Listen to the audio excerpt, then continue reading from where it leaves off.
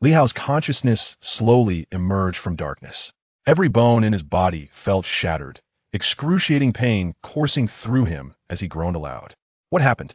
Right, there was a girl jumping from a building in the neighborhood.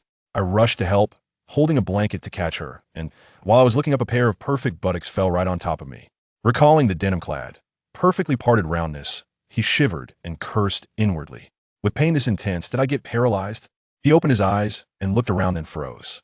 Instead of the modern hospital he expected, he found himself in a crudely carved cave. The semi-spherical space was lined with rough, dark red rock, deeply grooved and uneven. The floor had been roughly leveled, and he lay upon a slightly warm surface. A narrow ventilation shaft let in a golden beam of sunlight, illuminating dust motes dancing in the air. But more shocking than waking up in a cave was the fact that he wasn't alone. 20 or so giant lizards were sleeping around him, creatures with horns on their heads, bat-like wings on their backs, and armored scales covering their bodies. At first glance, they looked like Western dragons from fantasy movies. On second glance, they were dragons. What the hell is going on? Am I dreaming? He doubted his own sanity. Instinctively, he reached out to touch one of the nearby dragons, only to recoil in horror. The hand he extended wasn't a hand at all. It was a claw covered in deep crimson scales, tipped with razor-sharp talons. Memories surged into his mind like a tidal wave, flooding his consciousness in a rapid, tenfold speed playback. I've transmigrated. As the memories unfolded, he realized the truth. He had indeed been reborn into a fantastical world, into the body of Haisa, a young red dragon. Like most chromatic dragons, Haisa had hatched in his mother's lair. Evil dragon, indeed an evil dragon, Li Hao muttered. At the equivalent of a human toddler's age, the original owner of this body had been cast out by his own mother. Left without parental protection, Haisa and his siblings, hatched from the same clutch of eggs, had banded together to survive in the wild, preying on the weak and avoiding the strong, until one day, they became the prey. He had watched helplessly as his sister was devoured alive. In desperation, the surviving brothers made a pact and pledged allegiance to a powerful, fearsome red dragon matriarch. Upon seeing the red matriarch's bloody conquests and city-razing feats, Li Hao was puzzled. With such a terrifying backer, why is this body still injured? He sifted through the memories and learned that a year after joining the Red Nest, a dragon war had erupted. A multinational army, led by humans, launched a massive offensive. The battle was dire. Even young dragons, who couldn't immediately contribute as frontline fighters, were dragged into the war. The last thing Haisa remembered was a burning meteor crashing down from the sky. From there, Li Hao could easily piece together the rest. The injured young dragon was carried back to the lair, but died from his wounds. Meanwhile, Li Hao had been killed by that girl's fall, and his soul had transmigrated, usurping Haisa's body. So I died beneath a flower. Huh. Li Hao lamented, utterly defeated. Self-pity wouldn't help. He forced himself to calm down, to stop thinking about his grieving parents, and to accept this new identity. I am Haisa. I must survive. With that resolve, Haisa assessed his injuries. Shrapnel from the meteor explosion had struck his flank, leaving a basin-sized burn. Scales were cracked, several ribs broken. I need healing, he thought. In his previous life, such injuries would take a month to heal, even with proper medical care. But in this magical world, a high-level priest could cast a greater healing spell and have him up and running in moments. Yet after a moment's consideration, Haisa dismissed the idea.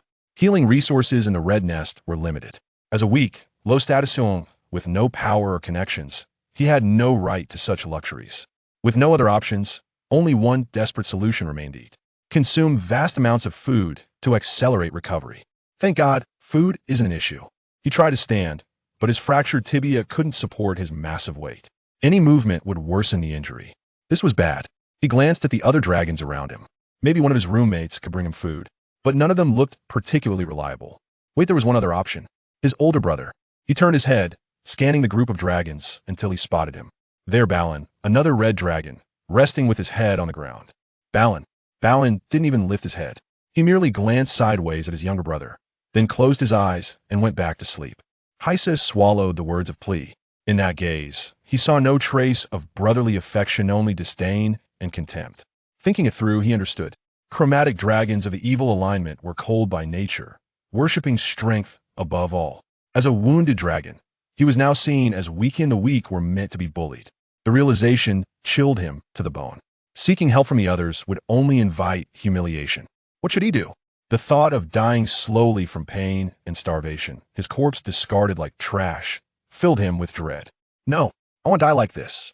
A sudden idea flashed in his mind, the gold coins the previous Heisa had hidden while looting the battlefield. I've got a plan. Balin. Balin shot up, storming over with fury. His massive head loomed close, nostrils flaring, jagged fangs bared, red meat still stuck between them. Twice. Twice you've disturbed me. You better have a damn good reason, or I want to hire you. Payment. 32 gold coins. What?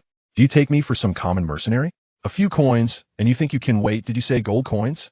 Soon after, a flayed cow's skin removed, muscles exposed, bones gleaming white was dropped in front of Heisa. Desperate to survive, he ignored the psychological barrier of eating raw meat. He shut his eyes, buried his snout into the carcass, and tore into it with sharp teeth, swallowing chunks of flesh and bone. To his surprise, the first bite of meat and bone didn't make him nauseous. The taste wasn't delicious, but it was tolerable. His Bodhi's transformation must have altered his instincts. Relieved, he devoured the entire cow in a frenzy. Thanks to a dragon's powerful digestive system, the meat and bones were quickly broken down, nutrients absorbed into the bloodstream, and carried to every part of his body. A faint tingling sensation spread over his wounds. Heisa felt his body slowly healing. He exhaled deeply in relief. Then, as promised, he told Balin the location of the hidden treasure. Dragons ate like snakes. A full-grown dragon could go months on one meal, a growing one burned more energy, but even so, 10 days without food was manageable. By then, he'd be able to move on his own. No need to worry about my injuries worsening. Full belly, full mind of safety. After all, this was wartime. From the battlefield reports he remembered before passing out, his side was losing. As a stranger in this world, he couldn't help but worry about his future. Chapter 2. Heart of the Phoenix. Though worried, Heisa could do nothing. The only thing within his power was to learn more about the current situation so he wouldn't be caught unaware when disaster struck. He scanned the cave, searching for someone to gather information from. A blue dragon? Nobler dragons were short-tempered. He might get beaten up before he even asked a question. A white dragon? Forget it. Their brains were so small, they probably couldn't remember what they ate last. A gold dragon? Wait, why is there a gold dragon here? Gold dragons were lawful good, natural enemies of evil-aligned chromatic dragons. They had no business being here. Then he remembered. This gold dragon was a slave captured by the Red Nest matriarch, bound by a magical contract. A slave soldier, ignored and isolated by the other young dragons. Heisa weighed the risks. Though enemies by nature, gold dragons were inherently kind. At least he wouldn't provoke a violent outburst. Worth a try. The gold dragon was lying right in front of him. Hey, you in front. I'm talking to you. The gold dragon tensed, voice wary. I don't recall knowing you. Heisa paused. The voice was high-pitched. A girl's? Right by dragon standards, a young female gold dragon would sound like a little girl. I'm Heisa unique and different. Now you know me. What's your name? Yalajisi. The gold dragon's tone wasn't friendly, laced with clear suspicion. But Heisa knew head made a first step. After some small talk, gathering intel went smoothly. From Yalajisi, Heisa learned that the front lines had moved closer to the Red Nest. That's not good. Damn it. Is the Red Nest about to fall? When a nest collapses, no egg survives. If the matriarch lost, and he was still injured, his fate would be grim. Either killed and dismembered, his parts sold like pork at a market, or captured and turned into a mount or pet. A man lives in this world. How could I endure such humiliation? Though if a beautiful elven lady offered to ride me in turns. 2 days later. Get up, all of you. A savage roar echoed at the cave entrance, accompanied by the sharp crack of a whip against stone. You lazy worms. Rise and fight for Her Majesty. Heisa looked up. A jackal-headed humanoid stood in a cloud of dust twice the size of ordinary jackals, its brown fur streaked with silver gray, standing like steel needles. Its gear wasn't typical monster trash. One hand held a whip, the other a serrated greatsword. It wore a fur-lined, iron-studded leather armor, stained with dried, ominous dark red blood. A dragonkin jackal overseer. In wartime, overseers had the authority to execute deserters. The young dragons reluctantly rose and shuffled out except Heisa, still huddled in the corner. Heisa tried to shrink himself, minimizing his presence. Overseers could also kill soldiers deemed useless, whether he lived or died, depending on the overseer's mood. But fate had other plans. The jackal overseer noticed the injured red dragon. Why aren't you fighting? The jackal growled, cracking his whip as he strode into the empty cave. His towering form blocked the sunlight, casting a shadow over Heisa. Cornered, Haisa raised his head and replied calmly, I was injured fighting for Her Majesty. And remember your place, servant of dragons. This is the Red Nest. He was reminding the jackal of his status as a dragon and that the Red Nest was ruled by dragons. The jackal's blood-red eyes swept over Haisa's scorched scales. His expression flickered, but the whip in his hand slowly lowered. The matriarch might not care about Wonyo, but the jackal didn't dare risk it. Without a word, he turned and left. Haisa exhaled in relief. Wait, send someone to bring me meat. A whole cow. The jackal paused at the entrance, then quickly walked away. Soon, a squad of kobold servants arrived, dragging a massive pile of fresh meat and dropping it before Haisa. Another feast. Haisa devoured it all until he couldn't eat another bite, then closed his eyes and fell into a deep sleep, conserved energy, directing more toward healing. He didn't know how long he slept. When he regained consciousness, he was no longer in the cave. Beneath his feet was a white marble plaza, floating in an endless void. Above him stretched a dazzling galaxy of stars. Below only infinite darkness. Where am I? Did I transmigrate again? He looked at his hand, a red dragon claw, sharp-tipped. Not transmigrated, but healed, and not real. So this must be an inner world, or something beyond comprehension. He realized this empty space wasn't ordinary. Following novel tropes, this was likely his golden finger, his cheat ability. But what did it do? How did it work? No manual, no tutorial, no system voice. Everything had to be explored. He tried flapping his wings to fly, but couldn't. At the edge of the plaza, he peered down. The abyss below seemed to pull at his soul. He had a bad feeling jumping would be a terrible idea, and he had no intention of trying. He scratched his chin, examining the marble floor. Every tile was identical, the gaps between them perfectly uniform, as if measured with precision. Nothing unusual below. What about above? Haisa looked up at the starry sky.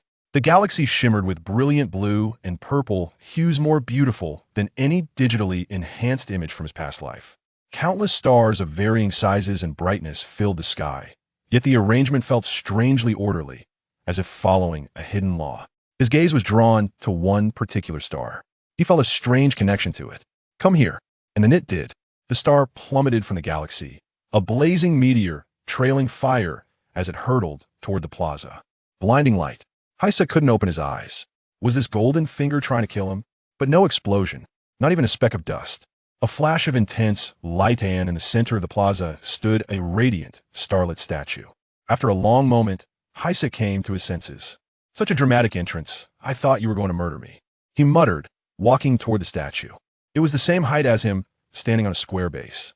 Carved upon the base was a phoenix, wings spread, screaming defiantly into flames, exquisitely detailed, especially its eyes, which radiated unyielding pride.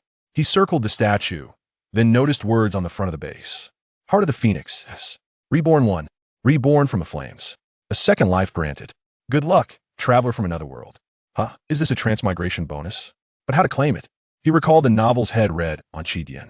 Seriously, nowadays golden fingers are getting lazier. Even a product manual? Nope, I should file a complaint. With that thought, he reached out with his claw and touched the statue. Without warning, streams of orange-eared flame surged from within the statue, wrapping around him, pouring into his eyes, nose, mouth, and ears, finally converging into his beating heart. Back in reality, the sleeping Haisa suddenly opened his eyes, clutching his chest in agony. His heart felt like it was being burned alive. But the pain was brief, gone as quickly as it came. Panting heavily, Haisa felt his heartbeat strong, steady, and powerful. Chapter 3:0 Commander. After the initial surge of excitement, he suddenly became aware of a grave concern. While he had indeed acquired the benefits of his transmigration, he was utterly ignorant of how to wield this newfound advantage. With no guidance provided, he resolved to embark on a journey of self-exploration. Closing his eyes, he calmed his mind to contemplate. Venturing into the unknown is invariably the most daunting task, for there are no precedents to draw upon, leaving one adrift in uncertainty. Yet, he realized it was not entirely without clues. He recalled the inscription on the base of the Phoenix statue, which offered a subtle hint. The heart of the Phoenix. The focal point of energy convergence was undoubtedly the heart itself. Thus, the heart of the Phoenix must refer to the name of the reward. As for the term reborn, it alluded to his extraordinary circumstance of transmigration. To be reborn in the flames, to live anew. Jose murmured to himself. Could it be that I have obtained the ability of the Phoenix to rise from the ashes? If so, then the flames should not harm me. He resolved to put this theory to the test. As a young dragon yet to awaken his magical prowess, his sole means of producing fire was through dragon breath. While exhaling this breath was a trivial matter, ensuring that he would not be scorched by it was decidedly more complex. The dragon breath is one of the most formidable weapons of the dragonkin, and what he was about to do was to use this potent weapon against himself. Of course, dragons possess a certain resistance to their own fire. He opened his mouth but hesitated, akin to pointing a gun at himself, a rather chilling prospect. Fortunately, the potency of dragon breath could be moderated. This breath is the result of both physiological and magical processes. Within the dragon's mouth, two ducts connect to the abdominal cavity, linking to sacs that store a special secretion. The liquid within these sacs functions similarly to a combustible agent, and when mixed with magical energy, it forms the powerful dragon breath. Jose could diminish the strength of his breath by regulating the quantity of the combustible agent. He opened his mouth toward the barren ground and gently compressed the muscles surrounding the sacs. A 1-meter-long stream of dragon breath flared briefly. Extending his claw to touch the scorched earth revealed that the temperature of the charred rock exceeded 100 degrees. Merely a fleeting contact could heat the stone to such an extent, underscoring the ferocity of the dragon breath. The intensity could be further reduced. Through diligent practice, he managed to lower the potency of his breath to a bearable level. Extending one claw, he released a small puff of fire. In the instant his claw was enveloped in the dragon flames, Jose was astonished to find that not only was there no pain, but he felt nothing at all. Touching the burned area with another claw, he confirmed that the temperature was only slightly elevated compared to normal. This was peculiar. He certainly did not doubt the ferocity of his dragon breath. The source of the anomaly lay within himself, or rather, within the heart of the phoenix. Gradually, he increased the intensity of the dragon breath, yet his body remained unscathed, and a tingling sensation emanated from the scorched area, indicative of accelerated healing. Whether he could truly rise from the flames remained uncertain, but it was at least proven that fire could hasten the healing of wounds. Jose was filled with delight, his joy evident upon his countenance. Since his arrival in this new realm, he has been plagued by incessant worry. Concerned that the fall of the red nest would render him vulnerable, his wounds still unhealed, leaving him at the mercy of his enemies. The ability of flames to accelerate the healing of his injuries felt like a divine blessing bestowed upon him. Without further hesitation, he turned and unleashed dragon fire upon his wounds. Amidst the roaring blaze, the rate of granulation tissue growth was visibly accelerated. The necrotic, charred scales sloughed off, while fresh scales gradually emerged. After 10 minutes, the scales adorning Joss's body had returned to their former glory. He felt a profound sense of relief, akin to emerging from a sauna, and when he attempted to tense his body, he experienced no discomfort whatsoever. This invigorated him greatly, prompting him to stand upright and stretch, his bones cracking in a symphony of sound. What a relief! However, after the initial excitement faded, he gradually regained his composure. The restoration of his body merely afforded him a modicum of self-preservation. The pressing concern remained how to survive amidst this epic conflict. Upon noticing the new scales sprouting on his body, a troubling thought crossed Joss's mind, causing him to furrow his brow. There was no longer a valid reason to shy away from the battlefield. In truth, he did not lack the courage to fight to the death for that which he deemed precious, but for the sake of the red nest, it seemed unjustifiable. As he glanced down at the discarded scales strewn across the ground, he fell into deep contemplation. In the blink of an eye, 3 days had elapsed. During this time, 2 more battles had erupted. Joss managed to escape peril by masquerading as an injured party, aided by the fact that the wolf-like overseer had not ventured into the cave to investigate thoroughly. Otherwise, it would have been incensed. For the charred scales on the severely wounded young dragon were affixed with a mixture of saliva and mud. Truth be told, it bore a resemblance to feigning illness to skip school under the watchful gaze of a parent. Quite exhilarating. The participating young dragons were even more exhilarating, their numbers reduced by nearly 1/3 compared to before. He was certain that had it not been for the constraints of the pact and the fear of the Red Nest's matriarch, the dragons would have long since fled without a trace. At noon, while the dragons were soundly asleep in their lair, the earth suddenly trembled violently. Stones and debris cascading from the cave's ceiling as if a cataclysmic earthquake were unfolding. What was happening? How had the enemy breached the Red Nest? A furious roar erupted overhead, reverberating like thunder, drowning out the startled cries of the dragons. as an overwhelming draconic presence descended upon them, akin to a tsunami. The young dragons, bewildered and disheveled, scrambled to their feet, just as the furious roars and the explosions of magic erupted in unison. The surging waves of volatile energy caused Joss's heart to momentarily stutter, his thoughts racing like lightning.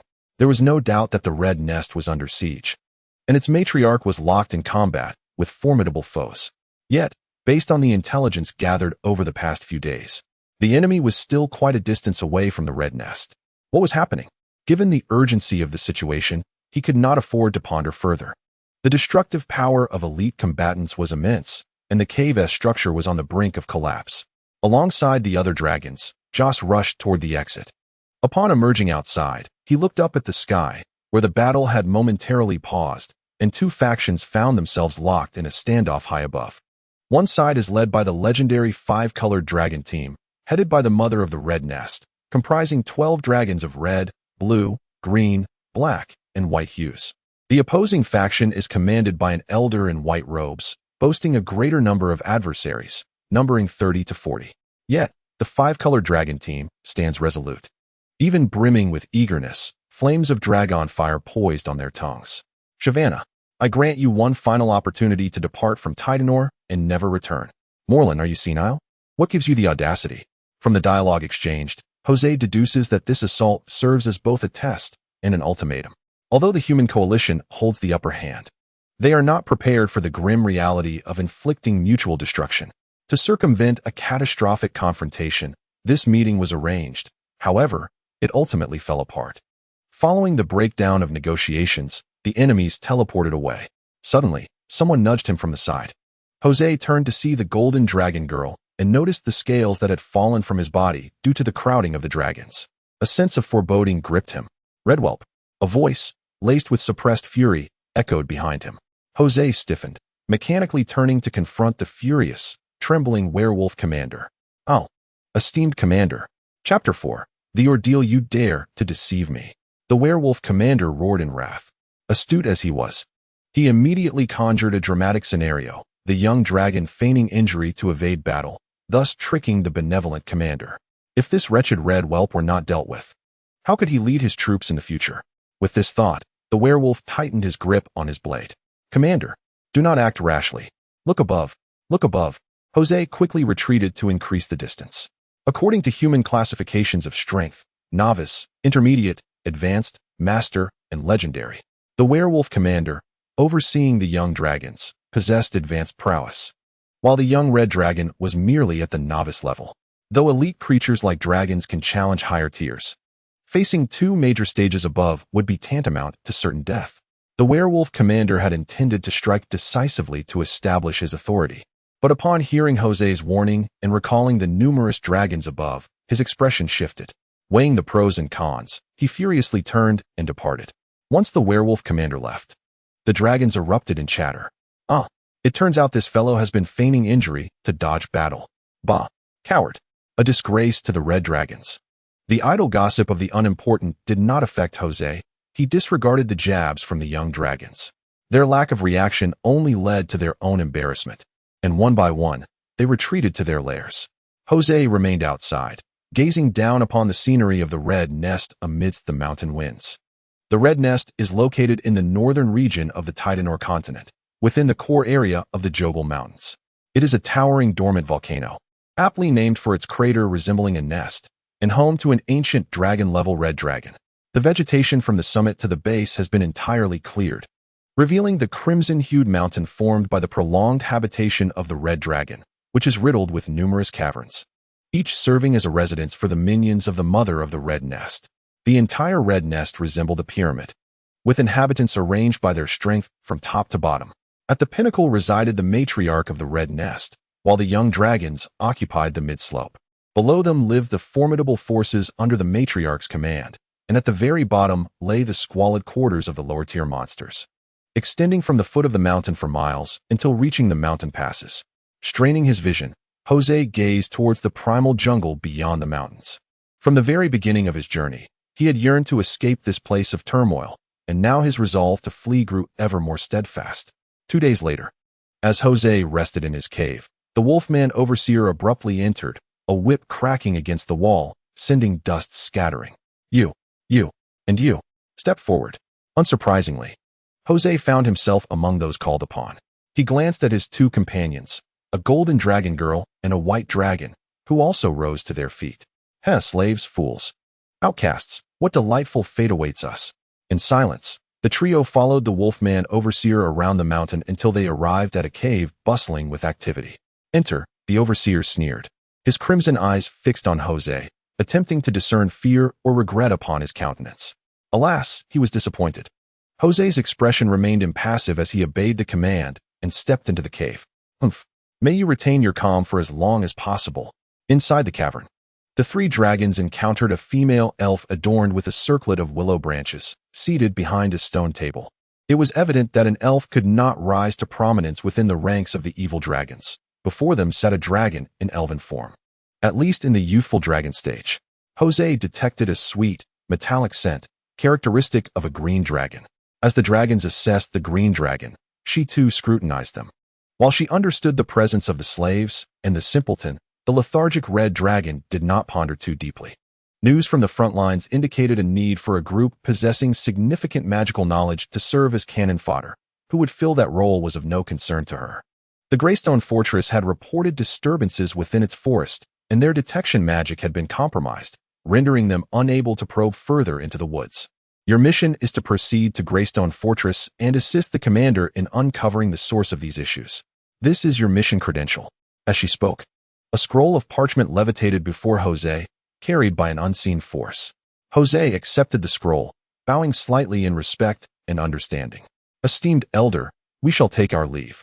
The green dragon, in her elven guise, was taken aback, gazing at the retreating red dragon with increasing admiration. Oh, such a polite and handsome young dragon is a rarity. It would be a pity for such a creature to meet an untimely end, yet my laziness discourages me from seeking trouble. Little one, the commander at Greystone Fortress is the Black Dragon, O'Neill. He has a penchant for ice and sweets. A sweet, languorous voice drifted from behind. Jose's heart leapt with joy. Politeness brings no reproach, and the mature appreciate youth. My companions do not deceive me. After expressing gratitude to the green dragon, the three dragons exited the cave and sought a secluded corner. Two individuals, as you have just heard, the forest within the jurisdiction of Greystone Fortress has exhibited anomalies, and the detection magic has failed. It is almost certain that this is a conspiracy orchestrated by the Human Alliance. Our assignment, purportedly to assist in the investigation, is in reality merely to serve as cannon fodder for probing. Joss felt a surge of frustration.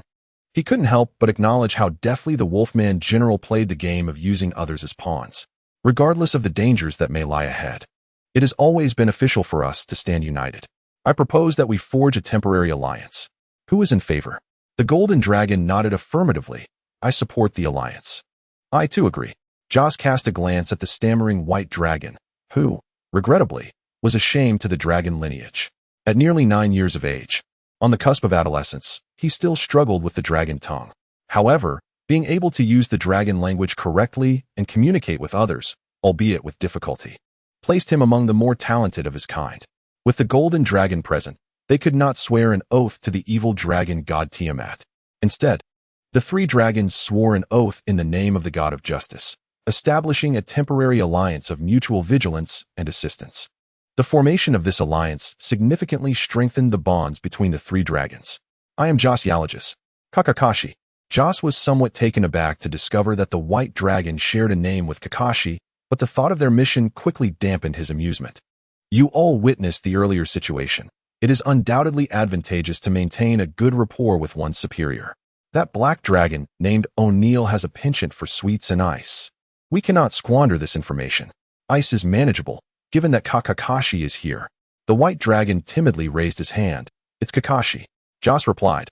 All right, Kakashi, Yalogis. We need to procure some sweets. Do you have any suggestions? Yalogis tilted her head in thought. We could check the kitchen. There are fruits there. Very well, wait here. I will take a look. Joss immediately flapped his wings and soared toward the dining hall, relishing the novel sensation of air flowing beneath his wings as he flew, pondering how to cultivate a favorable relationship with his black dragon superior. While an ordinary dragon might simply present ice and sweets, Joss, as a transmigrator, sought to devise something more creative to amuse the black dragon and ensure his own safety. After a moment of contemplation, he formulated an idea. So engrossed was Joss in his thoughts that he failed to notice the patrolling wolfman general below. What? Why is that cunning red dragon whelp flying in this direction? The wolfman general promptly followed suit. Chapter 5. Joss's strategy for winning over his superior. Upon arriving in the kitchen, Joss landed and proceeded directly to the back. Confident in his true dragon identity and knowing that the individuals assigned to the kitchen were all low-tier monsters with feeble combat abilities, thus no one dared to obstruct him. Before long, he had amassed a bounty of large watermelons. He picked up one that was larger than a soccer ball and bit into it, chewing a few times before swallowing. The flavor was quite delightful. This one would do. He lifted the basket and casually grabbed a large bowl, preparing to depart. Suddenly, the wolfman general lunged forward, brandishing a knife and blocking the exit. "You little whelp, are you shirking your duties by coming here?" Joss was initially startled but quickly regained his composure. At this juncture, he no longer harbored any reservations. Standing resolute and unyielding, "I have been commanded to deliver some fruit to Lord O'Neill, so kindly step aside." Upon hearing this, the wolf-headed commander smirked derisively, retracting his blade and clearing the path. Was it truly that simple to be let off? Joss cast a wary glance at the wolf-headed commander, cautiously maneuvering around him before ascending into the air with a flap of his wings. "You little brat. On the battlefield, strength speaks volumes. Words alone will not save you." The red dragon, opting to evade fruitless verbal sparring, soared into the sky, returning to his companions. "Ready? Let us depart." The currents of air howled beneath their wings as the three dragons flew beneath the clouds, their gaze elevated. The red dragon beheld the layers of fortifications nestled between the distant valleys. To ensure the safety of their stronghold, the matriarch of the Red Nest, Savannah, had constructed nearly 100 fortresses amid the surrounding mountains, deploying troops to guard them. The Greystone Fortress was but one among many. True to its name, Greystone Fortress was unremarkable among its peers, guarding a pass that was far from a vital thoroughfare. However, with the onset of war, Greystone Fortress gained notoriety, for it lay to the north of the Red Nest, one of the farthest points from the front lines. After flying for a while, the three dragons caught sight of Greystone Fortress from above. Although referred to as a fortress, Joss perceived it more as an outpost, a gray wall spanning the narrowest part of the mountain valley, behind which huddled squalid shanties resembling a slum. Goblins, wolfmen, dog-headed folk, and lizardmen scurried like ants along the muddy paths. This was Greystone Fortress. Shifting his gaze outward from the fortress, he observed vast expanses of primordial forest. If all went according to plan, their mission objective lay hidden within those woods. The three dragons descended from the sky, landing near the jungle, approximately 300 to 400 meters away from the fortress. Beside the jungle flowed a mountain spring, the water they required. Joss produced a large basin and a watermelon. Come, Olligees, cut the watermelon open and remove the seeds, leaving only the flesh. He then filled the basin with a portion of water. Kasi, use your dragon breath to freeze the water into ice, then crush it until it resembles a slushy. After a brief flurry of activity, both the watermelon and crushed ice were ready. Joss mixed them together, creating a refreshing, all-natural watermelon snow. He scooped a bit of his homemade treat into his mouth. A wave of fragrant, sweet, icy liquid cascaded down his throat. Not bad at all. Kasi, imitating Joss's actions, seized a handful of the snow and tasted it, his eyes lighting up instantaneously. The previously hesitant golden dragon girl also partook, exclaiming, "Yum. This will surely delight that commander." The snow was intended as a gift for the black dragon, and the three dragons sampled only a little. With Kasi sporting a crown of snow atop his head, they made their way toward Greystone Fortress. The large dragons took long strides, and it wasn't long before they arrived at the fortress, where an overwhelming stench of excrement mingled with sweat assailed them. Fortunately, they had not expected much in terms of hygiene from the lower-tier monsters, and had mentally prepared themselves. Joss surveyed the surroundings. Dog-headed folk, goblins, and wolfmen regarded him with a mixture of awe and trepidation. He selected a relatively unremarkable dog-headed creature. "You, come here." The chosen kobold scampered over, eager and obsequious. "Woof, esteemed true dragon, it is an honor for me," dug the kobold, "to serve you." It is worth noting that the kobolds do not resemble dogs. Rather, they appear as lizard-like creatures standing upright, and they are called dog-headed merely due to their bark-like sounds. Additionally, Despite their dragon lineage being almost negligible, it undeniably exists. This lower echelon of dragonkin naturally idolizes the great dragons and takes pride in serving them, which is precisely why Jose chose a kobold to guide them. Take us to meet Lord O'Neill the Black Dragon. Upon hearing O'Neill's name, the kobold trembled, clearly filled with trepidation. Esteemed true dragon, I shall take you to the entrance. With that, the kobold sighed in relief, while Jose's heart sank. Merely a name had instilled such fear in the kobold. It seemed that O'Neill was not to be trifled with. After a moment of contemplation, he found solace in the thought that the chromatic dragons were, by nature, a wicked breed. Before maturity, they may exhibit restraint. However, once they possess power, their true natures are laid bare, and one cannot claim to be a wicked dragon without having taken countless lives. Esteemed true dragon, please follow me. The kobold beckoned as it led the way. To Jose's surprise, the kobold did not guide them into the fortress's depths, but instead circled the outer edge towards a nearby mountainside. After turning a corner, the three dragons beheld a modest cave nestled in the mountainside. The kobold pointed towards the unremarkable entrance. Esteemed true dragon, this is the place. Halfway through expressing gratitude, Jose abruptly recalled that thanking a lowly kobold did not align with the demeanor of a red dragon, and quickly amended his words. Thank you. Thank you? What does that mean? The kobold asked, puzzled. It means you may leave. Yes. I shall depart at once. With that, the kobold bent down and rolled on the ground, truly rolling away. Jose was filled with mixed emotions. It struck him how easily he could compel a sentient being to abandon its dignity with mere words. Once again, he recognized the allure of his identity as a chromatic dragon. Beside him, the golden dragon girl regarded Jose thoughtfully. With a complex heart, Jose and his companions approached the cave entrance. Lord O'Neill, we have come to report in. Come in. The three dragons filed into the cave, and Jose soon discovered that the interior was a hidden marvel, spacious enough to accommodate a standard football field. Tables, training equipment, and various items were plentiful, with creatures practicing against dummies.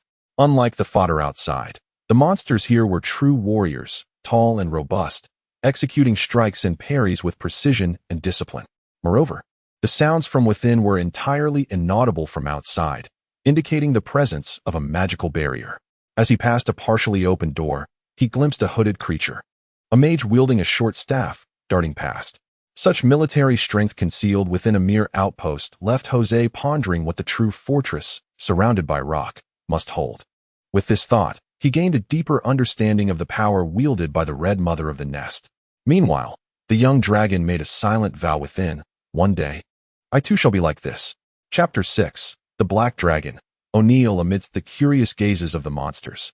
The three dragons traversed the cavern until they reached a partially ajar door at the far end. The unmistakable stench of decay, unique to the Black Dragon, wafted from within. Joss pushed the door open and stepped inside, where he beheld the Black Dragon O'Neill seated behind a stone table. At that moment, O'Neill had assumed a half-draconic form. Possessing the head of a black dragon, a humanoid body adorned with densely packed black scales, sharp claws, and a shortened dragon tail trailing behind.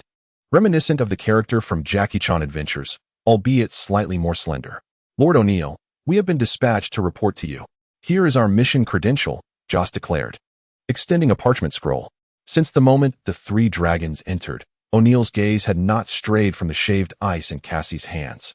Offering merely a cursory glance at the parchment, Joss took the opportunity to place the scroll upon the table. The esteemed one informed us that you have a fondness for sweet treats and ice, so we have prepared a small gift. Eulogius nudged Cassie, prompting her to finally react and present the watermelon shaved ice before O'Neill on the stone table. Quite commendable of you, O'Neill remarked, sniffing the watermelon shaved ice and preparing to sample it when suddenly, the door was thrust open from the outside. A goblin entered, balancing a tray in its hands. Lord O'Neill, your desired dessert has arrived. Wow. The goblin, oblivious to the presence of the dragons within, collided into the white dragon, sending the desserts scattering across the floor. Instantly, the goblin turned pale, kneeling and banging its head on the ground. Forgive me, Lord O'Neill. Spare me for the sake of old Cole who has served you faithfully for years. O'Neill waved his claw, tipped with sharp nails. It's of no consequence, old Cole. My loyal servant, just be more cautious in your next life. Cole's face drained of color as he rose, attempting to flee, but his body suddenly froze mid-motion. Before the watchful eyes of the three dragons, coal transformed into an indescribable mass of black, soft material, filling the room with the stench of decay. Joss noticed the dark aura spreading beneath O'Neill's feet. The Corruption Halo. The Corruption Halo was a natural ability of the Black Dragon, within its range.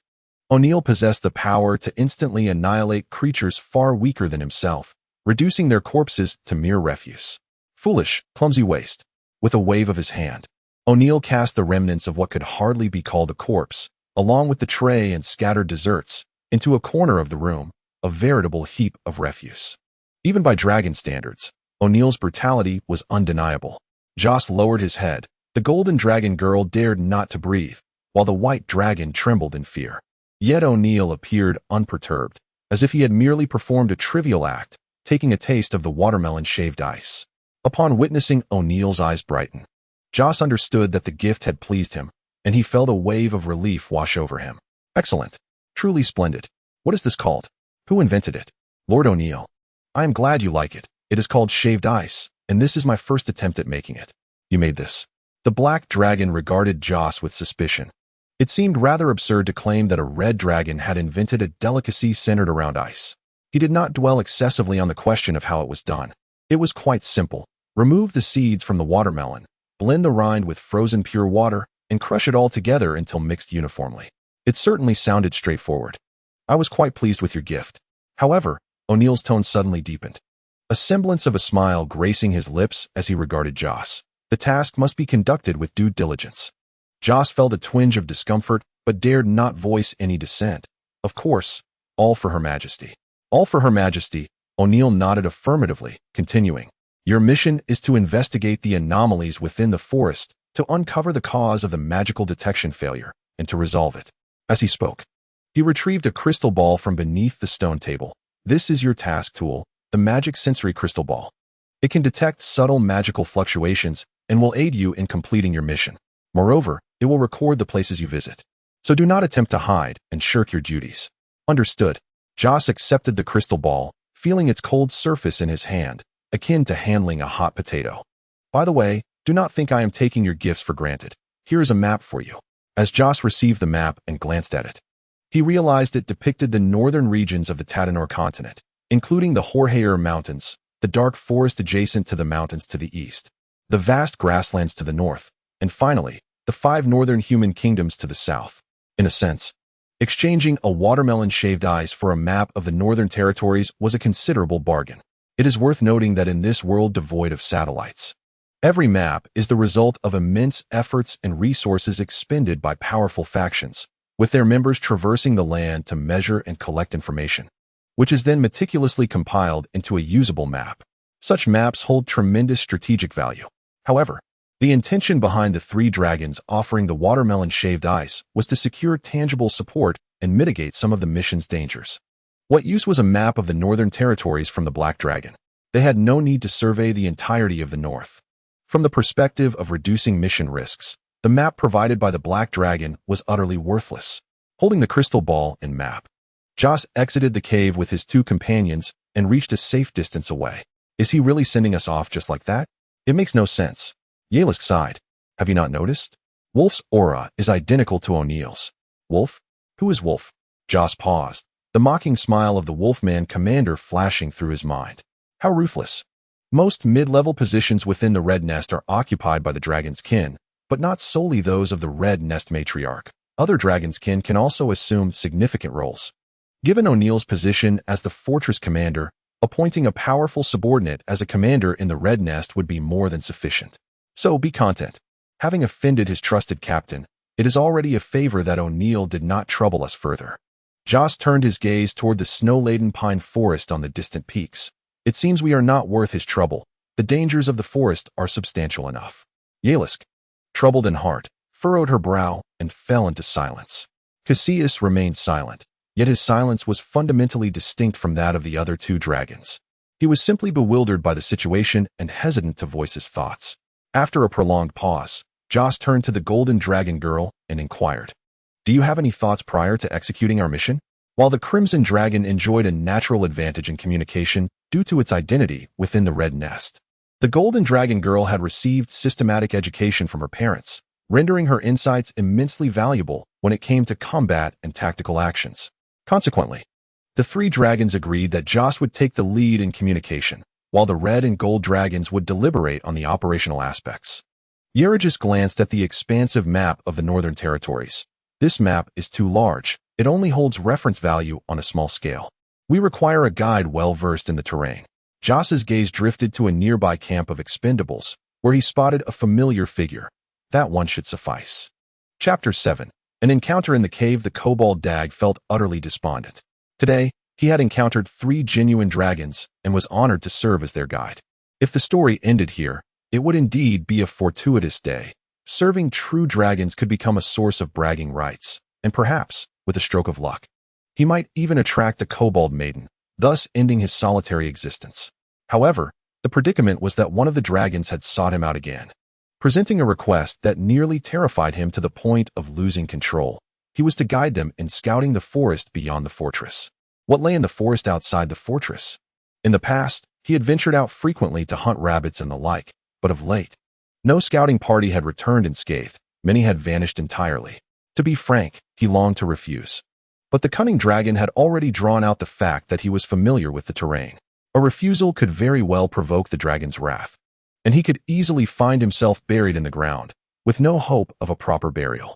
Faced with the choice of certain death or a slim chance of survival, any wise being would know which path to take. Thus, Dag led the 3 dragons out of the fortress gates. "My lords," Dag lamented, "should we encounter foes in the forest, I implore you to show me some consideration. I have never even touched a female dog." "Enough, enough. How many times must you repeat that?" Joss waved his claw in irritation. "Rather than dwell on such trivialities, focus on what you have observed these past days. Perhaps you can recall information beneficial to our mission. I have shared everything I know. I saw the returning teams covered in blood, and many have simply not returned. I heard rumors that the enemies are human adventurers. Their presence fills the forest." The kobold gestured exaggeratedly, while Joss felt a mixture of helplessness and concern. Though Dag's words were indeed embellished, they reflected a degree of truth. Not only had the kobold guide shared, but the 3 dragons had also sought confirmation from other creatures, all of whom conveyed a singular message. There were numerous foes. The golden dragon girl exclaimed in indignation, "Is this not a summons to our demise?" "Let us not be overly pessimistic," Joss replied. "Even if O'Neill intends to lead us to our deaths, he will ensure we die with some semblance of value. Otherwise, he gains nothing." He surveyed the surrounding woods. There must be some unusual occurrences within this forest. The 3 dragons and 1 goblin paused at the strategic buffer zone before the fortress, amidst the verdant mountains and forests. The Jorgal Mountains, located in a frigid region, predominantly feature cold-resistant flora such as pines and cypresses.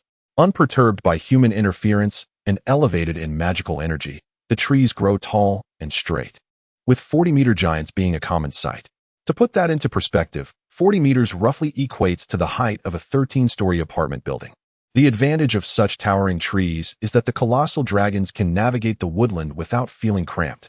However, the vastness of the forest also makes concealing items exceedingly easy. "Let us conduct a thorough search," Joss suggested, gripping the crystal ball in his hand. The crystal ball required an infusion of magical energy to function effectively, with an optimal detection radius of 300 meters. For archers in this enchanted realm, a young dragon soaring 300 meters above was akin to a live target. Thus, the 3 dragons opted for a cautious walk into the forest.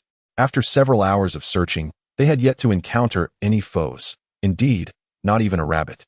The trio settled on a flat expanse to discuss their findings. Joss turned to the only dragon capable of contributing to the conversation, the golden dragoness Allegress. "What are your thoughts?" Allegress pondered briefly before responding. "Throughout our journey, I've discovered numerous signs of recent camping activities. These traces suggest that the enemy must have retreated or concealed themselves last night." Joss nodded in agreement. "I share your perspective. A large contingent of enemies likely withdrew, while smaller groups have hidden themselves. Even if they have all retreated, they must have left behind something capable of disrupting our detection magic. That is our objective." He could not suppress a frown as he murmured to himself, "I hope we do not encounter it." It was apparent, even to the dullest of minds, that the enemy would not have gone to such lengths to create a means of obstructing detection magic only to allow 3 young dragons to dismantle it with ease. In their quest to locate the source of the mission, the three dragons would likely confront guards or trigger defensive mechanisms, a perilous endeavor given their current strength. Simultaneously, Joss understood why young dragons had been selected for this mind-clearing mission. Utilizing the crystal ball necessitated magical power, which the Red Nest lacked in spellcasters. As magical beings, even unawakened young dragons possessed sufficient magical energy to meet the crystal ball's requirements. Moreover, given their limited combat prowess, from the perspective of their superiors, sacrificing a young dragon, whose immediate utility was minimal, while preserving the more precious spellcasters was a decision that required little contemplation. Of course, the feelings of the sacrificed were far from pleasant. Damn it! Joss seethed at the thought of their discovery, leading to O'Neill arriving to claim the fruits of victory. Yet, he felt powerless to change their fate. Just as the goblin Doug dared not refuse a true dragon, neither could they reject their mission. Doing so would challenge the established order set by the matriarch of the Red Nest and would result in military repercussions. Faced with a choice between certain death and a slim chance of survival, any wise individual would know which path to choose. Kasai, it's your turn to channel magical energy into the crystal ball, Joss instructed as he handed the orb to the white dragon. Even the number of participants has been meticulously calculated. The three dragons take turns providing magical energy, ensuring a continuous supply for the crystal orb. The journey resumes as the team sets forth once more. Simultaneously, within a vast cavern, a dozen individuals gather in the innermost corner, where a circular altar is positioned, adorned with a golden diamond at its center. A warrior surveys the cave's interior, noting the conical entrance that widens outward yet narrows within, devoid of any corners, allowing a clear view of the cave's depths upon passing through the entrance. Captain Oleg, your brilliance is unmatched. Those creatures could never fathom that we would conceal ourselves in such an obvious cave. The red-haired mage, known as Captain Oleg, smiles subtly at the flattery, though his tone remains calm and composed. Let us not be complacent. Although this concealed magical array was set up by a legendary sorcerer, we cannot dismiss the possibility that the matriarch of the Red Nest may dispatch formidable foes. Everyone must remain vigilant and prepared for battle. Turning to the small sacred altar surrounded by his comrades, the red-haired mage adds, in 3 days, when our mission is accomplished and we receive our rewards, I shall treat you all to a grand celebration. A scruffy-faced rogue rubs his hands together, grinning mischievously. Captain, what kind of festivities do you have in mind? Whatever you desire, we shall do it. Hooray! Long live the captain. Fortunately, the concealed magical array muffles their voices, preventing the three dragons searching outside from overhearing them. After a while, the three dragons arrive at the cave entrance, surveying the unobstructed space within. What a perfect cave, suggested Allegis. Why not rest here for a while, and let our guide have something to eat? Very well, we shall take a half-hour respite, Joss replied, glancing at the panting kobold. Although the three dragons had yet to reach their limits, their guide, Doug the kobold, was clearly exhausted. Chapter 8.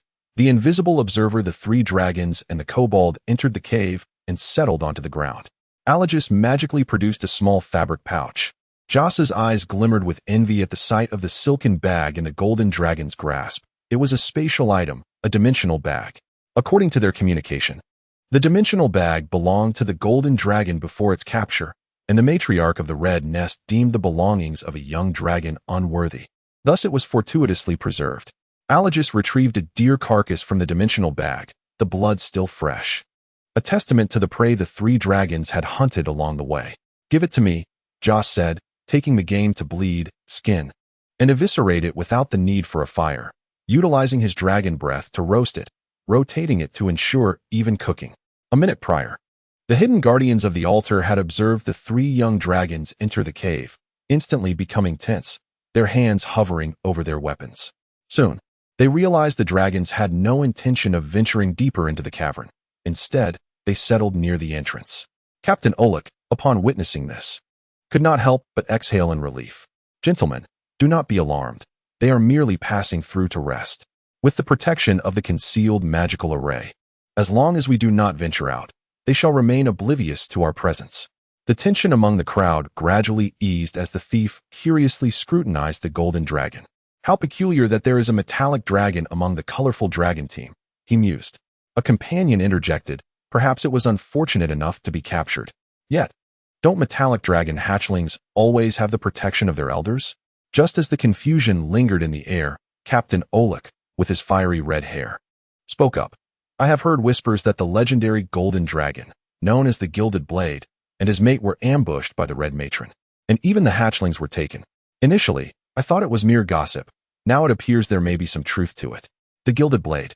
Is he not the fabled golden dragon lord whose wealth rivals nations? Indeed, that is him.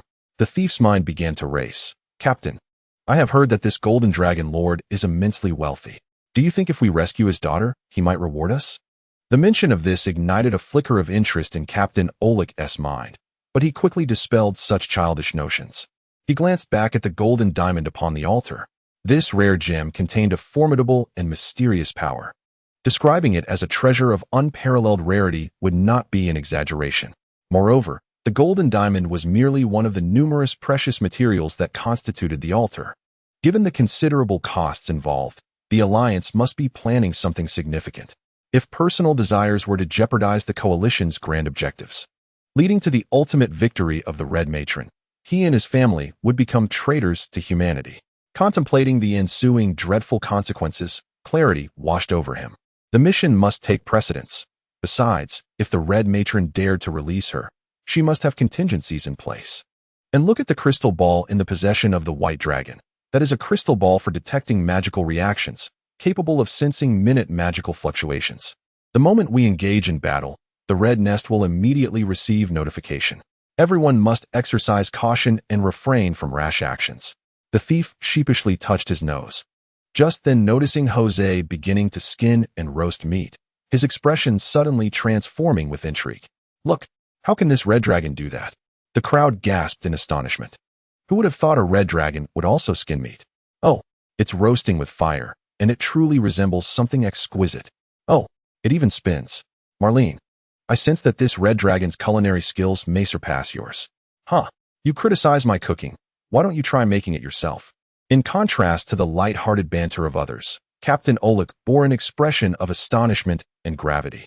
Spellcasters who acquire their abilities through diligent study are well-read scholars, possessing knowledge across the diverse races of Teldrassil. As a top-tier extraordinary race, dragons have long been a favored subject of study. To his knowledge, the breath of a juvenile red dragon can exceed temperatures of 1500 degrees. Roasting meat with such intense dragon breath and not burning it showcases this young dragon's astonishing mastery over its own breath.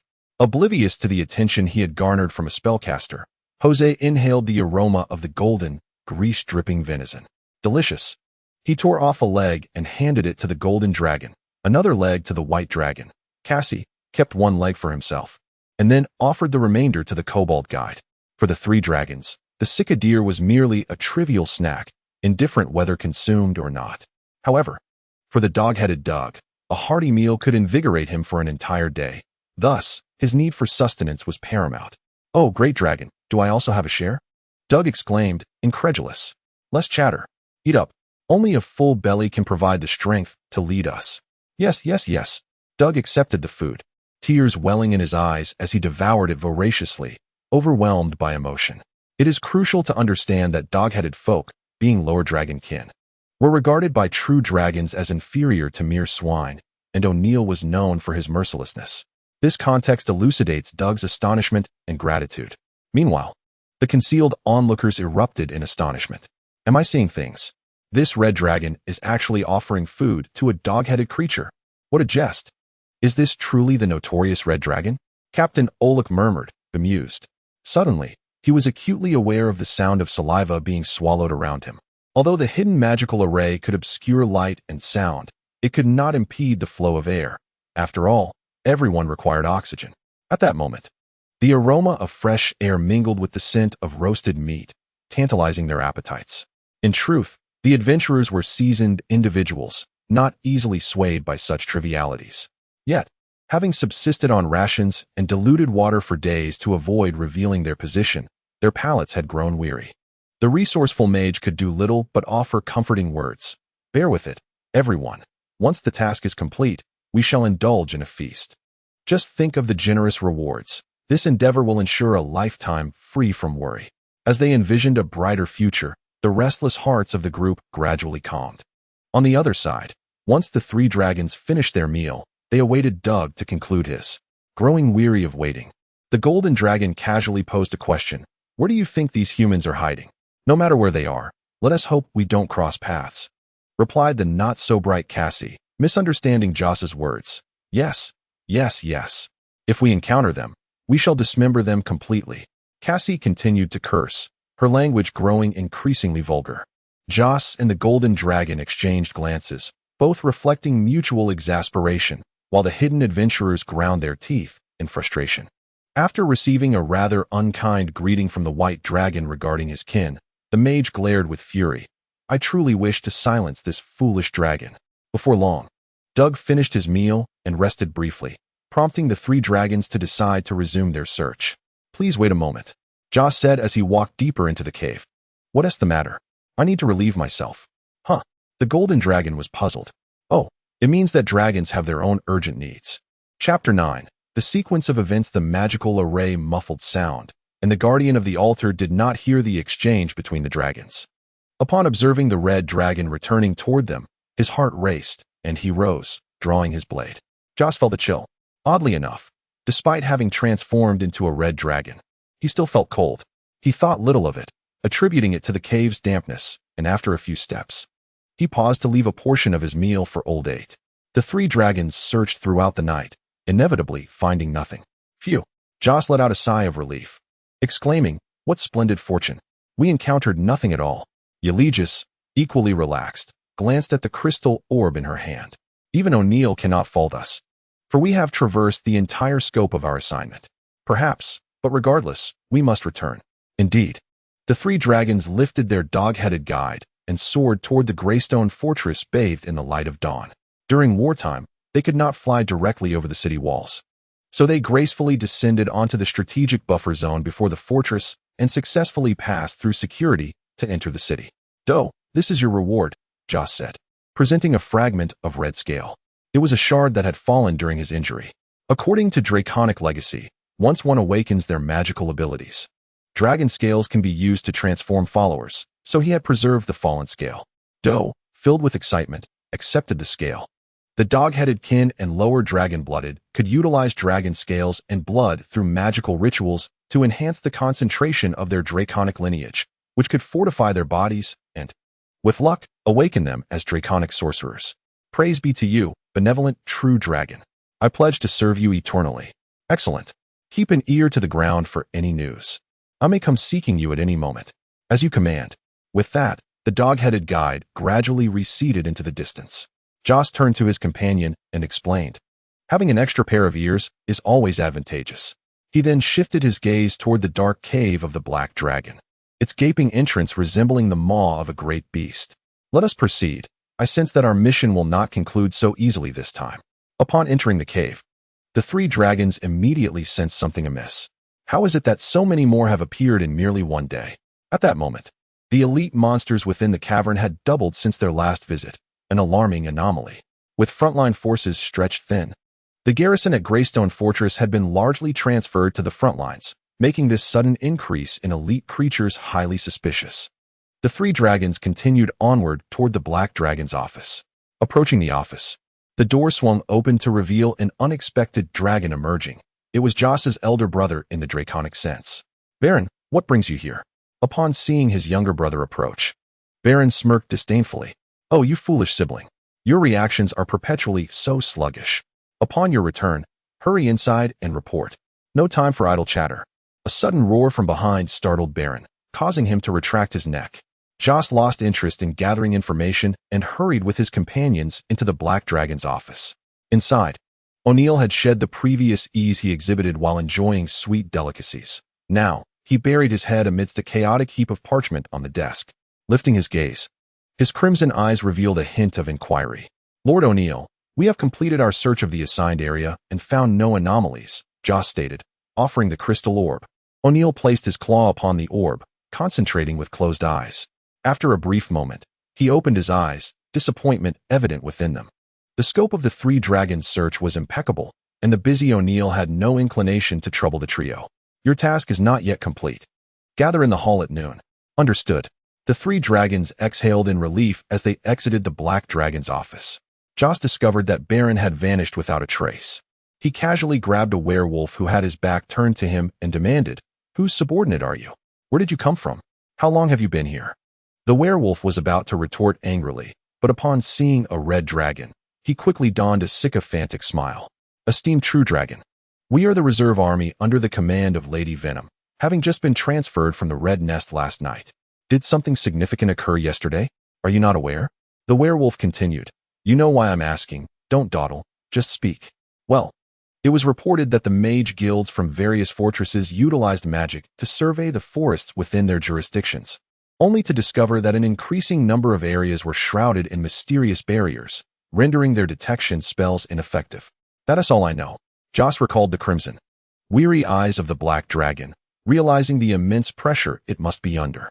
He sought further information from others, but the results were much the same. After all, the individuals he inquired of were merely low-ranking soldiers with limited knowledge. O'Neill certainly possessed more detailed information, but their relationship was far from amicable, rendering further inquiry pointless. The three dragons exited the cavern and found a tranquil spot in the forest near Greystone Fortress to rest. The commotion caused by the human coalition suggested an impending major battle, and they needed to prepare themselves mentally. After a pause, Joss continued, "We must express our gratitude to Wolf. After all, Greystone Fortress is a substantial rear base, safer than the front lines." Yali just nodded in agreement, noting that as other regions also experienced widespread mysterious zones, Greystone Fortress had become less conspicuous. Conversely, its more rearward geographical position rendered it safer. The trio rested in the thicket throughout the morning before making their way toward the Black Dragon's lair by midday. Upon their arrival, the cavern was already teeming with creatures.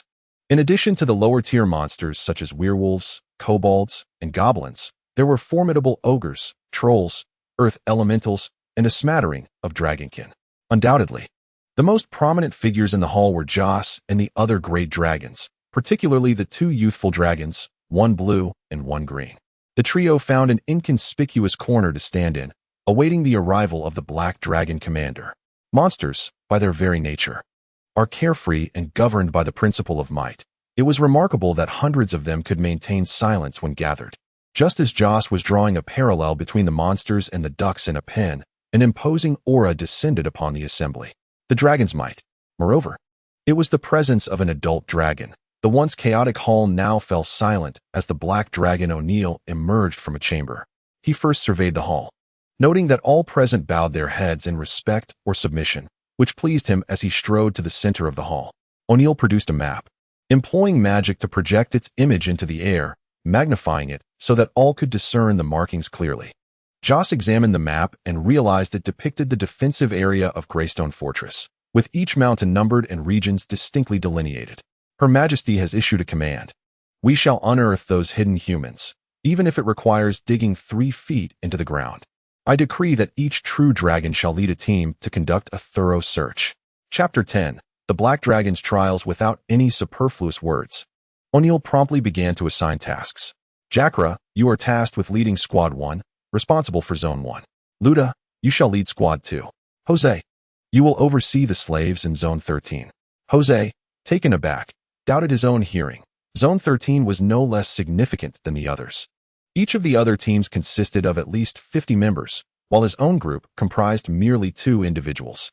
The prospect of encountering the enemy loomed large, and the workload posed a considerable challenge. "My Lord O'Neill, are we truly just the 2 of us? Do you have objections?" O'Neill shot Jose a glare, his expression unfriendly. "It is a privilege to serve as my punching bag, and you dare question it?" Jose seethed internally, realizing that the mounting pressure, compounded by Wolf's influence, had led the Black Dragon to use him as an outlet for frustration. With the weight of the dragon's authority upon him, he pressed on. "But what if the enemy is concealed within Zone 13? How can we possibly detect them with such inadequate personnel?" The Black Dragon furrowed his brow, begrudgingly acknowledging Jose's point. Should calamity strike, he could not bear the wrath of the mistress. There was no need to risk so much merely for his own venting. Yet, having spoken, he could not retract his words without losing face. A thought struck him, and he devised a plan. "You do have a point. All for the sake of Her Majesty.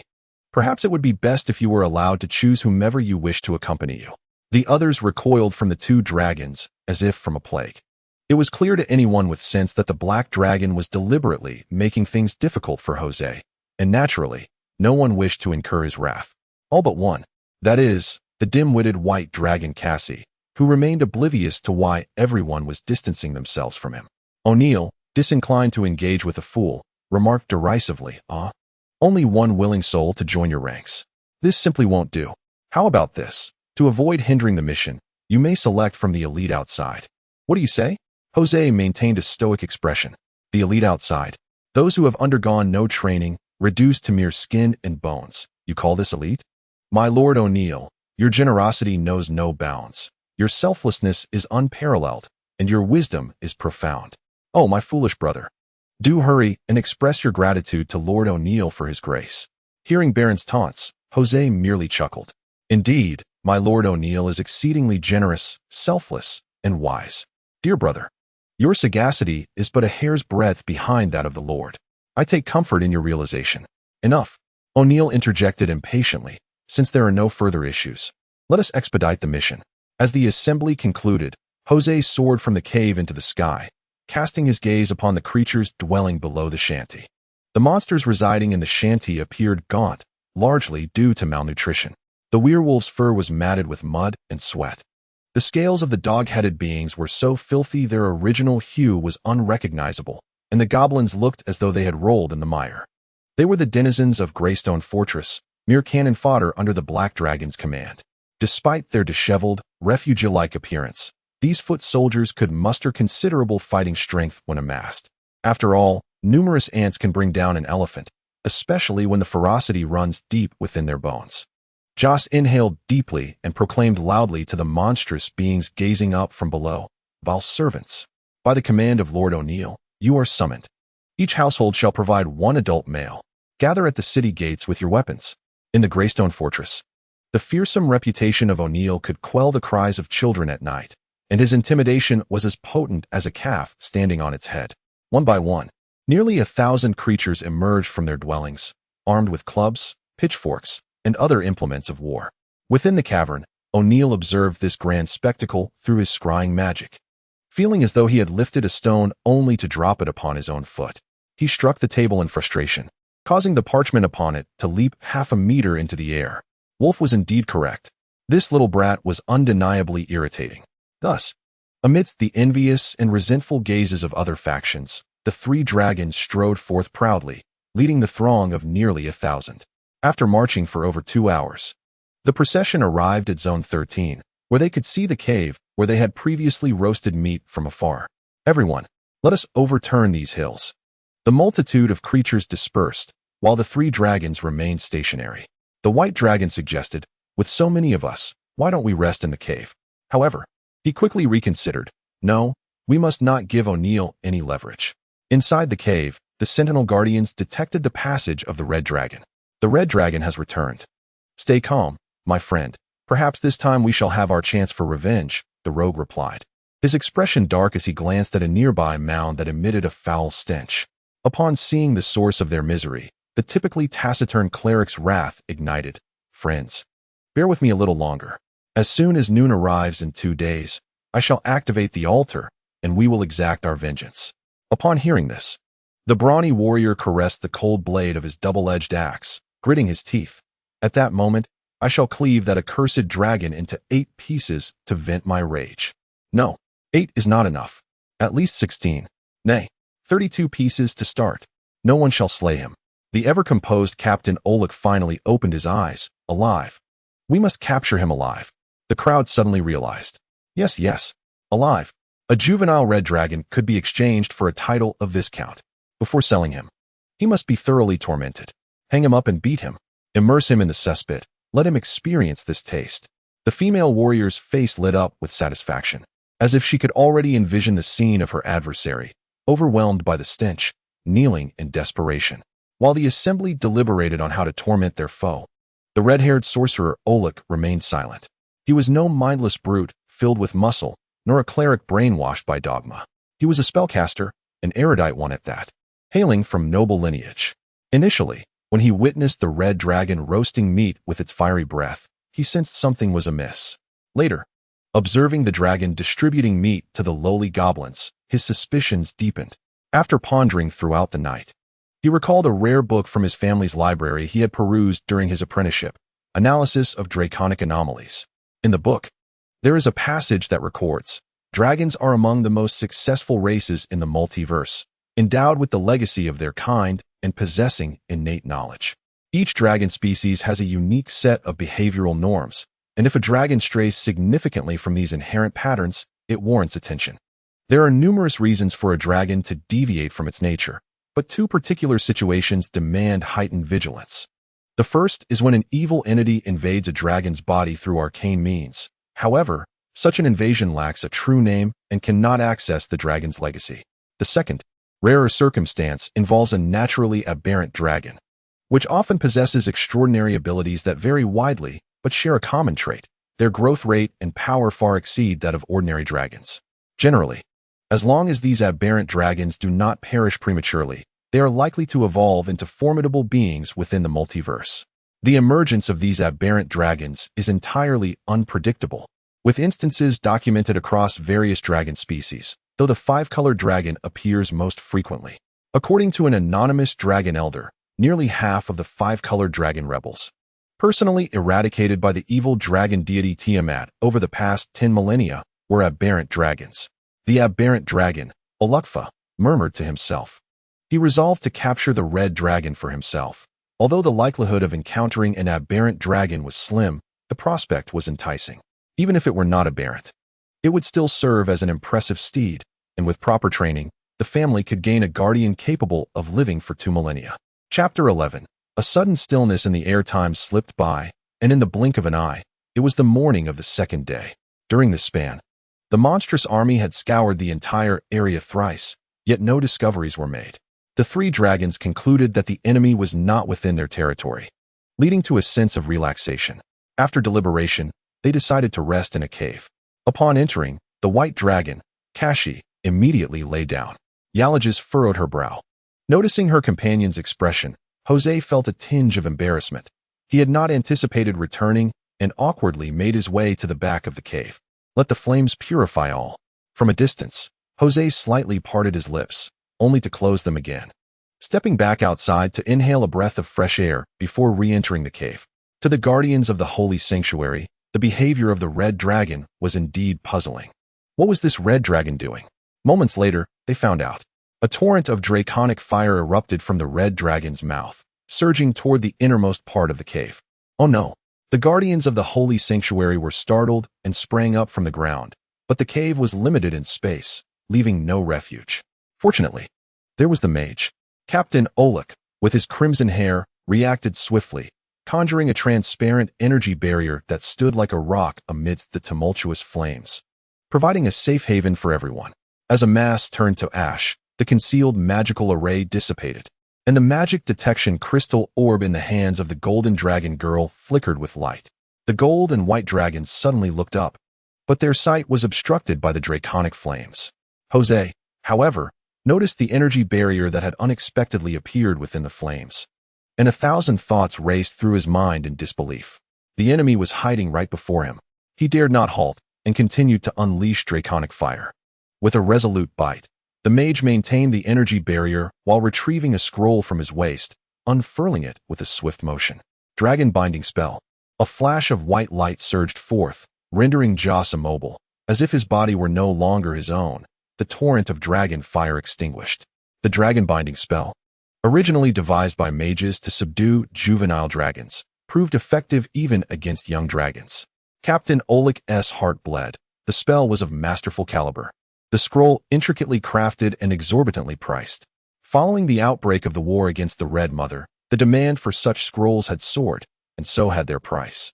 During this expedition to the Red Nest, he had leveraged connections to procure one at a steep cost for self-preservation, only to see it squandered on a mere hatchling. Yet, at that moment, he could scarcely afford to lament. As the dragon flames subsided, Yalages and Cassie beheld a bewildering scene at the cave's deepest recess. Before the still, red dragon stood a throng of adventurer-clad humans, seeking refuge behind the mage wielding a staff, accompanied by an imposing, enigmatic altar. The air within the cave suddenly fell silent.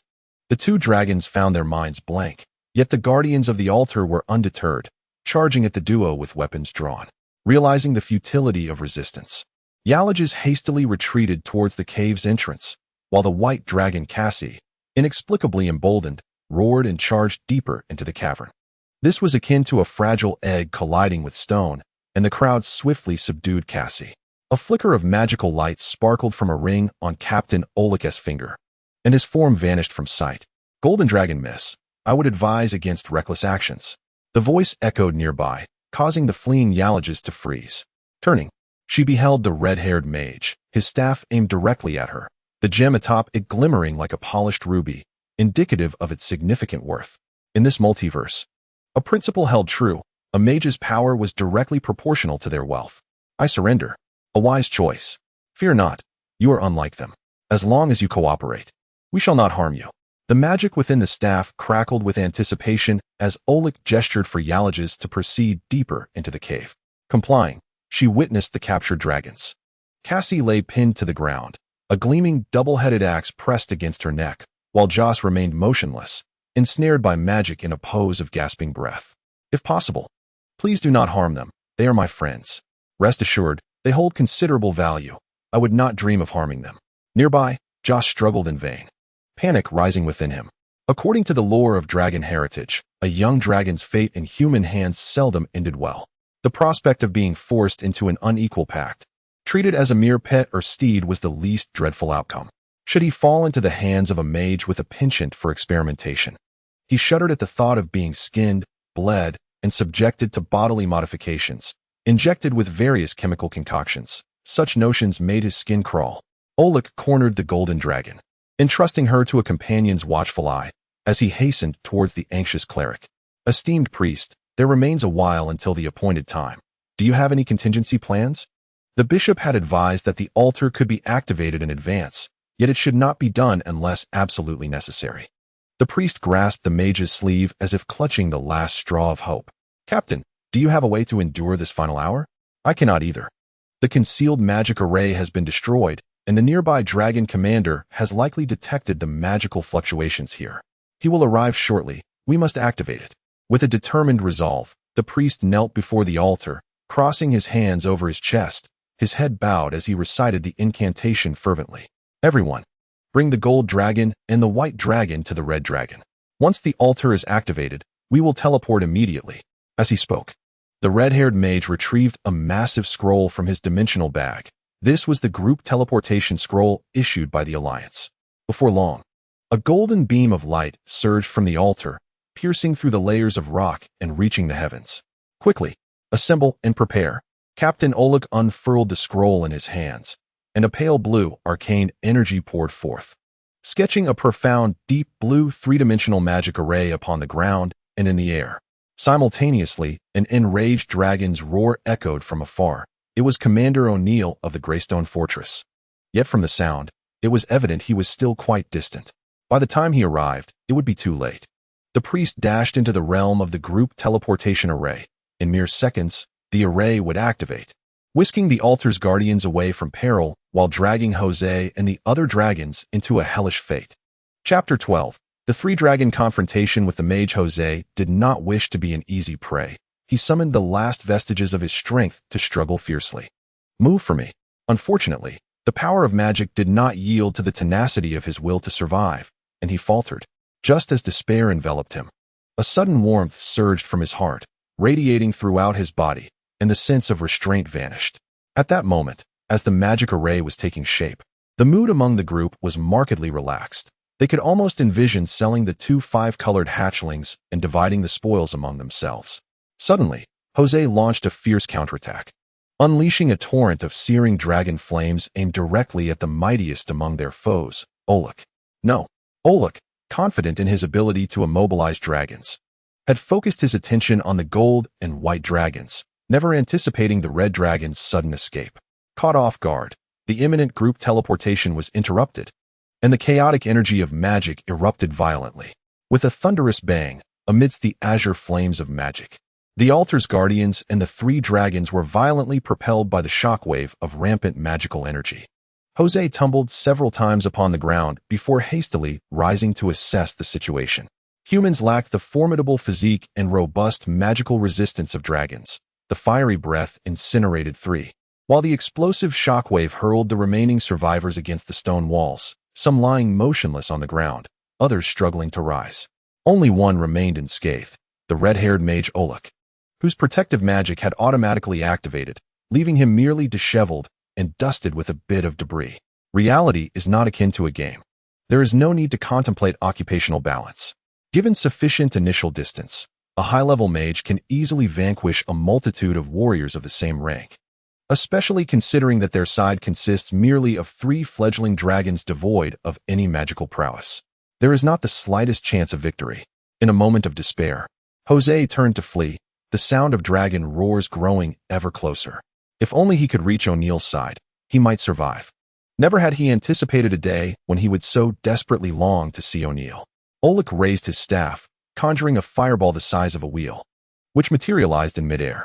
The surrounding air distorted under the searing heat, as the fireball, trailing a long, fiery tail, was launched forth. The target of the fire explosion spell was not the fleeing red dragon, but rather the rocky wall above the cave's entrance. With a thunderous roar, akin to the blast of a howitzer, the wall shattered into brilliant flames, rocks tumbling down to seal the entrance, rendering it impenetrable. It was over. Jose glanced back to see the mage casting a light spell to illuminate the cave, his crimson eyes fixating on Jose, filled with venomous hatred and murderous intent spilling forth from his lips. Now, no one can save you. The low, guttural incantation transformed into a death knell, as the 3 dragons felt the gathering magical energy, sending chills down their spines. What to do? Hearing Cassie's frantic cries and sensing the mage's profound animosity, Jose forced himself to remain calm and devise a strategy. He cast a glance at the blocked cave entrance. A fleeting idea crossed his mind, only to be swiftly dismissed. Water from afar cannot quench immediate thirst. Suddenly, he spotted an unconscious adventurer nearby, a spark of inspiration igniting within him. Grabbing the nearest adventurer, he declared, "Stop. If you continue your incantation, I shall kill him." Regrettably, Olek merely hesitated for a moment before resuming his spell. "Do you not care for your comrade's life?" The red-haired mage responded through action, as a fireball hurtled through the air. Quick-witted, Jose hurled the adventurer aside, who collided with the incoming fireball, exploding into a shower of flames. He felt a liquid rain down upon his face. Part of it landed on his lips, a metallic taste, a taste of blood. The mid-level rogue, struggling to rise, beheld the gruesome scene of his comrade being obliterated and gasped in disbelief. "Captain?" "Silence." The mage, flushed with rage, bellowed. "Can they still escape? Let the enemy accompany them in death." At these words, the rogue's expression changed dramatically. Glancing at his companions, he realized that aside from himself and the captain, the others were incapacitated. Faced with his own perilous situation, he could scarcely afford to concern himself with his injured allies. As the dragon roars drew nearer, he made a resolute decision, drawing the dagger strapped to his thigh and slipping into the shadows. "Cassie, use your dragon breath against the rogues. Hold on. Victory belongs to us." The frost dragon unleashed a torrent of icy breath as Cassie clashed with the mid-level rogue. One side was immensely powerful, while the other was agile and swift, leading to a stalemate. Meanwhile, Jose and Allegis exchanged a knowing glance, instinctively parting ways to advance upon the mage in a pincer movement. The robust physicality of the 2 dragons served as their distinct advantage, as they aimed to engage in close combat, hoping to interrupt the spellcasting of the mage. Allegis, being closer, acted with swiftness, leaping into action just as the mage began his incantation. Her dragon wings descended powerfully, yet she collided with an invisible force field, causing her wings to tremble with numbness. Mage's armor. Joss, alerted by his companion's warning, realized the mage's spell was nearing completion. He opened his mouth and unleashed a torrent of fierce flames that engulfed the enemy, rendering them invisible. Under the protection of the intangible force field, Captain Olek stood firm like a rock amidst the tumultuous waves, appearing endangered but remaining as steadfast as a mountain. Joss, however, had never anticipated that the dragon's breath would vanquish the foe. His intent was to utilize the dragon fire to obscure the enemy's vision, thereby heightening their chances of evading magical assaults, while maintaining his fiery breath. He incessantly shifted from side to side, complicating the enemy's aim. Moments later, his caution saved his life. Sharp stone spikes surged against the conical dragon's breath, their tips glowing red-hot. Joss felt a chilling sensation piercing his brow and swiftly turned his head to evade, narrowly avoiding a gash on his forehead scales. Like dancers upon the edge of a blade, the two dragons desperately endeavored to disrupt Oleg's spellcasting, yet their efforts bore little fruit. Indeed, their strategy was not flawed, but rather their power was insufficient. They were too weak to breach the high-level mage's surrounding force field. Before they could shatter one barrier, the mage had already conjured another. Nevertheless, their endeavors were not in vain, as they successfully bought time for the arrival of reinforcements. The two dragons sensed the overwhelming draconic aura emanating from O'Neill, which drew ever closer. Boom! A heavy object struck the ground, causing the entire cavern to tremble. The three dragons felt a surge of elation as they heard the sound of stone being excavated outside. O'Neill had finally arrived. Meanwhile, the red-haired mage and the rogue displayed expressions of despair, despite his imposing presence before the young dragons. He was merely a breath away from peril in the presence of an adult dragon. Thunderous. A sound more thunderous than that of the black dragon's landing resonated within the cave, followed by the furious roar of the black dragon and the ensuing shockwave of magical explosion that rippled throughout the cavern. Had O'Neill encountered a formidable foe? The three dragons felt a pang of apprehension. The tide of fortune had shifted. Captain Oleg displayed unrestrained joy. An alliance. Indeed, an alliance. The fluctuations of energy grew increasingly frequent and intense. Both factions within the cavern recognized that a grand battle was about to unfold. However, the impending clash between the human alliance and the Red Nest would not yet affect the enclosed cavern, where the three dragons and the mage glared at each other with fierce intensity. In this moment, only the victor would have the opportunity to emerge from this cavern. Damn the dragon whelps. No one can save you. Chapter 13, Victory. Without a moment's respite, the flames of battle were reignited. The rogue crouched low, launching himself forward with a powerful push from his legs, his keen gaze glinting like the cold blade of his dagger. Suddenly, his legs buckled, and he fell face-first into the dirt. Save for Joss, the other two dragons and the mage were left bewildered, their heads adorned with question marks. They suspected the rogue was merely attempting to amuse them, but was it truly an accident? Certainly not. Joss observed the rogue supporting himself on the ground, swaying his head as if in a daze, a victorious smile curling at the corners of his mouth. At last, it had borne fruit. Contemplating this, he did not hesitate in his actions. He opened his mouth, unleashing a torrent of dragon fire that surged towards the fallen thief. Seizing the opportunity, the fire wizard deftly conjured a lasso, ensnaring the thief's waist and yanking his companion out of the dragon's breath just in the nick of time. What is wrong with you? Suddenly, the thief felt his limbs grow feeble and his vision blurred, shaking his head in an attempt to regain clarity. In that brief moment, the wizard realized he too was experiencing similar symptoms, dread creeping into his heart as he cast various enhancement spells upon himself, all to no avail. The spells proved ineffective, for the cause of their disorientation was a lack of oxygen, and the reason for this deficiency was none other than Jose's dragon breath. Initially, he had keenly sensed that the cave's entrance had collapsed, obstructing the influx of fresh air, and thus had been expelling dragon fire with all his might, both to obscure the wizard's vision and to deplete the remaining oxygen within the cavern. What are these two humans up to? Be cautious. They are quite cunning. No, it's real. There was no time for explanations as Jose continued to exhale his dragon breath. The already scarce oxygen dwindled further. The thief succumbed to unconsciousness. And Captain Oleg, also suffering from hypoxia, found his consciousness fading, despair overwhelming him. In a certain sense, wizards are akin to scientists from another realm. Their studies encompass a wide array of disciplines. Captain Oleg understood that the air contains a vital substance necessary for human survival, and that fire can consume this substance. This essential element is crucial for the majority of living beings, yet, regrettably, dragons are not included in that majority. Dragons possess an extraordinary ability to adapt to their surroundings, thriving in environments as harsh as the frigid, lightless depths of the ocean or the searing, molten lava, and even in the complete void of space. I will die, but you shall not find solace either. Let us perish together. With a maniacal laugh born of desperation, Captain Oleg fought against the negative effects of hypoxia and activated the final trump card within his staff. The cave instantly blazed with a fiery hue. A blaze like a burning cloud, reeking of destruction. Alogis looked up to see a multitude of fireballs suspended above, her heart racing with panic. High-level magic, meteor shower.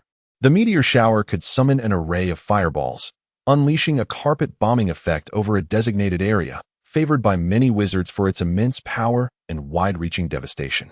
A true battlefield marvel. And now, the three dragons found themselves facing this formidable technique, trapped within the cave with no refuge. It's over. Alogis glanced at Jose, realizing that perhaps only the red dragon, with its strong resistance to fire magic, might survive among them. As the fireballs poised to descend from the sky, Jose spread his wings and called out, "Quick, come over here." Before the golden dragon could comprehend, Jose had grabbed her and enveloped her with one of his massive wings. And the white dragon, Cassie, experienced the same fate. Carrying the essence of annihilation, the fireballs, trailing long tails of flame, rained down upon Jose, detonating upon impact.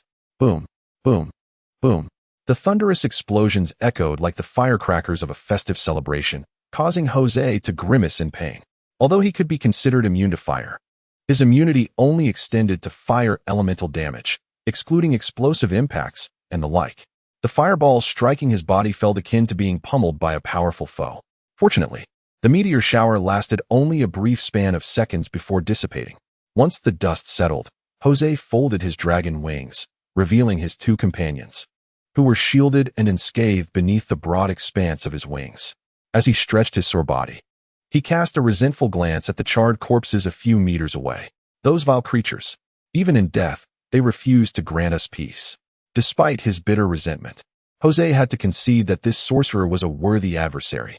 Meanwhile, Alogis observed with astonishment that Jose bore no scars from the flames. This would be expected from an adult red dragon, but the scales of a young dragon were far from mature, and their magical resistance was considerably weaker. How did you manage that? Jose paused momentarily, then quickly realized that this involved his greatest secret, which he could not divulge. Did I not tell you from the outset? I am the unique Jose. Seeing Jose's reluctance to elaborate, Alogis chose not to press further. Regardless, thank you for saving my life. Now is not the time for idle chatter, Jose shrugged, bypassing the golden dragon girl as he led the way forward. Let us go and inspect our spoils. The three dragons approached the body of the formidable sorcerer. Oleg's remains were rendered unrecognizable by the meteor shower. His robes were in tatters. And what pained the dragons most was that his dimensional pouch had also been destroyed, scattering its contents across the ground, all of which had been devastated by the firestorm. Wealth has slipped away before my very eyes. Jose felt a pang in his heart. Alogis rolled her eyes. Unique Jose, your avarice is quite reminiscent of a red dragon. Small treasures are indeed valuable. If you do not desire them, I would be more than willing to alleviate your burden.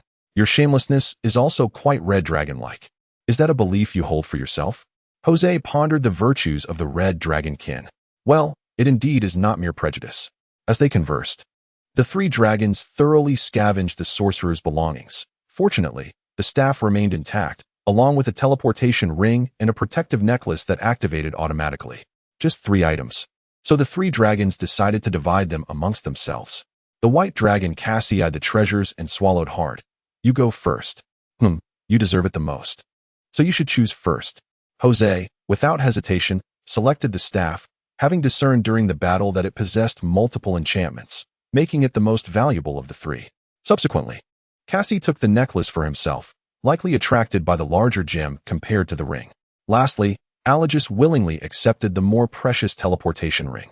Thunderous rumbles. The echoes of fierce battles in the distance reached the cavern where the 3 dragons resided, causing the ground to tremble and a few small rocks to fall from the cavern ceiling. This reminded the 3 dragons that they were still buried underground.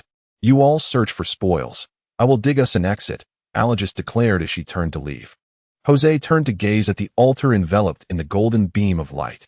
Although he was unaware of the altar's purpose, it undoubtedly served as a significant structure, one of paramount importance to the enemy. Thus, its destruction seemed prudent. I shall proceed to dismantle the altar. Cassie, you continue to gather the spoils.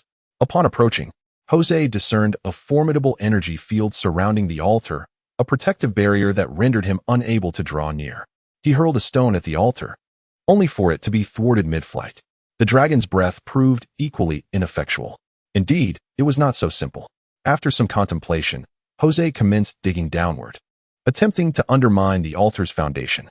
Yet, if a mere young dragon could conceive such a strategy, it was inconceivable that the elite humans who designed the altar would not have foreseen it. After burrowing over 10 meters, he discovered that a barrier also safeguarded the area beneath the altar, the depth of which remained unknown. Such meticulous defenses left him at an impasse. Emerging from the pit, he turned to see Allegis still clearing the exit, while Cassie had amassed a pile of loot: a warrior's double-bladed axe, a rogue's dagger, a priest's cross necklace, an unidentified ring and leather armor, along with a scattering of coins. Each piece of equipment shimmered with magical essence, albeit far less potent than that of a mage's artifacts. They were merely commonplace items. He witnessed Cassie retrieve a stone, unearthing a warped gold coin from beneath it, and could not help but marvel at the dragon's innate treasure-hunting prowess. With such a treasure-seeking radar in their midst, he felt no anxiety about overlooking any spoils. Jose turned back to further study the altar, resolving that should he see no hope after the exit was cleared, he would abandon the endeavor. "Hey, companions, I see light." Upon glancing back, Jose beheld a brilliant ray emerging from a crevice behind the golden dragon, indicating that they were close to breaching the passage. Time was of the essence. Do not waste your efforts. The altar serves as a vital conduit between the divine and the material realms, protected by a divine energy barrier. Given the intensity of this divine essence, it is likely only a legendary dragon possesses the power to penetrate such defenses. No sooner had he spoken than the altar radiated with intensified brilliance, and a powerful, sacred will descended upon them, accompanied by an overwhelming pressure akin to a mountain's weight. The three dragons were immediately forced to the ground, immobilized. Jose felt as if an immense weight bore down upon him, making it difficult to breathe. Alarm surged within him. This was a suppression of life-level hierarchy, even more terrifying than the ancient dragon's might exerted by the matron of the Red Nest. God, divine might. In that instant, the three dragons heard the furious voice of the Red Nest matron, a terrifying wave of energy sweeping across the land, causing the very earth to tremble and rocks to fall from the cave's ceiling. As the battle commenced, the three dragons found themselves able to move once more. Jose's thoughts raced. He was filled with dread. Although the matron of the Red Nest did not regard them young dragons highly, it was evident that should she falter, the five-colored dragons would face a horrific massacre. Suddenly, he noticed the dimming radiance of the altar. Following the divine descent, the divine power stored within was nearly expended, and the golden beam had waned. In the distant southern continent, the devotees of the divine gathered in large assemblies to pray, restoring the sacred power of the altar. Unbeknownst to Joss, the altar was currently devoid of divine energy, presenting an opportune moment for attack. To destroy the altar was to aid the matriarch of the Red Nest, and in doing so, he would be assisting himself. Opportunities are fleeting. Braving the relentless rain of falling debris, he charged forward, his dragon claws breaching the feeble divine barrier. Without a moment's hesitation, he struck the altar with great force. Its material was not particularly resilient, and it shattered instantly. With a crack, the altar splintered into numerous fragments, and he seized a golden diamond amidst the wreckage. At that moment, the stones raining down grew larger, and the golden dragon finally breached the cavern. "Joss, the cave is about to collapse," he heard, prompting him to sprint towards the exit, passing by the white dragon who was busy gathering spoils. "Forget about that. Run," Cassie exclaimed, hastily grabbing some of the loot to follow suit. With a thunderous roar, the trio escaped just as the cavern behind them completely caved in. Yet their peril was far from over. Above in the sky, beyond the horizon, formidable foes clashed in a fierce battle, painting the heavens in fiery red and brilliant gold, their boundaries sharply defined. Occasionally, meteoric forces and powerful magic rained down, erupting in cataclysmic explosions upon the earth, creating a scene reminiscent of the apocalypse. Amidst this calamity, the towering golden pillars of light remained conspicuous. As Joss surveyed the surroundings, he noticed many more golden beams ascending from afar, forming a circle that encircled the Red Nest. Surrounding the lofty Red Nest, knights and mages mounted on griffins and giant eagles were engaged in combat, with bipedal dragons and colossal beasts in the sky. The clash of magic and energy stirred the winds, creating a cacophony of colors and sounds, while vast boulders crumbled in the explosions. cascading down the slopes like a torrent of rock and mud. Not far from the three dragons, a monstrous army led by the black dragon O'Neill was locked in battle with a contingent of human forces, seemingly forming a defensive line to prevent the monsters from approaching the altar. Regrettably, the altar they were defending had already been destroyed by Joss. At this juncture, both factions recognized the shift in circumstances. The morale of the monstrous army surged, while the allied forces dispatched troops towards the direction of the three dragons.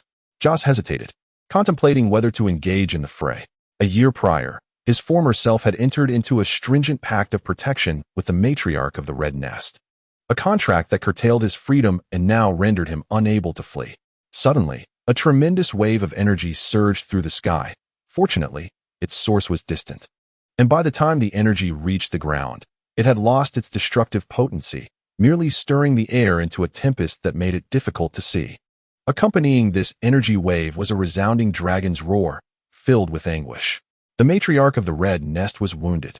Moments later, she came into Joss's view, injured and desperately fleeing, her scorching dragon blood spilling forth, pursued by several foes, including figures from the metallic dragon lineage. In a fleeting moment, the two pursuers transformed into streaks of radiant light, soaring above the three dragons before vanishing at the horizon's edge. The matriarch of the Red Nest has fled.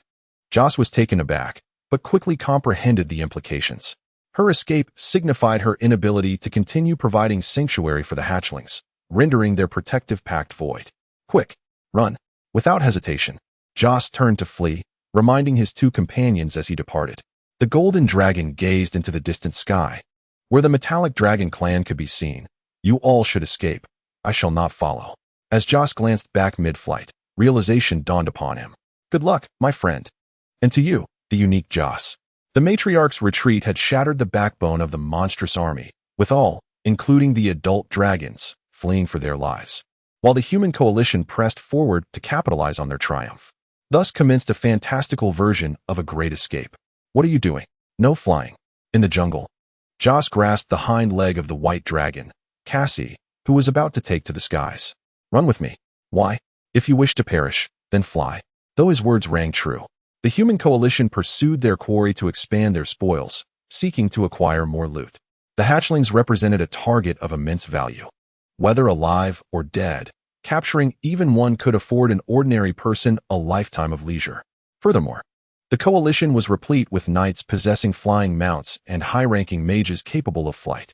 For the frail hatchlings to survive, they needed to avoid attracting the attention of formidable foes, making flight under the cover of the lush forest the most prudent choice. As expected, they witnessed a juvenile red dragon soaring high, ensnared by a magical net shot by a griffin knight, plummeting into the foliage. Whereupon the knight captured the hatchling and ascended once more. In the skies, many such flying knights roamed, dedicated to capturing high-value targets. With their magical nets specifically designed for snaring hatchlings, only those privy to unique methods could hope to unravel them. Joss, save me. A frantic voice pierced the air. It was none other than that unfortunate child, Baron, who was Joss's brother in the draconic sense. Yet Joss felt no inclination to intervene, even finding it burdensome to cast a glance his way. Truth be told, had Baron offered assistance during Joss's own time of peril, he would have approached to assess the situation and determine his capacity to aid him. But now, he simply thought, farewell. Chapter 15. The Great Escape. Powerful limbs moved in a rhythmic fashion across the leaf-strewn forest floor, the wind howling fiercely beside him. Joss sprinted at full speed, daring not to pause even for a moment. Entering the forest did not guarantee safety. He needed to distance himself from the battleground as much as possible. After running for a considerable time, the sounds of battle faded into silence and no enemies were visible in the sky. He let out a long sigh of relief. All right, Cassie, we are safe for the time being. I wish you well. With that, he strode purposefully into the distance, contemplating where to go next. Though unsure of his destination, he heard the soft rustle of footsteps behind him and turned to see the white dragon stealthily trailing him. Why are you still following me? As the spoils of war clattered to the ground, Cassie relaxed his folded wings, letting the treasures tumble between them and his back. Joss did not glance at the spoils, instead focusing on Cassie. The white dragon, often ridiculed as the shame of the five-colored dragons for his foolishness, still possessed the innate traits of his kind: greed, cruelty, and a penchant for hoarding. Cassie's behavior, however, defied these instincts. Through several days of companionship, Joss had come to understand Cassie better. Despite being a stutterer and lacking situational awareness, this temporary ally exhibited a beast-like intuition when it came to combat and survival. "What is the matter? Can I continue to follow you?" Cassie inquired. "Why would you want to follow me?" Joss raised an eyebrow. "The red nest is gone, the mission is over, and Allergies has departed. Our pact is at an end." "You're clever. I could survive with you," Cassie replied. Joss frowned, for Cassie's words stirred his concerns about the stark reality of survival. The juvenile stage posed the highest mortality rate for dragons. Without the protection of a mother, a young dragon was vulnerable to predators in the wilderness. If survival were not so arduous, the once-red dragon brothers would not have forged a pact akin to a contract of servitude. He began to contemplate the feasibility of teaming up with Cassie for survival. The white dragon was weak. Although Cassie was 2 or 3 years older, he was only 2/3 of Joss's length, a comparison akin to that of Yao Ming and Pan Changjiang. Nonetheless, Cassie was a true dragon of heritage. Having an additional companion for mutual support was undoubtedly better than facing the world alone. "Very well, in principle. I agree to extend our pact." "Thank you. I will follow your lead from now on," Cassie replied gratefully. Joss nodded with satisfaction. Despite Cassie's limited intellect, he was obedient and did not vie for power, one of the key reasons Joss chose to include him. Of course, the primary reason remained that Cassie had proven himself a reliable companion in their previous skirmish.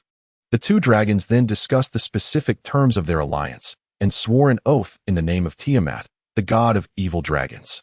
After swearing and dividing the spoils, they hastily set off. With their burdens packed, the moment they left home, Joss understood the harshness of reality. Knowing there were countless peculiarities in life, he learned to secure the spoils between his wings and back like Cassie, humming a tune as he continued his flight to freedom. Having escaped the Red Nest's abyss, he felt a sense of lightness. He resolved to flee the territory of the Red Nest's matriarch, for the likelihood of encountering formidable foes in this area was exceedingly high. Former enemies remained enemies, and former allies could no longer be trusted as friends. Beyond sentient beings, the continent of Taitanor was home to many magical beasts, collectively known as extraordinary beasts, which posed the greatest dangers in the wild. Due to their instinctive tendency to avoid harm, wild extraordinary beasts were nearly absent from the dominion of the Red Nest's matriarch. After a full day of escape, the two dragons reached the edge of her territory. Cautious not to run, they opted for quieter steps, observing their surroundings as they proceeded. Joss lifted his gaze to the sun, which hung low in the sky around 4 in the afternoon. In 2 or 3 hours, it would dip below the horizon. "Cassie, if we fail to find shelter before nightfall, we shall dig a hole in a low-lying area, and if time permits, hunt to sate our hunger." Indeed, in Joss's mind, the priority of finding refuge surpassed the need to fill their bellies. A night of hunger would not prove fatal, but wandering in the darkness could lead to dire consequences. For formidable predators often roamed under the cover of night.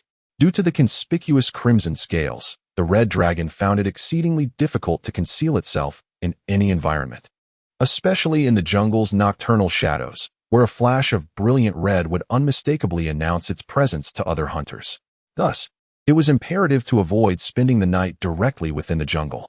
These strategies were recorded in the Legacy of Dragons, invaluable experiences gleaned from the trials of their ancestors. Joss had no desire to act rebelliously. The two dragons ventured cautiously through the jungle, leaving no trace unexamined. Suddenly, Cassie pointed out an anomaly in a tree several dozen meters away. "Look over there." Following her gaze, Joss spotted a tall, straight pine tree with a rough bark. While such pines were plentiful, what stood out were the markings on the tree. As they approached for a closer inspection, they discerned intersecting scratch marks on the trunk. Positioned between 2 and 2.5 meters from the ground, these were fresh territorial markings. The sight of these scratches evoked memories of a cat's scratching post in Joss's mind.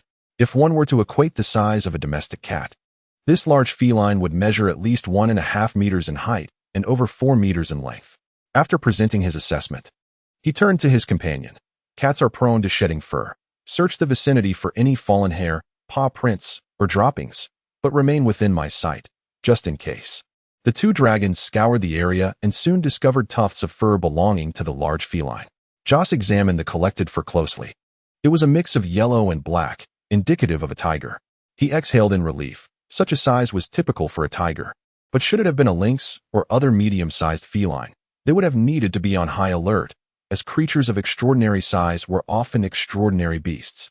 Let us separate and search for this tiger's den. If luck is on our side, we may secure both shelter and sustenance tonight. Fortune favored the two dragons. For after a short search, they heard the sound of snoring emanating from a nearby cave.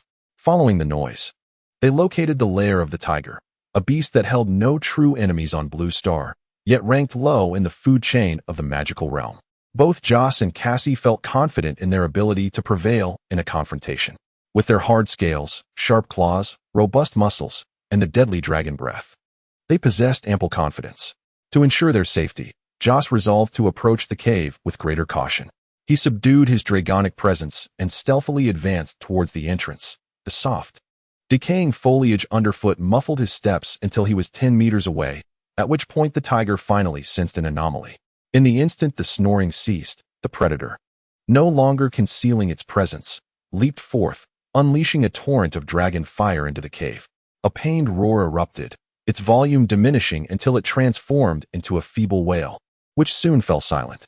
With the flames extinguished, Joss ventured into the burrow. Not far from the entrance he beheld his evening meal, a tiger, charred beyond recognition. The creature, alert and quick to react, bolted towards the exit upon sensing danger, but alas, its foe was far too formidable. The dragon's sharp claws tore through the charred exterior, revealing translucent fat connected to vibrant red muscles, the glistening fat immensely tantalizing, stirring the dragon's appetite. Thank you for the feast. I shall indulge now. Chapter 16. A new reward after sharing the meal with his companions. Joss meticulously erased the traces of his two dragon footprints and subsequently found a stone to block the entrance, lying upon the ground before the cave's mouth to remove the spoils from his back. In the haste of distributing the loot, he now found time to examine it thoroughly. The dragon's claw grasped the most conspicuous staff among the treasures, not due to its length or outward appearances, but because of the concentration of magical energy it emanated. As a magical creature, the dragon could sense the magic radiating from objects, and this staff glimmered like a firefly in the night. He caressed the exquisitely textured staff, recalling the gemological knowledge passed down in the dragon's heritage.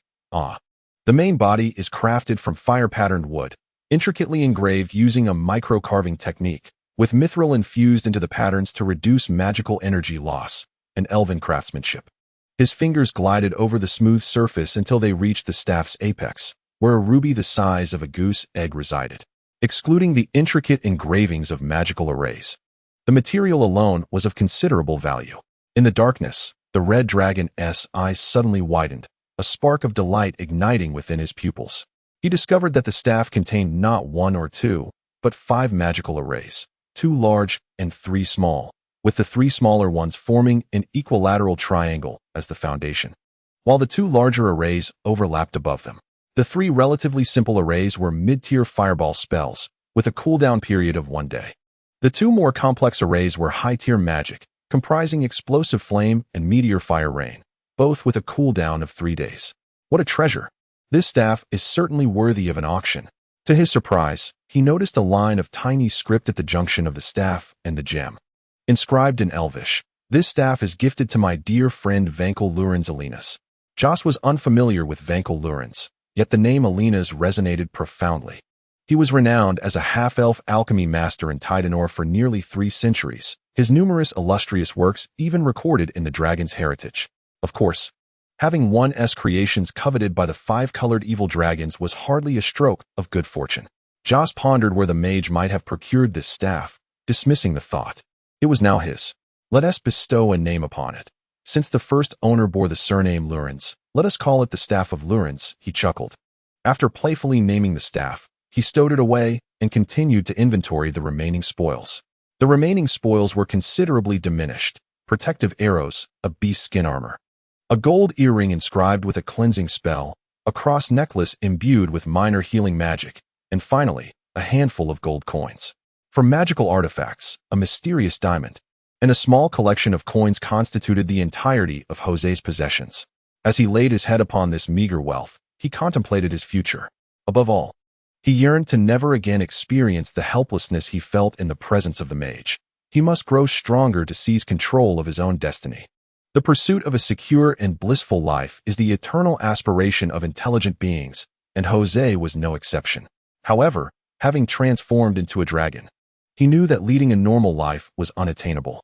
It might be more prudent to establish his own domain like the matriarch of the Red Nest, gathering followers and claiming dominion over the land, thereby choosing whether to wreak havoc or to bring salvation.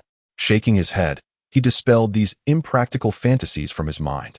Before reaching maturity, the notion of reigning supreme could only remain a daydream, and adulthood merely provided him with a ticket to partake in the continental conflicts. In the land of Tadanor, an adult dragon, though at the apex of the food chain, was far from invincible. Not to mention that even the ancient dragons could be defeated by the coalition of humans. There existed numerous formidable species among the extraordinary beasts capable of contending with an adult dragon. In the mysterious depths of the dark regions and the unfamiliar deep seas, there were even aberrant species that surpassed dragons. With a resolute mindset, Jose vowed to live modestly, avoiding recklessness while developing his strength. This single principle would guide his future actions. The forest was ill-suited for his existence. The red dragon was significantly larger than its contemporaries of other races, and the dense canopy would hinder his takeoff. Moreover, he feared being trapped like a tiger cornered in its den. Thus, seeking a new habitat became imperative. According to the Dragon Legacy's survival strategy, the ideal dwelling for a juvenile red dragon would be either an abandoned mine with multiple access points, offering seclusion, or steep cliffs that would maximize the advantages of flight, effectively warding off most non-flying adversaries. Of course, the Jobel mountain range was currently teeming with scavenging adventurers, so the notion of migration would have to wait until the commotion subsided. At night, within the dark caverns, only the breaths of two dragons could be heard. In a moment of hazy reverie, Jose found himself once more at the Celestial River Plaza. The plaza appeared much the same as when he had departed, with the statue of the Phoenix still standing tall. He hastened towards the statue. Ever since acquiring the heart of the Phoenix, he had longed to return to this mysterious space to study the Phoenix sculpture in greater detail, and now his wish had been fulfilled. Circumambulating the Phoenix statue, he noted that it remained unchanged, albeit devoid of the dazzling starlight he had first encountered. After a while of examination, he found no new revelations. The reborn Phoenix statue seemed merely a milestone of his journey, a witness to his passage. He gazed upwards at the starry sky, and, indeed, spotted a star unlike the others, realizing that he could only return to the Celestial River Plaza when a new reward was born. He wondered if the fall of all these stars would possess the power to rival the might of the divine. Gazing up at the vast expanse of twinkling stars, Jose found himself lost in thought, softly uttering, "Come forth." A brilliant meteor streaked across the sky, and moments later, a new statue appeared beside the Phoenix statue. It shared the same square base, yet the sculpture atop it radiated an exquisite sense of abstract artistry. From the front, it resembled a rectangular prism, while from the side, it tapered at the top and bottom, bulging in the middle, its hue a pale gold, shimmering as if it were a treasure from the journey to the west. Jose stared at the abstract sculpture, overwhelmed by an aura of nobility. How grand and sophisticated! But what could it possibly signify? With curiosity brewing, he glanced at the inscription on the base and couldn't help but cover his face. Divine Gold Kila. Gold Kila, survivor, what does not kill me will ultimately make me stronger. Little sister, behold, God crushes the dog. Jose sighed in exasperation. Yet, thanks to this straightforward name, he quickly grasped the reward's purpose, which likely aimed to enhance potential or accelerate growth, albeit not instantaneously. Rather, its effects would unfold gradually over time. Through the comparative analysis of the two statues' descriptions, he confirmed his earlier suspicion that both the Heart of the Phoenix and Gold Kila were indeed reward titles. The treasures were ranked according to a certain order, though he remained uncertain if there were others above them. As he touched the statue, specks of golden light surged forth from within, permeating every part of his being. In the real world, within the dim dungeon, the resting red dragon felt an itch all over, akin to thousands of ants crawling across its skin. Before long, the discomfort vanished, replaced by a warm sensation. The red dragon exhaled deeply and resumed its slumber. Chapter 17. A new home after lurking in the tiger's territory for 10 days. Jose pondered that the human alliance had likely retreated sufficiently, prompting him to embark on a quest for a new home alongside his white dragon companion. During these 10 days, he meticulously planned his future, referencing the map provided by the black dragon.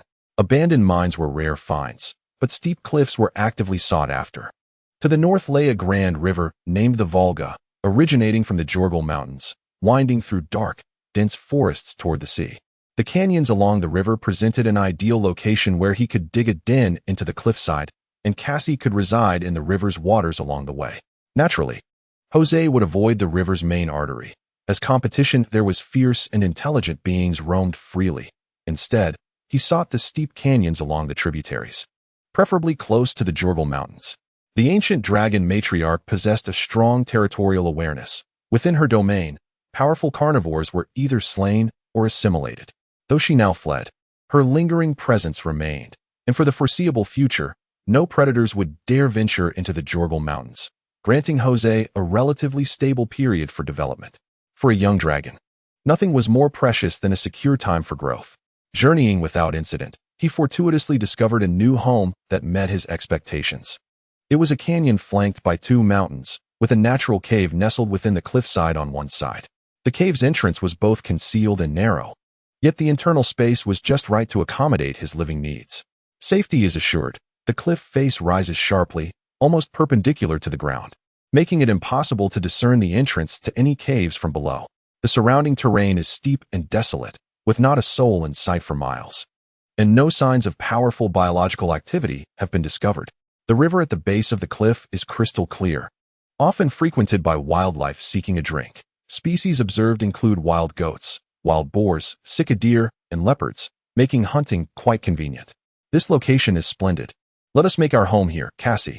You should find a place to reside as well, but do not stray too far from me. With that, Cassie soared towards the river, for as a true dragon of the water, she favored dwelling near it. Joss began to arrange his new abode, first leveling the cave floor and breaking off the stalactites overhead to avoid any collisions. He then crafted a platform at the cave's entrance to facilitate takeoff and landing. With these adjustments, the cave was equipped with the basic functionalities for habitation. However, the visitor from another realm was not content with mere basics. Anticipating a lengthy stay upon this cliff, he considered factors such as defense, escape routes, and comfort. He exited the cave to survey the surrounding canyon-esque landscape, and a blueprint of a new cavern began to take shape in his mind. With determination, he returned inside, facing the rocky wall, and lifted his hand to examine his sharp claws. Without hesitation, he drove his claws into the stone, gripping tightly, with a series of cracking sounds. A sizable boulder was pried loose. The effort required for a dragon to excavate rock could be likened to slicing through tofu, albeit it demanded little exertion. Upon inspecting his claws once more, he noted no signs of wear. Dragons are a supreme race, their horns, scales, and claws surpassing the strength of iron and steel, coupled with their immense power and intricate control over their own bodies, allowing them to excavate with greater efficiency than specialized machinery. With enthusiasm, Joss worked diligently. After half a day, his new lair was fully excavated. If his previous dwelling resembled a humble tent, the new one was akin to a modestly furnished house. Entering from the cliff's entrance led to the original nest, which he transformed into a living room. At the far end of the living room was an upward sloping passage that curved to lead into the new bedroom. To guard against intrusions, Joss meticulously devised a trap. He polished a perfectly round boulder and positioned it in a recess at the end of the upward passage. Should any intruders approach, he could swiftly release the boulder, which would roll down the passage, crushing any foes and ultimately blocking the narrow entrance, allowing him to escape through a secondary route unobtrusively. The wily rabbit has 3 burrows. Similarly, Joss prepared 3 emergency passages, 2 of which were located on the cliff face, their exits concealed with stones and camouflaged with foliage. The 3rd passage cut entirely through the cliff, leading to an exit in the forest on the opposite side. Had he possessed magical abilities and materials, he could have augmented these with magical traps, but alas, his current capabilities were limited, necessitating a more rudimentary approach. The completed Crimson Dragon reclines momentarily upon the floor of its new abode, adjacent to a pyramid of red stones, remnants of iron or unearthed during the excavation. Nestled within the cliffside where he resides lies a modest iron mine. Though the vein is small and the iron content meager, it suffices as a leisurely snack. Every now and then, Joss picks up a piece of ore and tosses it into his mouth, the resilient stone shattering upon the relentless gnashing of the dragon's formidable jaws, producing a sound reminiscent of crunching beans, as the iron ore is ground into powder and swallowed. The taste? Quite dreadful. Ugh. The consumption of raw flesh has ceased to elicit any adverse effects on Joss, yet the iron ore reintroduced him to the concept of nausea. The pulverized or clung to his throat, rendering it impossible to expel or swallow, leaving his mouth parched and uncomfortable. It took a while before he managed to rid himself of that irritating dryness. Truly, this was self-inflicted torment. He could only hope that his unreliable ancestors had not led him astray. Joss huffed in irritation, aware that the dragon heritage records indicate that the scales, bones, and other bodily parts of great dragons are rich in metallic elements. Consuming gold, silver, copper, and iron can significantly enhance the defensive capabilities of his scales. Thus, even knowing the iron ore was rather unpalatable, he willingly partook of it. As the sun dipped below the horizon, painting the sky in vibrant hues of red, Joss perched on the platform before his cave, extending his head over the cliff to gaze down at the river below.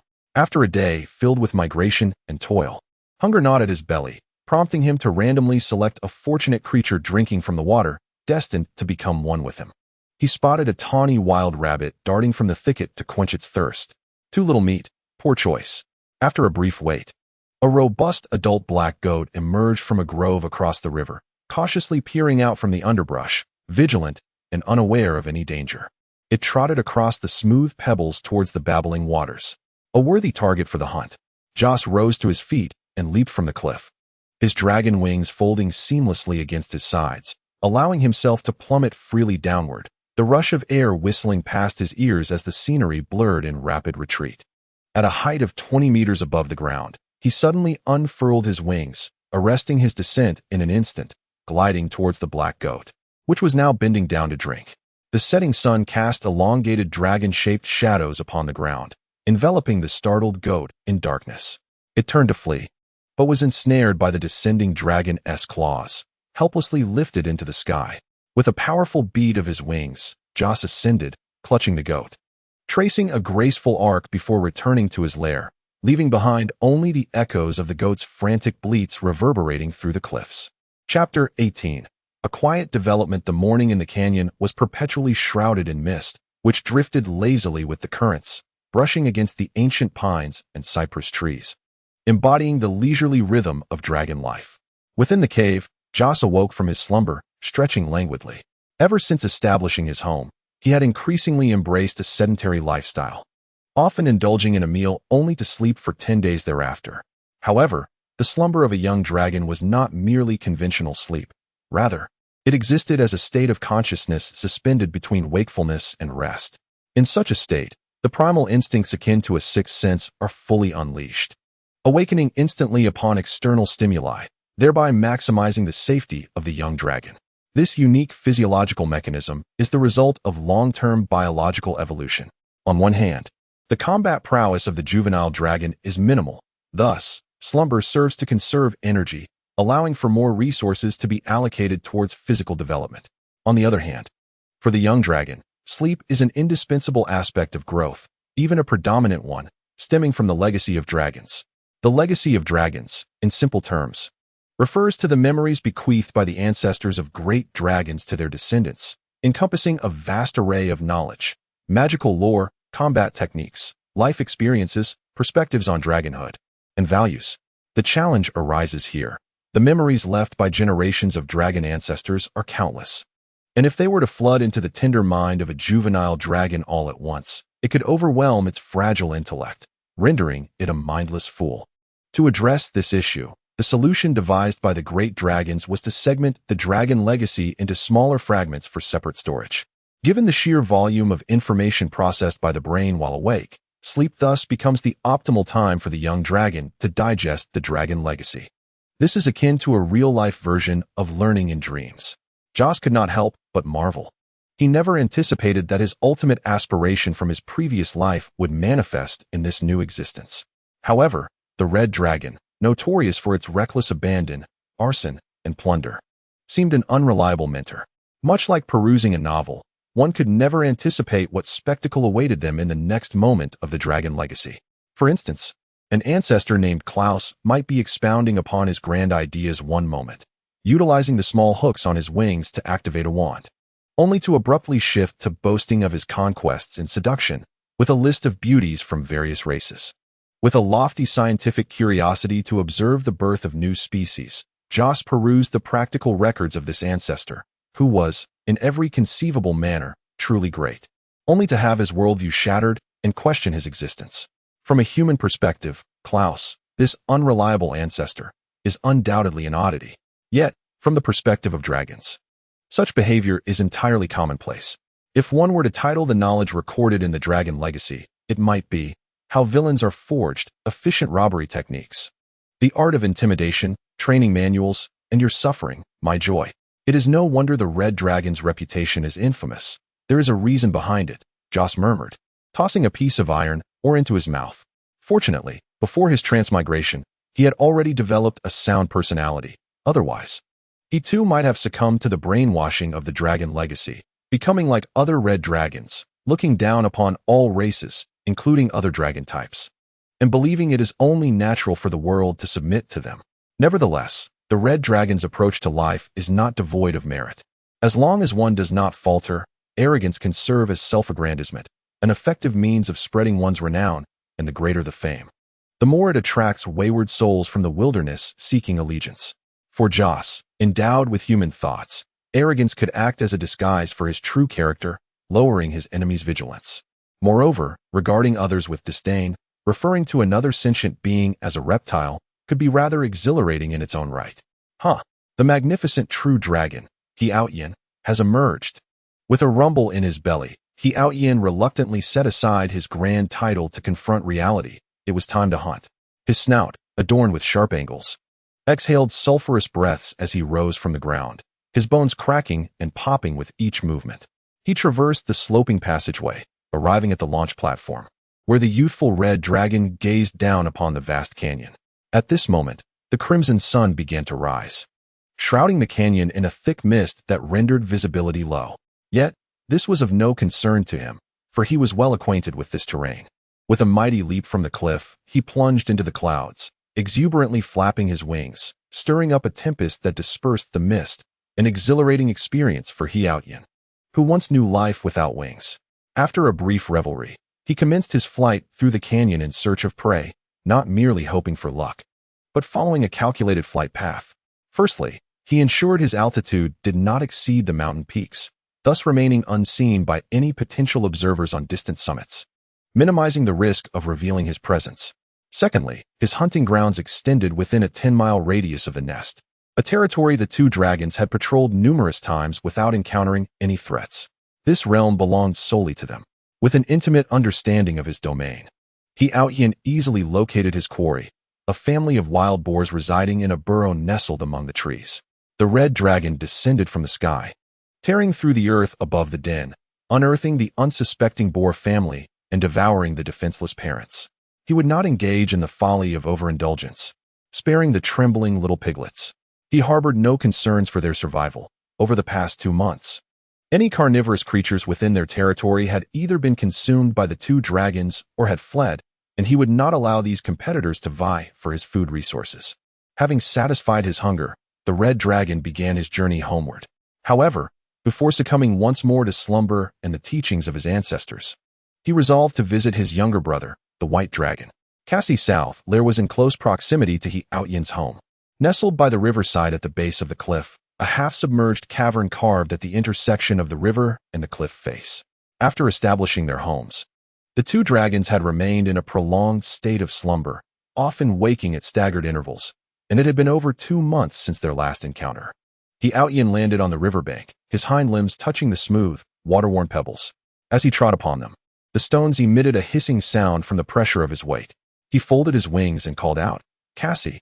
Shortly thereafter, a figure emerged from the clear water, akin to a fish in motion, as Cassie surfaced, droplets cascading from his body like a shimmering chain. "Big brother He Ao Yin," Cassie exclaimed. "Have you completed the task I entrusted to you?" "Indeed, I have. Each time before I slumber, I practice speaking." He Ao Yin nodded with satisfaction. Cassie's stuttering was merely a consequence of his tender age and underdeveloped mind, which would inevitably improve with the passage of time. Jose sought to expedite this process, not for any other reason than to facilitate better communication with Cassie. After all, the stilted speech was quite discomforting. Regarding the treatment of stuttering, he had little recourse other than encouraging Cassie to practice speaking more, as familiarity breeds proficiency. Chapter 19. The Awakening of Magic. One day, 2 years after settling in, Jose awoke languidly at home. From the moment he opened his eyes, he sensed an extraordinary difference in the world around him. He focused intently on the air, which, once seemingly void of substance, was now teeming with energy particles of various hues: red, blue, yellow, green, black, white, and gold. The fire-red particles were most abundant near him, representing the elements within the air. Indeed, the elemental vision had transformed remarkably. He extended his finely scaled dragon claws and uttered 2 peculiar syllables. A flicker of flame ignited from the pads of his claws. Though the intensity was modest, it was a manifestation of his own burgeoning power. Magic. Although it was merely the rudimentary fire start spell, it filled Jose with exhilaration. Since his arrival in this world, the formidable potency of magic had left an indelible mark on his heart. Burning meteors cascading from the heavens, frigid ice erupting from his hands, fierce flames, and powerful beings clashing in midair, their magical duels stirring the tempest and intimidating the younger dragons from taking flight. The battlefield dominance exhibited by magic filled him with anticipation for his awakening, yet he had not anticipated such a day would arrive so swiftly. According to the growth patterns of dragons, the ability to wield magic typically awakens during the juvenile stage, and he was still a full 2 years away from reaching that phase. Undoubtedly, this was the result of the golden fertilizer's influence. He observed his body. It had not changed significantly since awakening from slumber, still firmly within the realm of a hatchling. For dragons, the awakening of magical ability is a reflection of mental fortitude sufficient to control the elements. It appeared that the golden fertilizer had a more profound impact on his mental faculties than on his physical form. No, it could also be attributed to his transmigration. Perhaps his mental prowess surpassed that of his contemporaneous hatchlings, or it could be a combination of both factors. Regardless of the precise cause, the premature awakening of his magical abilities was a fact that brought Jose immense joy. Such an early awakening was akin to a sluice gate being opened ahead of time, allowing him to continuously draw upon the dragon legacy for increasingly potent magic, thereby granting him an advantage in competitions with his peers. Furthermore, alongside the awakening of his magical prowess, a crucial lifelong ability for dragons, the bond contract, also emerged. This contract is the most vital means by which dragons maintain their power structures. Unparalleled in significance, it can be said that any being who enters into a bond contract with a dragon becomes an extension of that dragon's will, sharing vision, connecting minds, and accessing memories at the mere thought of their dragon master. Naturally, a contract is merely that, a contract, and does not alter the personal will of the bonded entity, who retains an independent personality and thoughts, and may even betray the dragon. However, such betrayal would invoke the contract's backlash. Jose regarded this minor flaw with indifference. If a bond were to reach the point where the subordinate would rather sacrifice their life than remain loyal, it would reflect poorly on the dragon master. However, he wondered, did he now classify as a juvenile dragon or still as a hatchling? He murmured to himself, contemplating the categorization of dragon ages and the corresponding responsibilities at each stage. From birth to 3 years, the hatchling stage, newly hatched dragons, barring unforeseen circumstances, reside under the protective wing of their dragon mother, who, following the guidance of the malevolent deity Tiamat, nurtures the hatchlings until they possess a certain level of survival skill, after which they are expelled from the nest. From 3 to 10 years, the juvenile stage, nearly all chromatic dragons face expulsion from their mothers during this phase, losing their maternal protection, making them susceptible to predation in the wilderness, thus rendering this stage the most perilous for chromatic dragons. Often, hatchlings from the same nest band together for survival. From 10 to 25 years, the adolescent stage. Although not particularly strong, adolescent dragons acquire a degree of self-preservation, their arduous experiences in the juvenile stage instilling caution. They grow quietly in the shadows, and during this phase, a significant event occurs, the emergence of magical abilities. From 25 to 50 years, the young adult stage. At this juncture, Dragons exhibit both magical prowess and physical maturity, their courage increasing as they gradually expand their territories. Chromatic dragons, which had previously banded together, may diverge at some point during this stage, while benevolent metallic dragons venture out to explore the world, leaving their parents behind. From 50 to 100 years. The young dragon stage. During this period, chromatic dragons often exhibit inflated self-confidence, consciously gathering followers and claiming territory. However, their ambitious strides may occasionally attract the attention of predators, leading to their demise.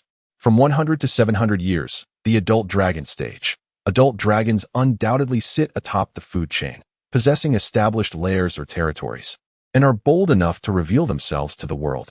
Generally, as long as they do not provoke extreme hostility, few would dare challenge an adult dragon, for the consequences of allowing their escape could be dire. From 700 to 1300 years, the mature dragon stage. Mature dragons reach the zenith of their physical capabilities, with powerful breeds such as red and gold dragons often entering the realm of legends during this phase, becoming apex beings. The adage "do not court danger, and you shall not meet it" aptly describes mature dragons. From 1300 to 1800 years, the elder dragon stage. Elder dragons begin to decline physically, yet their magical prowess deepens. They endeavor to mate prolifically to ensure their lineage. Most dragons transition into legendary status during this phase, and if they do not, it is likely they will not achieve it in their lifetime. Above 1800 years lies the ancient dragon stage. Ancient dragons are nearing the twilight of their existence, losing their reproductive capabilities while attaining the pinnacle of magical mastery. The longevity of ancient dragons is contingent upon their species, with the longest-lived red and gold dragons reaching up to 3,500 years, whereas the short-lived white dragons have a maximum lifespan of 2,300 years. Similar to canines, dragons possess an innate sense of impending death. Upon sensing their life nearing its end, ancient dragons begin to seek out burial sites, transferring their amassed treasures to these resting places, subsequently sealing the entrances and resting alongside their cherished hoards. Only a rare few exceptionally gifted dragons can transcend the limits of life, entering the stage of the elder dragon and attaining even greater longevity. In Jose's perspective, the ancient dragon phase represents a pinnacle of strength rather than a mere stage in the life journey. Theoretically, dragons have the potential to transcend their life limits and ascend to the ancient dragon stage at any point, much like the matriarch of the Red Nest, Savannah, who leapt directly from her prime into the realm of ancient dragons. The ancient dragon status signifies the zenith of power within the world of Taldanar, categorizing them within the demigod tier according to human strength classifications. To advance further into the primordial dragon stage, an ancient dragon must depart from Taldanar and venture into the astral realm or other dimensions with greater power thresholds.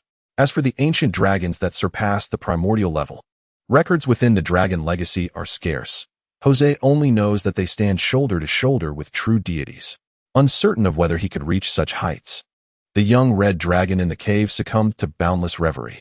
After some contemplation, he sighed. Throughout his growth, he often sparred with his peer, Baron, and his dragon sister. And based on the results, he realized that his innate talent was merely average.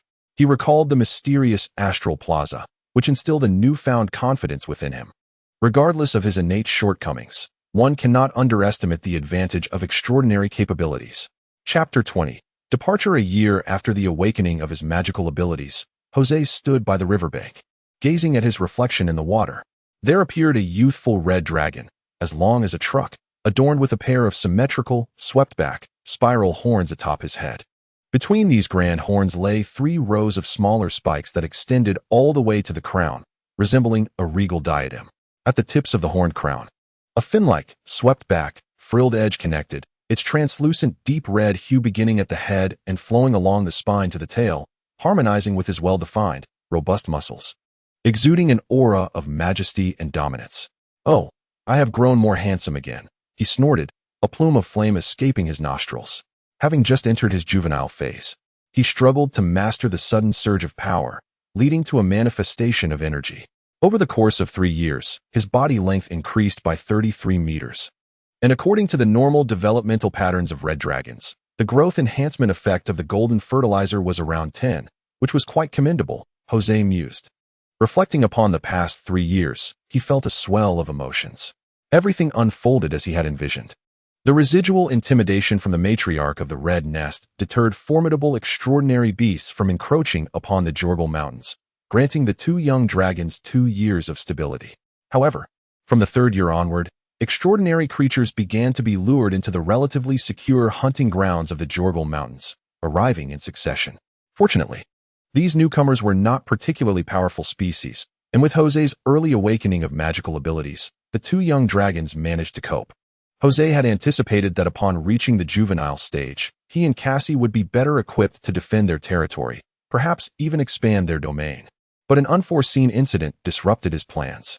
Contemplating this, he gazed morosely at the river, where fragments of wood floated, a remnant of a small boat. Human adventurers had intruded upon their territory. Yet, these adventurers were not there to slay dragons, nor had they ever contemplated encountering one.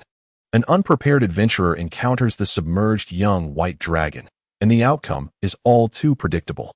Cassie emerges from the depths, capsizing the small vessel and tearing it to shreds. The adventurers who fall into the water stand no chance against the white dragon. With a resounding splash, the 5-meter-long young dragon surfaces, lifting 2 drenched human adventurers in its claws. After 3 years of growth, Cassie has made notable progress and no longer stutters. "Boss, as you instructed, I spared 2 lives," he declares, tossing the pair before Jose. As they hit the ground, they collapse on the riverbank, violently expelling the river water from their lungs.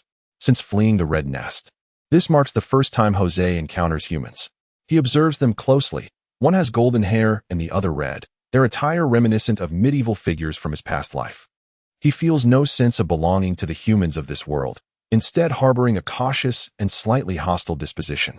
For he is a dragon, a 5-colored dragon, hunted by many human factions dedicated to pursuing juvenile dragons. He patiently waits for them to cease their retching. "Gentlemen, have you finished? Once you have, we shall discuss matters of importance." Trembling, the two gaze at the seemingly amicable yet fearsome red dragon. "Fear not, I am unlike ordinary dragons. I am reasonable and merely wish to pose a few inquiries." The golden-haired youth swallows hard, mustering his courage to respond in the common tongue. "If we answer your questions, will you release us?" "Certainly not." If Jose were an adult dragon, their fate would be inconsequential. However, presently, he has no intention of allowing them to return alive, lest they disseminate information about him. Survival is out of the question, but cooperation may afford you a more peaceful departure. His calm tone conveys a brutally harsh truth to the two.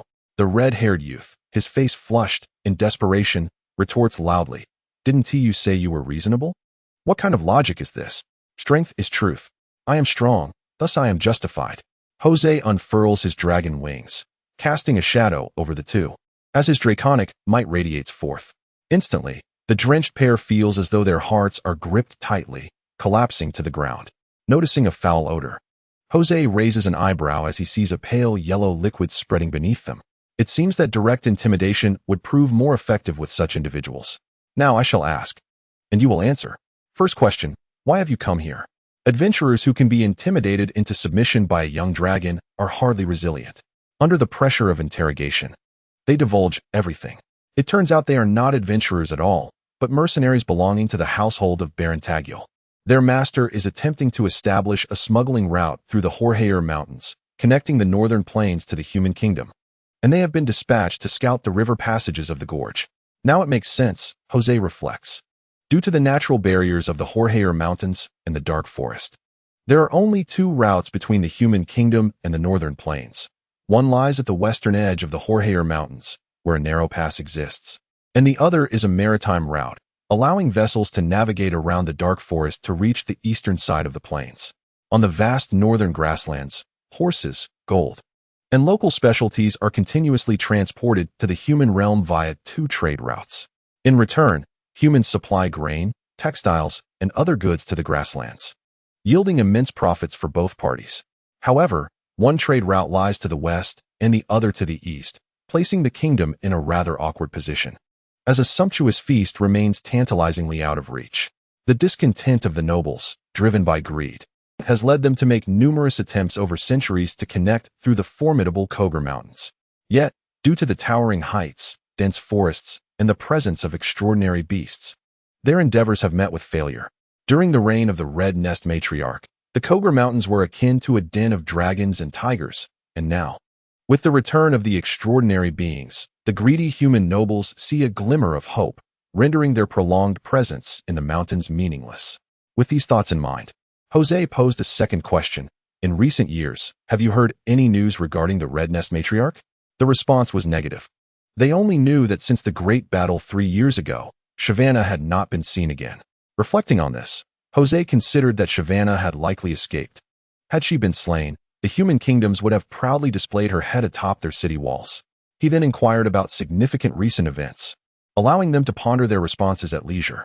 Through the accounts of the two captives, the two dragons became aware of various notable occurrences on the continent. To exist within the world is to be unable to detach from it. An unwavering desire to withdraw from society only leads to an increasingly narrow perspective, alienating oneself from the world and missing the opportunities that progress brings. Of course, the young Jose, still in his formative years, lacked the capacity to seize such opportunities. Yet acquiring knowledge of current affairs was undoubtedly beneficial. After posing additional inquiries, Jose felt he had gathered sufficient information and, without warning, unleashed dragon fire, incinerating the two into charred skeletons before casting their remains into the water. Casey, we must relocate, he declared. Casey, silent, was also a true dragon with a complete heritage, familiar with the history of his ancestors. All 5-colored dragons capable of reproducing share a common trait. During their youth, they kept their distance from intelligent beings, avoiding them as much as possible. Boss, where shall we go next? Jose had already devised a plan for his draconic life. He produced the northern map given by the Black Dragon and pointed to the area where the Koger Mountains met the dark forests and the northern grasslands. We shall venture here. With one trade route to the east and another to the west, the central region of the grasslands was sparsely populated, overrun by monstrous natives. Considering their age, the two dragons were now at a stage where they could begin to gather followers and establish a power base, making the relatively weak native monsters excellent targets. Chapter 21. Northern Lands. Jose was a man of action. They returned to their lairs to unearth their buried treasures and soon took to the skies. Utilizing the cover of the ominous clouds, they soared from dawn until nightfall. As the moon concealed itself and the stars faded, they finally arrived at their destination, the junction of the Koger Mountains, the dark forests, and the northern grasslands. This transitional area was not characterized by towering mountains adjacent to forests, but rather a vast expanse of low hills. These hills, while considered low in comparison to the Koger Range, were still significant, with elevations ranging between 400 and 1,000 meters. Due to the expanse of flat land between the peaks, the mountains appear from a distance akin to a grove upon the earth. Thus, this region has been aptly named the Moto Forest of Peaks. At long last, they have arrived at the Moto Forest of Peaks. Jose, soaring in the sky, glanced down at the Moto Forest below and then lifted his gaze towards the horizon, where he beheld a white ribbon stretching across the land. Straining his vision, he still could not discern the end of this white ribbon. It was the Volga River, the lifeline of the northern continent of Titanor. The Volga River is born from the melting snow of the Horhair Mountains, gathering streams along its course, flowing through shadowy forests towards the sea, with countless tributaries nourishing the entirety of the north. The north is a vast conceptual territory, generally divided into 4 parts: the nations of northern humanity to the south, the Horhair Mountains and shadowy forests in the middle, and finally the expansive northern grasslands. The northern grasslands, famed as a wild domain of the continent, encompass an area larger than that of the Horhair Mountains and shadowy forests combined, nearly occupying half of the entire northern expanse. Corresponding to its vast area is the multitude of races that inhabit the grasslands, including barbarians, orcs, centaurs, gnolls, minotaurs, werewolves, goblins, and a host of others, who struggle for survival amidst constant conflict. Since ancient times, the fires of war have never ceased upon the grasslands. Now, with human powers represented by merchant guilds thrusting themselves into the fray, the situation upon the grasslands has become increasingly enigmatic. The depths of the northern grasslands run deep, and Jose, for the moment, harbored neither the desire nor the capacity to partake in the turmoil. To avoid unwitting encounters with other extraordinary beings, the two dragons sought a towering peak in the Moto Forest to rest back to back. The following day, Jose was roused by a commotion. Peering from behind the rocks, he gazed towards the distant grasslands, where a chase was unfolding. The pursuers were centaurs, numbering around a dozen, while the pursued was a lone gnoll. As their name implies, centaurs possess the upper body of a human and the lower body of a horse, and they are a common indigenous race of the grasslands, adept in speed and archery. Their formidable mobility and archery skills render centaurs akin to cavalry, swift and elusive. Utilizing their racial advantages, centaurs engage in predatory endeavors across the grasslands, becoming a nightmare for many races. Jose found himself perplexed. How could centaurs be in pursuit of a gnoll? While it is true that centaurs are swift marauders, gnolls are subterranean beings whose racial specialty lies in mining, residing in twisted and narrow tunnels. The towering centaurs would find it difficult to navigate the lowly burrows, and logically, the two parties should coexist without conflict. Despite his confusion, the scene before him was undeniable, and he chose to continue observing the unfolding conflict.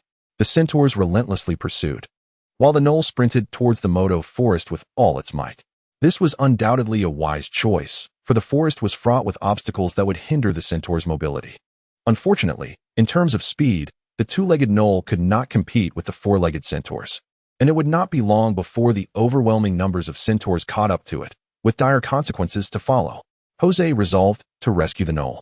The dog-headed creatures, skilled in mining, are likely well informed about the whereabouts of the caverns, which serve as the ideal lair for red dragons.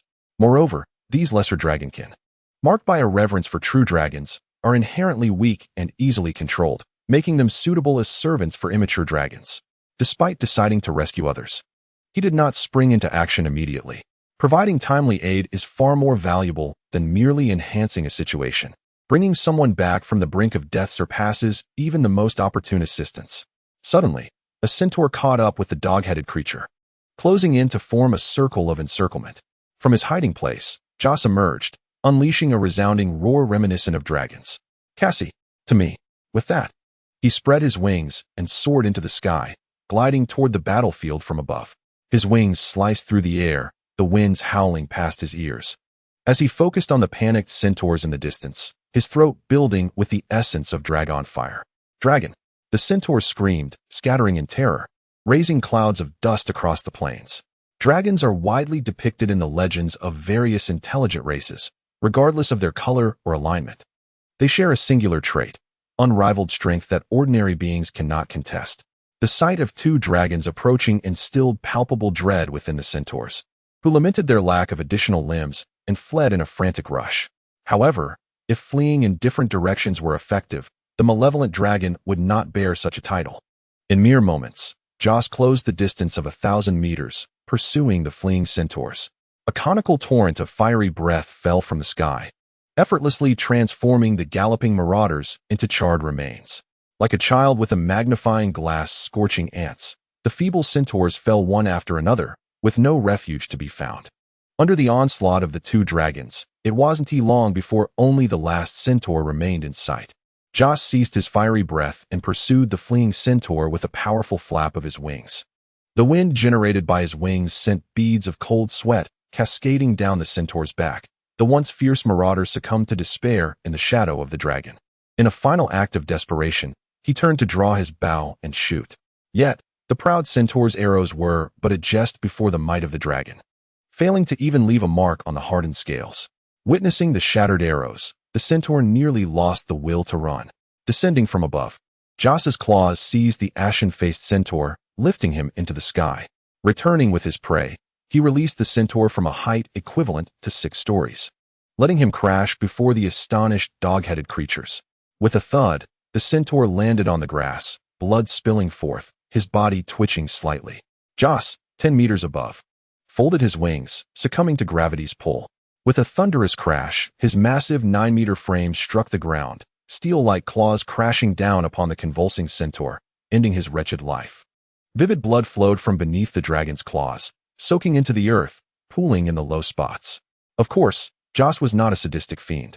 His intention in executing the centaur in such a shocking manner was to display his power, instilling fear in the dog-headed creatures to compel their submission. However, the plan seemed to falter somewhat, as the dog-headed creature displayed no reaction whatsoever. To his surprise, it did not bow in reverence. Perhaps his entrance was not quite right? He gazed down at the goblin with a hint of melancholy, nostrils flaring as he exhaled 2 plumes of white smoke that enveloped the goblin's head. Reacting to the external stimulus, the goblin slowly lifted his gaze, tracing the scales adorning the dragon's belly, ascending the elongated neck, and finally settling upon the majestic dragon head. Its crown-like horns deeply stirring his soul. Observing the goblin's agape mouth and astonished eyes, Jose realized that it was not his entrance that was amiss. Rather, the goblin was rendered speechless by fear. Suddenly, the goblin's knees buckled, and he knelt upon the ground. Chapter 22. The First Vassal. Great True Dragon. I am eternally grateful for the salvation of my humble life. Please accept my reverence. Notably, the goblin spoke in the tongue of dragons, albeit with a heavy accent, making it challenging for Jose, a bona fide dragon, to fully comprehend. Jose held his head high, accepting the goblin's adoration. To lesser dragonkin and certain malevolent races, the five-colored dragons are akin to notorious crime lords, objects of worship, who seize any opportunity to attach themselves, taking pride in serving the true dragons. However, their admiration is directed towards the power of the dragon race rather than the dragons themselves. Should they encounter a more potent true dragon, these ingrates would not hesitate to turn against their former benefactor, leading to historical instances of dragons clashing, with the weaker dragon discovering that its minions had defected to the opposing side.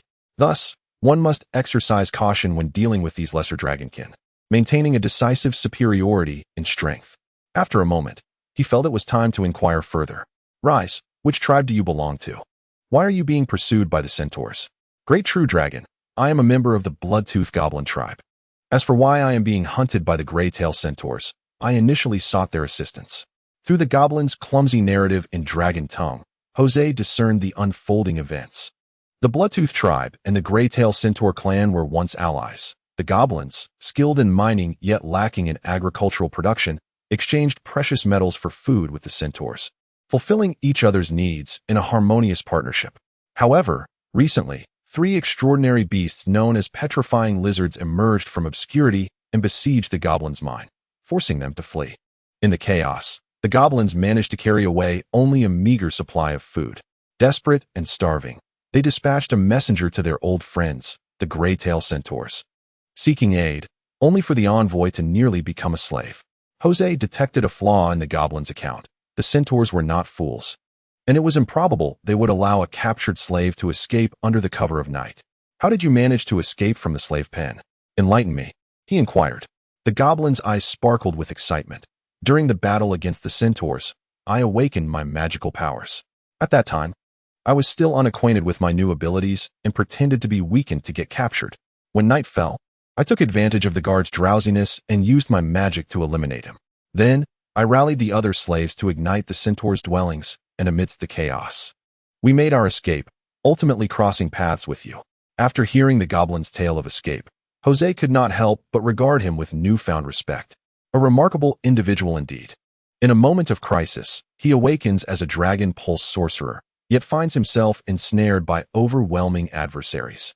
The goblin, feigning weakness, voluntarily surrenders, seeking an opportunity to incite a slave rebellion and ignite a path to escape, displaying both valor and cunning.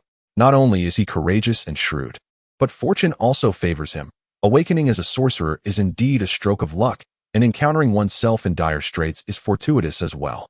Luck, though elusive and intangible, undeniably exists, remaining beyond reach and cannot be demanded.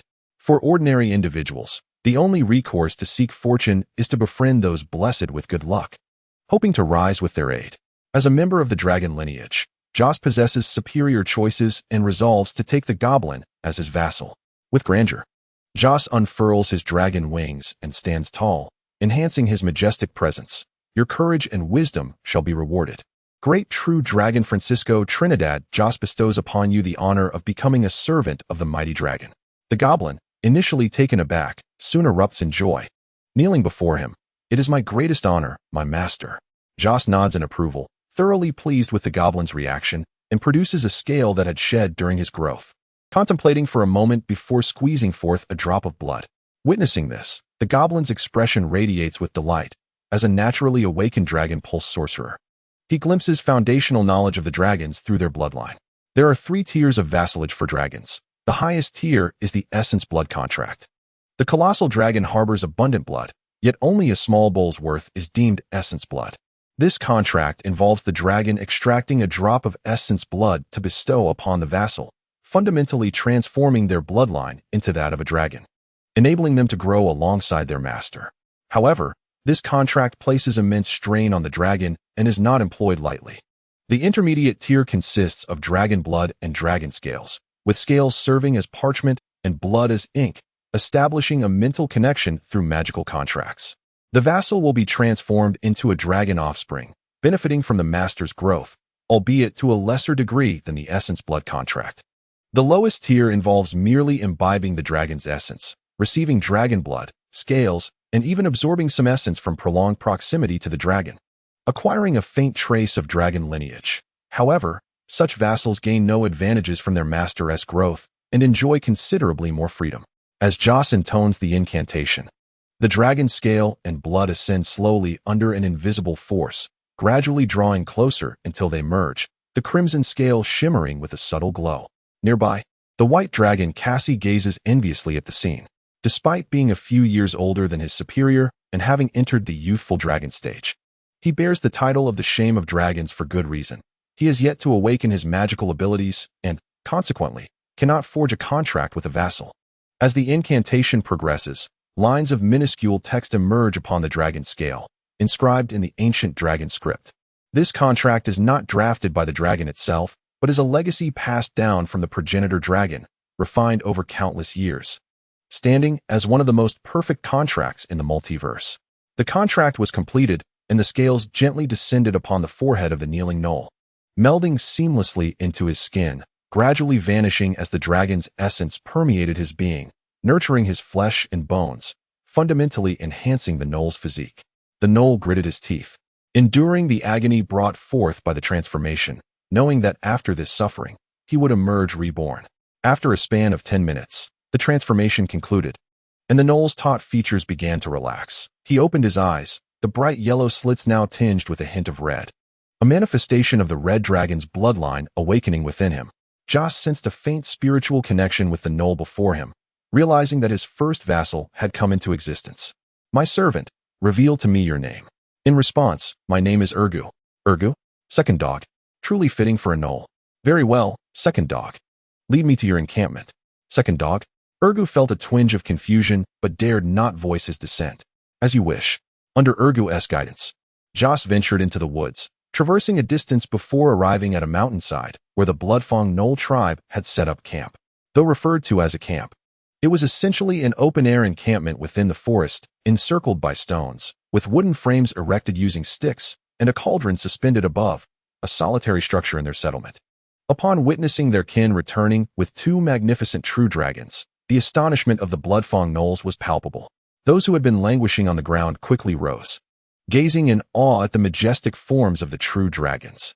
Amidst the wide-eyed gnolls, Joss approached the center of the tribe, swishing his tail to send a boulder the size of a grinding stone flying, causing a thunderous crash as it struck a tree the width of an adult's waist, splitting it with a disconcerting crack.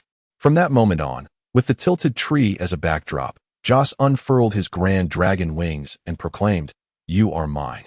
Chapter 23. Reclaiming the mine. In response to Joss's declaration of subjugation over the tribe, no gnoll dared to voice dissent. Instead, they erupted in joyous exclamations. To be enslaved by a true dragon was, in essence, to be under the protection of a true dragon. With such protection, malignant incidents akin to the near collapse of the tribe caused by the 3 petrified lizards would no longer transpire. What? No freedom, rather death. This declaration, imbued with a spirit of defiance, was but a luxury of species thriving in an era of abundant material resources, while the dragon, standing atop the hierarchy of extraordinary beings, was inherently unequal to the lesser gnolls. Surveying the multitude of kneeling gnolls, Joss felt immense satisfaction. Who is the leader? Step forward.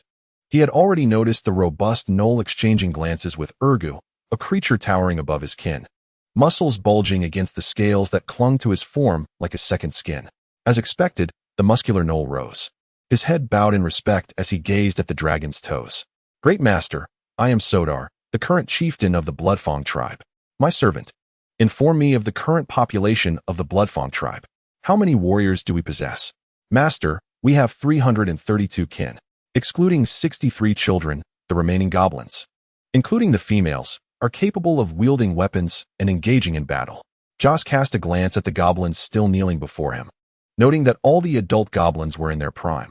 As for the absence of elderly goblins, it was customary for their kind to expel their aging brethren, a practice devoid of conscience. Due to prolonged food scarcity, the elderly, having lost their worth, must vacate space for the newborns to survive. After a moment's contemplation, Joss concluded that having too many in the narrow mine would be impractical, especially with himself and Cassie present. Select 20 elite warriors to accompany me in reclaiming the mine. The goblins erupted in cheers, and even Sorta could not conceal his delight. Only Urgel, having anticipated this, remained composed, though he tightened his fists in excitement. Before long, the selection process was completed. Urgel whispered a few words to Sorta, who then ordered the meager rations to be distributed among the chosen warriors. Joss, ever observant, noted their subtle exchange with increasing satisfaction. Sorta's meticulousness in ensuring the warriors were well fed to restore their strength would significantly enhance their combat capabilities and minimize unnecessary casualties. It was also noteworthy that Urgel referred to Sorta as brother. Soon, the 20 goblins had devoured their food. Let us depart. With Joss's command, they set forth on their journey. Half an hour later, they arrived at a small hill enveloped in vegetation, standing nearly 500 meters tall, with a concealed entrance to a mine at its corner. Master, it is here. Urgel pointed at the pitch-black cave, about the size of a half-open door. Given Joss's considerable size, he could not simply enter the diminutive opening. Yet he possessed the legacy of the dragon. Within this legacy lay a magical ability specifically designed to address such predicaments, the size reduction spell, which could shrink large beings to the size of a cat, depending on the dragon's inherent strength. He recited the incantation swiftly, feeling his form diminish at a visible rate until he was approximately the size of a tiger. Joss twisted his neck in mild discomfort. The shrinking spell felt akin to donning a snug, small bodysuit. Cassie gestured towards the narrow entrance, his meaning clear. Frowning, Joss realized he had not considered this scenario. Very well. Cassie, you shall return to guard the camp. I can handle the 3 petrified lizards. Understood. Sorta. You lead the others inside to scout and locate the petrified lizards. Yes. As Cassie departed, Sorta guided the warriors into the cave, while Joss remained at the entrance, moving his body to adjust to the size reduction spell he was experiencing for the first time. He struck his tail against the ground, assessing the depth of the indentation he left. His strength was at only 70% of its peak, but his agility had increased. He exhaled a breath of dragon fire, observing that its range had diminished by 40%, and nodded in satisfaction. It is essential to understand that the range of a dragon's breath is largely contingent upon the dragon's size and physical strength. Although Jose's body length has diminished to 1/3 of its original size, the range of his breath attack has only decreased by nearly 40%. By contrast, according to the magical parameters recorded in the Legacy of Dragons, a 3-fold reduction in size should result in a breath range halved, which clearly indicates that his physical prowess surpasses that of his peers. Ergo, lead the way, he commanded. At your service, came the reply. Following his companion, Jose stepped into the dark, sloping mine, where the ground was strewn with gravel, producing a hissing sound as the stones ground against one another beneath his feet. The further he ventured, the more expansive the mine became, ultimately accommodating the full form of a red dragon. This layout exemplified the unique survival ingenuity of the kobolds. The narrow entrance offered defense and secrecy, while the larger internal space catered to their needs for habitation and production. Master, we are merely at the periphery of the Bloodfang mine. The innermost chambers are even more spacious, featuring 8 specially excavated living areas. You would find it quite comfortable, even if you were to reside there, the kobold remarked, pride evident in his tone. Our Bloodfang tribe has a lineage spanning over a century, reaching its zenith with a population of 3,000, making it the largest kobold tribe in the vicinity. In those days, human traders traveled great distances to procure our minerals. And what led to its decline? 8 years ago, the veins here were depleted, leaving only remnants of inferior ore. Consequently, the tribe fractured, and most of our kin migrated elsewhere. Understanding this, Jose grew increasingly fond of the mine, a vast and inconspicuous exhausted cavern. Could there be a more ideal abode? At that moment, a kobold warrior approached hurriedly.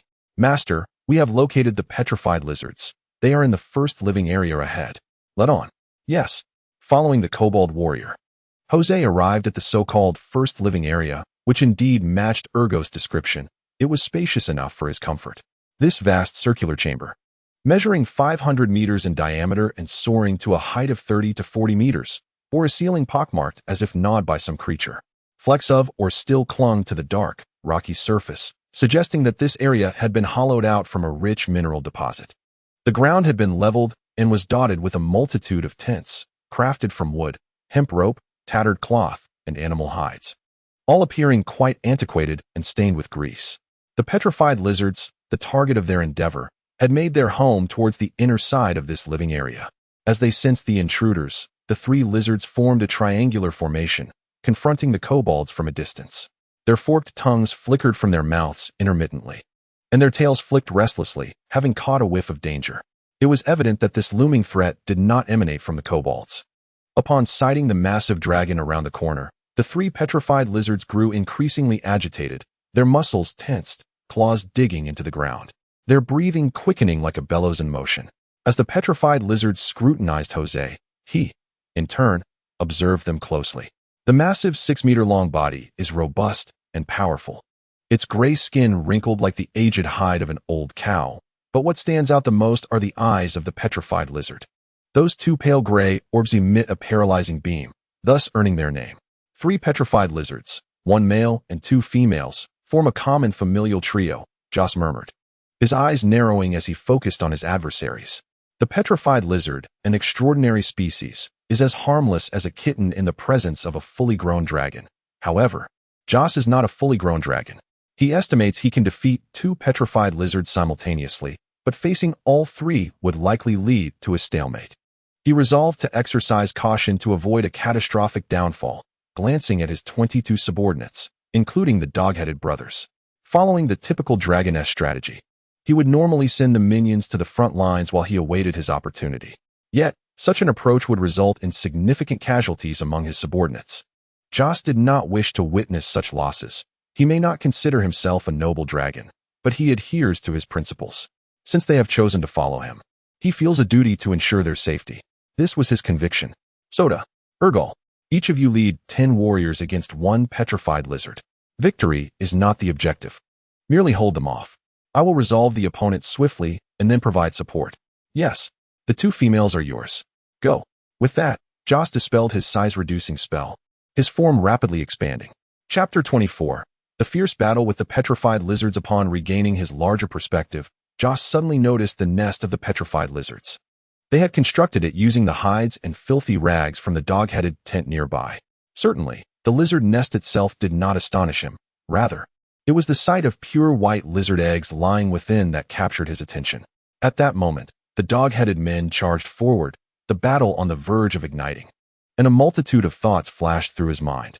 Capturing the 3 petrified lizards? No, their forces were insufficient to overpower all 3. Capturing them alive would entail unpredictable risks. Instead, it would be wiser to nurture the lizard eggs. During the battle, he must keep a distance from the lizard nest. The petrified lizards had just laid their eggs, and he certainly did not want to risk breaking any. As he shouted loudly, he began to chant a magical incantation, enveloped by an imperceptible magical force field. Protect against malicious energy. He had no choice. Most fire magic possessed explosive properties, and to prevent the cave from collapsing and burying everyone, he could not employ high-powered fire spells. The attack spells at his disposal were insufficient to slay the robust adult petrified lizards in a short time frame. Thus, his current options were limited to dragon breath, melee combat, and supportive magic. Equipping Soda for close combat with a protective spell against malicious energy, he charged forward, his colossal form thundering as it struck the earth, swiftly catching up with the previously departed subordinates. Once alongside them, Joss advanced in unison with his followers, steadily closing the gap between themselves and the petrified lizards. In battles of equal strength or minimal disparity, mindless charges would only render oneself a target for concentrated fire, leading to an untimely demise. Fighting alongside teammates was the true path to victory. The 3 petrified lizards' eyes glimmered faintly, signaling their readiness to unleash their petrifying rays. In truth, the petrifying ray of the petrified lizard is more aptly termed the rigidity ray. Its sole function is to render its prey immobile, facilitating its predation. True petrification is akin to the formidable gaze of Medusa, a talent feared even by adult dragons. Originating from the pupils of the petrifying lizard, 6 rays of petrifying energy surged forth with such swiftness that the dragon could not evade them. Why am I the only one being targeted? Joss inwardly cursed the 18th ancestor of the petrifying lizard, as he was struck consecutively by the 6 rays. Fortunately, the protective malevolent energy proved effective, neutralizing 4 of the rays, while the remaining 2 were resisted by the dragon's own formidable magical resilience. The struck areas tingled slightly, prompting him to assess the potency of the petrifying rays. Had all 6 rays found their mark, he would have been rendered immobile, face down in the dirt, a most humiliating predicament, jeopardizing his aspirations to establish a stronghold and recruit followers. He could not afford to let them gather energy unopposed. With this thought, he swiftly chanted a spell. Fog spell. A dense white mist materialized, enveloping Joss and the goblins charging alongside him, effectively obscuring the petrifying lizard's aim as it prepared to unleash another attack. Utilizing the cover of the mist, Joss reinforced himself with another wave of protective malevolent energy and was about to dash out of the mist's reach. Phantasm spell. The illusion of a red dragon surged forth from the mist, instantly pierced by the 6 rays of petrifying energy. At the moment the rays traversed the illusion, Joss propelled himself forward, propelled by a fierce gust of wind, leaping out of the mist and seizing the opportunity to close the distance while the petrifying lizard was distracted. He finally entered the range of the dragon's breath. Opening his mouth, a torrent of flames erupted from his throat, engulfing the petrifying lizard in a blaze that illuminated the entire cavern. The 3 burning petrifying lizards quickly scattered to evade the dragon's fire, emitting hissing cries filled with desperation. Their cries resonated powerfully, indicating that the dragon's flames had not inflicted any significant harm on the petrifying lizards. As Joss ceased his fiery breath, the lizards writhed on the ground, their bodies smothered by the flames, revealing their grayish-white skin adorned with marble-like patterns. The petrifying lizard possessed another innate magical ability, its petrified skin. Historical records indicate that the mage's stone skin spell was inspired by these creatures, and in their original form. The petrified skin was even more formidable, withstanding dragon fire and only sustaining minor burns. Damn it, Joss lamented, realizing that the young dragon's flames lacked the power to breach the defenses of the petrified skin in the short term. Before the petrifying lizard could rise, Joss charged forward, sweeping his tail to stir up a cloud of black ash from the burnt tents, striking fiercely at one of the female lizards. He redirected his breath toward another female lizard while simultaneously attacking the male lizard with his claws aimed at its head. The dual assault of the dragon against 3 foes appeared formidable, yet the inherent dangers were known solely to him. The petrifying lizard measured 6 meters in length. With muscular strength, the male was larger than the females, and in terms of hand-to-hand combat capability, it was not significantly inferior to the young dragon. Furthermore, the fire magic he excelled in was hampered by the terrain, effectively binding one of his arms. As soon as the assault from the petrified lizard eased slightly, it seized the opportunity to launch a counterattack. The foul-smelling fangs, laden with a multitude of pathogens, could inflict wounds that would prove difficult to heal, and he certainly did not wish to suffer a bite. Amidst the fierce skirmish, a brilliant yellow magical energy shot toward Jose from behind, infusing his taut muscles with vigor, and he felt a surge of strength coursing through him. Mighty power. Urgal. Well done. Harnessing this newfound power, Jose unleashed a ferocious strike, using his tail to send the encroaching female lizard tumbling like a rolling gourd, propelling it 30 to 40 meters away, crashing into a multitude of tents. The other female lizard was preoccupied with extinguishing the dragon flames that engulfed it, while the last intact male lizard approached with its gaping maw, emitting a nauseating stench. At that moment, Jose had exhausted the momentum from his tail strike, finding himself at a transitional phase of strength renewal. He quickly braced his hind legs against the ground, rearing up to press the male lizard's head down with his forepaws, utilizing his weight advantage to pin it to the earth, the clash of its jaws echoing in the air. You wretched creature, are you not aware of the severity of your halitosis? With a fierce determination, Jose aimed his dragon wings at the opponent's spine, delivering a powerful blow that resonated like a drum against the petrified lizard.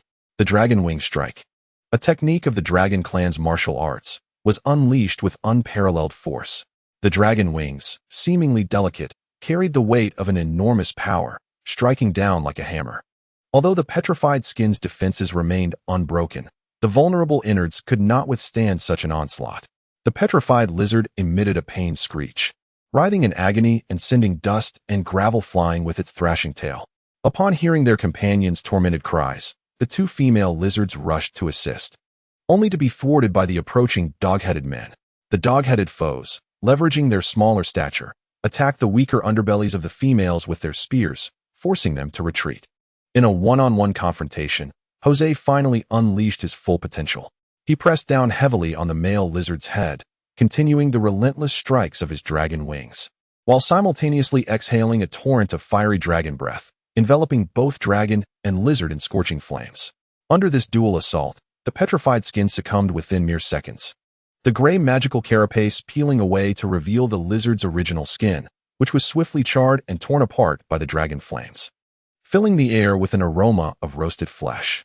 Before long, the flesh on its back was incinerated, revealing the opponent's spine and tibia.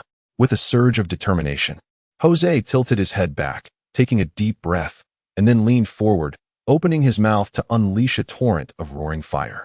The dragon breath pierced through the last layer of protection guarding the chest cavity, and the searing flames engulfed the lizard's innards, reducing its organs to ashes.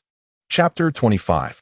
Victory. Having vanquished his adversary, Jose promptly rushed to aid the fiercely engaged Urgal, taking over his opponent as Urgal pivoted to provide long-range magical support to their beleaguered brother. The tide of battle had turned decisively. Even the robust male petrified lizard proved no match for Jose, let alone its weaker female counterparts. Employing the three techniques of the Dragon Clan's martial arts, 1 strike, 2 bites, and 3 wing slaps, a seamless combination brought the female lizard to its knees. After dispatching the enemy, Jose refrained from re-engaging and instead observed the dog-headed men as they dealt with the remaining petrified lizard. On one hand, he yearned to gauge the combat prowess of the new subordinate. On the other, he questioned whether he was merely a caretaker, believing that matters within the purview of his subordinates should be resolved by themselves. His gaze shifted to the battlefield, where the goblins encircled the petrified lizard, brandishing their spears in a feigned thrust, yet refraining from striking, their mouths emitting an irksome yapping sound. This was the goblin strategy for hunting large creatures, to encircle without attacking, using cacophony to disrupt the enemy's judgment, and waiting for a moment of weakness to pierce with their spears, gradually wearing down their foe to achieve victory at minimal cost. Their adversary, the extraordinary beast known as the petrified lizard, possessed a massive physique with stout and powerful limbs, its sole vulnerability lying in its lack of agility. However, the stone skin spell adeptly compensated for this flaw. Enveloping the lizard's hide in an additional layer of stone skin was akin to donning plate armor over leather, rendering even its relatively soft underbelly impervious to the goblin strikes. The only one with a semblance of hope to inflict harm upon the petrified lizard was the goblin leader, Sorta, who remained motionless, waiting for the opportune moment to deliver a decisive blow. It was evident that the petrified lizard had also taken note of this formidable goblin, remaining ever vigilant against him. Yet, the creature's primary focus was drawn towards the distant spellcaster, Urgal. The reason was simple: Urgal was a conjurer. For centuries, wild beasts had learned through countless painful lessons to heed this truth. Beware of spellcasters, lest they repeat the tragic fate of their forebears. The yapping of the goblins reverberated through the cavern. No one took action, yet the air brimmed with a palpable tension. A contest of patience ensued. Ultimately, the goblins lost their composure first. One goblin, unable to restrain himself, launched a surprise assault from the rear, targeting the few unprotected areas of the petrified lizard's underbelly. Sensing the gust of wind aimed at its sensitive spot, the lizard tightened, swinging its tail to send the audacious attacker flying, bloodied and crashing into a nearby tent, rendering him silent. However, his sacrifice was not in vain. Sorta stealthily maneuvered to the side of the petrified lizard and thrust forth his spear.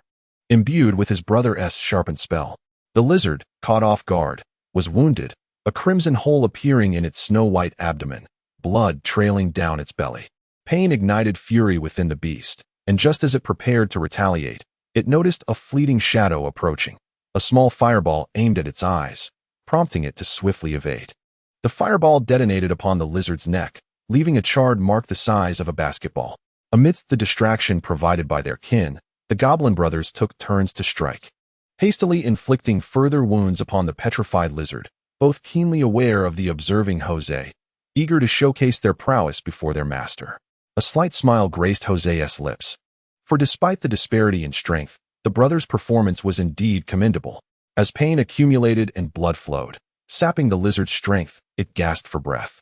Blood streaking its gray eyes, its attacks growing increasingly irrational. All present foresaw the imminent triumph. Suddenly, in a desperate bid while encircled, the petrified lizard disregarded the thrusting spears and abruptly turned, crashing through the goblins in its frantic rush towards its lair. Joss was taken aback to see the crazed crimson eyes of the petrified lizard, fixated on its target, the pristine white lizard eggs nestled in its den. It sought to annihilate its own progeny. The despairing mother attempted to slay her offspring to prevent them from falling into the clutches of her adversaries. This was admirable. Yet, regrettably, Joss had need of these lizard eggs, for once hatched, the young lizards would serve as formidable combatants, perfectly supplementing the deficiencies in the high-end combat power of the dog-headed tribe. With a sudden surge of strength in his hind legs, he leaped forth, his body tracing a parabolic arc as he collided with the fleeing petrified lizard. Thud! The creature was sent sprawling, its belly exposed to the sky, sharp claws piercing through its abdomen, seizing the still beating heart within and squeezing tightly. Bang! It was as though a balloon had burst, the pulsating heart was crushed, and the petrified lizard collapsed, its eyes gradually losing their luster, as if shrouded in dust, becoming dull and lifeless. The dog-headed brothers hung their heads, unable to meet Joss's gaze. It was no fault of theirs. The petrified lizard indeed exceeded their capabilities. Joss shook the blood from his claws, having discerned the true strength of the two brothers through this confrontation. According to the human classification of power, the dog-headed siblings belonged to the novice tier, while both the petrified lizard and Joss were categorized within the intermediate range. Of course, even within the same tier, strengths could vary dramatically. As tiers encompass a broad spectrum, a score of 60 and a score of 100 may both be deemed passing, yet the latter is undoubtedly far superior. Soda, come forth. Soda approached Joss, head bowed. Your valor has not gone unnoticed. I bestow upon you the honor of becoming a servant of the dragon. Soda lifted his head in disbelief, astonished by his own ears, but momentarily grasped the truth. The declaration of bravery served merely as a pretext. The true intent of his master was to gain complete dominion over the blood-toothed dog-headed tribe.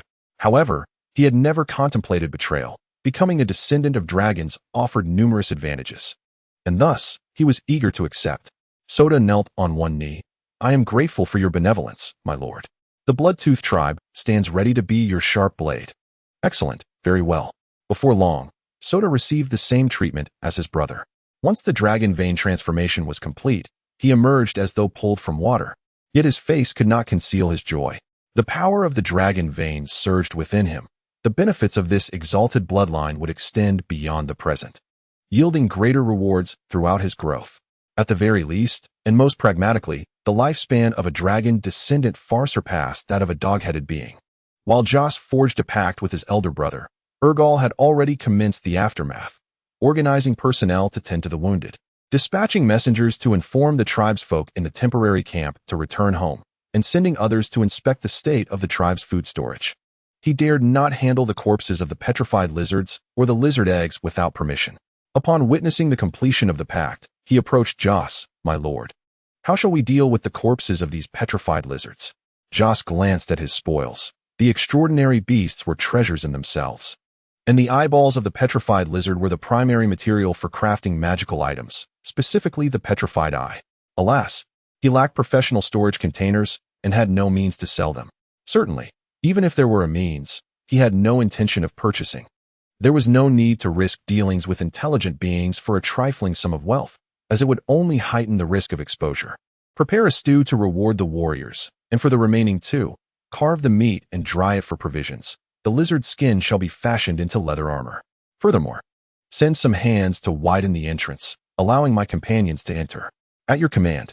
Joss approached the lizard nest, counting the pristine white lizard eggs within, totaling 13.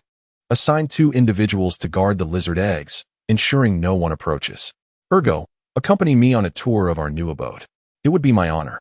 Chapter 26. The Great Rift. The kin led the way, and Joss ventured into the tunnel at the end of Living Area 1.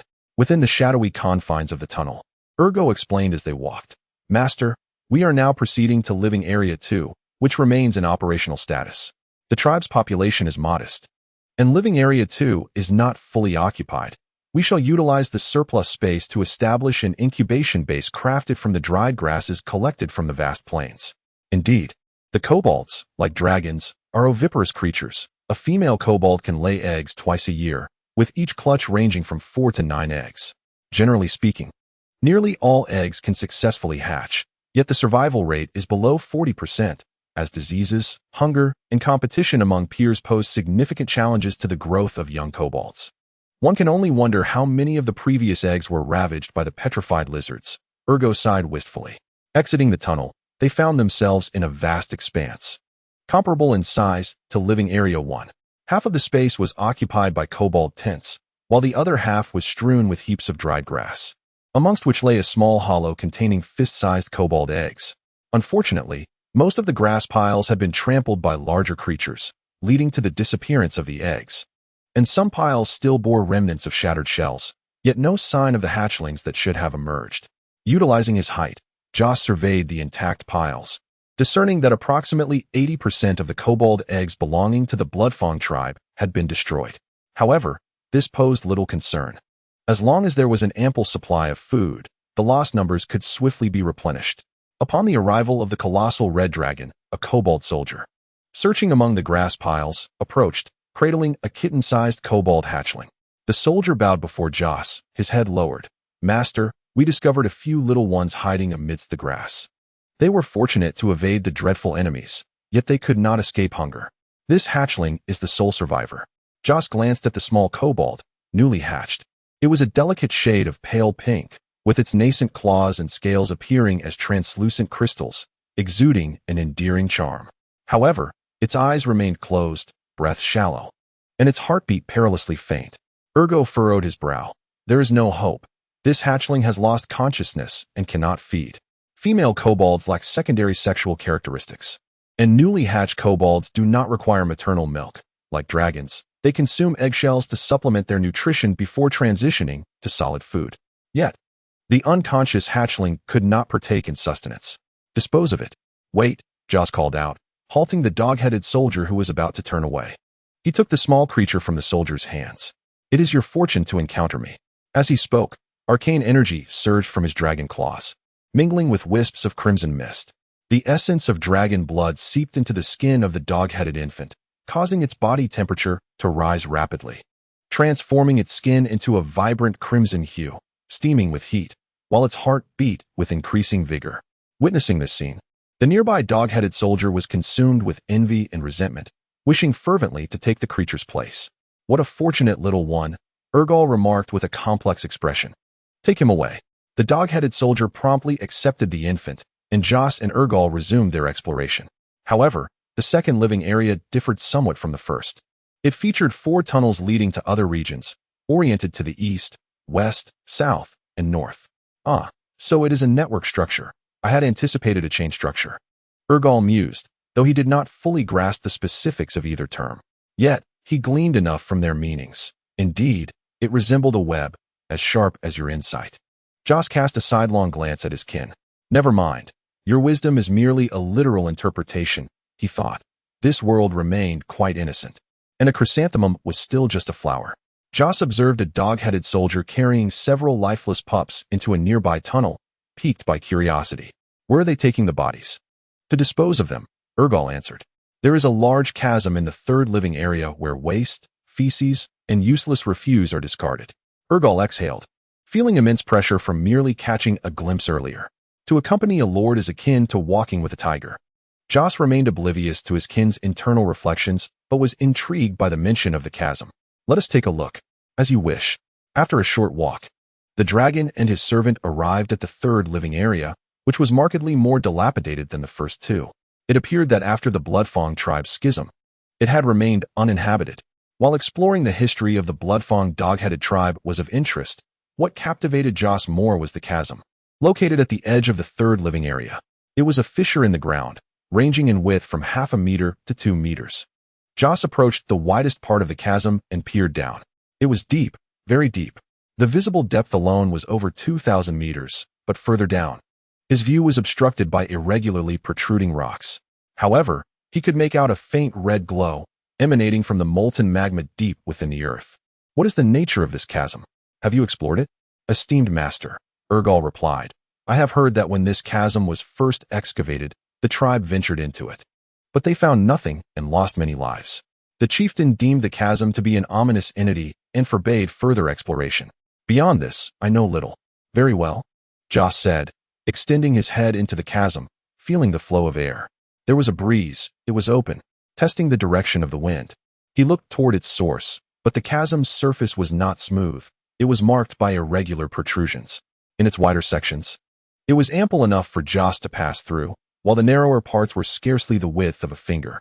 He inhaled deeply, attempting to decipher the aromatic molecules carried by the wind. However, the sulfurous scent of the subterranean lava muddled his olfactory senses, yielding scant results. Only the identification of a unique botanical fragrance. This aroma was distinctly different from that of surface flora, dark, tinged with a hint of decay.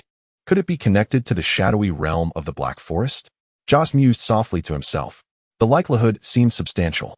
The shadowy realm, one of the most enigmatic and perilous areas of the continent of Titanor, comprised numerous vast caverns linked by tunnels.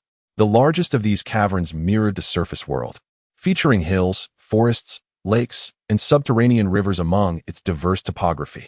Within the expansive shadowy realm thrived a myriad of species, rivaling those of the surface, most of which were malevolent, such as the infamous dark elves, gray dwarves, beholders, mind flayers, and kraken-like fishmen.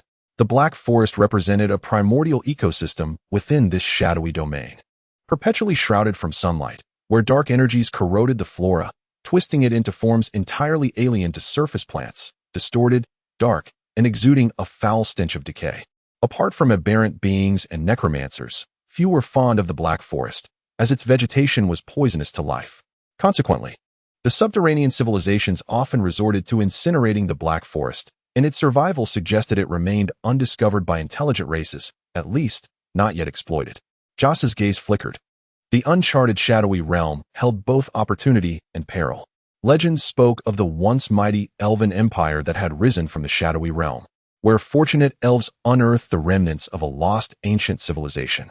Some reaped rewards, while others faced calamity. A human kingdom had once stumbled upon an undeveloped shadowy realm, recklessly venturing in without reconnaissance, inadvertently unleashing a plague curse that ravaged the entire nation. Such was the danger and allure of the shadowy realm. It was indeed wise for your ancestors to cease their explorations. Joss turned away. He would not venture near this rift before reaching adulthood. Let us proceed. Chapter 27.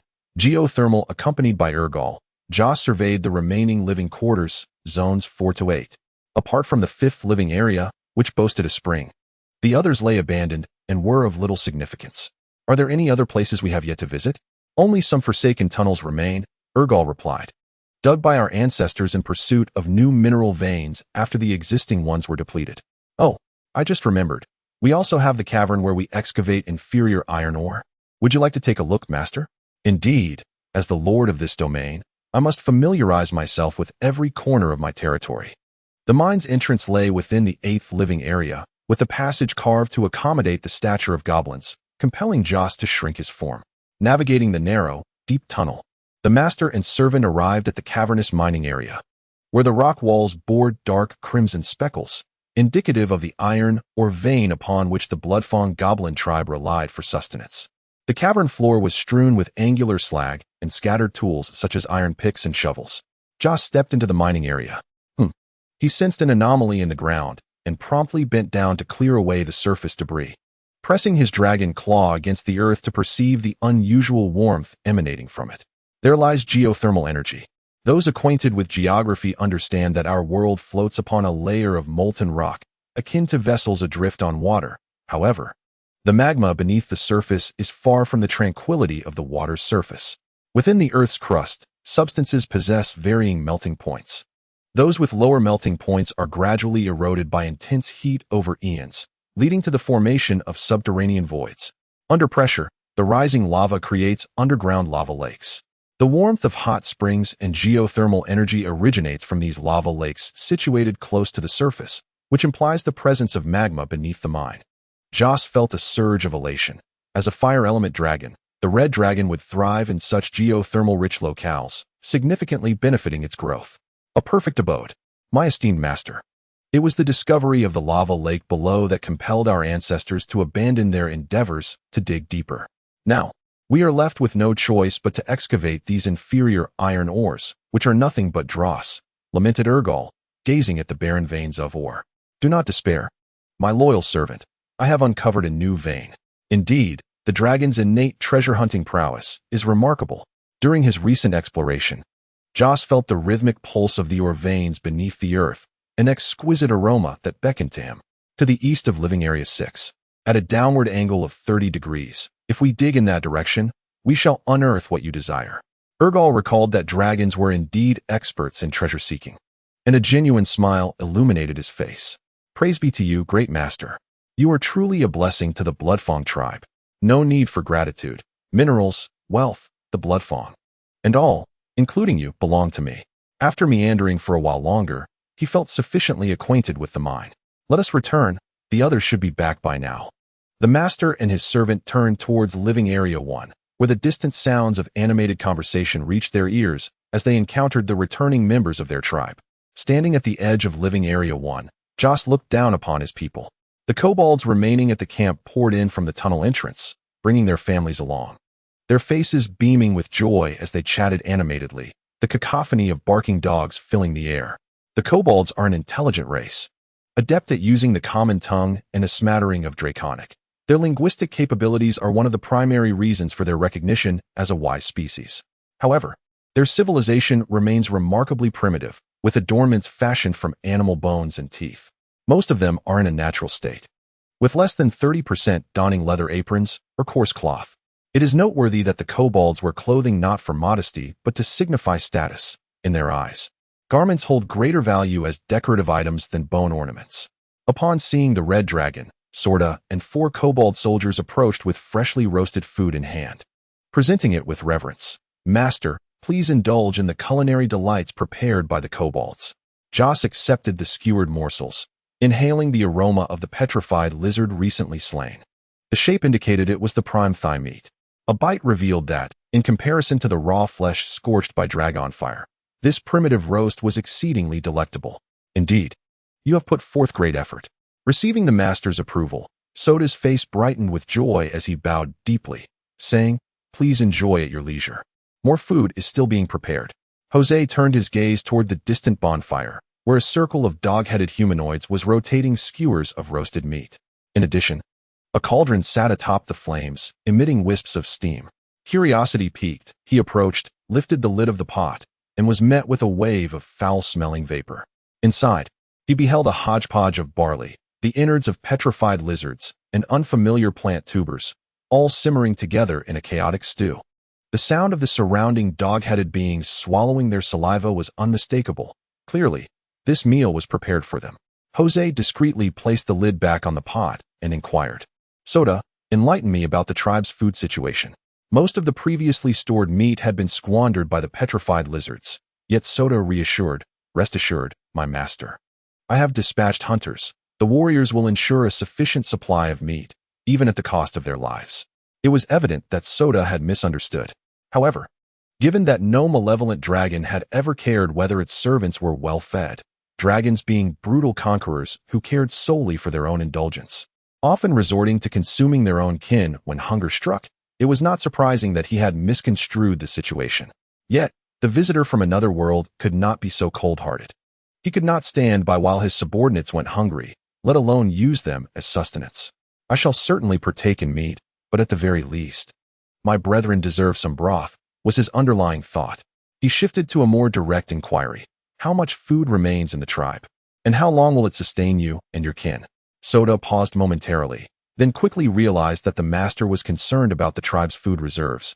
Feeling a swell of gratitude, "Do not worry, my master. The petrified lizards consume only meat, and the stored grains remain intact, sufficient for the tribe's needs for 2 months." "And what after those 2 months?" The question lingered, and Soda's voice dwindled. Indeed, after 2 months, the Bloodfang dog-headed tribe would face a dire scarcity of food. They had quarreled with their trading partners, the Greytail Centaur tribe, rendering them unable to trade minerals for sustenance as they once did. The food acquired through hunting and foraging could scarcely sustain such a large population. The most alarming thought was that winter would soon arrive. Each year, as heavy snow blanketed the mountains, many tribesfolk perished from hunger and cold, and this year, having fallen out with the centaurs. The loss of their primary food source painted a bleak picture for the upcoming winter in the Bloodfang mines. Would they be compelled to wage war against the gnolls once more? To not only diminish their own consumption, but also to use the remains of fallen foes, and even their own dead, as provisions? The mere thought sent a shiver down Soda's spine. Jose methodically finished the roasted meat in his hand and discarded the skewer. From this day forth, the inferior mineral vein shall be renamed the 9th living area, which will be my abode. Ordinary dog-headed beings are not permitted within.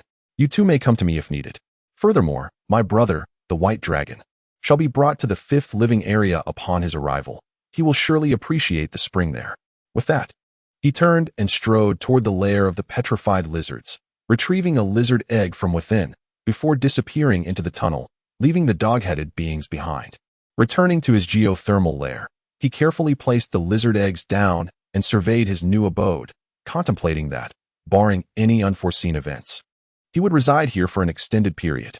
First and foremost, to avoid the necessity of utilizing his size-reducing spell upon every return, he resolved to widen the tunnels a bit, subsequently enlarge the lair itself, and finally prepare several emergency exits, at least 2, preferably 3. Without delay, he commenced the transformation of his new home. The Dragon Claw's excavation efficiency was remarkable, yet the scope of the endeavor was considerable. After 3 days of relentless toil, Joss was satisfied with the alterations made to his new dwelling. The previously desolate mining area had undergone a remarkable metamorphosis. Evolving into a vast underground chamber with a diameter of 100 meters, its ceiling reformed into a grand circular dome and the ground meticulously leveled. 3 emergency exits were constructed, 2 slanting upward on either side of the cavern, reaching the visible roots of subterranean trees, while the third descended straight down to the molten lake below, providing an escape route into the lava should dire circumstances arise. With a sense of tranquility, he could now rest assured. He patted the dust-covered dragon claw, feeling a sense of satisfaction as he reclined in the center of the cavern. Thanks to the geothermal warmth, the ground felt pleasantly cozy, a thoughtful touch. Chapter 28. The more he thought, the angrier he became when Joss's consciousness regained clarity. He found himself once again in the Galaxy Square. The square appeared largely unchanged since his last departure. The Phoenix statue and the Golden Pile statue still stood tall. However, something felt amiss to him. The 2 statues remained the same size as before, even though he had grown significantly over the past 3 years. Soon, he dismissed the concern over his size, as this space was inherently extraordinary, and peculiar phenomena were to be expected. Not long after, a new statue emerged in the white jade square, resplendent with starlight. Suspended above a square pedestal was an abstract, hollow eye, formed by interwoven zeros and ones. At first glance, certain sections of the statue appeared chaotic, yet when viewed as a whole, it possessed a unique, abstract beauty. He read the inscription on the pedestal: Digital Vision, Ruler, the inception of dominion within a humble burrow. To wear the crown, one must first bear its weight. Are you prepared? As his fingertips brushed the statue, the interior of the eye erupted with a cascade of green-hued zeros and ones. A torrent of data rushing into Joss's eyes, causing a sharp sting. In reality, beneath the eyelids of the red dragon, the eyeball rolled violently. After a considerable moment, he opened his eyes, which felt sore. The structure of the red dragon's eyes bore similarities to those of a serpent, with eyeballs of molten crimson and a vertically aligned diamond-shaped golden pupil that expanded and contracted with the intensity of light. Generally speaking, as long as there was no debris obstructing vision, a dragon's sight was not dissimilar from that of a human. At this moment, however, rows of green numbers cascaded over Joss's retinal surface. Indeed, it was data-driven. He realized that wherever he directed his gaze, a set of data would automatically materialize on his retina. Distance, 41 temperature, 31 wind speed. 3. A cascade of verdant data flowed before his eyes like a waterfall, revealing details previously unnoticed, and Joss felt a twinge of discomfort. Would he have to assess a maiden's measurements in such a manner? Height, 168, bust, 32, waist, 21, hips, 34. This was simply marvelous. Height, 158. Bust, 38. Waist, 37. Hips, 39. What divine proportions were these? Master, what did you say? Joss suddenly awoke from his reverie, recognizing the visitor. It's nothing, Air Guzzi. What brings you here? Ignoring the peculiar address, Air Guzzi replied, it is that, after returning, I grew increasingly agitated. I discussed with my brother the plan to take revenge on the Greytail Centaur tribe, ideally seizing their provisions. Master, the Greytail Centaur is the largest indigenous tribe nearby. They are in contact with human merchants, exchanging plundered goods for supplies. The tribe has accumulated a wealth of stored grain. Pulling off this heist would relieve us of food worries for 2 years. Moreover, they possess a vast number of horses and flocks of sheep and cattle, thus solving your food issues as well. 2 birds with 1 stone.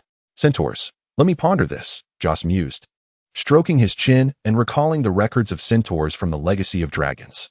The continents of Titanor are home to a plethora of races, some of which have evolved naturally, such as humans, elves, and orcs. Others are the products of magical energies, like beastmen, grey dwarfs, and dark elves. A significant portion of these beings owe their existence to the draconic lineage, including kobolds, dragonborn, and a multitude of bizarre otherworldly creatures, regardless of their moral alignment. These species are products of Titanor's natural evolution, whereas the centaurs are distinct, their origin intertwined with the demons of the Nine Hells. Approximately 5,000 years ago, during the Third Era, the once mighty elven dynasty that ruled the continent fell into decline and division, igniting a civil war that nearly engulfed all of Titanor in chaos. The stench of fire and death seeped beyond the planar barriers, attracting the attention of outsiders, including the manipulative demons. In that tumultuous era, the demons orchestrated myriad conspiracies, leading countless heroes and races into darkness, including the ancestors of the centaurs. Originally a noble race aligned with goodness, centaurs attained high-tier strength upon maturity, serving as guardians of the forest and friends of nature. Upon learning of their kin's fall from grace, the centaur king was deeply pained and vowed to rescue his people. He successfully expelled the demonic influence that had ensnared the fallen centaurs, preventing them from plunging into the abyss. Alas, it was too late. The demons' corrupting power had taken root in their bloodlines and souls, proving impossible to purge. Thus, the fallen centaurs began a prolonged regression, ultimately evolving into the present-day half-centaurs. Compared to their forebears, half-centaurs are significantly diminished in stature, their skin transformed from pure white to a grotesque dark brown, and their once noble and virtuous natures have twisted into brutality and cunning. In all things, there is gain and loss. With every loss, there comes a corresponding gain. The centaurs have lost their robust physiques and the magical prowess to protect nature, yet in compensation, they have gained enhanced reproductive capabilities. Their presence is now ubiquitous across the grasslands, where they have earned a reputation as notorious marauders. The Greytail Centaur tribe boasts a formidable population, exceeding 1,300 individuals. According to human classifications of monstrous tribes, a group of 50 is deemed a small tribe, 500 a medium tribe, 5,000 a large tribe, and 50,000 an enormous tribe, while 500,000 could be considered a small nation. A centaur tribe of over 1,300, where every member is a warrior, is no trivial force. However, the overwhelming number of centaurs poses a significant challenge. The goblins cannot pursue them across the grasslands. Even if victory is achieved, the goblins would be unable to eliminate them all. Their escape would reveal my presence, and let us not forget that they possess a con and elite centaurs. Like all races, centaurs exhibit a certain probability of atavism, with the degree of regression varying among individuals. The deeper the regression, the greater the strength. Anthropological studies suggest that a medium-sized tribe of around 500, lacking a mid-tier powerhouse, is likely to fracture due to the power struggles among the lower-tier elites. This implies that the Greytail Centaur tribe must possess at least one mid-tier con, along with a dozen or so initial-tier elite centaurs. The once mighty Bloodfang tribe might stand a chance against them, but for now, it is prudent to refrain from confrontation. My servant, vengeance demands patience, and I shall devise a solution for our food crisis. In truth, what Jose perceives as a severe food crisis threatening the survival of the goblin tribe is hardly a concern for him. His confidence does not stem from the all-encompassing legacy of the dragon, but rather from the knowledge he acquired in his previous life. The lush primordial jungles are far from devoid of sustenance. He plans to venture out, test his newly acquired abilities, and simultaneously address the food shortages for his kin. However, before he sets out, he must ascertain the various powers in the vicinity, and thus he poses his inquiries. Esteemed Master, the 5 nearby mountains are all territories of the Bloodfang tribe. There are 3 Wolfman tribes on the outskirts, as well as 3 Goblin tribes that have splintered from the Bloodfang tribe. To avoid conflict, we generally refrain from hunting beyond our borders, Igo stated, sketching a rough map on the ground for Jose's comprehension. In a short while, Jose gained a clear understanding of the powers surrounding his domain, none of which posed a threat to his existence, at least based on the information currently available. Chapter 29. Agriculture. Jose strolled through the jungle. Having just experienced a light rain, the vibrant green leaves of the primordial forest still bore glistening droplets, and the ground was damp, causing dead leaves to cling to his feet with each step. As he walked, he observed his surroundings. The shadowy woods were predominantly composed of broadleaf trees, while the Jogel Mountains were primarily covered with coniferous forests. The territory of the Bloodfang Goblin tribe lies at the confluence of these 2 ecosystems, showcasing both needle-bearing and broadleaf trees. Species name: Cedar height, 34 distance, 105464. Species name: Egret grass length, 20 distance, 534. After an hour of experimentation, Joss gained substantial insight into his newfound ability. Data visualization is precisely as it sounds. It can transmute visual information into data with precision down to the centimeter. However, it lacks functionalities such as storage, deduction, or simulation. Maintaining data visualization also consumes mental energy. Although the expenditure is minimal, its continuous activation incurs a significant toll. He decided to test his high-speed state once more. Without hesitation, he sprinted through the primordial jungle, accelerating while consciously observing the scenery around him. The more ground he covered, the more visual information he absorbed, causing the data cascade in his vision to refresh at an increasingly rapid rate, until his mind began to swell. While data visualization had not reached its limits, his brain's processing speed could not keep pace, a consideration he needed to bear in mind during combat. As his research into this new ability deepened, Joss found himself increasingly perplexed, particularly regarding the classification of statue levels. The Heart of the Phoenix is ranked at level X, while data visualization is at level Y. Clearly, the former is superior, yet it had not significantly distanced itself from level Y. Perhaps he had yet to fully unlock the potential of the Heart of the Phoenix. He murmured to himself, could it truly enable rebirth from the flames? A restless curiosity clawed at him, urging him to validate this notion, yet reason cautioned that such matters were no trifling matter. Should rebirth fail, reporting directly to the deity of the underworld would be an embarrassing fate for a traveler. Suddenly, a sharp crack pierced the air, the sound of a dry branch snapping underfoot. Joss was jolted back to reality, his instincts flaring as he turned toward the source of the noise. Who goes there? 30 meters away, a canine creature, standing upright, scurried away in a frantic tumble, abandoning the rabbit it had clutched. A werewolf. Joss frowned, surveying his surroundings. He had become so engrossed in his exploration of new abilities that he had unwittingly approached the edge of the Bloodfang tribe's territory. He quickly recited an incantation. Flame of Destruction. This basic fire magic could only be used against targets significantly weaker than the caster. Its effect involved summoning flames from within to annihilate the target. The rapidly fleeing werewolf froze mid-stride, orange flames erupting from its orifices, collapsing to the ground, and was swiftly consumed by the flames from the inside out, reduced to charred remains. Unfortunate creature. Joss wiped away any traces of his presence and turned back towards the cave, contemplating how to provide sustenance for his kin. As he had previously surmised, the primordial forest abounds with food. It was merely that the dog-headed folk were unaware of what was edible. The mountains were home to vast pine forests, where the pine nuts alone could sustain the entire tribe. He also discovered peanuts, konjac, and asparagus in the forest. And following a recent rain, mushrooms had sprung forth in the underbrush. On a collapsed dead tree, edible black fungus thrived, plump and succulent, having absorbed the rainwater, making it irresistibly enticing. Joss returned to the lair with samples of food. Soda. Urgal, come here. 2 dog-headed creatures scampered over, eagerly inquiring, "What are your commands, master?" "Remember, I shall only say this once," Joss proclaimed, as he crushed the pine cone in his hand, revealing the hidden pine nuts within. These small morsels, known as pine nuts, are edible and can be found abundantly in the forests on the mountain. Your task is to climb the trees and gather them. He gestured towards the dark substance. This is konjac. It is toxic, but can be consumed once processed. First, cleanse it thoroughly, peel it, and grind it into a powder. Mix it with water for a delightful, nourishing concoction. He continued, mushrooms and black fungus can be cultivated with care. Simply fell some trees and water them.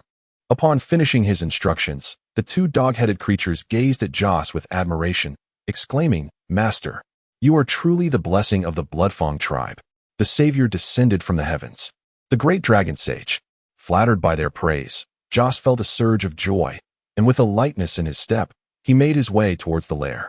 Not far along, he heard the jubilant cheers of the dog-headed tribe, their voices like a rising tide, gradually fading away.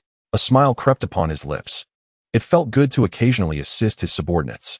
As the dog-headed creatures ventured into the forest to scour for resources, Joss returned to the lair, lifting the stone slab from the ground to reveal a concealed passageway. He peered down into the glowing red lava below, folded his wings against his sides, and without hesitation, leaped into the depths. Descending approximately 300 to 400 meters, he finally traversed the rocky corridor and arrived at the underground lava cavern. Another 100 meters down, the bubbling crimson magma awaited him. He closed his eyes and plunged headfirst into the searing liquid. With a splash, Joss utilized his potential energy to dive into the magma. However, the density of the magma was significantly greater than that of water, and after sinking a short distance, he found himself uncontrollably rising to the surface. As he floated upward, he remained vigilant of his surroundings, aware that even at temperatures exceeding 1,000 degrees, certain materials remained unaffected by the molten heat, such as iron and diamonds. From the expansive underground lava lake, a small red dragon's head emerged, akin to a grain on a chessboard. Though he found nothing of value, it mattered little. He had not come in search of minerals. He comforted himself with this thought as he swam towards the shore of the lava lake, where a small island jutted into the molten depths. This elongated island, resembling a lollipop, penetrated deep into the lava lake, and thus he named it the heart of the magma, covering an area comparable to that of a standard football field, measuring around 7,000 to 8,000 square meters. The island structure was divided evenly between the stick and the candy portion, with the candy portion serving as Joss's private dragon space. Upon reaching the shore, he shook off the magma clinging to him and proceeded towards the center of the island, where a small patch of flat ground was strewn with various items, some metal and a few raw diamonds. These treasures were remnants from his first venture into the lava lake, and it was the taste of success that had compelled him to dive deeper into the magma, seeking treasures hidden in its depths. The treasures extracted from the magma are exceedingly precious. Diamonds serve as a more valuable hard currency than gold, easily traded even in outer realms. The metals are not of ordinary quality. Having soaked in lava for countless years, even the most mundane iron has absorbed traces of fire elements, rendering it suitable for forging fire-attributed magical equipment. After inventorying his prized possessions, Jose began to attend to his pressing matters. It was evident that the heart of the phoenix must be intrinsically linked to fire, and there could be no more fitting experimental venue than the lava lake. Chapter 30. Power and Ambition. Jose closed his eyes, consciously drawing the surrounding fire elements towards him, channeling them into his heart. Half an hour later, he abruptly opened his eyes, filled with astonishment, as his heart seemed akin to a bottomless abyss, absorbing a vast quantity of fire elements without any discernible change. The absence of alteration signified the most significant transformation. His intuition assured him that he was on the right path, prompting him to continue guiding the fire elements into his heart. As a day passed, his heart began to warm slightly. After 3 days, it resembled a winter warmer. It had not reached its limits. A week later, Jose felt an intense heat coursing through his body, as though he were ablaze. At this juncture, he nearly reached his threshold, ceasing the absorption of fire elements. Upon opening his eyes, he beheld the flames dancing upon him. He was indeed on fire. The mirror image spell. This spell could conjure an identical reflection of the caster. Though intangible, the mirror image could perform various actions, making it difficult for the naked eye to discern the real from the illusion. Typically employed to confuse an adversary's judgment, it could also serve as a mirror in special circumstances. In this instance, Jose gazed in awe at his own reflection. The mirror image, cloaked in flames reminiscent of the phoenix, had the air surrounding its scarlet exterior warped by intense heat. compared to the distortion of air above the molten surface. The temperature emanating from him was likely even higher. A small sun-like golden area adorned the region over his heart, with irregular golden fissures radiating outward like rays from the sun, enveloping his entire left pectoral muscle, exuding an aura both mysterious and perilous. The appearance was undeniably striking. However, the specific effects remained to be seen. Following a series of experiments, Jose was elated. Excellent. Emerging from the subterranean lava chamber and returning to the dragon's lair. The flames upon his body and the golden sun upon his chest had vanished, the turbulent energy of the fire elements securely locked within the heart of the phoenix. Not a trace escaping. He lay upon the ground, lost in contemplation, his eyes resembling two blazing orbs in the dim recesses of the cavern, fueled by a fervent ambition. All sentient beings harbor ambition, varying only in scale. A child excelling in kindergarten, hoping for an extra candy from the teacher, embodies ambition. An employee laboring diligently for a promotion or raise exemplifies ambition. A leader meticulously accumulating wealth also reflects ambition. For as long as he could remember, Jose too possessed ambition. And not a trifling one at that. Should his strength permit, he would not hesitate to grasp the entirety of the world within his hands. However, when his kin proposed an assault on the Greytail Centaur tribe to seize the wealth amassed by their adversaries over the years, he resolutely declined. He understood a fundamental truth. Ambition must be underpinned by strength. Otherwise, it can lead to one's own ruin. In the past, he lacked the power to conquer a medium-sized centaur tribe. Now, however, he possessed that strength. After careful contemplation, Jose dismissed the notion of annexing the Greytail Centaur tribe. The dynamics of the vast grasslands were intricate and convoluted. One could never be certain if the Greytail Centaurs had influential allies behind them. Despite his current state of superiority, his position was sensitive, and it would be prudent not to act impulsively until he comprehended the comprehensive strength of his opponents, including their networks of relationships. He resolved to develop quietly, avoiding recklessness. Moreover, there were numerous delectable, weak, and easily attainable prey among the indigenous tribes within the forest nearby. The annexation of prey need not rely solely on force. Persuasion, seduction, or intimidation could equally serve the purpose. This strategic mindset might well distinguish Jose from other red dragons. He recalled the distribution of forces introduced by his kin. Kobolds, gnolls, and goblins were the primary inhabitants of this region. Many of the nearby kobolds had splintered from the Bloodfang tribe and, under the oppression of external foes like the gnolls, maintained some connections among themselves. He could attempt to foster alliances with them. The goblins were weak, lacking substantial tribes, with the only formidable challenge being the gnolls. Nearby lay a medium-sized gnoll tribe known as the Moss Hide, which had been the fierce rival of the Bloodfang kobolds prior to their schism. For decades, they had stood their ground and were likely of equal or even superior strength to the Greytail Centaur tribe. However, there were several buffer zones between the Moss Hide gnolls and the Bloodfang tribe, allowing for a temporary reprieve from concern over them. Suddenly, Jose felt a stirring within his mind and established a mental connection through the kinship contract to check on what his kin was doing. Through shared vision, he observed Urgal directing the kobolds to climb trees and gather pine cones. With claws on both fingers and toes, coupled with their light weight, the kobolds ascended the trees with remarkable speed. Pine cones were hurled down, landing on the soft earth below, where juvenile kobolds scurried about, collecting the cones and placing them into baskets woven from vines. Surrounding the gathering team were 3 kobold warriors armed with spears. Their efficiency appeared commendable. Shifting his attention to Sorda, the leader of the muscular kobolds was conducting warrior training within a cavern.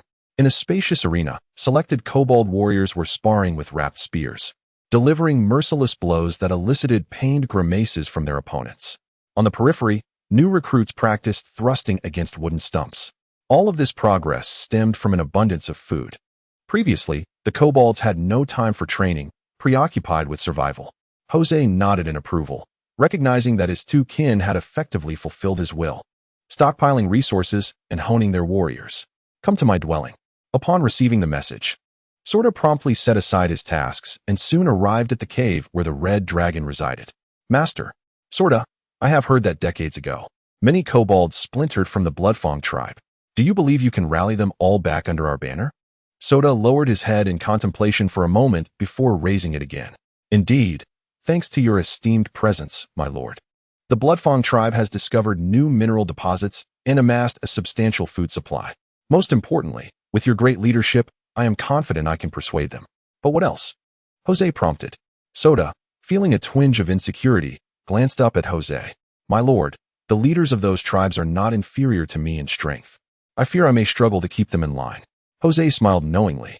After observing for over 10 days, he had gained some insight into his loyal brethren. Although Urgu was intelligent, he was easily satisfied, while Soda, the leader, was fiercely competitive and harbored a desire for power. Every being with independent will possesses self-interest. And Jose was not one to lack tolerance in this regard. On the contrary, he believed that desire fuels motivation, and a competitive spirit among his kin was a positive trait. If you can convince them to join us, you shall be the greatest contributor, and I shall support your ascent to chieftain. Soda's expression brightened. Thank you, my lord. By the way, what is the current situation of my brother? Lord Cassie has excavated a pond in Living Area 5, after which he fell into a deep slumber, only emerging to partake in a meal. Is there pressure on the meat supply? The two true dragons required sustenance equivalent to half their body weight each meal, approximately 4,000 to 5,000 pounds of meat. Even if they fed once every 10 days, this averaged out to a need for 400 to 500 pounds of meat daily, a daunting task for the Bloodfang tribe, which numbered only in the hundreds. Do not worry, my lord. There is an abundance of roe deer, elk, and wild boar in the mountains, and the Bloodfang warriors are valiant and fearless. After a pause, Soda's brow furrowed slightly. However, my lord, winter is but 2 months away. I am concerned that heavy snowfall will seal the mountains, making it difficult for our warriors to find sufficient prey. Upon saying this, Soda's face flushed with shame. As a loyal subject, while his lord had resolved the tribe's food crisis, he felt inadequate for failing to provide enough sustenance for his master. Jose stroked his chin and thought, perhaps we could stockpile a significant amount of fodder and capture some young herbivores to develop a pastoral economy. Chapter 31. The Observer in the Shadows. Just as Jose and his kin deliberated the feasibility of developing pastoralism in the mine, a sudden noise emanated from the corner. Crack. Jose turned to the 13 lizard eggs resting in the corner, noticing one shell had developed a crack. At last, a new life was emerging. The tiny creature within gradually widened the fissure until the shell broke open, revealing a small lizard that peered out, only to retreat back into the shell upon encountering 2 pairs of watchful eyes. Ah, it seems shy. Soda, fetch some meat. Yes, my lord. Before long, the goblin-like kin returned with a small portion of minced meat, tearing it into bite-sized pieces before presenting it to Jose. Jose held the meat as bait for the lizard still hiding within its shell. Lizards share many similarities with dragons, both in anatomical structure and physiological traits. The hatchling was capable of consuming meat from birth. Although the little lizard remained fearful, its stomach surrendered first. First, the head emerged from the eggshell, sniffing the fresh meat suspended above, before swallowing it whole and retreating back inside. Squinting, it opened and closed its mouth, laboriously chewing and swallowing. Joss then dangled another morsel of fresh meat, enticing the little petrified lizard to crawl out of its shell and into the open space, where he continued to feed it. One by one, the remaining lizard eggs cracked open, and the hatchlings emerged, eager to join their kin in devouring the food, leaving glistening trails of egg white on the ground. Observing the cluster of little lizards competing for sustenance, a smile crept upon Joss's lips. As he had anticipated, these lizards, hatching in proximity to him, bore a trace of true dragon essence, evidenced by the faintly reddened edges of their bluish-green scales. The dragonkin, infused with the aura of the mighty dragon, naturally gravitated towards their ancestral bloodline. Otherwise, the newborns would not so readily abandon their caution to emerge from the eggshell for nourishment. In stark contrast to Joss's delight, Sodar's mood was far less cheerful, bordering on vexation. Now there were 13 more insatiable mouths to feed. Though the young lizards were small now, they would surely grow, eventually becoming 13 gluttonous beasts. He glanced at his master, feeling somewhat guilty, uncertain whether to voice his concerns. After some contemplation, Sodar dismissed his worries, judging by Joss's recent actions. The Bloodfang tribe seemed to be favored by the goddess of fortune, encountering an unparalleled benevolent dragon. Other chromatic dragons would hardly concern themselves with the well-being of their kin, focusing solely on their own needs, and it was not uncommon for them to feast upon their own dependents when displeased. Esteemed master, I harbor some concerns. What troubles you? The number of your dependents is quite considerable, and I fear there may not be sufficient meat supply. Joss turned to his companion. First and foremost, I must correct you. They are not pets. They are warriors, just like you. Secondly, do not fret about the food issue. It will be resolved before they mature. Lastly, I am hungry. Sodar, keenly attentive, paused momentarily upon hearing the last remark, then promptly responded, I shall prepare food for you at once. Shortly thereafter, a group of goblins huffed and puffed as they brought forth 10 steaming cauldrons. The savory aroma of stewed meat wafted through the air. The cauldrons, specially arranged for the dragon, were 3 meters in diameter, sizable even for Joss. He lifted the lid, revealing a chaotic stew of large meat chunks, konjac, wood ear mushrooms, and plant tubers, the latter having disintegrated due to the timing of their cooking. Frankly, Joss believed he could outdo the goblin chefs, but being the indolent creature he was, he saw no reason to take matters into his own hands. What are servants for? He thought, justifying himself as he grasped a cauldron and raised it high above his head, unperturbed by the heat, pouring the steaming broth and food directly into his mouth. With a satisfying slurp, he consumed cauldron after cauldron, soon reaching a fullness of 90%. That would suffice. The dog-headed creature departed with the iron pot, leaving only Jose and a dragon in the cave. Jose lay on the ground, deep in contemplation. The primitive dog-headed tribe had numerous areas in dire need of improvement. Take, for instance, the iron pot used during their recent meal. These pots were crafted by pouring molten iron into molds, then hammering and polishing them once solidified. Due to the rudimentary technique, defects such as bubbles frequently occurred, resulting in a satisfactory pot being produced only once every 3 attempts. Similarly, their weapons were shaped using molds and subsequently refined. Such iron artifacts were prone to shattering upon impact, adequate for confronting beasts and other primitive monster tribes. Yet should they face a human regular army, Jose could already envision the scene. Weapons clashing, the iron in the dog-headed creature's hands splintering, leading to a one-sided massacre. Fortunately, the concern of engaging with a human army was not immediate. The matter of forging techniques could be set aside, as the pressing issue was the scarcity of meat. With winter approaching, Jose had devised a plan to address this. On one hand, he aimed to expand outward, assimilating other monster tribes to widen the hunting grounds. On the other, he sought to establish an air force to enhance reconnaissance and hunting efficiency. Naturally, the dog-headed creatures were incapable of flight, and Jose had no means to acquire large predatory birds. The Bloodfang tribe could not afford them either. Instead, he selected the Harpies, another primitive monster race, for his aerial forces. Harpies, common humanoid beings on the continent of Titanor, possessed the bodies and faces of female elves, their arms replaced by wings, while below the knees they bore slender eagle talons. Due to their avian arms, Harpies were unable to kindle fire, and the tools they could create or utilize were exceedingly limited, resulting in a very low level of civilization, living a savage existence. Like many birds, they constructed their nests on steep cliffs to guard against nocturnal predation. During his migrations, Jose had fortuitously encountered a harpy nest not far from the Bloodfang dog-headed tribe. Under the night sky, a massive silhouette of a dragon burst from the forest and soared into the heavens, vanishing into the clouds. In the distance, atop a mountain, amidst the dense branches of towering trees, a hidden shadow observed the dragon's ascent into the clouds and seized a nearby vine to descend the great tree. Within a deep tunnel, an elderly werewolf, clad in a hood and stooped with age, hobbled briskly along.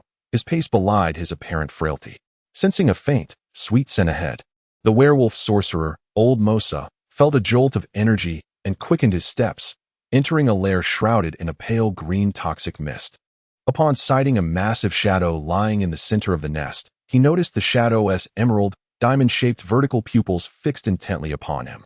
He halted, straightening his disheveled garments from his hurried walk, and bowed respectfully. Master, we have acquired a new neighbor. Chapter 32. Capturing the Harpy according to the legacy of the dragons. Harpies were not a formidable race, possessing a low level of civilization. They typically hunted in groups, their primary method of attack being a dive from the sky to pierce their enemies' skulls with their talons. Such a method of attack is rather beneath the surface, given the typical disposition of a 5-colored dragon, who now heads straight for the lair of the harpy. However, Joss would not act in such a manner. While he might underestimate certain inept individuals, he would never belittle an entire species. In this bizarre magical realm, Even the most irrational beasts possess their own unique survival wisdom. Moreover, harpies are intelligent creatures that dwell in groups, and this particular species occasionally gives rise to sorcerers who wield the powers of thunder and storms, albeit with a very low probability, even lesser than that of goblins producing draconic sorcerers. Apart from this, he harbored another layer of concern. During the reign of the Red Nest Matron, the region surrounding the Jorgal Mountains was devoid of wild monsters. They were either exterminated or had allied themselves with the Red Nest. The harpies' nests are located on the fringes of the Jorgal Mountains, suggesting that they could either be recent migrants or survivors that escaped the clutches of the Red Nest. Should they belong to the latter category, caution would be paramount. Due to their aerial advantages, harpies have long served as scouts within the Red Nest, enjoying far better treatment than expendable races such as goblins or gnolls. They are often subjected to formal combat training, and if they possess any innate talent, they may receive further vocational training.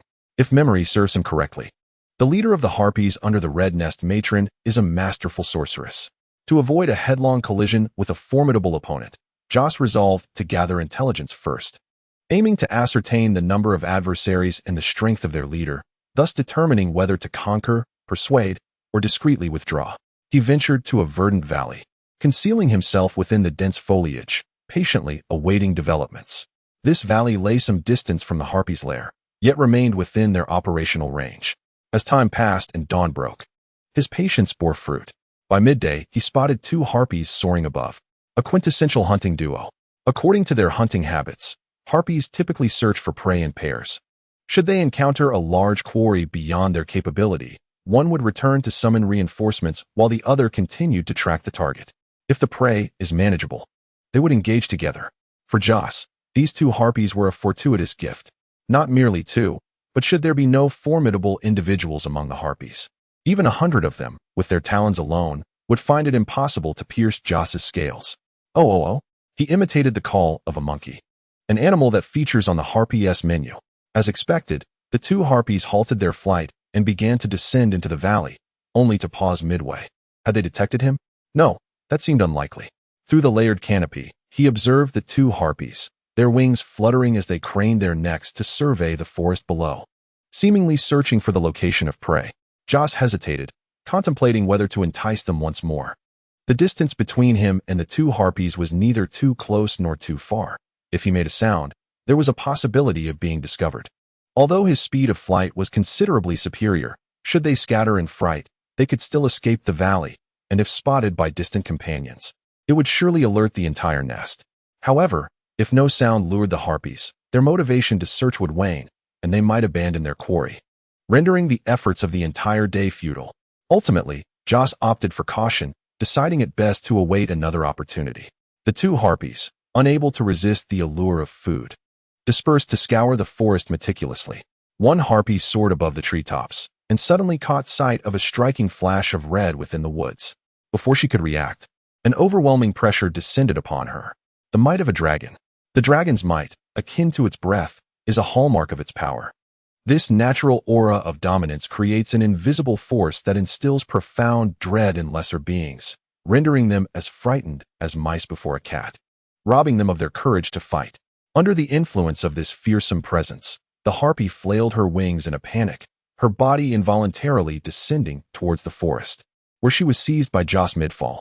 The other harpy, witnessing a red dragon burst forth from the trees, was paralyzed with terror and fled, only to be swiftly overtaken by the faster dragon, meeting her demise in a conflagration of dragon fire.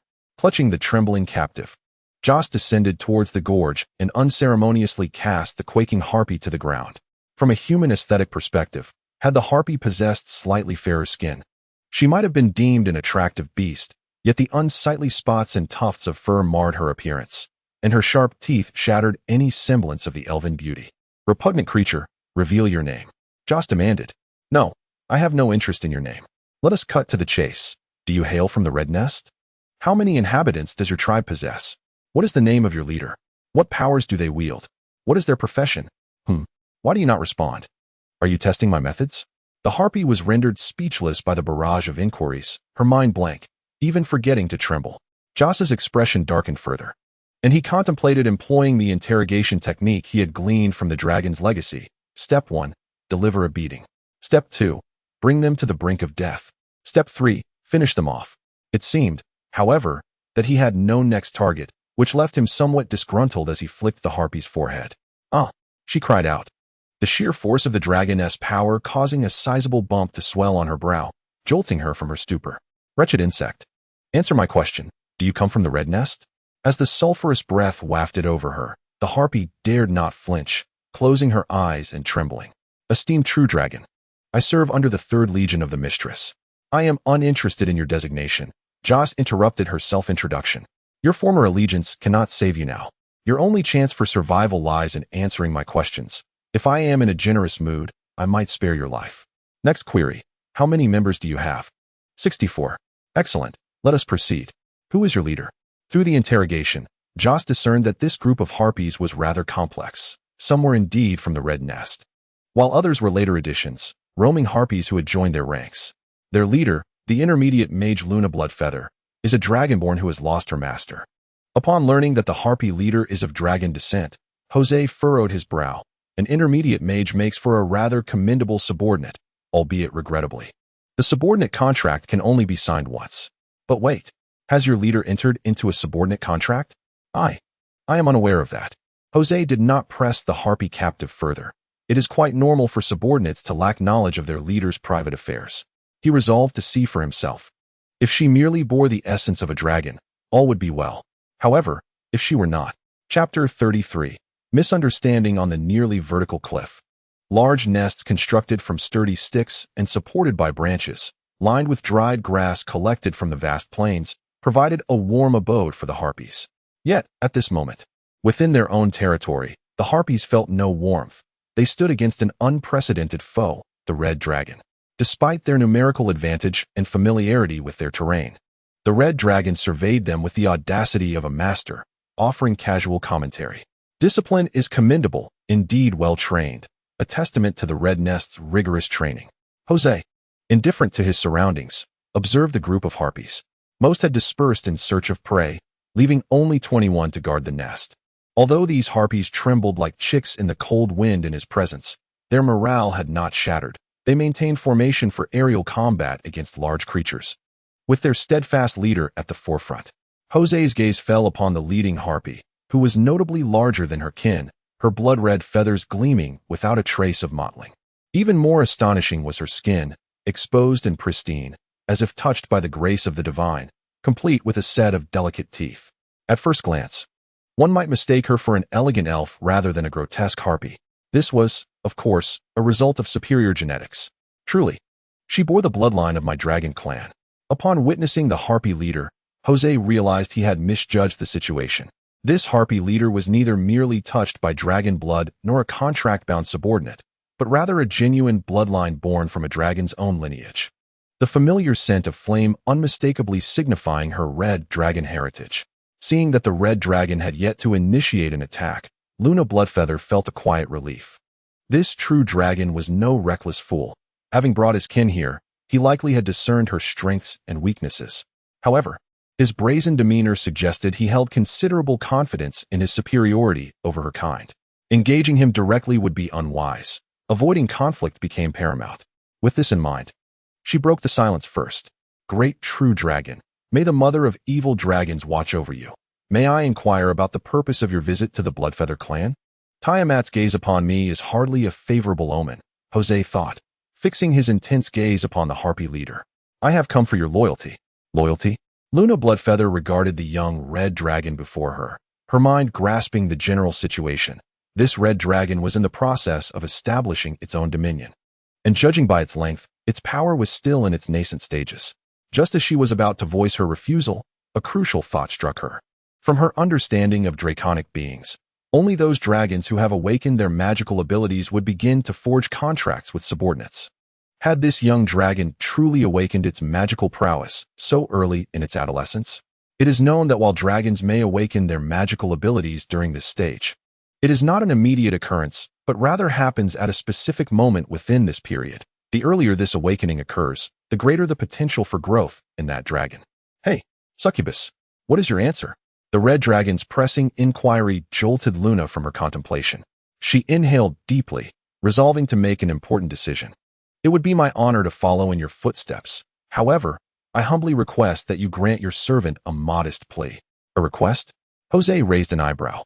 At this moment, to propose a request was merely to address the conditions of allegiance, such as blood contracts, division of responsibilities, resource allocations, and the like. Negotiating terms was certainly acceptable, but the initiative must remain firmly in his grasp, and there was no better way to assert dominance than by demonstrating strength. Do you believe you possess the right to negotiate with me? By what merit? By the presence of these insects around you? His words were audaciously arrogant. Yet Jose had the capital to be so. He unsealed the heart of the phoenix, allowing a surge of fire elements to escape, igniting his body in an orange flame. The terrifying heat distorted the air around him, akin to the onset of the hottest summer day. The harpies shrieked in terror and retreated, even from several meters away. They felt the scorching wave rushing toward them, their feathers singed by the intense heat. What is this? Luna Bloodfeather hastily retreated, her heart racing. She was no ordinary harpy. She was of draconic lineage.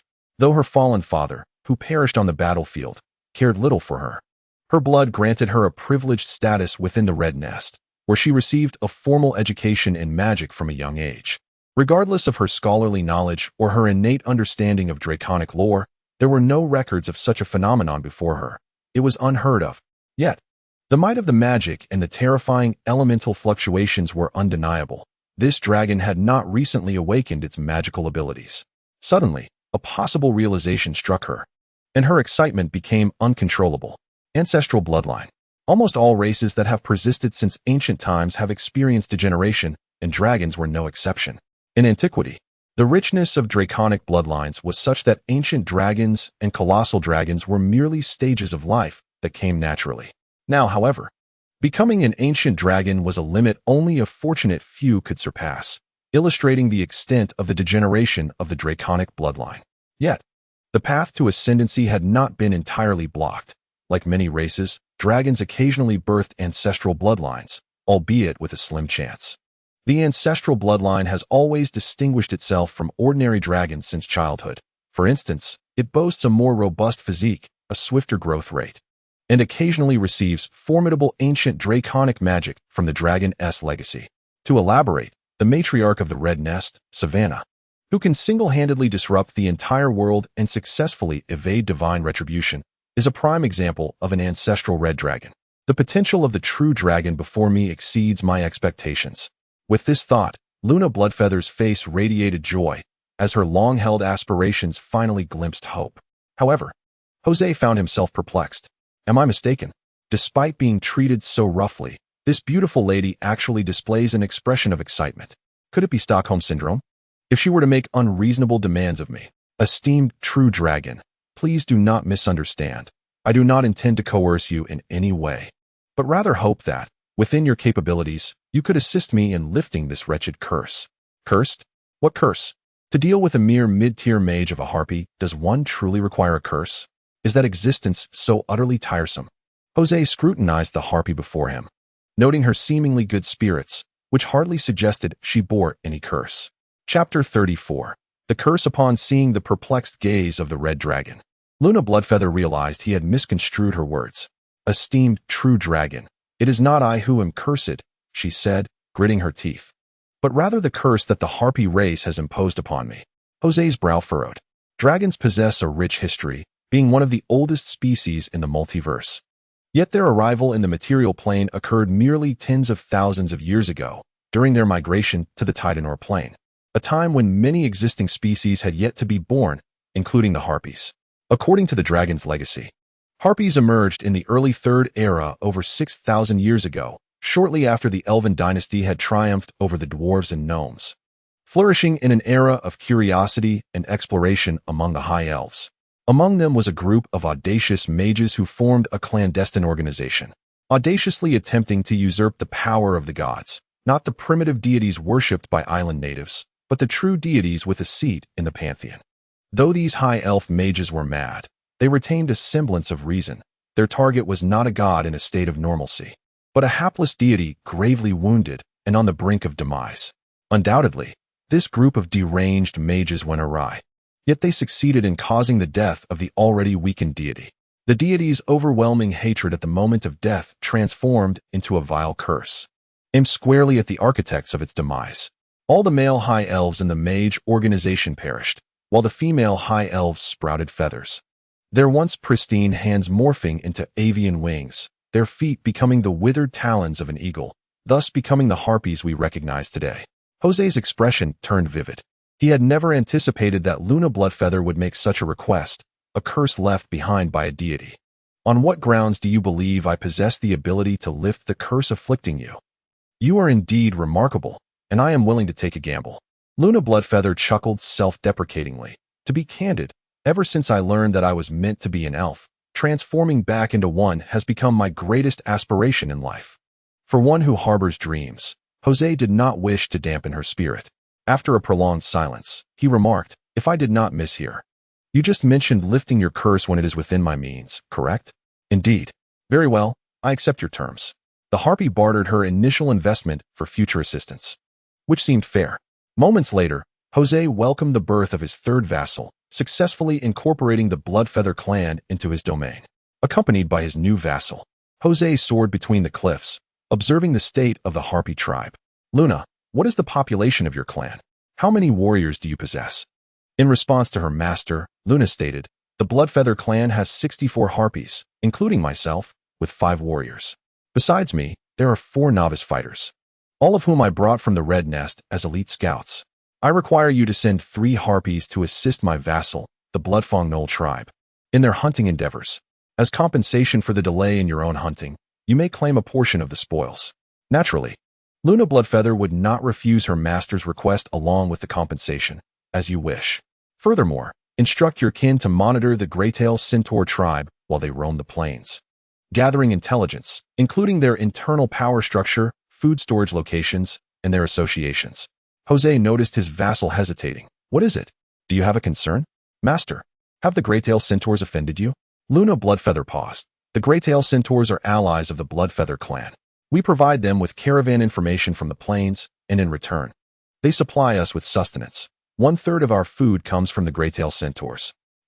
Jose then recalled that the Harpies are notorious as a bandit race, and it seemed reasonable for 2 groups of robbers to unite for mutual benefit. "There is no offense taken, but they did obstruct my path. I shall sever all ties with the Greytail Centaurs immediately. No, you shall continue your cooperation. Moreover, it should be even closer." With such a splendid opportunity to infiltrate the enemy's ranks, how could Jose let it slip by?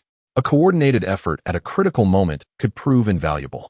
"Also, share with me what you have learned, particularly regarding their Khan."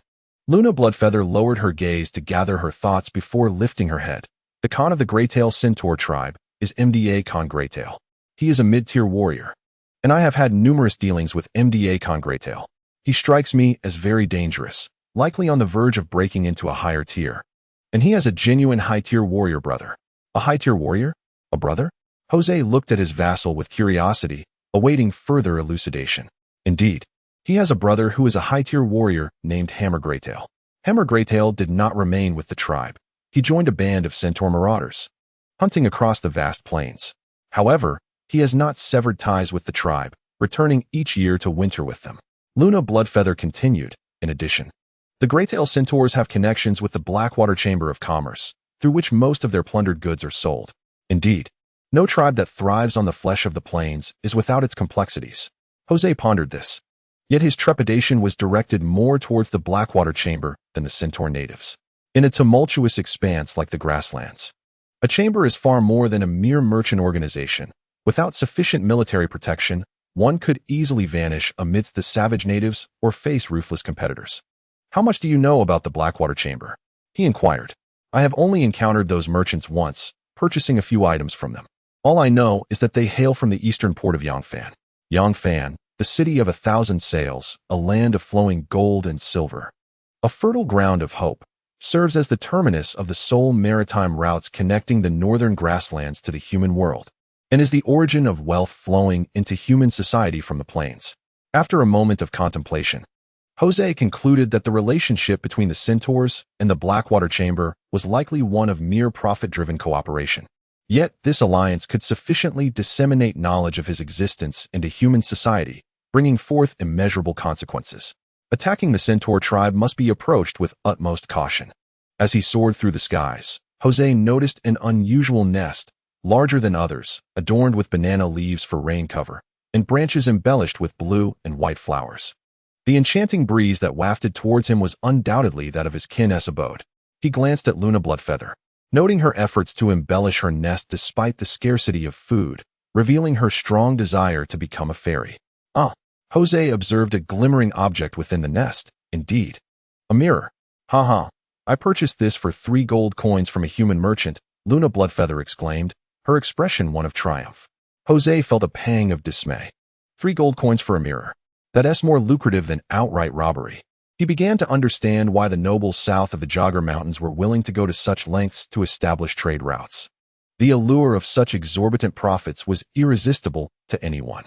Chapter 35. The Unfortunate Survivor. Are there any other commercial powers apart from the Blackwater Chamber nearby? Just as Luna Bloodfeather was about to respond, a thought struck her. Master, if you wish to understand the Chamber's situation, I know someone who is far more knowledgeable than I. Where is he? Allow me to lead you. Help! Help! Before they could approach, Jose heard a feeble cry for help emanating from a peculiar nest. The nest was surrounded by a wooden fence entwined with thorns, with the only access being an entrance facing upwards, suggesting it was a prison of a harpy. Peering inside the enclosure, Jose beheld a gaunt figure lying within, a thin, bony creature with visible ribs and long, shaggy black skin, from which protruded 2 scorched yellow fangs. The earlier cries for help had come from it. What is this creature? Master, he is no mere creature. He is the one I spoke of. The emaciated figure spoke with a feeble voice. Great true dragon, I am Hulk, a merchant of the Wild Boar clan, a trader of the grasslands. Joss raised an eyebrow, casting a gaze of increased sympathy toward the Wild Boar man. If he had not spoken, one would scarcely recognize this gaunt creature as the robust Wild Boar man he once was. The reason for his transformation lay in the harrowing clutches of the harpy, who had drained him of vitality. These harpies, all female, sought to reproduce and would capture desirable males from other races, bringing their prey back to their nests for prolonged enjoyment. However, one should not mistake this for a pleasurable experience. In truth, being reduced to a breeding machine for harpies was a torment surpassing most lethal punishments. The bloodthirsty harpies knew nothing of tenderness. Their gratification was all that mattered, and crucially, they came not as 1 or 2, but in a relentless swarm. Typically, those who fell into their hands would succumb to madness within a week. Respected true dragon, I beseech you to save me. Save you? Joss replied with keen interest, scrutinizing the dirted figure of the Wild Boar man, whose eyes sparkled with an unusual brightness. What benefit do I gain from rescuing you? I am an itinerant merchant under the Conch Guild. If you release me and I prosper, I shall repay your kindness handsomely. Intriguing, Joss remarked, turning to his companions. How long has he been captured? About 10 days, I believe. Joss's curiosity was piqued further. Among the notoriously dim-witted Wild Boar, a merchant was a rarity. To have survived 10 days in the clutches of harpies without succumbing to despair, and to retain clear thought and logic, was even more extraordinary. The steadfast will of this Wild Boar man suggested that, should he encounter the right opportunity, he might indeed carve out a prosperous path for himself. By chance, Joss could provide him with that chance. Luna, provide him with some food and water. The Wild Boar merchant devoured the food hastily provided by the harpies and drank deeply from a large jug of water, regaining some vitality and mental acuity. From the harpy's earlier words, he discerned that the arrival of the red dragon was not mere happenstance, but rather a deliberate act by the harpies, suggesting they had ulterior motives. If he could seize this opportunity to demonstrate his worth, he might escape the harpies' grasp through the aid of the red dragon. With this thought, Hulk struggled to rise, performing a greeting that, though not entirely proper, was acceptable nonetheless. Thank you for your generosity, benevolent true dragon. How may I serve you? I wish to understand the distribution of power among the local grassland factions, particularly the human merchant guilds, both yours and others. Additionally, how do these guilds operate? Your inquiries are numerous. Let me address the first. Organizing his thoughts, Hulk continued, Great true dragon, in the outside world. Our small corner where 3 territories converge is known as the Triangle Plain. Within the Triangle Plain, excluding the countless minor tribes, there are 3 medium-sized tribes of note, the Greytail Centaurs, the Black Crow Orcs, and lastly, my own Stonefang Wild Boar tribe. The three tribes each possessed distinct advantages. The Greytail Centaurs exhibit remarkable mobility, moving like the wind. The Black Crow Orcs are valiant warriors, supported by a cadre of goblin vassals. And we, the Stonefang Boarfolk, boast a substantial population, with our tribal stronghold situated in the thorns of the Odala Hills providing ample protection. As for the Merchant Guild, Hulk lowered his head, organizing his thoughts before lifting it to gaze at Jose. There exists a trading camp near the Black Crow Orc tribe, safeguarded by the Black Crow clan. Known as the Crossroads Camp, almost every merchant finds lodging there, and indigenous tribes from the entire triangular plain deliver their goods to the crossroads. Occasionally, merchants venture out to procure items themselves. However, the complexities of the disputes and operations between the guilds are rather intricate, and I cannot elucidate them all at once. If I cannot clarify it, I will observe for myself. Jose produced a scale. Today is indeed my fortunate day. Not only have I acquired a dragonborn harpy, but I have also embedded a spy within the Greytail Centaurs, culminating in the addition of an experienced Boarfolk merchant. From the perspectives of observing the Stonefang Boarfolk tribe, understanding the prairie dynamics, or facilitating trade routes for the Bloodtooth tribe, Jose ought to embrace the Boarfolk before him. Do not resist. Resist? Such a notion is non-existent. Hulk was elated, unable to refuse the offer, not only for the prolonged lifespan and heightened power that transformation into a dragonborn would bring, but also simply to escape his current hellish predicament. Moreover, with a true dragon as his ally, he could now pursue endeavors he once deemed too daring. Once the dragon matures, the benefits would be incalculable. Unsurprisingly, Jose welcomed his fourth vassal into existence. What a fortunate fellow, Luna Bloodfeather murmured beside him. Since we are all under the master's command, we are indeed kin. Allow me to caution you. Your encounters with large bands of centaurs while leading trade expeditions are no mere coincidence. Even before your departure, Khan Greytail entrusted us with monitoring your caravan. Greytail Centaurs, Blackwater Merchant Guild. Now I see. This is a conspiracy, a scheme directed against the Conch Merchant Guild. Hulk clenched his fists in fury, breathing heavily, but soon regained his composure, his gaze flickering with uncertainty. Jose, intrigued by the animosities between the two guilds, refrained from inquiring further. With the vassal contract signed, he could delve into the memories of his subordinate at leisure, not feeling rushed. He tilted his head to observe the sun setting on the horizon. Luna, return your companion to the plains. He glanced at Hulk's gaunt form and reconsidered. Perhaps it would be better to allow him to accumulate some fat before sending him back. Otherwise, it would be quite embarrassing. Chapter 36. The Goblin's Oath. After establishing the collaboration between the Harpy and the Goblins, Jose returned to the Bloodtooth lair, similarly instructing the two goblin vassals to liaise with the Harpy, before retreating to his quarters to recline once more, simultaneously exploring the memories of his two new vassals. Accessing a vassal's memories is akin to perusing a tome, with the pace dictated by one's will. Yet, a hasty approach may lead to overlooking crucial details. The Harpy vassal's memories encompass her acquired magical knowledge, warranting thorough examination, while the Boarfolk merchant's memories may be reviewed at a swifter pace. Through the memories of the Boarman merchant Hulk, Joss gleaned some insights about the Conch Guild. The headquarters of the Conch Guild is situated in a trading city-state at the heart of the continent and was once a formidable merchant consortium. The term once is used because the powerful figures backing them have since fallen.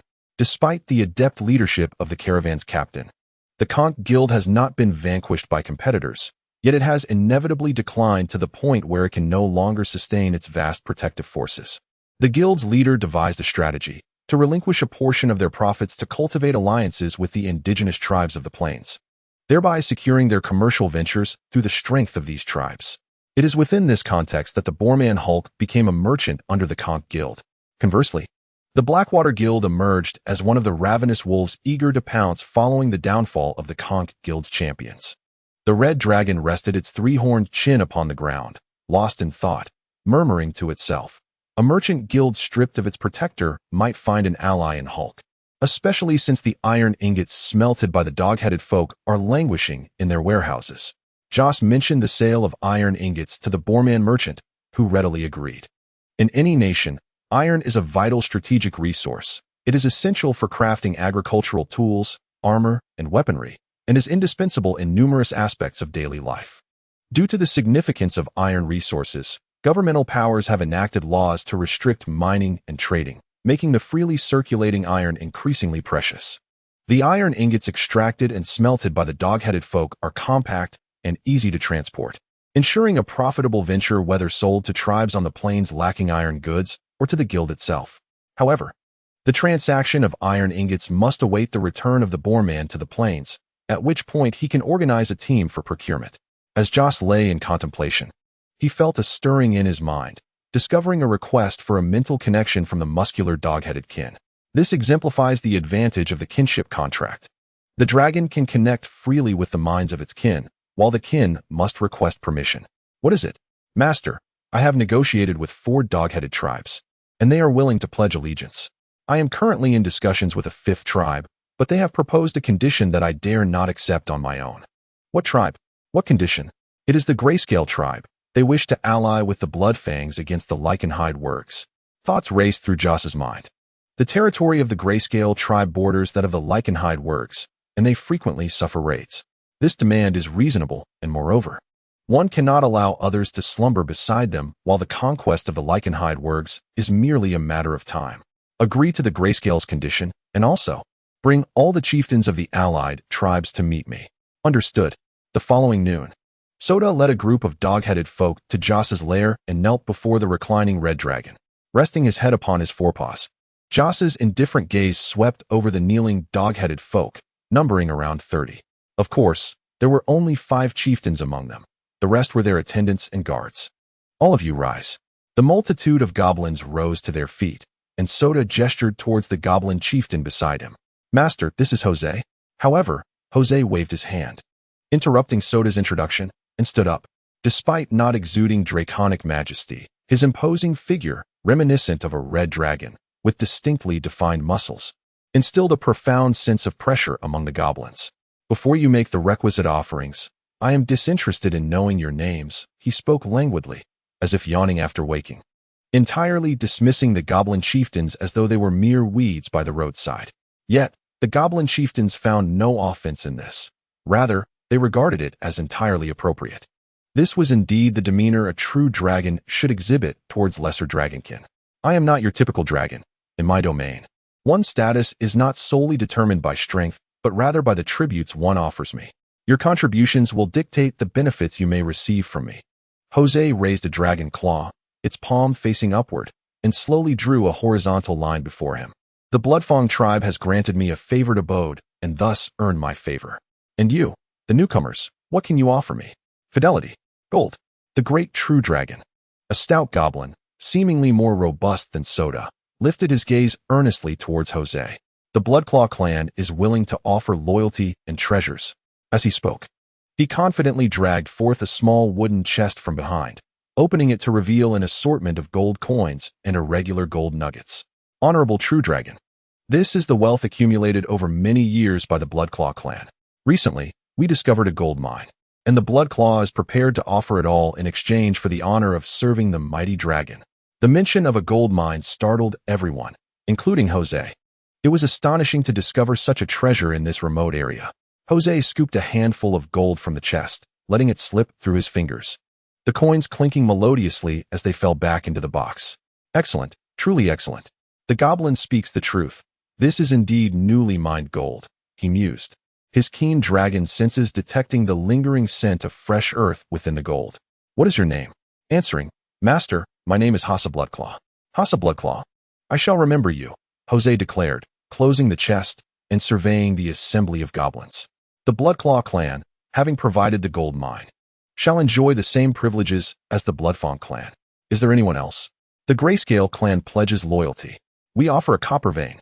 The White Stripe clan and the remaining tribes had little of value to present, eliciting scant interest from Jose. From this moment forth, all tribes and their young shall be sent to the Bloodfang mine for unified nurturing. Moreover, each tribe must select several young warriors to receive standardized training at the Bloodfang mine.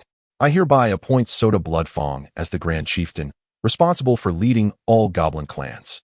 Soda, filled with joy, raised his head abruptly. Thank you for your trust, Master. I shall not disappoint your expectations. Jose nodded, recognizing the need to prevent an excess concentration of power without checks. He turned his gaze to Hasa, the goblin chief he found most agreeable. I appoint Hassa as the Grand Chieftain's deputy to assist him.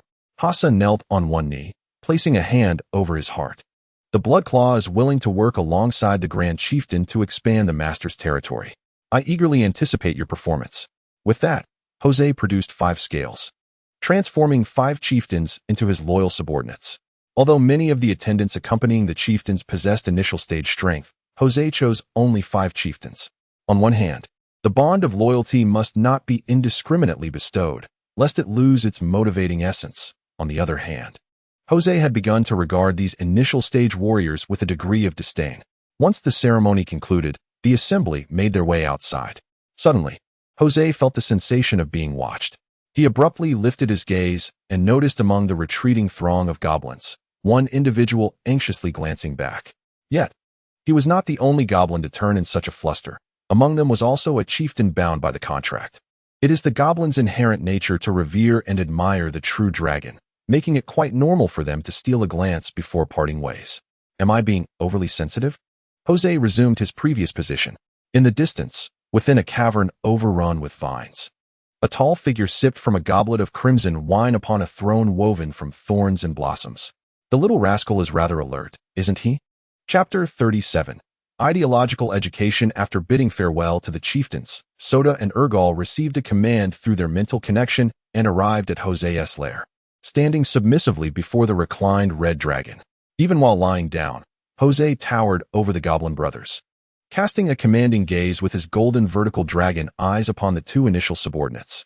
You 2 are my most trusted and esteemed vassals. I have an important task to entrust to you, and it is imperative that you do not take it lightly. Thank you for your generous regard, my master.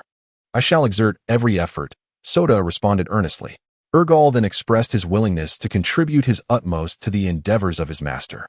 Upon hearing the loyal declarations from his subordinates, Jose felt no stirrings within his heart.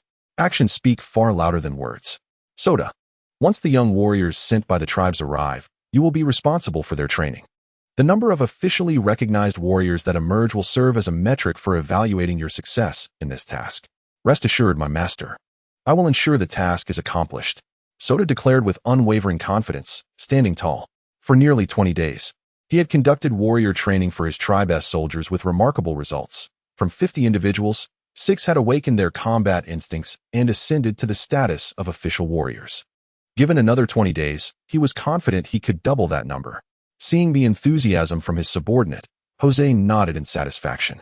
It was precisely because of Soda's training achievements that he entrusted him with the responsibility of training new warriors. The mage, priest, warlock, druid, warrior, knight, rogue, hunter, and monk comprise the 9 foundational professions. Among these, the warrior is the simplest to attain as an official profession.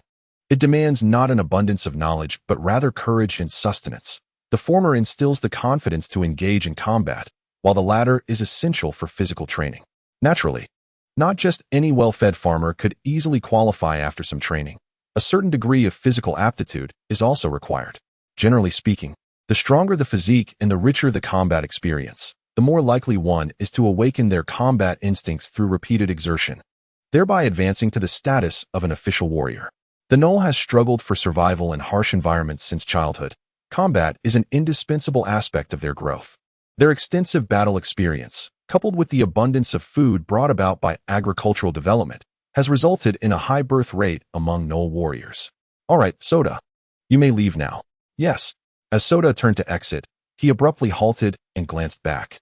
Master, what does it mean to receive treatment akin to that of the Bloodfang tribe? You will come to know in due time. Joss responded awkwardly, for he could hardly disclose to his followers that it was merely an empty promise intended to motivate the Gnoll chiefs. Indeed, Joss had yet to devise a comprehensive plan for the hierarchical management of the tribes. It was merely a nascent idea. In his vision, he would command multiple tribes of various races, each fulfilling their roles according to their racial talents, with unified provisions of resources ensuring that all could eat their fill and stay warm. However, to prevent a communal lifestyle and emphasize differentiation, he intended to allocate higher quality resources, such as meat, land, and wealth, based on the contributions made by each tribe, thereby creating an incentive for upward mobility. At present, however, Joss only had 2 subordinate races, the Gnolls and the Harpies. The Harpies were few in number and self-sufficient, while the gnolls had an ample supply of food. Yet meat remained a scarce resource. After accounting for the consumption of the two dragons, the leftovers were woefully insufficient for distribution, leaving him with no choice but to issue a vague yet imposing promise to the gnoll chiefs. This promise must materialize sooner rather than later. Shaking his head, Joss turned to face his first subordinate. In recent days, Urga had been diligently working to increase the tribe's food reserves and develop mushroom and wood ear cultivation.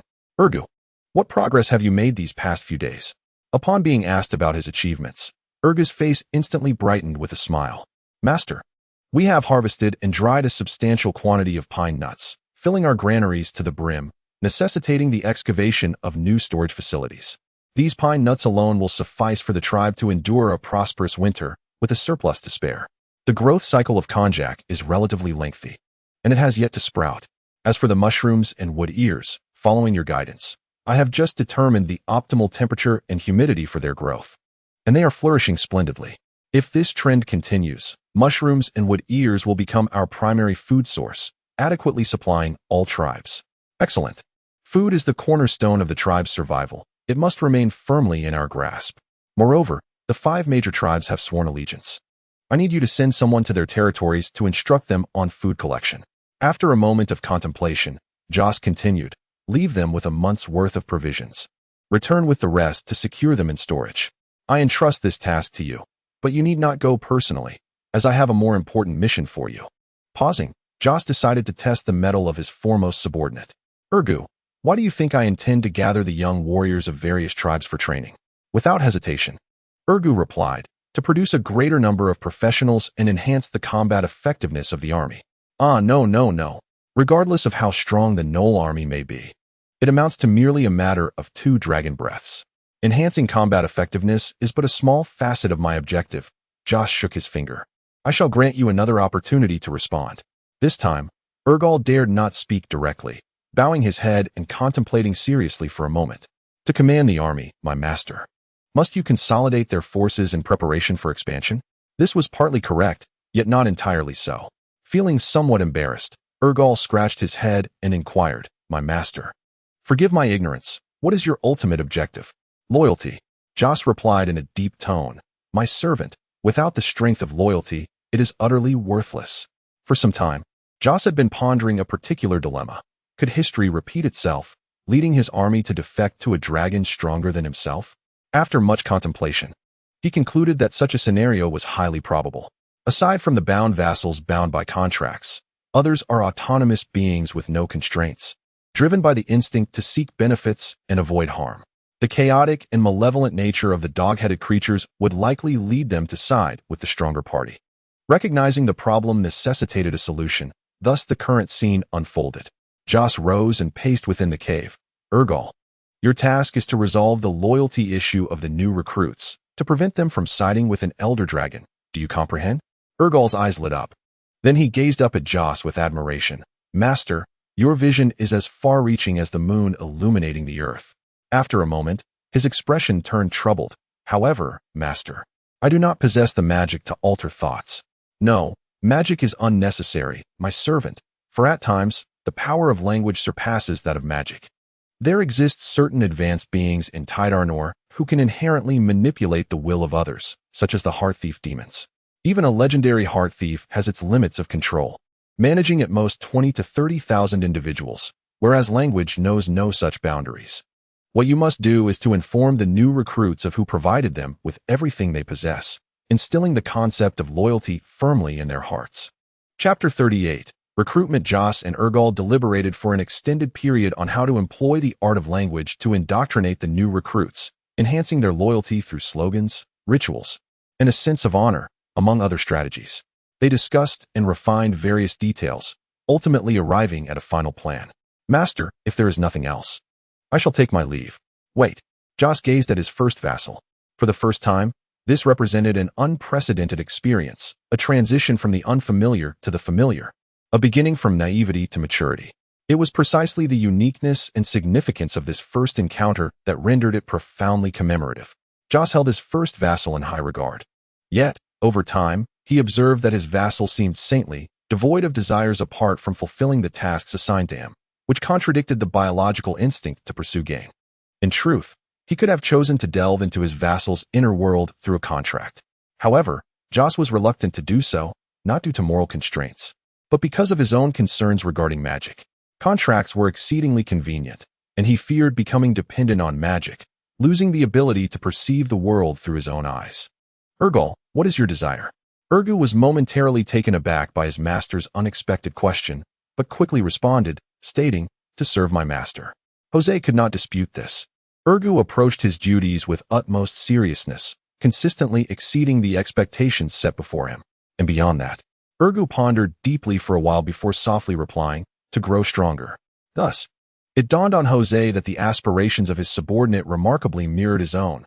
True strength was indeed the foundation of all.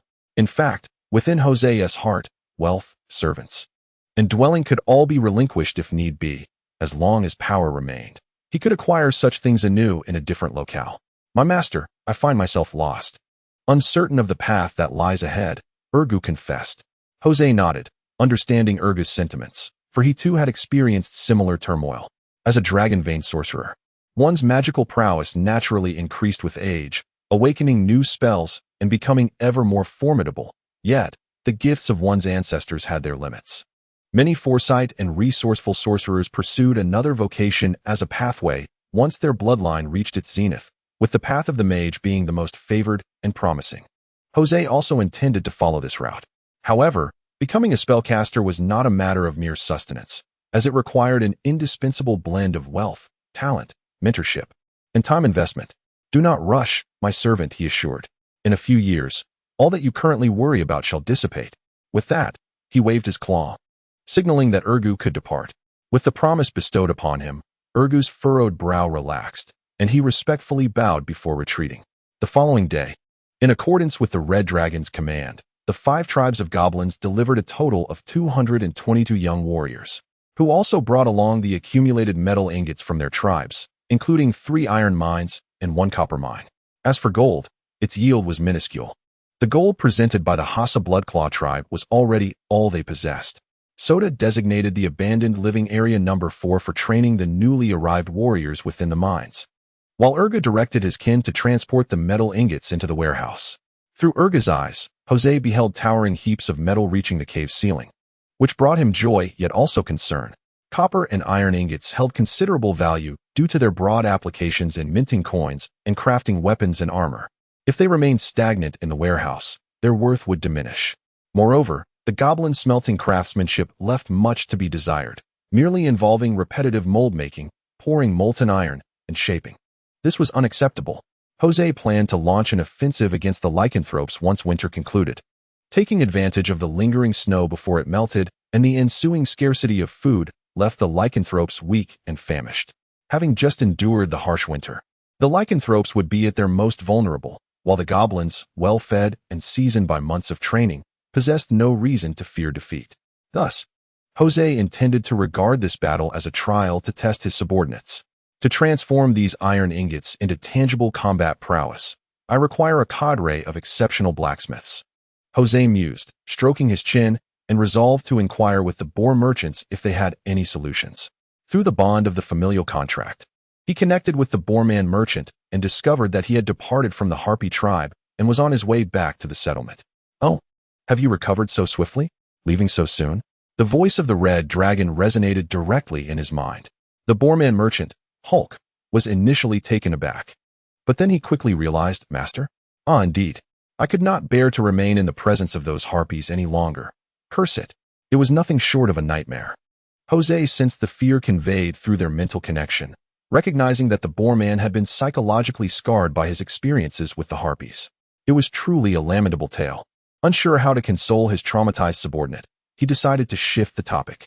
Hulk, do you know where I might find a skilled blacksmith? Without hesitation, Hulk replied. In Sunsailport, if the price is right, one could even hire a master dwarven blacksmith. The prospect of a dwarven master was undeniably enticing. Jose pondered for a moment, yet ultimately dismissed the alluring thought. On one hand, dwarven prices were exorbitant, and their status made them difficult to coerce. On the other hand, he did not require a legendary weapon. A competent human blacksmith would suffice for his needs. I merely wish to craft some weapons and armor for my kobold subordinate. A blacksmith of average skill should be adequate. Do you have any recommendations? Let me think. The Boreman merchant paused before continuing. I've got it. At the edge of the triangular plains, there is a black-horned Minotaur tribe. Within that tribe resides a smith named Black Bull, who once apprenticed under a dwarven master in Sunsail Port. Upon returning to his tribe, he taught his kin the art of blacksmithing, earning a decent living on the plains. They have quite a good reputation. Jose recalled the information about the Minotaurs. They were an ancient nomadic people who still adhered to traditional totem worship. Generally, Minotaurs were perceived as immensely strong and straightforwardly honest. However, such racial impressions represent a collective image, and individuals can vary greatly. There was once a Minotaur adventurer who, under the pretense of selling grain to the tribe, requested an advance on his wages from his employer. Thanks to his prior commendable performance and the Minotaur's reputation for honesty, someone actually fell for his ruse, only for the Minotaur to vanish, never to return. Such nefarious individuals are rare, and as a whole, the Minotaur race is quite commendable. Very well. We shall proceed with these Minotaurs. I leave the hiring to you. Wait, Master. According to the customs of the Great Red Dragon, should you not go directly to them and seize them? Jose responded. In truth, what my Boreman subordinate implies is that, in keeping with the Dragon Kin's notorious avarice, should we not simply go and forcibly abduct them, imprison them, and extract what we desire? My servant, you have only recently joined me, and do not yet fully comprehend my nature. I am distinctly unlike ordinary red dragons. I am not averse to spending a modest amount of gold to achieve my goals. However, should anyone dare to play tricks with me, the tone of the red dragon grew increasingly somber, causing the Boreman merchant to shiver. You shall receive that which you desire. I assure you of that. Chapter 39. The arrival. As the telepathic conversation concluded, Joss felt a twinge of annoyance.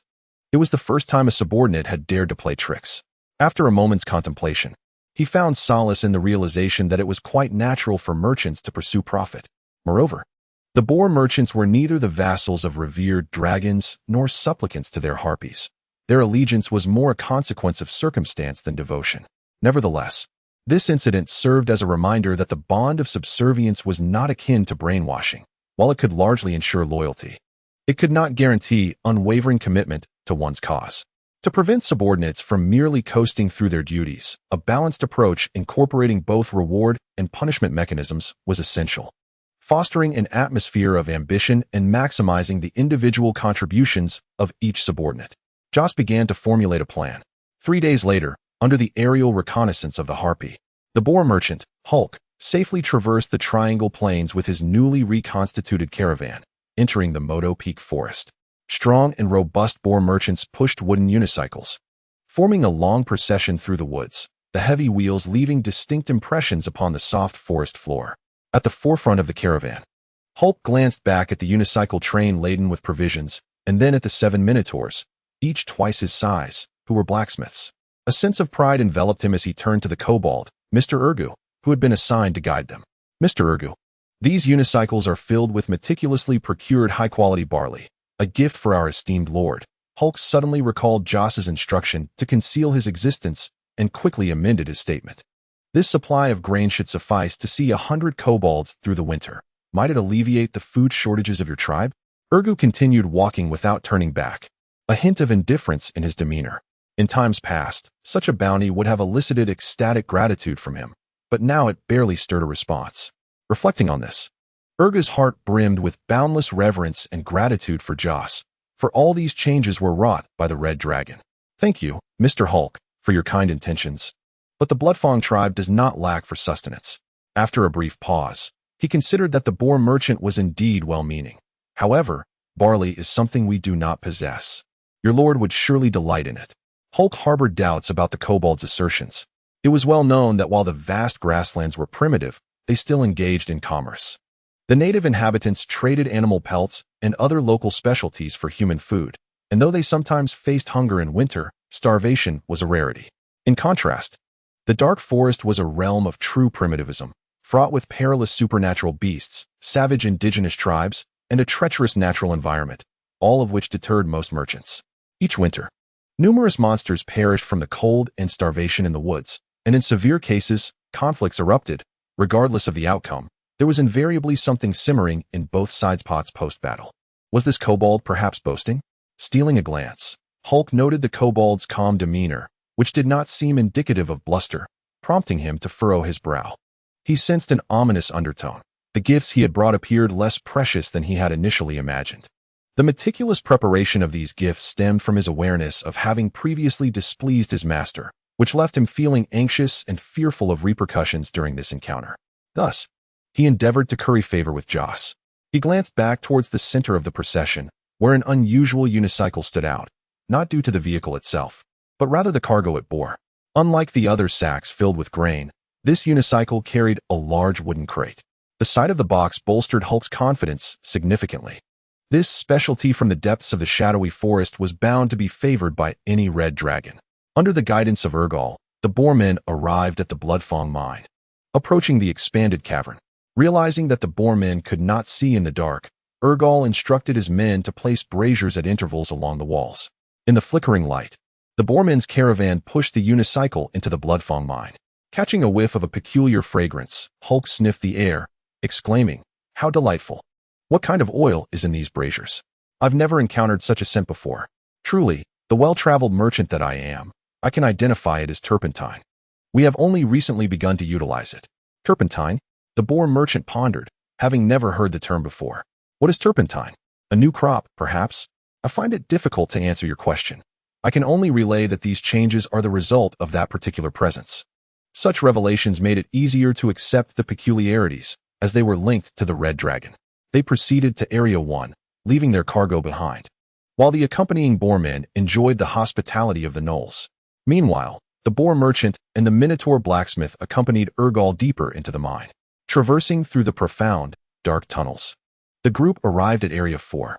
Crossing a barely perceptible magical barrier, Hulk heard the battle cries of training warriors.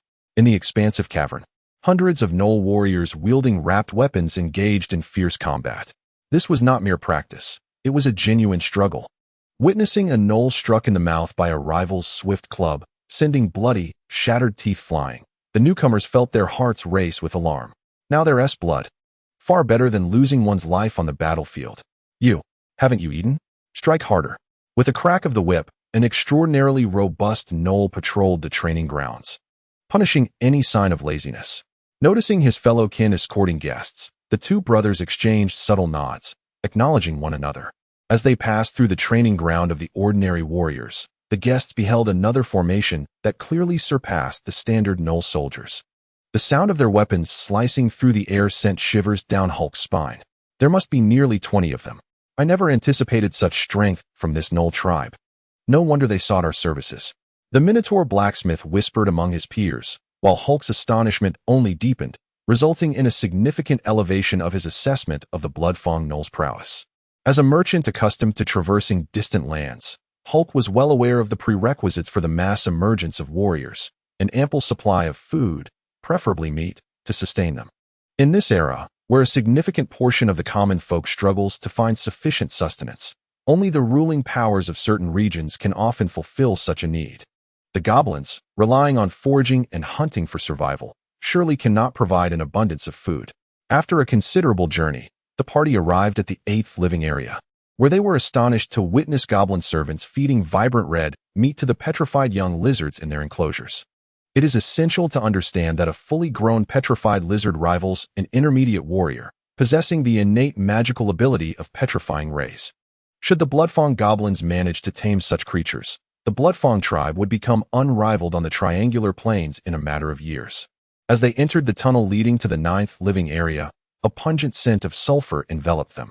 For reasons unknown, the robust and imposing bull-headed apprentice blacksmith, Hyber, felt an unsettling anxiety surge within him, akin to a mouse sensing the presence of a cat. "Master Hyber, I have an ominous premonition." Chapter 40. Persuading the bull-headed Hyber also sensed something was amiss. Having trained under the renowned dwarf blacksmith, the forge master of Sunflame Port, and interacted with various individuals throughout the years, he had seen much of the world. Yet, he had never experienced such a sensation. Merely the scent in the air sent shivers down his spine. Were it not for the remnants of rationality in his mind, he might have turned and fled. Damn those merchants. What are they hiding?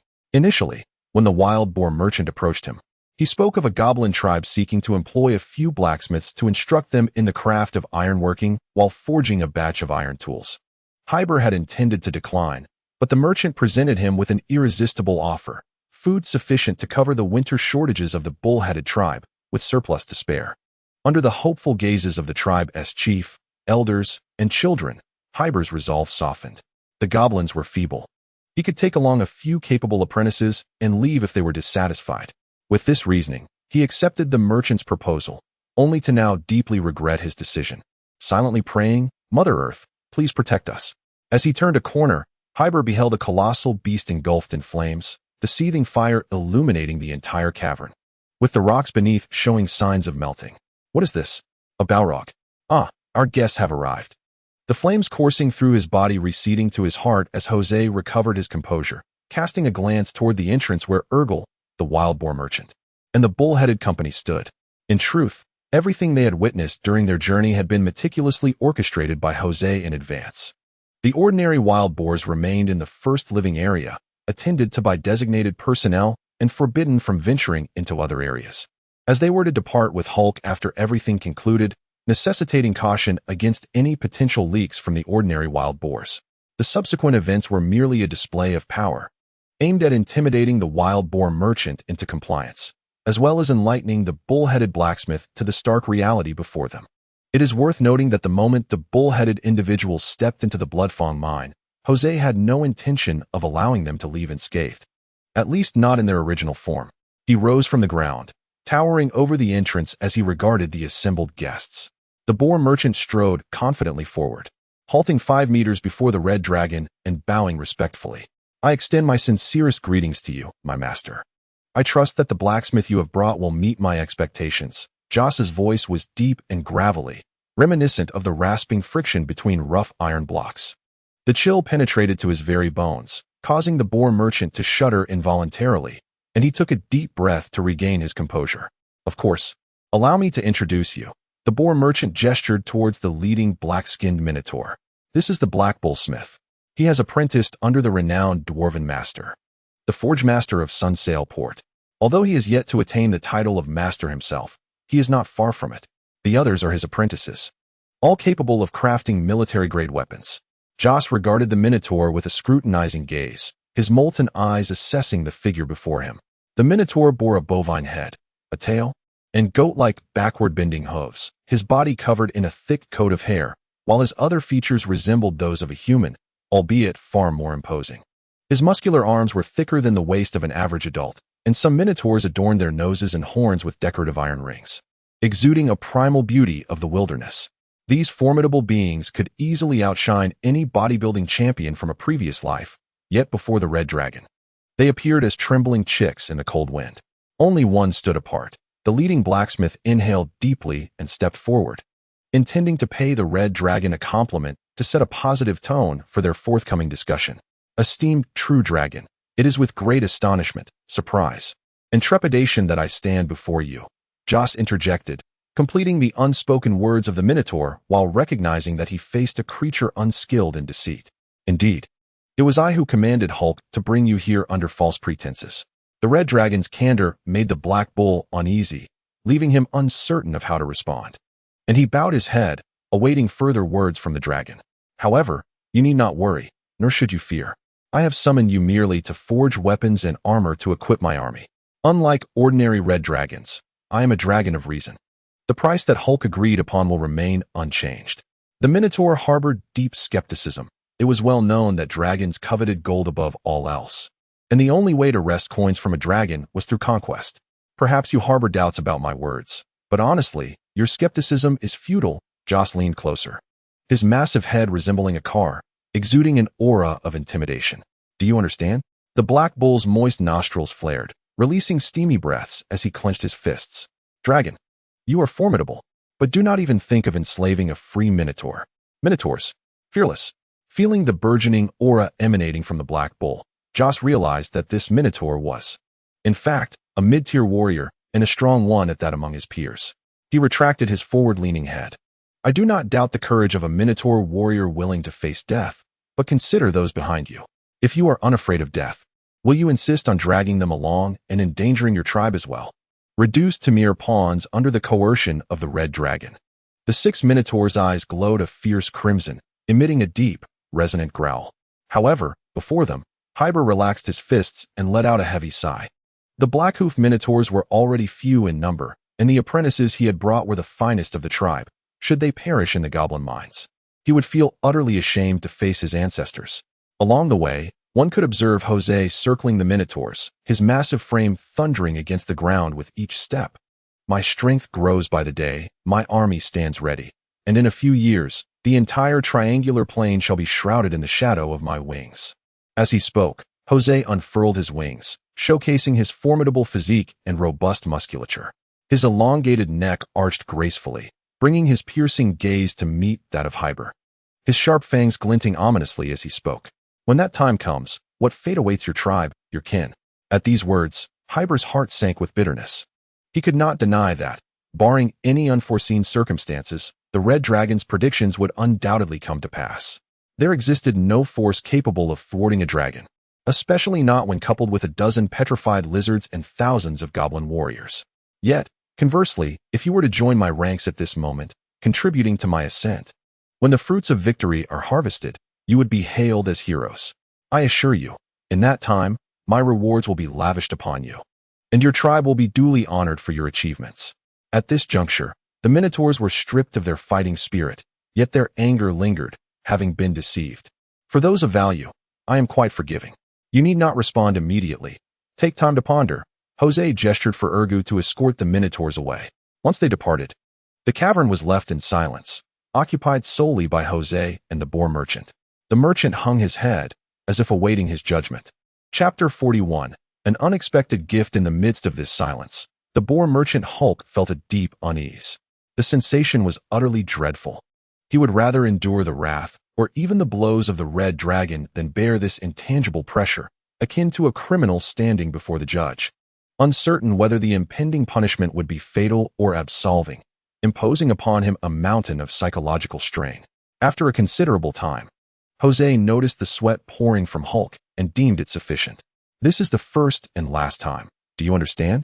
Though the tone of the red dragon was far from pleasant, Hulk felt a wave of relief wash over him. Understood. You have performed admirably in this task. I am quite satisfied. A reward for your efforts. Jose produced a small pouch, shaking it to produce a delightful jingling of gold. This is your advance payment. Instinctively, Hulk caught the pouch that was tossed his way, his expression one of disbelief. Master, Jose's voice brooked no argument. Accept it. You shall take it. Yes. Regarding the arrangement with the Minotaurs, every promised reward must be honored. Despite his lingering confusion, Hulk bowed respectfully.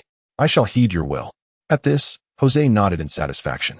In truth, he had contemplated employing violence and threats to exploit the labor of the Tauren, yet after some reflection, he decided against it.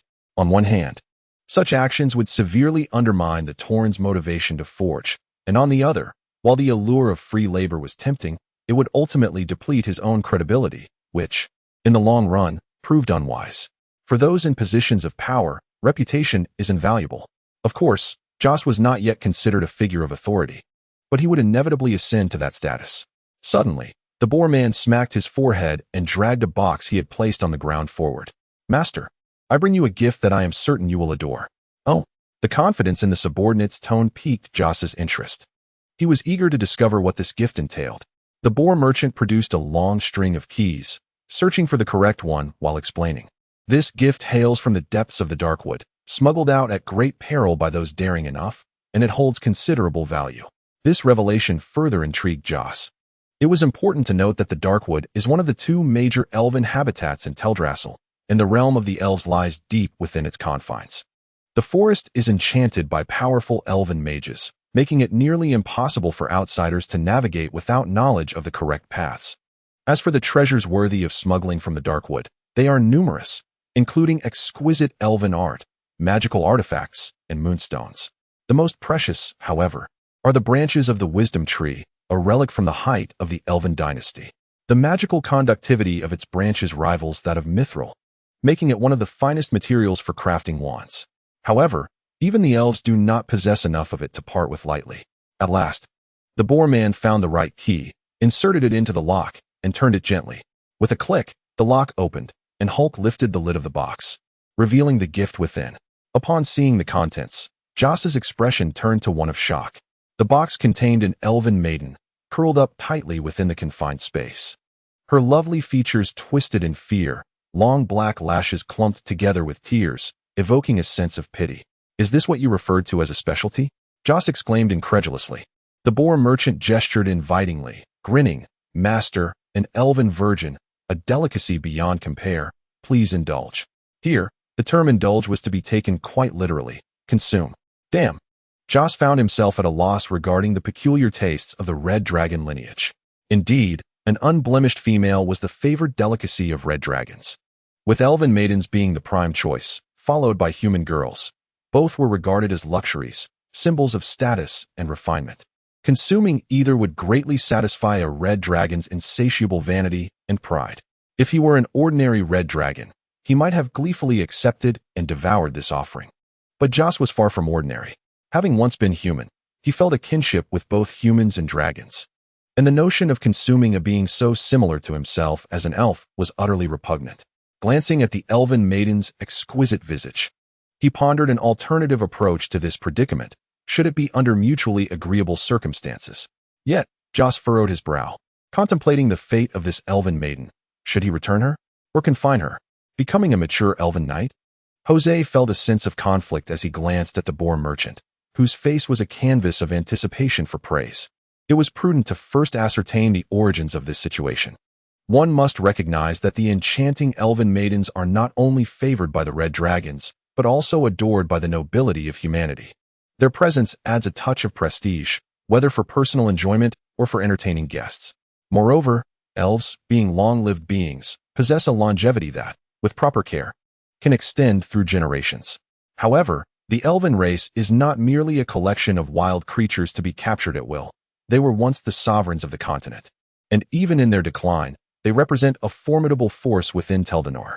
The advantages of elven maidens are manifold and exceedingly rare, making their value incalculable. One could scarcely afford to trade the boar merchant for even a single one. Where did this come from? The boar merchant, adept at reading the atmosphere, soon realized that the red dragon was not as pleased as he had envisioned. Sensing something amiss, the encounter on the road. Encounter? What do you mean? Please elaborate. The situation unfolded thus. 2 days ago, while conducting trade on the prairie, I came across a group of adventurers fleeing from the shadowy forest. This elven maiden is our prize. Ah, so it was a case of black eating black, Jose mused. Wait, are you saying these adventurers were fleeing? Were they being pursued? We saw no signs of pursuers before we departed. Did you examine their injuries? Did you glean any information? What became of the bodies? We hastily gathered our spoils and left their remains to the wilderness. Even the boar merchant recognized that their handling of the situation was rather hasty. The forest elves of the shadowy woods belong to the benevolent alignment, but they are not foolishly kind. They harbor a deep-seated aversion to the trafficking of their kin, striking mercilessly at slavers, and have even established specialized forces to hunt down captors. Our actions may very well lead the elves to the Bloodfang mines. After a pause, the boar merchant reassured himself. Rest assured, my lord, the bodies on the Great Prairie will not remain overnight. The ravenous beasts will ensure that the remains are thoroughly cleaned up. Jose cast a sidelong glance at his subordinate. Let us hope that is the case. By the way, the fleeing slavers seem to be heading towards the Greytail Centaur tribe. Just as Jose was about to inquire further, a noise emanated from the box. He leaned forward to see the elven maiden's eyelashes flutter. The elven maiden slowly opened her eyes, only to find a colossal red dragon's head looming above her, its molten eyes fixated upon her. After a moment of initial confusion, realization dawned upon her, and her eyes widened in terror as her mouth gaped open. Chapter 42. Elven Druid. Upon witnessing the elven maiden's mouth agape, Jose understood that he was on the brink of a sonic assault. Close your mouth. He thrust his head closer to hers, revealing his ivory fangs, and issued a menacing threat. Dare to scream, and I shall devour you. The scream that had risen in her throat was abruptly stifled, turning into an indistinct, choking sound. The sulphurous breath that wafted from him sent a tremor through her body. She recoiled swiftly in an attempt to escape the peril, only to find herself against the box, curling into a ball with her knees drawn up, her slender frame trembling slightly. The elfin maiden lowered her head, casting furtive glances at the menacing red dragon, her eyes brimming with unshed tears. She was utterly terrified. How could misfortune befall me, encountering a human slave capture squad? But why have I ended up in the clutches of a red dragon? Have they already sold me? What shall I do? Will this dragon devour me? It is said that red dragons have a penchant for feasting on elves. Surely, I am destined to be consumed. Does he prefer me raw, or would he rather have me cooked? Does he favor steaming or braising? I have no taste for spicy food. As the elf discreetly observed Joss, he too scrutinized her in return. This elfin girl appeared to be around 11 in human years, her skin pale, her bosom yet undeveloped. With hair and eyes the delicate green of spring grass, exuding an enchanting scent reminiscent of fresh greenery. At that moment, she pursed her lips, embodying a pitiable visage of wanting to weep, yet suppressing her tears, evoking a sense of vulnerability in the dragon. Under Joss's gaze, a tuft of hair atop her head, previously bent as if pressed down, gradually straightened, finally standing erect. He chuckled. It turned out that the elfin maiden possessed a tuft of hair that had become flattened during transport, now regaining its proud stature with newfound space. This small interlude eased Joss's mood somewhat. Regardless, it was imperative to ascertain the guest's identity and background. Elves are social beings, and there exists a distinction between commoners and nobility. The ramifications of a noble's abduction would undoubtedly resonate more profoundly than that of a commoner. If this elfin maiden belonged to a prominent family or possessed significant connections, it would be prudent to make a swift exit. Little elf, do introduce yourself. What is your name? How many are there in your family? What do they do? How did you come to be captured? Silence ensued. Joss tapped a wooden box with his fingers, his voice dripping with menace. My patience is limited. Stand up and answer my questions. Startled, the elfin maiden sprang from the box, her body stiffening in a posture of impending tears. Good morning, Mr. Dragon, she stammered. It is evening, Joss replied, his annoyance palpable as he exhaled through his nostrils. However, upon observing the quaking form of the elfin girl, he decided to stabilize her emotions, speaking gently. Do not be afraid. Fear will do you no good. The elfin maiden trembled even more. Perhaps it was best to inquire directly. What is your name? Tilia, she replied. Tilia, is it? How were you captured? I was following teacher Anna in the forest, practicing the way of nature, when I fell into the trap of slave traders. Joss continued his inquiries. What family members do you have? What are their roles? What abilities do they possess? I have a father, a mother, and an older brother. My father is a city guard in White Deer City. My mother is a priestess of the Lady of Flowers, and my brother serves in the Rangers Corps. He deduced her family background: a mid-tier warrior father, a novice priestess mother, and an older brother in the Ranger service. Such a family would be considered of modest means in elven society, alleviating his concerns about them employing extraordinary resources, such as powerful divination, to trace the whereabouts of the young elf. As for the high-ranking druid mentor, it is unlikely that she would exert too much effort on behalf of a single apprentice, given the multitude of her prot-gs. No, that cannot be right. Those of the benevolent faction defy conventional logic, morality, conscience, and responsibility. These self-imposed pressures might indeed compel the esteemed druid to forsake all and venture forth from the forest in search of her apprentice. Moreover, this girl has a ranger brother, whose position, albeit modest, is still within the system, and thus possesses a network of connections not to be underestimated. Joss felt a twinge of discomfort. Meanwhile, Tilia, having remained silent for some time, cautiously lifted her eyelids to steal a glance at the red dragon. The recent exchange had emboldened her somewhat, and as she intertwined her fingers nervously, she spoke in a soft tone. Mr. Dragon, could you possibly release me? If I disappear, my parents and teacher Anna will be quite worried. Joss cast a sidelong glance at the diminutive elf. If I were to release you, I would be the one to worry, and I would be driven to madness. If news of a young red dragon in the Bloodfang mine were to reach the elves, the consequences would be dire. The elven authorities need not even intervene personally, for the mere dissemination of such information would suffice. Greedy adventurers, nobles dreaming of slaying dragons, brainwashed paladins of justice. One after another, they come forth, ever stronger, vowing to vanquish the wicked dragon. But I am a good dragon. This wretched racial prejudice. Gazing at Tilia's pitiful expression, Joss found himself in a quandary. If it were possible, he would wish to cast the elf away as though she had never arrived. Yet, the events had transpired, and evasion would not resolve the issue.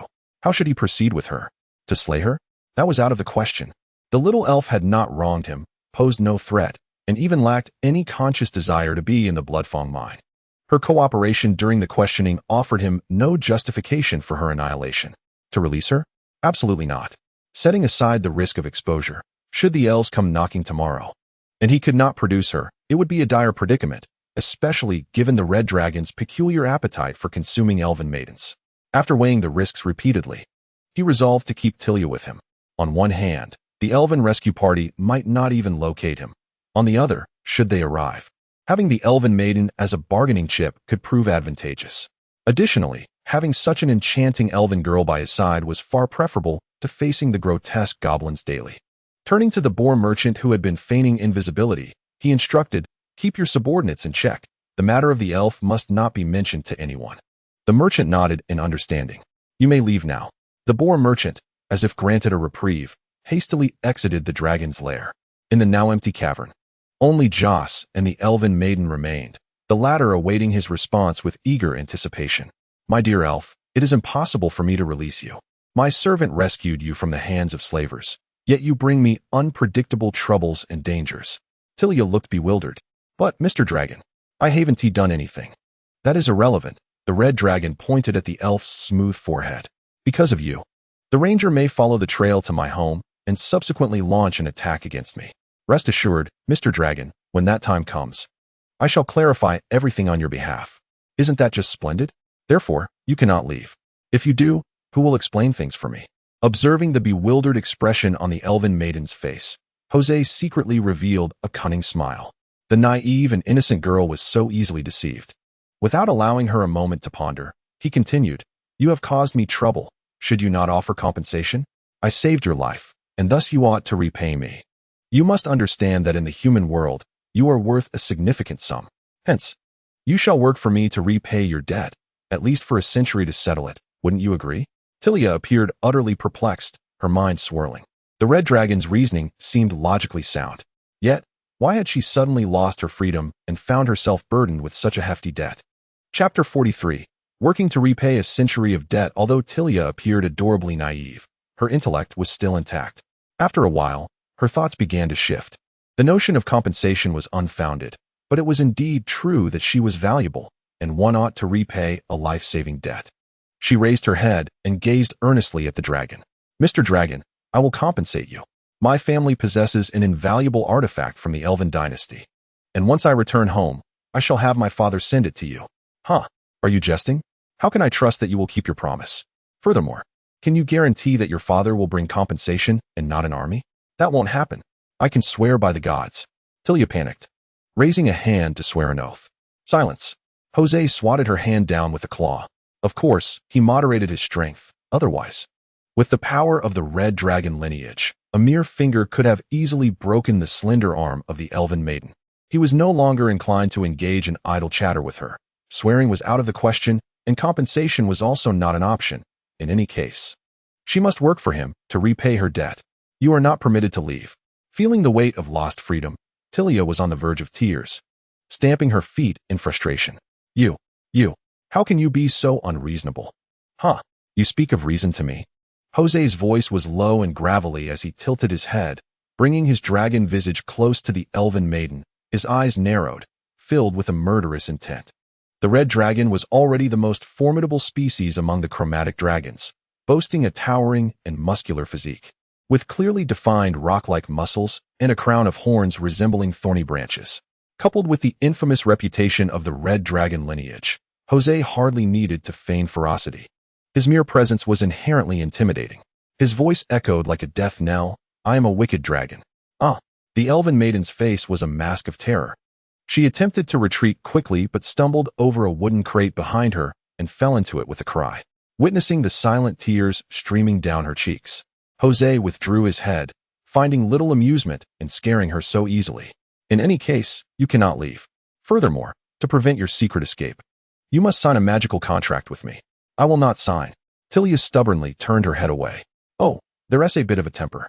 However, Jose was not inclined to indulge her. He threatened menacingly, "If you refuse to sign, I shall devour you." To enhance his persuasive power, and to satisfy his own wicked desire to tease, he extended his long tongue, letting the tip glide across the elven maiden's delicate face. Wow. The elfin maiden covered her face with one hand and burst into tears, her originally fair complexion reddening, though not from embarrassment. The structure of a dragon's tongue is akin to that of a cat's, its surface adorned with pinkish flesh spikes. Being licked by a dragon's tongue is akin to being rubbed with sandpaper. A resounding wail echoed within the dragon's lair as Joss observed her in silence. His demand for the elf to labor for him for a century was not born of mere malice. She was a druid apprentice, having received formal druidic education, and her understanding of flora and fauna surpassed even his vast knowledge accumulated from countless literature in his past life. With her involvement, the complexities of developing agriculture and animal husbandry would be significantly alleviated. After a while, Tilia sensed an unsettling silence surrounding her and turned to meet the cold gaze of the red dragon, which sent a shiver down her spine, abruptly halting her cries. "Have you made up your mind? Will you work for me for 100 years, or shall I feast upon you?" The dragon's voice was devoid of emotion, and Tilia realized she had to make a swift decision. Between the eternal forfeiture of her life and the temporary sacrifice of her freedom, she chose the latter. Elves are long-lived beings, and a century constitutes nearly a tenth of their lifespan. Not insignificant, yet not overly burdensome either. She averted her gaze, timidly inquiring, "Mr. Dragon, could it possibly be less?" Daring to negotiate, Joss bared his fangs, yet felt a sense of relief. Her willingness to bargain indicated acceptance of the debt repayment proposal. He feigned displeasure. "Very well. How much less do you propose?" Tilia felt a surge of joy, yet hesitated, her face contorted in uncertainty. She wished to haggle more, fearing the wrath of the red dragon, yet worried that a lower offer would disadvantage her. "You can do this. Stand firm against the dragon's tyranny." Summoning her courage, she extended a finger, trembling, before raising a second finger, forming a peace sign. 10 years, no, 20 years. Due to the effects of the golden fertilizer, Joss matured significantly faster than an ordinary dragon, reaching adulthood in merely 70 years. A fully grown red dragon, provided it does not court death, is safe. Thus, his mental expectation was to restrict the elfin maiden to 80 years. He had mentioned 100 years merely to provide her with room for negotiation. Not having even grazed the baseline, the elf's bargaining was rather timid. Amused internally, he maintained an outward appearance of contemplation.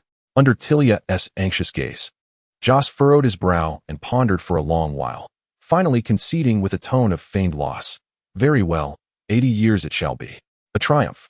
Had the circumstances been different, Tilia would have leaped for joy. It appeared the red dragon was not as tyrannical as rumored. Not only had he spared her, but he was also quite reasonable, alleviating her of 20 years of servitude, which filled her with delight. Subsequently, they entered into a contract imbued with divine binding power. The choice of a divine oath rather than a bond of kinship was twofold. Firstly, the elfin maiden would never consent, and secondly, Joss deemed a druid apprentice unworthy of being his kin. Should the little elf exhibit extraordinary talents during the contract period, there would be time to consider her as kin later. Assigning Urgel to help the elfin maiden acclimate to her surroundings, Joss lay deep in thought within the dragon's nest. Taking in an apprentice druid of the Fae, one cannot discern whether it is a blessing or a curse. Yet, soon he came to a realization: when faced with adversities, one must simply do what they can while leaving the rest to fate. With idle time and an unwillingness to succumb to slumber, Joss observed his various subordinates through the bond of allegiance. At that moment, the Boorman merchant, Hulk Stonefang, was unloading provisions from his unicycle and replacing them with metal ingots. Preparing to return to the grasslands, Soda Bloodtooth was training soldiers with a whip. Ever since the news of impending war with the Lycanhydeward tribe spread during winter, the soldiers had been training with fervor, fueled by the fires of vengeance. For centuries, the Wurgs and kobolds had coexisted in the same region, engaging in countless skirmishes, with deep-rooted animosity festering over time. Luna Bloodfeather lounged in her nest, gazing into a mirror, accompanied by a bouquet of flowers. She truly considered herself an elf. Has Bloodclaw returned from a hunt, bringing home an impressive moose. How remarkable! He even intended to present it to me to lift my spirits. Indeed, the young lad shows promise. Satisfied, Joss resolved to nurture this new subordinate carefully. He glanced at the other kobold chieftains, who were occupied with mundane tasks, such as crafting diminutive kobolds. Lastly, there was the subordinate Urgel. "What is this?" Joss noticed Urgel was quite irate, leading an elven maiden towards the dragon's lair. What was going on? Hadn't he been instructed to procure a tent for the little elf? Moments later, Urgal entered the dragon's lair with Tilia. Master, this elf is exceedingly finicky. She dares to complain that our tent is dirty. Beside him, Tilia pouted and retorted indignantly, well, it is. Joss raised an eyebrow. Regarding the cleanliness of the kobold tent, he found himself in agreement with the little elf. Grease and dust had never been washed away. All right, she is now my responsibility. Urgal, you may leave. After conferring with Tilia, Joss gathered vine seeds and planted them at the edge of the dragon's lair, employing druidic magic to nurture them into a quaint vine cottage. Chapter 44. Trivial matters. With the addition of an elf in the dragon's lair, Joss's life remained largely unchanged. He continued to eat and sleep as usual, and the elf pursuers he had once feared did not come knocking. Days passed in a serene manner, and before long, 5 days had flown by. These 5 days were tranquil, devoid of significant events, at least from Joss's perspective. However, for the kobolds, a momentous and far-reaching occurrence transpired. A kobold was honored by the great true dragon, earning the admiration and envy of all as a dragonkin. Had this accolade been bestowed upon a seasoned warrior, it might not have stirred such profound reverberations among the ordinary kobolds. The pivotal detail was that the recipient of this distinction was but a minor child. This youngling was recognized for discovering a new food, the chestnut, on the summit of a lofty mountain, while gathering pine cones. A humble green spiky ball caught the child's attention. Seemingly inedible, it concealed within its husk the delectable pine nuts, igniting a spark of inspiration within him. He curiously peeled back the shell, revealing the brown nut within. Upon cracking it open, he discovered that the kernel was indeed edible, akin to pine nuts. Excitedly, he reported this revelation to the commanding captain, and after several layers of communication, the news eventually reached Jose. After careful consideration, Jose rewarded the goblin child with the title of Dragonborn, creating a motivational impetus that inspired ordinary goblins to explore the unknown and cultivate self-reliance. Without any covert influence, the news spread wildly among the common goblins. In a primitive society governed by the law of the jungle, only the strong deserved respect. The ordinary goblins believed that only the powerful were worthy of the favor of true dragons. However, the emergence of the young goblin dragonborn shattered this entrenched mindset. In the time that followed, many goblins sought to ascend to the status of dragonborn, transforming into foragers to sample various herbs. This led to several incidents of food poisoning, and upon witnessing the plight of the afflicted, the frenzy for herb sampling began to subside, fulfilling Jose's objective. Within the vast dragon's lair, the burning braziers emitted a radiant glow that dispelled the darkness. Urgal entered, accompanied by 2 goblins carrying a large basin filled with the newly discovered food, chestnuts. Compared to pine nuts, chestnuts were significantly larger, with a single tree capable of sustaining more individuals, thus possessing greater practical value. Jose designated chestnut cultivation as a key developmental project, focusing on methods of processing and preservation. Urgal approached the slumbering red dragon and placed the basin before him, bowing respectfully. Master, following your guidance, we have mixed the chestnuts with sand and roasted them, producing this final product. Jose glanced at the chestnuts, now a reddish-brown due to the roasting process, glistening from the addition of a hint of pine oil. Each chestnut bore a cross-shaped incision, revealing its golden interior, exuding an enticing aroma. Upon seeing the red dragon wave his claw, Urgal bowed once more and retreated. In the vine-covered cottage, the resting elf maiden, Tilia, heard her name being called. Rubbing her sleepy eyes, she yawned and stepped outside. Over the past few days, she had begun to acclimate to life in the burrow and had found her place within goblin society. Just as Jose had envisioned, as a druid apprentice, Tilia possessed a solid foundation in botany, contributing significantly to the goblins' exploration of agriculture and animal husbandry. Furthermore, her knowledge of herbalism enabled her to heal several ailing goblins, earning her the respect of nearly all goblins, including Urgal, who had grown more accommodating of her needs for sustenance. Is this the newly discovered food? The newly awakened elf maiden approached the large basin before the red dragon. After days of interaction, she no longer feared this peculiar red dragon. Indeed, in Tilia's eyes, Jose was a true oddity, and not in a trivial sense. Firstly, there was his unusual schedule. Like all dragons, he was prone to long slumber. Yet unlike other dragons who could sleep for days, he awoke for approximately 8 hours each day. Furthermore, concerning her kin, through communication with the gnolls, she learned that items such as pine nuts and mushrooms were concocted by the red dragon. Remarkably, she had not observed any signs of anger from the red dragon towards anyone during these days, which seemed nothing short of a miracle for a creature known for its cruelty and volatility. However, Tilly would not be so easily deceived into believing she was facing a docile dragon. The large-scale military training, coupled with the ever-burning forge of the Minotaur blacksmith, indicated that the red dragon was preparing for war, a notion that was directly confirmed through her conversation with Urgal. A newly discovered delicacy, known as chestnuts, was presented before the little elf as Joss pushed a large bowl towards her. Tilly was taken aback. It seemed the dragon had a kind heart after all, having summoned her to rise and partake in such delightful fare. With nimble fingers, she peeled away the hard shell, revealing the glossy golden fruit within, and placed it in her mouth. With a single bite, it melted, offering a soft and sweet taste that tantalized her palate. Delicious. The elven maiden squinted her eyes in sheer enjoyment. Joss's face darkened as he questioned, "I asked you to peel them for me. Why are you eating them yourself?" Tilly protested. This is unjust. However, her protests fell on deaf ears. This was merely part of her duties. Ultimately, the beleaguered elven girl succumbed to the tyrannical influence of the dragon and became a mere tool for peeling shells. Cursed wicked employer, devoid of conscience, she muttered under her breath while she continued her task. After peeling one fruit, she furtively glanced at the napping red dragon. Seizing the moment when the dragon was distracted, she swiftly popped the peeled fruit into her mouth, savoring the taste with satisfaction. Another fruit successfully acquired.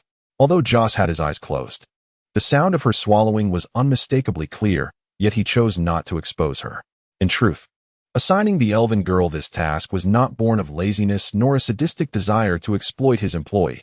Rather, the dragon's claws were ill-suited for such delicate work. While Joss leisurely enjoyed the service of the elven maiden, the fortnight of training came to a conclusion. The Gnoll warriors from various tribes were returning home. As per the plan, once the first batch of Gnoll warriors completed their training and returned to their tribes, the remaining warriors would arrive at the Bloodfang mine. Destined to undergo the same trials as their predecessors, warrior training and indoctrination in loyalty.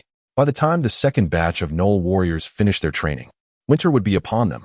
Having endured half a winter filled with ample provisions, it was then that Joss would eradicate the mossy-skinned werewolves and unify the Moto Peak forest.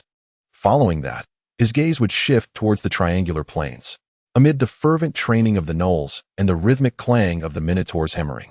Everything proceeded in an orderly manner according to plan. Yet unbeknownst to Joss, a gnoll, having completed his training and returned to his tribe, stealthily slipped out of the mine under the cover of night, stepping into the unknown wilderness. Chapter 45. Intelligence leak in the deep autumn night breeze. Chili, the gray-scaled gnoll, hunched over as he swiftly navigated through the woods, resembling a specter of the night. At this moment, he had departed from the territory of the gray-scaled gnoll tribe and entered the hunting grounds of the mossy-skinned werewolves. The thought of encountering the terrifying werewolf shaman once more sent a shiver down his spine. If given the choice, he would not wish to betray his kin, but he found himself with no alternative. Howl. The mournful howls of wolves shattered the tranquility of the night, prompting Chili Huijin to remain vigilant as he grasped a certain object tightly within his grasp.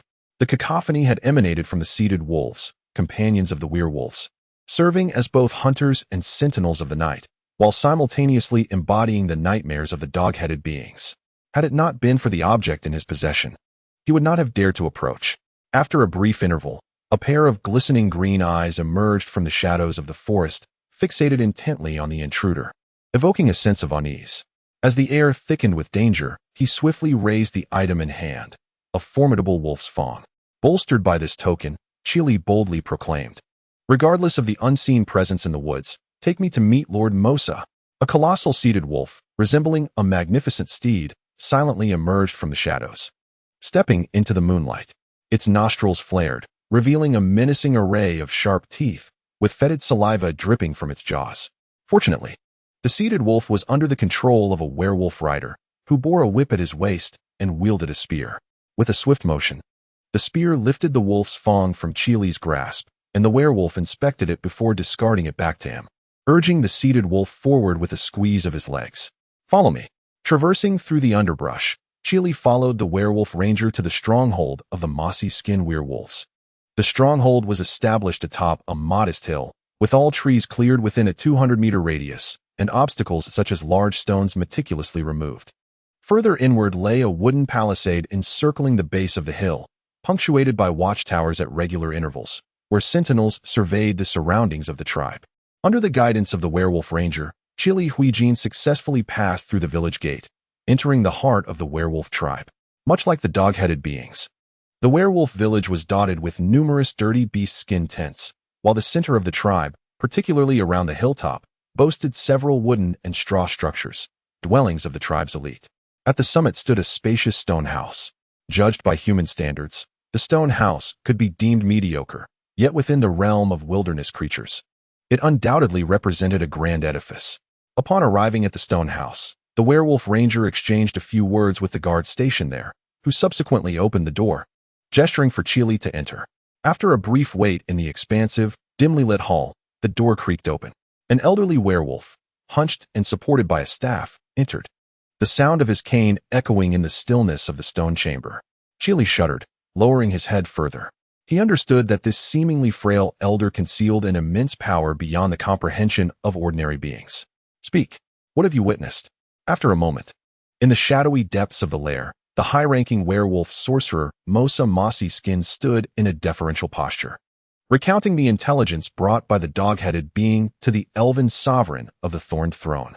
Upon hearing the tale recounted by her retainer, the emerald dragon Olivia, transformed into her ethereal form, curled her lips into a sardonic smile.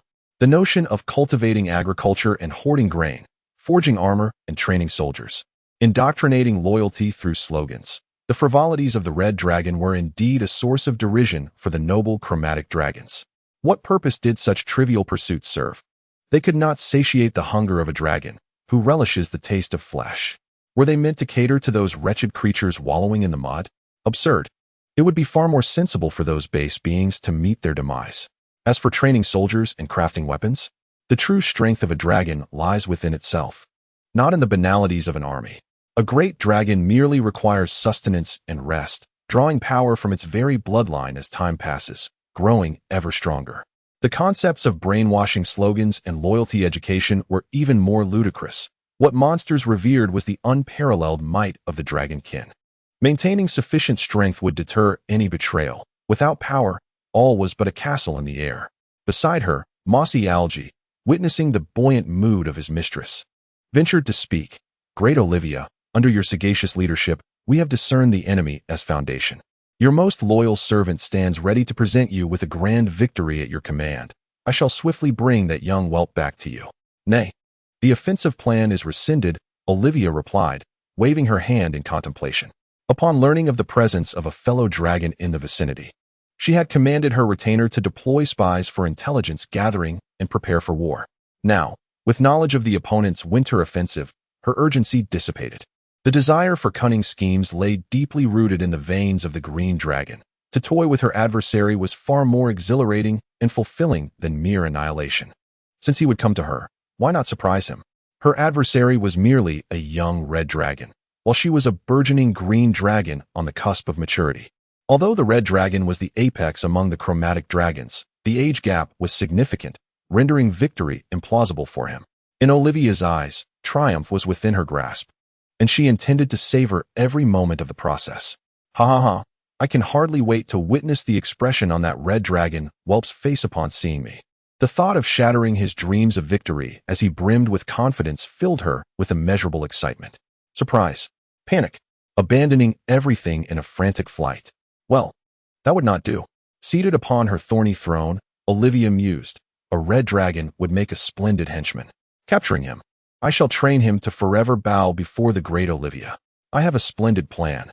Once he matures, I shall let the red dragon roam, luring those foolish dragon slayers to him. And then, oh ho ho ho ho ho. The delight of her scheming caused Olivia to erupt into laughter.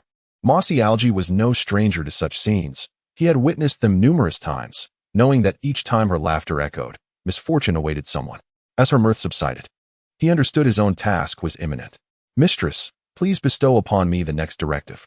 Motionless, yet one cannot allow that idler to remain idle. A smirk of playful malice curled at the corners of Olivia's lips. Chapter 46, The Dawn of Conflict. Joss, deep within the dragon's lair in the Bloodfang mine, was blissfully unaware that a fellow creature was concerned about him. His life of ease continued unabated. Until one day, the slumbering red dragon was roused from his dreams by a communication request from a subordinate. Upon focusing his thoughts, he discovered it was Clark Grayscale, the chieftain of the Grayscale clan. "What is it?" The red dragon's voice inevitably bore traces of mourning irritability, despite his efforts to suppress it. Clark Grayscale could not help but shudder, steeling himself to continue his report. "My lord, the Grayscale clan is under siege by goblins.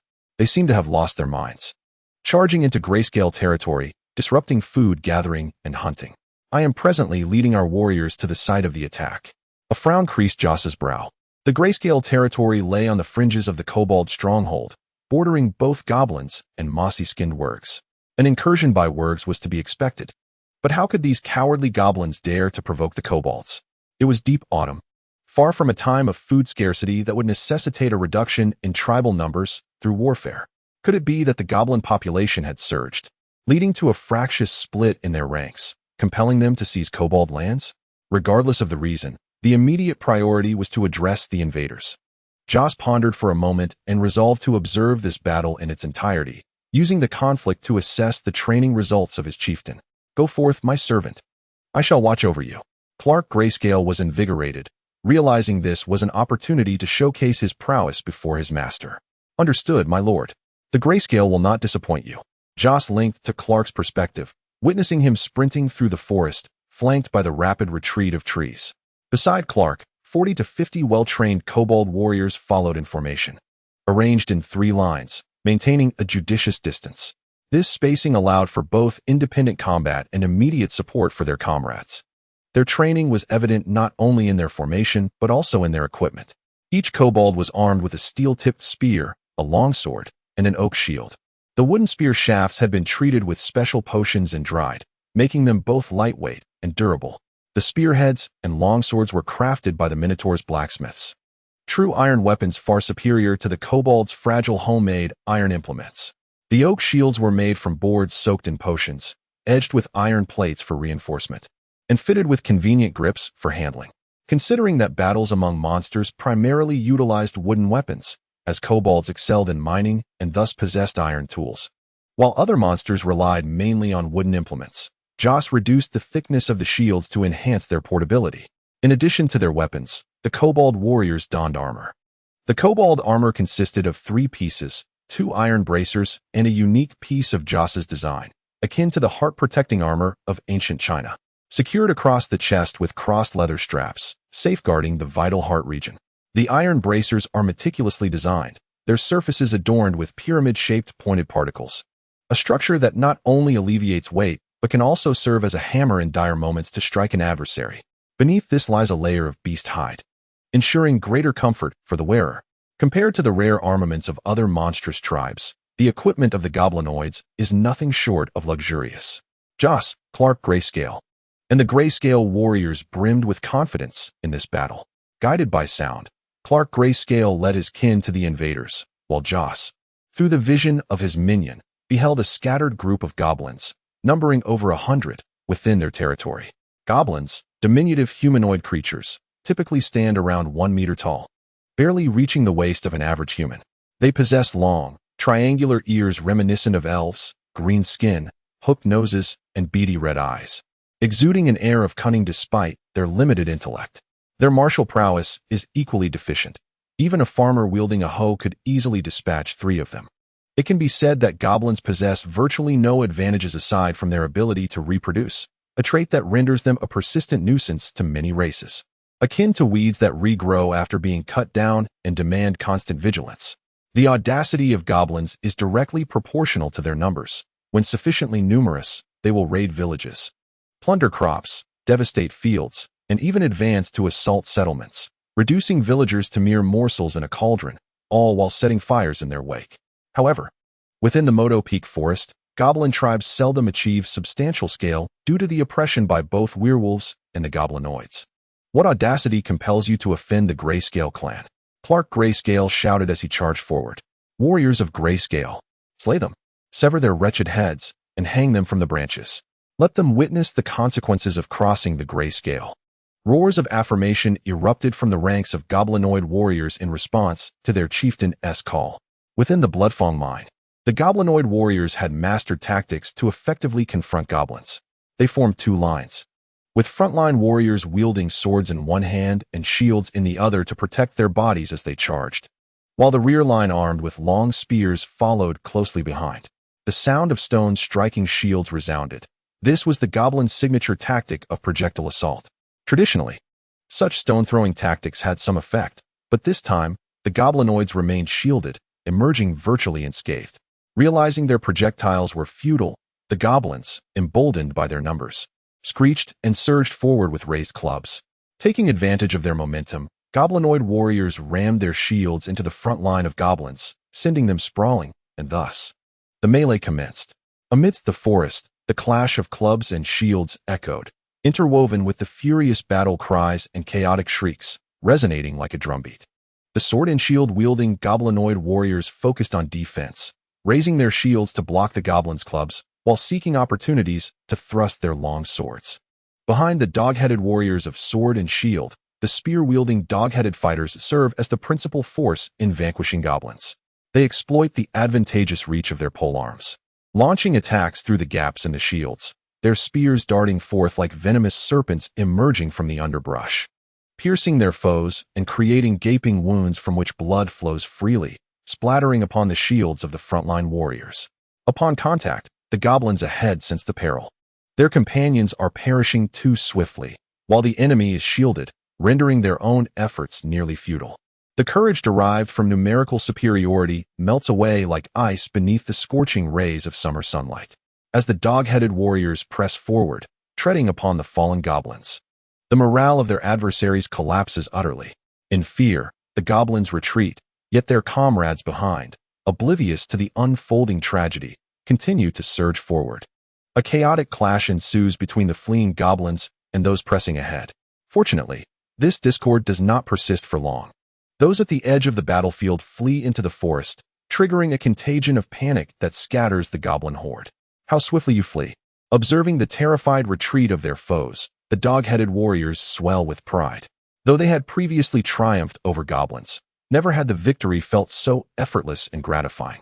Based on past encounters, skirmishes would ensue with the dog-headed ultimately victorious, albeit at some cost. Yet this time, within less than a minute, the overwhelming goblin force had left behind 30 to 40 corpses, while their own side suffered only 3 minor injuries. Such is the advancement brought about by military training. Praise the magnificent true dragon. With gratitude towards the true dragon in their hearts, the dog-headed warriors scoured the battlefield, severing the heads of the fallen foes. Suddenly, from the direction of the fleeing goblins, a heavy thudding sound reverberated from the forest, growing ever closer and louder. Chapter 47. The dog-headed warriors versus the ogre gather. A large creature approaches. The dog-headed warriors hastily assembled beside their chief, raising their shields and readying their spears. Warrior, climb the tree and scout. Yes, responding to the command. The dog-headed warrior sheathed his long sword and shield, his sharp claws gripping the rough bark of a nearby tree as he swiftly ascended, perching upon a branch to survey the distance. Through the gaps between the trees, he caught a glimpse of a massive form fleeting by, burdened with a log upon its shoulder. A chilling memory of a terrifying creature that roams the forest surged in his mind, causing his pupils to constrict. Chief, an ogre. It is an ogre. The ogre has returned with goblins. Ogre. Clark sensed a grave foreboding. The ogre, true to its name, is a fearsome demon that consumes flesh. It is a formidable humanoid creature, not particularly intelligent, but possessing immense strength. Adult ogres typically tower over 3.5 meters, surpassing the height of a single story, with some exceptional individuals reaching an astonishing 5 meters. Endowed with the power to topple buildings, their skin is tougher than the thickest hide, fortified by layers of fat, and an unyielding will to fight to the death. All these traits evoke a sense of utter despair. Clark swallowed hard. In the past, he would have immediately led his kin back to the mine where the ogres could not penetrate. Now, however, he pondered what to do. In the distant dragon's lair, Jose furrowed his brow. The encounter with a formidable enemy had quickly revealed the limitations of the goblin chieftain. His capacity for resilience was weak. He could handle easy victories, but faltered in the face of adversity. Yet, It was a primal instinct for living beings to evade strong foes, and it was unreasonable to expect all his followers to be valiant warriors. As he contemplated this, the figure of Hazer Bloodclaw emerged in his mind. In contrast, Hazer's excellence became increasingly evident. What are you afraid of? You are my subordinate. Do you lack the courage to confront the ogres? Clark's body trembled as he came to a realization. Indeed, although the ogres were powerful and could easily crush most novice adventurers with their physical prowess, they did not exceed the bounds of the novice realm. As a novice warrior himself, enhanced by the Dragonblood contract, his combat strength was not inferior to that of the ogres. Experience can be deadly. Clark felt a surge of regret. He understood that his previous display had diminished his standing in his master's eyes, which only deepened his discontent. Now, the only way to redeem himself in his master's estimation was to take the ogre's head as proof of his valor. Resolute in this thought, Clark declared, "Warriors, prepare for battle. Let us sever the ogre's head and present it to our master." "This gift is one I find utterly unappealing," Jose inwardly scoffed. "An ogre's head is inedible and worthless. What purpose does it serve?" Meanwhile, under Clark's command, the goblin warriors began their preparations for combat. They grouped in threes, 2 warriors wielding swords and shields, while 1 bore a spear, dispersing throughout the forest. Well, it's not entirely hopeless. Jose's furrowed brow eased somewhat. Against goblins, who are small and lack heavy weaponry, forming a defensive line with shields can effectively minimize their losses. However, this strategy would not hold against the ogres. Ogres possess immense strength, wielding unrefined tree trunks as weapons. A single blow could shatter even the most robust shield, and the slender arms of the goblins could not withstand the force capable of demolishing houses. Hence, dispersing in combat to avoid slaughter was the wisest choice.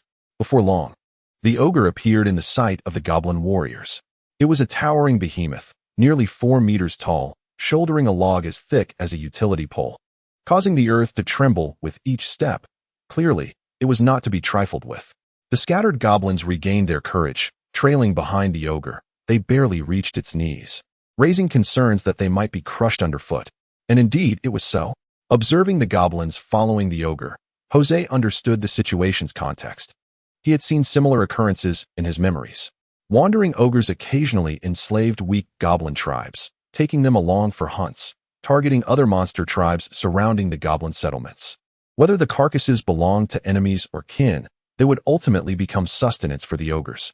However, such tribes dominated by ogres seldom endure for long. As their insatiable appetites lead to a scarcity of sustenance, goblins become their primary source of nourishment, and within a month, many goblins either perish or flee. Ogres, gnolls, and goblins are not particularly adept at communication. Their encounters typically devolve into immediate conflict. With a fearsome roar, the ogre unleashed a thunderous bellow, sending tangible sound waves rippling through the nearby foliage.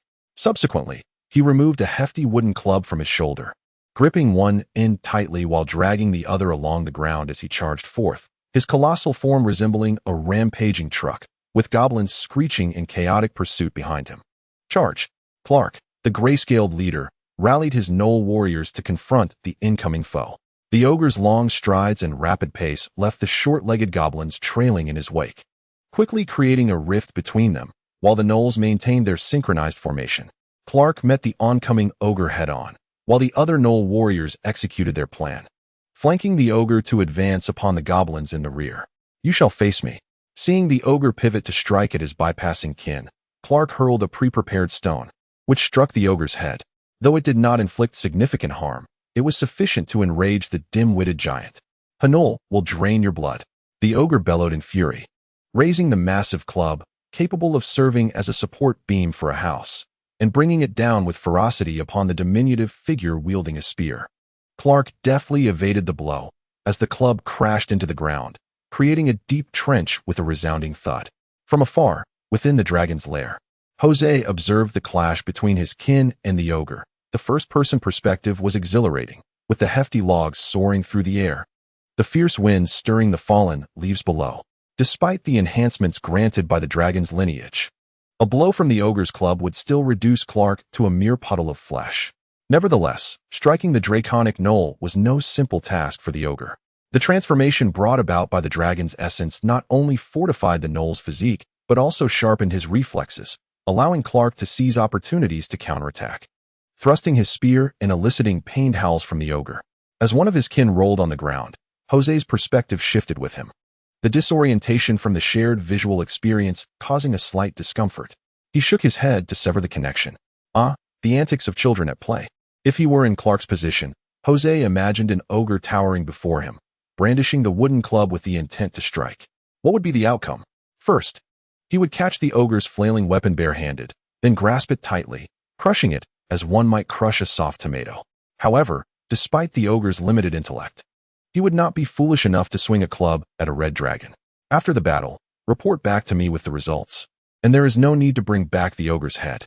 Chapter 48. Frequent unforeseen events breaking the mental connection. Jose lay upon the ground, contemplating the events of the battle. The practical experience revealed many shortcomings among the gnolls. Firstly, the mindset of the gnoll chieftain remains entrenched in the primitive tribal stage. When confronted with formidable adversaries, retreat is preferred over a valiant confrontation. Secondly, the gnoll warriors are bereft of ranged capabilities, leaving them vulnerable to the projectiles hurled by goblins. Lastly, it is somewhat disheartening for him to observe that the gnolls possess inadequate innate talents, even with the enhancements from their dragon lineage. They can only match a mere ordinary ogre in combat prowess. It appears that specialized training for his subordinates is imperative. Jose, stroking his chin, contemplated methods to instruct his subordinates, enhancing their combat capabilities and instilling in them the ideology of devotion to the grand dragonism. Perhaps the training regimen for soldiers could also be applicable to his subordinates. Indeed, that shall be the course of action. However, addressing the issue of the gnolls lacking superior offensive measures presents a significant challenge. The claws of the gnolls are sharp, and their digits are adorned with fine scales, rendering them incapable of gripping a bowstring, thus making archery unfeasible. After a moment of contemplation, he devised a plan. Since the gnolls favor using spears, why not equip them with throwing spears? The spearheads of their long spears could easily be repurposed for this task with a mere truncation of the wooden shafts. As for the innate physical limitations of the gnolls, Jose felt powerless to alter that. He could only await a future where he would possess greater territories and gather more formidable subordinates. As these thoughts swirled in his mind, the figure of Buller emerged in his imagination. The Minotaurs would be an excellent choice, yet their numbers are regrettably scarce. Coupled with poor reproductive capabilities, 2 offspring per birth already marks a heroic mother among them. Before long, he received a communication request from Clark. Jose connected without hesitation. Report. My lord, we have achieved victory, slaying 1 ogre and 105 goblins, with 3 of our own fallen, for severely injured, and 12 lightly wounded. In truth, Clark's report was unnecessary, as Jose had witnessed the entire battle unfold through his memories. The conflict between the gnoll warriors and the goblins was overwhelmingly one-sided. A veritable massacre. The ogre, after the goblins scattered, found itself besieged. In its attempt to flee, it was ambushed by Clark, who severed its Achilles tendon, causing it to lose its balance and tumble to the ground, ultimately being pierced by the multitude of gnolls. Bring the wounded back and ensure they recuperate properly. As you command. Upon severing the connection, Jose felt a flicker of solace. He could distinctly perceive the shift in mindset among his subordinates after they vanquished the ogre. Should Clark encounter another ogre, he would no longer be inclined to flee at the outset. Indeed, bloodshed is essential for an army's growth. Jose increasingly regarded his decision regarding the arrangement of formal warriors as sagacious. Unlike the ordinary soldiers who returned to their original tribes post-training, the successful gnoll warriors were retained, forming an elite vanguard unit under Jose's direct command. Recently, he had deemed it a waste to keep these elite warriors cooped up in the caves. Thus, he assigned them to the fervent battle enthusiast, Hasa Bloodclaw, to lead them in hunts.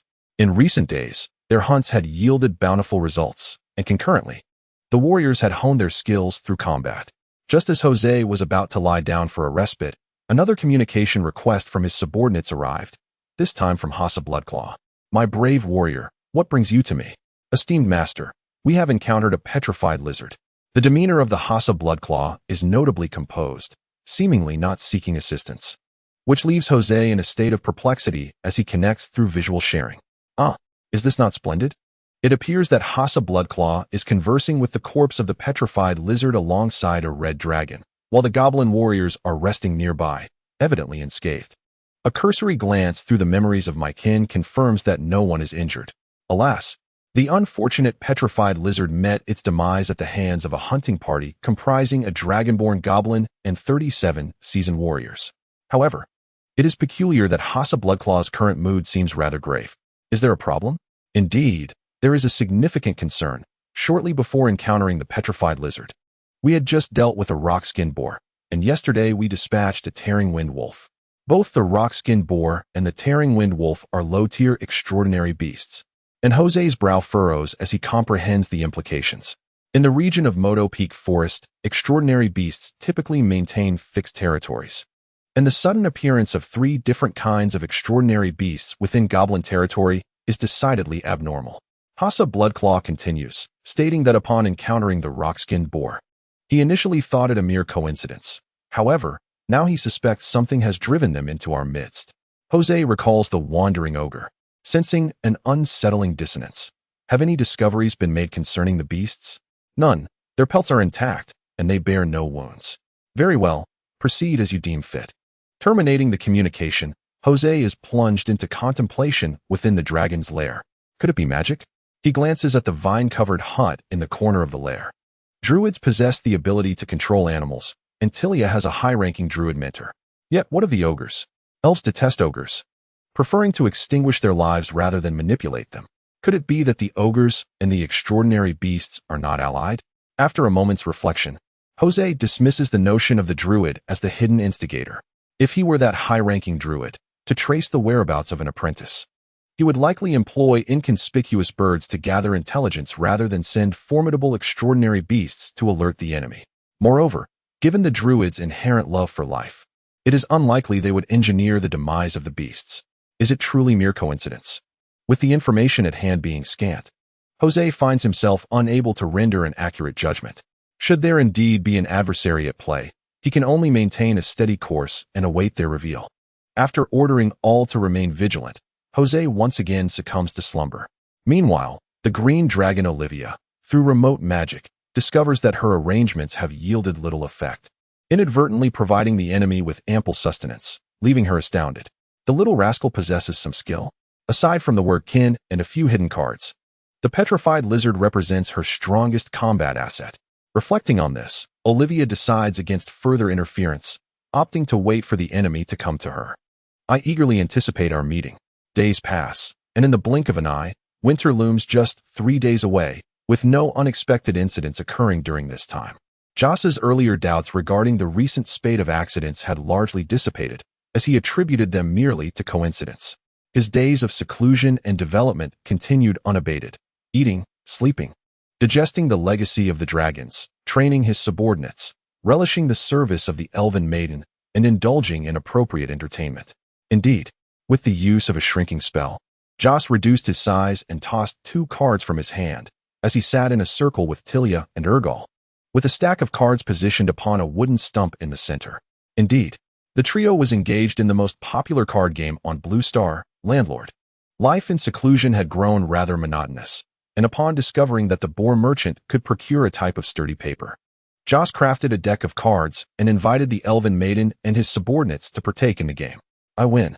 The landlord Tilia plays a pair of 2s. Pass. I cannot respond. A straight. Haha. I am left with but a single card. Wait. Something has come up.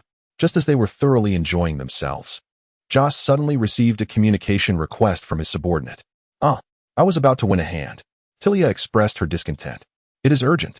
Upon checking the request, Joss discovered it was from Luna Bloodfeather, the harpy subordinate. What is it? Master, we are in trouble, Luna replied gravely. Chief Mutahin of the Greytail Centaurs has commissioned me to investigate the situation of the Bloodfang Goblin tribe. Chapter 49. The Cannon Fodder Plan. What is happening? I am not entirely certain. It was relayed by my subordinate. Joss's expression fluctuated as memories surged forth from over 2 months ago, when he had slaughtered centaurs on the plains to rescue Urgal. After saving Urgal, he had hastily cleaned the battlefield and departed, recalling that after the 2 dragons entered the forest, a centaur pursuing the missing villagers likely discovered traces of the dragons. However, over the past 2 months, the Greytail Centaurs had remained inactive, and now they had begun to investigate the Bloodfang mine. Winter is approaching. Joss pinpointed the crux of the matter. The centaur chief's brother, who had been roaming as an outlaw, had returned. Continue to monitor the centaur's movements and inform me immediately of any news.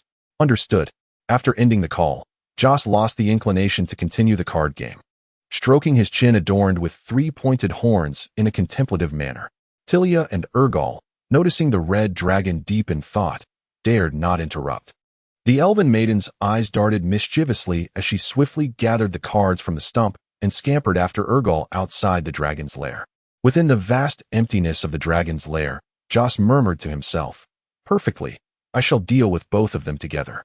As night fell, Joss departed the dragoness lair and made his way toward living area number 5. Walking through the sloping, shadowy tunnel, he heard the sound of rushing water, an underground spring unearthed by the ancestors of the Bloodfawn goblins. Many years ago, the Bloodfawn goblins had dug deep into the earth for mining, only to strike an underground spring that flooded a significant portion of their mine. Ultimately, this misfortune turned into a blessing, as the Bloodfawn goblins no longer needed to fetch water from outside. Subsequently, due to the overwhelming number of water gatherers, the tunnels became congested, prompting an expansion into a new living area. Upon traversing the tunnel, Joss entered living area number 5 and beheld the scene within. In the 5th living area, the emblem of yin and yang is represented, with one half comprising water and the other half being land that was subsequently excavated. On this land, dog-headed beings have carved out steps for easier access to the water, while Cassie's lair is nestled within the rock face above the water's surface. Joss heard the resonant sound of snoring emanating from the cave, causing his face to twitch. Time for a meal. Another meal already. Inside the cave, Cassie groggily awakened, stretching his limbs before ambling toward the entrance. With the routine of eating and then sleeping, life felt exceedingly comfortable. Praise be to Joss the boss. As he approached the cave's mouth, he spotted the red dragon on the opposite shore, jolting him into full awareness. Joss the boss. He unfurled his wings and glided gracefully to Joss, greeting him with a smile. "Boss, what brings you here?" Joss remained silent, scrutinizing his white dragon subordinate, noticing that he had gained a bit of weight over the 2 months apart. "Come, let us step outside for some exercise." The red dragon led the way as the white dragon followed, engaging in conversation along their path. "Cassie, we are being watched by the Greytail centaurs. It seems they discovered us due to that incident with the rescue of Urger, where we failed to clean up properly." Speaking of serious matters, Cassie adopted a more solemn demeanor. "Boss, what is your plan? Since they wish for battle, let us oblige them." Joss replied with unwavering confidence. "If the Greytail centaurs believe that a single high-ranking warrior will secure their victory, they are gravely mistaken. With the full power of the Heart of the Phoenix unleashed and the state of data vision employed, he could contend even with a typical master-level opponent." Sensing the confidence in his leader's words, Cassie felt inexplicably reassured. After more than 3 years together, he understood that his boss was exceedingly prudent, never undertaking actions without certainty. "This time, our objective is to gather some goblin cannon fodder," Joss continued. "Initially, we intended to reserve this fodder for dealing with the mossy-skinned werewolves. But since the Greytail centaurs have come to us, let them have a taste. Moreover, while collecting cannon fodder, we can also entice them. For instance, we can inform the goblins that we have an abundance of food." As he instructed on how to deceive the goblins, the 2 dragons exited the Bloodfawn mine. "Cassie, have you discerned the location of the goblin tribe?" "It's clear now." "Excellent. Let us proceed. You take the west, and I shall go east." Under the cover of the night sky, the 2 dragons soared into the air, flying in opposite directions. With their backs against the clouds, Joss surveyed the Mocha Peak forest beneath the night, an area that marks the intersection of the Jobel Mountains and the dark, dense woodlands. Although the Mocha Peak forest is not vast, it is certainly not insignificant. The combined territories of the dog-headed beings and the mossy-skinned werewolves occupy merely 1/10 of the entire region. Since depleting the dog-headed territory, the ambitious red dragon commanded the harpies to scout the surrounding areas.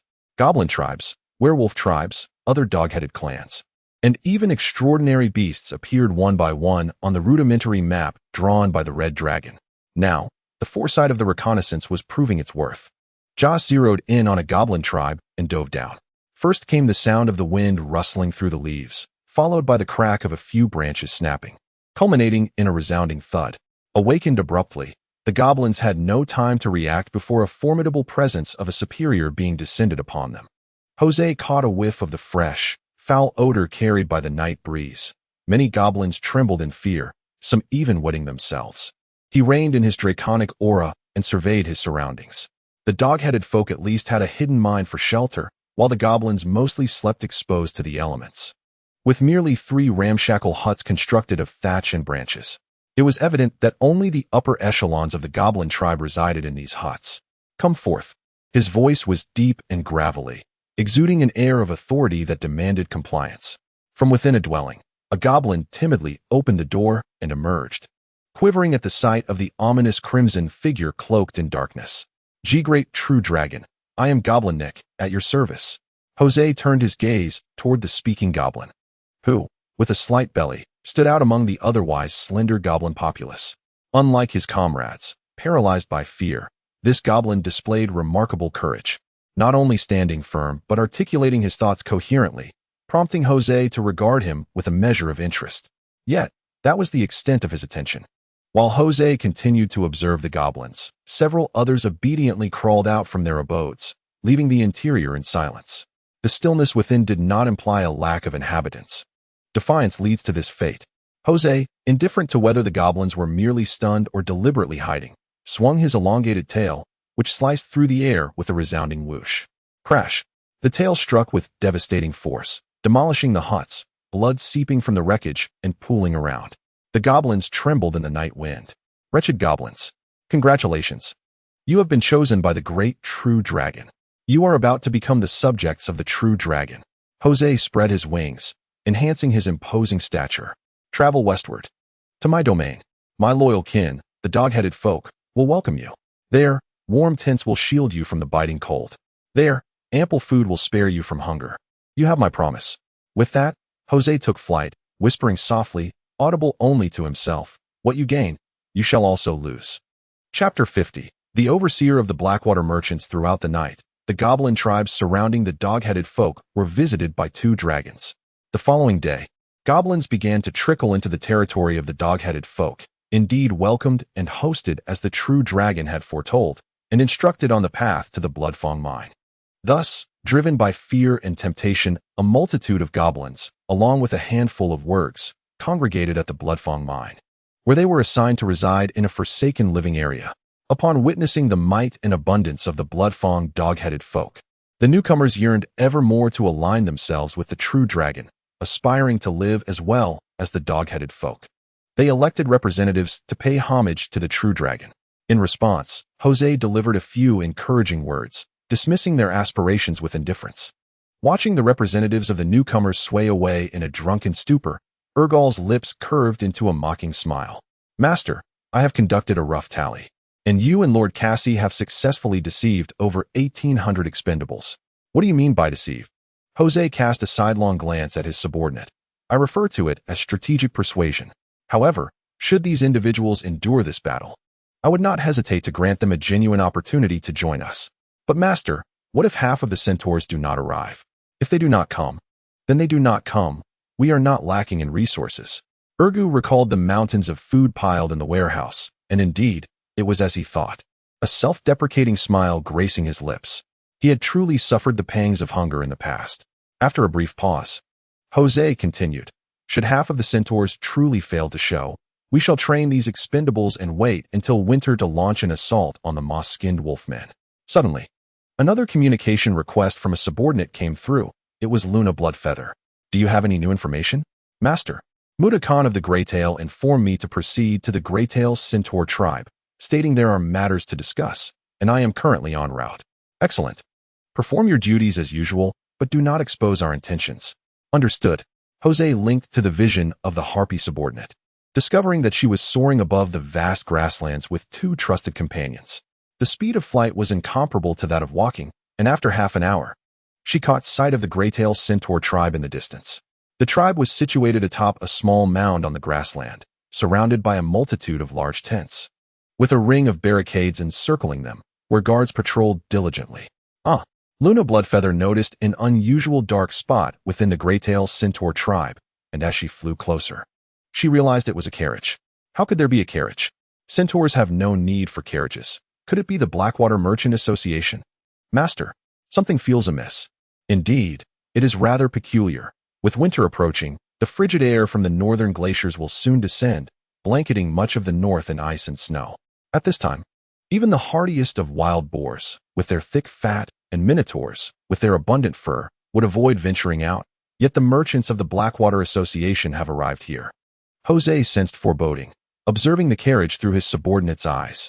It was an opulent two-horse carriage, adorned with decorative beaded curtains made of purple-black silk, embroidered with a crest of white-edged black waves. It was indeed the Blackwater Merchant Association. Moreover, the owner of the carriage held a significant position within the association. Surrounding the carriage were a group of saddled horses. Jose counted 17, indicating that this high-ranking member of the Blackwater Association was accompanied by at least 17 attendants. He glanced toward the entrance of the central tent, where 2 humans stood guard. Such extravagance. They are employing novice warriors as guards. Master, I sense a powerful source of energy within the tent. At least a high-level spellcaster. Exercise caution. High-level spellcasters are particularly sensitive to unusual energy and may detect the mental communication between us. Jose severed the mental link. Meanwhile, Luna Bloodfeather hesitated, hovering above the central tent of the centaurs, reluctant to descend. A robust centaur emerged from the tent, adorned with a gray cloth band denoting his status. The chief of the Greytail centaurs, Mudokon Greytail. He gazed up at the harpy soaring above and let out a hearty laugh. Ha ha ha. Bloodfeather Chief, come down. Greytail Chief, there are outsiders present. My slight frame cannot compare to yours. It would be wise to exercise caution. Fear not. They are all allies. We have collaborated for nearly 3 years now. Do you still doubt me? Luna Bloodfeather feigned hesitation before descending and landing before Mudokon Greytail. Come in. Mudokon Greytail welcomed the harpy into the tent with genuine warmth. Since their alliance, the hunt for prey across the plains had become significantly easier, resulting in a bountiful harvest for the Greytail Centaur tribe, sparing them the arduous task of tracking prey as they once did. Bloodfeather Chief, a significant figure is present today. Let us embark on a grand venture. Oh, I am intrigued. What sort of individual do you refer to as significant? Luna Bloodfeather inquired, glancing at her companion. It is young Master Buck, the overseer of the Blackwater Merchant Association stationed at Yonfanport. Overseer. Luna Bloodfeather gasped, covering her mouth. Although the overseer may not command an army of 5,000, wealth can wield tremendous influence. The power they can mobilize rivals that of the chieftains of the great tribes on the plains. Furthermore, the Merchant Association possesses extensive intelligence and a wealth of resources, positioning the overseer in a higher echelon than most tribal chiefs. What business does such a prominent figure have in the Triangle Plain? Mudokon Greytail opened his mouth to respond, but hesitated. You shall soon find out. Drawing aside the curtain, Luna Bloodfeather entered the grand tent, where she beheld the scene within. For individuals seated on either side of the tent, positioned upon woolen blankets, with mare's milk, sour cheese, and roasted lamb laid out before them, representing the culinary delights of the prairie. Among them, she recognized only one, Mudokon Greytail's one-eyed brother, Hammer Greytail. The others included a bald middle-aged man sitting cross-legged on the ground, a scroll pouch at his waist, a staff beside him, exuding an aura befitting a formidable figure. The presence she had sensed earlier emanated from him. Luna Bloodfeather cast a glance at the remaining 2. One was a straight-backed young nobleman, his skin pallid as many of his kind, clad in black attire, with a single red rose adorning his chest and a faint smile playing on his lips. The final figure was cloaked in a black robe with a hood, shrouding his form, revealing only half a wrinkled chin and hands as gaunt as eagle talons. The black-robed figure and the bald mage flanked the noble youth, clearly placing him at the center of their attention. Luna Bloodfeather assessed the situation, a young nobleman of considerable standing. Upon her entrance, the 4 ceased their conversation, their gazes converging upon the harpy at the entrance. Chapter 51. The fault lies with the wine. The bald mage furrowed his brow, resting his hand on the scroll pouch. Mudokon, this harpy carries the scent of a red dragon. Ha ha ha. Mudokon chuckled. Master Ludden, my friend here is indeed of dragon lineage. Rest assured, we have collaborated for over 3 years. He placed particular emphasis on the 3 years, causing the bald sorcerer to relax somewhat. Nearby, the noble youth Buck squinted, scrutinizing Luna Bloodfeather's exquisite visage, a glimmer of desire flickering in his gray eyes. It was his first encounter with such a distinctive harpy. He could not help but entertain thoughts of claiming her as a concubine. However, upon noticing her taloned feet, his expression stiffened, and all other thoughts evaporated.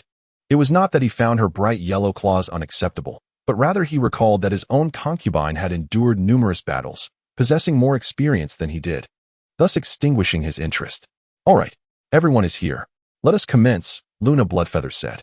Once everything concluded, she contacted Jose, re-establishing their mental link. "What is happening?" "I cannot say." Jose delved into the memories of his subordinates, his expression turning bewildered. Before discussing matters, everyone had signed a confidentiality magical agreement, preventing Luna Bloodfeather from disclosing the content of their discussions directly. After reviewing the assembly proceedings, a chilling aura emanated from the red dragon. So they are indeed targeting me. The enemy, cautious and meticulous, had not fully trusted Luna Bloodfeather even after signing the confidentiality agreement. She was only informed of the part of the plan executed by the Harpy. In truth, it was not much of a plan. The enemy was unaware of the red dragon's precise location. Thus, they dispatched Harpies and Centaurs to scour the Modeo forest for intelligence. Gradually, Jose began to formulate a notion. Why not lure the enemy to the Mossy Skin Warg tribe, inciting them to turn against each other while he reaped the rewards? The more he pondered, the more feasible it seemed. With Luna Bloodfeather as an insider, guiding the enemy astray would pose no difficulty. Gagaga, even if you are as cunning as a fox, you'll still have to drink the bathwater of this dragon. However, Jose recalled the enemy's strength, a high-level mage, a high-level warrior, and an unknown black-robed figure. He speculated on the identity of the black-robed individual, believing he was likely a powerful ally summoned by the noble baron to safeguard the northern commercial interests of the Blackwater merchants against the dragon. Naturally, other possibilities existed. Yet regardless, obeying a noble heir, the black-robed figure's strength would not exceed that of a master level. It was somewhat troublesome. A solitary Mossy Skin Warg would hardly match this group. Ultimately, he would have to intervene personally. Frowning slightly, Jose compared the strengths of both sides. If he unleashed his full power, he could contend with an average master-level foe. The white dragon Cassie could barely handle a high-level warrior, and no one was available to counter the high-level mage. A high-level mage's impact in large-scale battles surpassed that of a master level, should he be allowed free rein. The consequences would be dire. Moreover, the enemy possessed an unknown number of mid-level practitioners, while his side had only a newly advanced Hassa Bloodclaw. "Wait, what have I overlooked?" Jose murmured, stroking his chin, the image of the lascivious buck surfacing in his mind. In a realm of enchantment, the influence of wealth transcends mere words. Young Master Buck wields dominion over all ventures of the Blackwater Guild across the vast prairie, and who knows what hidden cards he has up his sleeve. Yet, our side is not without its advantages. We have a multitude of goblin-foot soldiers leading the charge, and our ordinary troops possess unwavering combat resolve. Our greatest asset lies in the shadows, with Luna Bloodfeather acting as our clandestine operative. The outcome remains uncertain. Jose reclined within the dragon's lair, grasping an iron ingot, which he chewed with delight as if it were sugarcane, savoring the crunch before swallowing. His vertical dragon eyes glimmered with a bright light. I had not intended to move this piece so early. As night fell, the autumn moonlight cast a chill white frost over the prairie.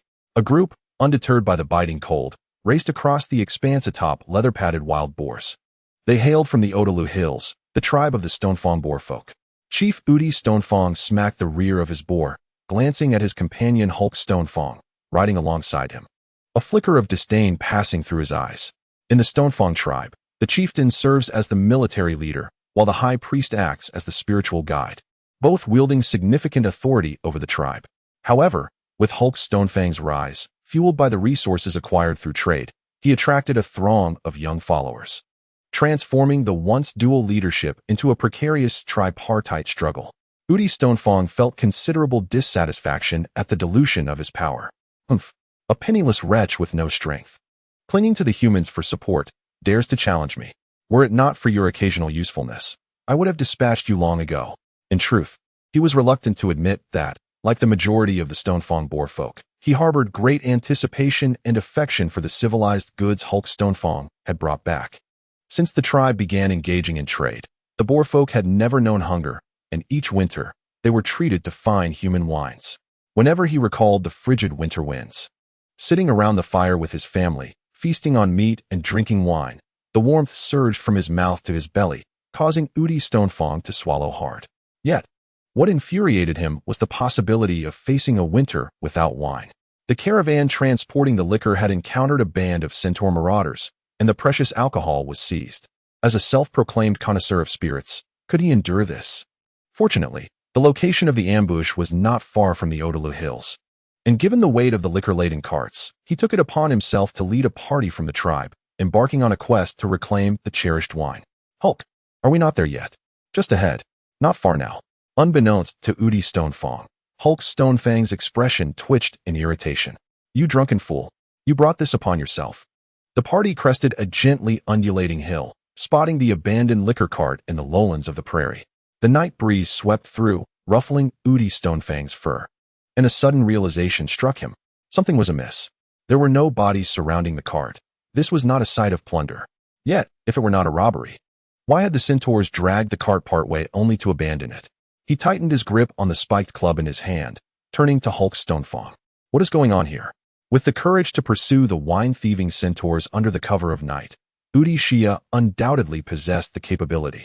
Being a mid-tier warrior on the verge of a breakthrough, accompanied by the finest warriors of his tribe. Meanwhile, Hulk Shia remained unfazed, having already sensed the rushing wind descending from above. I'm asking you a question, Udi Shia bellowed, raising his wolf-toothed club.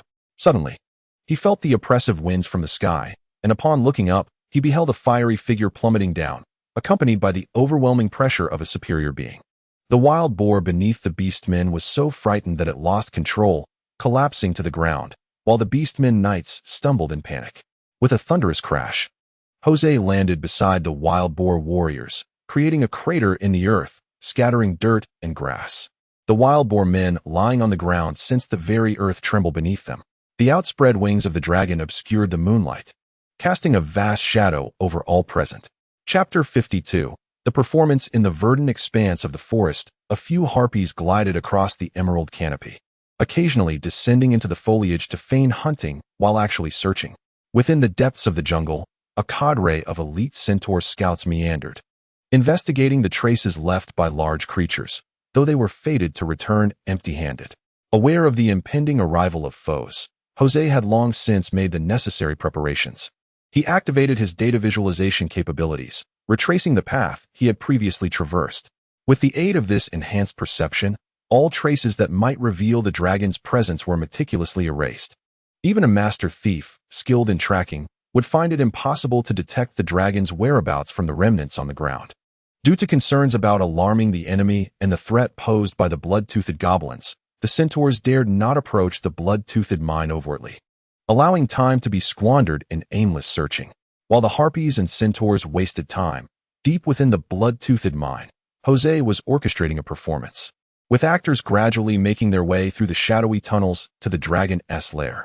3 wargs and 8 goblins. These goblins were the earliest followers of Jose. While the wargs were a band of marauders encountered during a recent goblin abduction, effortlessly persuaded to join. Gazing down at the robust warg leader before him, Jose recalled that the figure wielding a rusty single-edged axe was the leader of the warg band, possessing a riding warg of his own. Tell me your name, my servant, he commanded. The warg lifted its head, an expression of fervor in its eyes. Esteemed true dragon, I am but a wandering warg, my name long forgotten. My kin refer to me as Ripper, the Riverclaw Ripper. Riverclaw? Jose thought of a game from his past, recalling a notorious beginner butcher known by that surname. In that case, I bestow upon you a name, Hog Riverclaw. Thank you, my master, for granting me a name. The warg replied earnestly, bowing deeply. This name belongs to a heroic warg who has slain more than you have ever seen. Do not tarnish his legacy. Upon hearing the significance of the name, the warg leader beamed with delight. Hog vows to serve my master unto death. I shall never disappoint your expectations. Joss nodded with satisfaction and produced a scale. Lucky fellow. Before long, Joss's first warg minion was born. After becoming a minion, the grayish-yellow fur on Hog Riverclaw's body took on a faint reddish hue, a result of the red dragon's deliberate infusion of additional dragon blood to enhance his physique, leading to an accumulation of fire elements within the warg's being. Observing this transformation, Joss felt increasingly pleased and gestured to Urgal, who understood and withdrew. My servant, the moment to pledge your loyalty has arrived. Outside, there is a band of humans with ill intentions, attempting to launch an attack against us. The enemy's sinister plot shall be thwarted. and you shall play a pivotal role in my grand design." At that moment, Urgal entered, accompanied by 6 gnolls, who carried a large wooden chest in pairs. With a thud, the chest was gently placed upon the ground, and the sound of metal clashing resonated from within. What required the combined effort of 2 gnolls to lift felt as light as a stationary box in Joss's hands. He opened the lid and emptied its contents onto the floor, revealing 2 items: a finely crafted single-bladed axe forged by the Minotaur blacksmith, Hekber. Its overall hue a deep blue-black, with a blade both gleaming white and intricately rippled, and a set of rugged shoulder armor, adorned with 3 prominent spikes. Crafted from the leftover petrified lizard skin by the gnoll leatherworker, intended to secure the shoulder armor. "This is for you." Joss inclined his chin towards the Wurg leader. Following the transformation of the dragon vein, Hog Riverclaw was once again filled with astonishment. Clad in the primal, imposing shoulder armor, he brandished the single-bladed axe and knelt on one knee. "Master, the Wurgs stand ready as vanguards. We shall clear the path for you. You will have your chance to battle, but not yet," Joss replied, opening 2 additional wooden chests and addressing the eager Wurgs and gnolls nearby. "These are prepared for you." Shortly thereafter, 2 Wurgs and 8 gnolls donned their new armaments. The gear of the 2 Wurgs, though inferior to Hog's, was still military-grade weaponry crafted by the Minotaur blacksmith, while the gnolls' equipment was markedly different. One bore a shabby spear of their own making and a set of filthy leather armor, inferior to their original weapons. Yet, given the Red Dragon-esque decree, no one voiced discontent. As he surveyed his well-equipped minions, Joss felt a sense of satisfaction. "I require you to perform a play. 3 days." The centaur Seiko lay concealed among the underbrush, observing the entrance of the Bloodfang mine, meticulously camouflaged by the Red Dragon. His task was to monitor the comings and goings of personnel at the mine. "When will this cursed task end?" he muttered under his breath, stretching his aching limbs. The centaur was naturally swift and restless, yet he found himself confined within a small thicket, facing the autumn dew and chill winds alone, with no rewards to show for his watch. Whoosh! The sound of wings beating through the air caught his attention, and he looked up to see a harpy perched atop a branch, her talons gripping tightly as she gazed down at him. He had grown accustomed to her visits. The harpy would arrive every 2 hours to relay information and ensure personnel safety. The centaur in the thicket made a gesture, signaling that all was well. The harpy flapped her wings, preparing to take flight when, unexpectedly, an anomaly appeared at the entrance of the Bloodfang mine in the distance. A Wurg emerged. How could a Wurg be present in the dog-headed people's mine? Seiko's spirit surged. The fatigue and complaints of recent days vanished as he fixed his gaze intently upon the distant Wurg. It was immediately evident that something was amiss. First, the color of its fur was unusual. While ordinary Wurgs sported pale yellow or gray coats, this one was a striking red. Secondly, its size was noteworthy. The red-furred Wurg appeared larger than the typical specimen, exuding no hint of the malnutrition often seen in monsters. Following closely behind, a massive dire wolf emerged. It is essential to understand that dire wolves do not survive on grass alone. They are carnivorous, and typically only Wurgs from medium-sized tribes possess the strength to rear such beasts. One after another, more figures stepped forth, 2 Wurgs followed by 8 dog-headed humanoids clad in leather armor and wielding spears. Having previously interacted with dog-headed creatures, Seiko knew that most of them lacked even basic clothing, so the presence of those in leather armor indicated they held a position of significance within their tribe. Yet, these esteemed dog-headed individuals surrounded the Wurg, bowing and scraping in a manner reminiscent of obsequious servants, while the Wurg maintained a haughty demeanor, refusing to glance aside. Then, the Wurg mounted the dire wolf, departing with 2 small attendants amidst the farewells from the dog-headed people. Seiko rose from the underbrush and roared up to the harpy perched atop the treetops. "Inform the chieftain. There is a situation." The harpy, having witnessed the entire scene, flapped her wings and soared into the sky. In the distance, Luna Bloodfeather stood on a branch of a towering tree, watching her kin traverse the vast emerald expanse of the jungle. If someone were to stand opposite her at that moment, they would discern that the chieftain's pupils seemed to harbor another set of eyes. Chapter 53. Master Yugen Curse It. The centaur scout Seiko had been tracking the unusual Wurg for quite some distance, venturing far into the territory of the gray-scaled dog-headed people, only to encounter a group of hunting gray-scaled dog-headed individuals. The Wurg sauntered away under the attentive gaze of the submissive dog-headed folk, while Seiko was forced to halt. his towering stature making it perilous to navigate around the scattered hunters. He had no desire to be discovered, leading to a frantic escape. Gazing upward, he caught sight of the harpy concealed among the clouds, feeling a pang of envy. This achievement is yours, he mused. To be able to fly is a boon indeed. Seiko began his journey back. Of course, he was not the only centaur scout lurking in the Moto Peaks, yet unbeknownst to them, their trusted comrade and liaison was, in fact, an adversary. With such intelligence discrepancies, Hogg and his group easily slipped away from centaur surveillance, infiltrating the minds of the grayscale dog-headed people. Upon receiving the news of a flawlessly executed performance, a smile crept upon the lips of the red dragon nestled in the shadowy cavern. Everything the centaur witnessed had been orchestrated according to his meticulous plan. Even the timing was deliberate. 3 days, a span neither too long nor too short, was sufficient to frustrate the centaurs without driving them to the brink of impatience. Luna, the stage is set for your performance. I trust you shall not disappoint me. Rest assured, my master, I shall fulfill the task with utmost diligence. Meanwhile, the vigilant harpy, having momentarily gazed into the heavens, returned to her leader, Luna Bloodfeather, and together they soared towards the gray-tail centaur stronghold. The speed of flight far surpassed that of running. As they traversed past the galloping centaur, Seiko, and arrived ahead of them at the gray-tail centaur tribe. Upon parting the tense flaps, Luna Bloodfeather beheld the eager assembly. Their gazes fixed upon her. The 3 wargs have ventured towards the mossy-skinned warg tribe. With my extensive experience, I deduce that the leader of the wargs possesses a fiery red coat, indicative of a substantial fire elemental affinity. He is a vassal of a certain red dragon. The bald sorcerer nodded slightly. Possessing a means to ascertain the truth, his endorsement signified that Luna Bloodfeather spoke not but the truth, igniting excitement among the crowd. Oh, I see, exclaimed the gray-tail centaur Khan, Muda Khan, slapping his thigh. We have erred in our direction. That red dragon has not lingered in the Bloodfang Knoll tribe, but has instead sought refuge with the mightier, mossy-skinned wargs. The one-eyed centaur brigand, Hammer Greytail, rose with determination, declaring, I shall prepare at once. Wait a moment, interjected the suave noble merchant, Buck, raising a hand. His luminous gray eyes seemed to penetrate the very souls of those present as he scrutinized the harpy. Lady Luna, you mentioned witnessing the wargs heading towards the mossy-skinned wargs, but did not observe them entering the warg tribe, correct? Indeed, she replied. Might I inquire as to why you ceased your pursuit? Luna Bloodfeather's expression shifted, sensing a hint of suspicion in Buck's tone. What do you imply, Master Buck? Do you harbor doubts about my integrity? Certainly not. How could I question the honor of such a lovely lady? Buck remained unfazed, continuing to gaze intently at the harpy. However, the gravity of this matter compels me to exercise caution, and I must request that you elucidate your reasoning. Humph.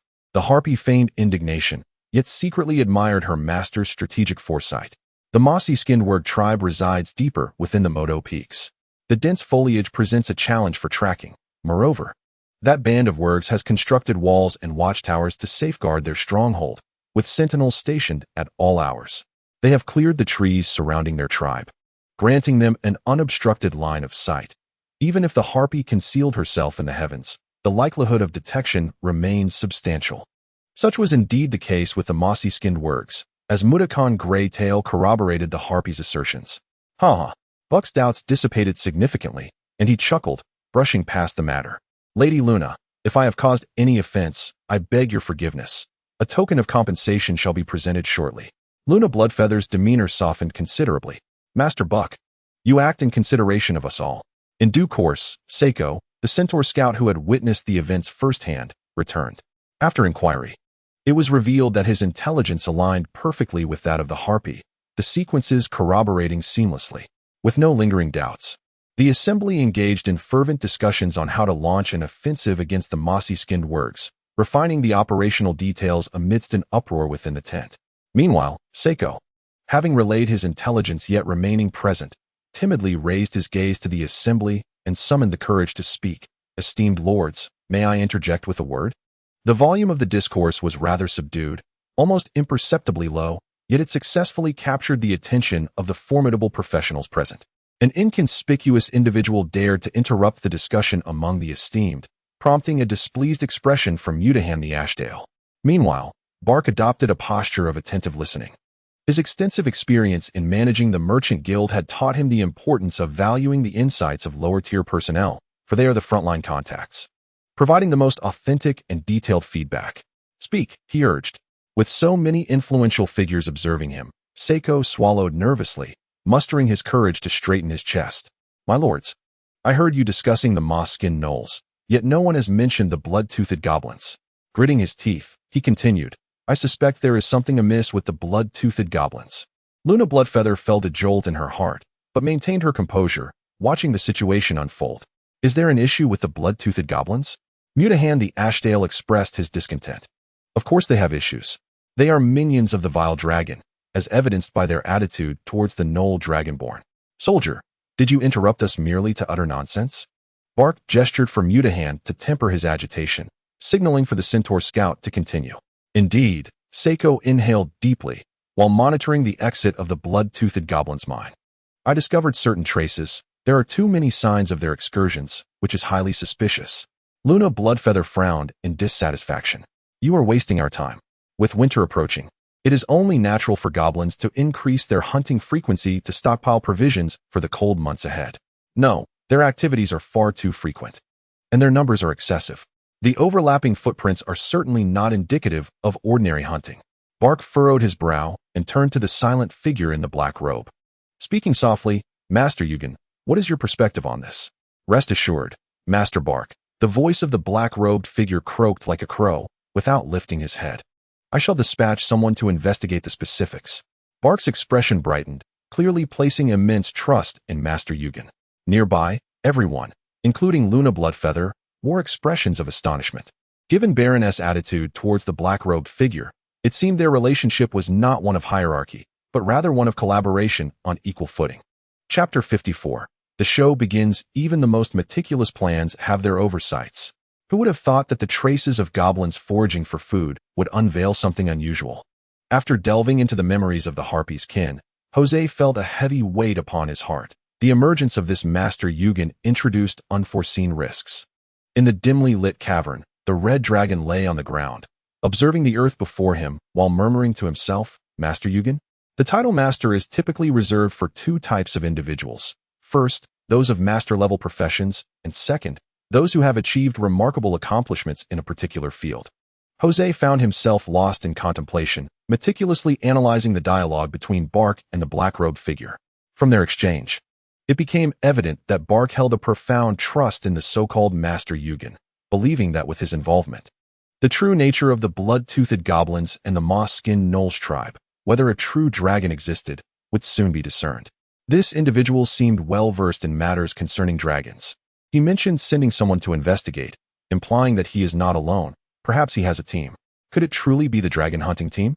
Jose abruptly lifted his head, a surge of murderous intent coursing through him, as he whispered the words, Dragon hunting team? In Titanor, the five-colored juvenile dragons are vulnerable, yet exceedingly valuable. Lured by the promise of profit, numerous intelligent beings have formed gangs dedicated to dragon hunting. These groups primarily target juvenile dragons, tracking, capturing, and selling them, thereby establishing a fully developed industry. Nearly half of the deceased five-colored dragons have met their end at the hands of these hunting teams. Damn it, could it really be the dragon hunting team? Jose could no longer remain seated. He rose and paced within the dragon nest. The dragon hunting team is no ordinary profession. In addition to their exceptional prowess, they have systematically studied the knowledge pertinent to dragons, understanding the habits and attack methods of various dragon breeds, and are equipped with an array of dragon-catching tools. All of this significantly heightens the threat they pose to the dragons.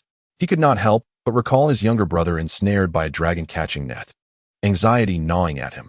He did not wish to share the same fate. Damn it, if only I had arrived 2 years earlier. If I had established an intelligence network, I wouldn't be so blind to the current situation. I must take action. Jose connected to the mind of the boar merchant, who, among the many followers, had a broader understanding of the outside world. Hulk, are you familiar with someone named Yugen? He might be the leader of a dragon hunting team. Yugen? The boar merchant pondered. I apologize, my lord, but I have never heard of that name.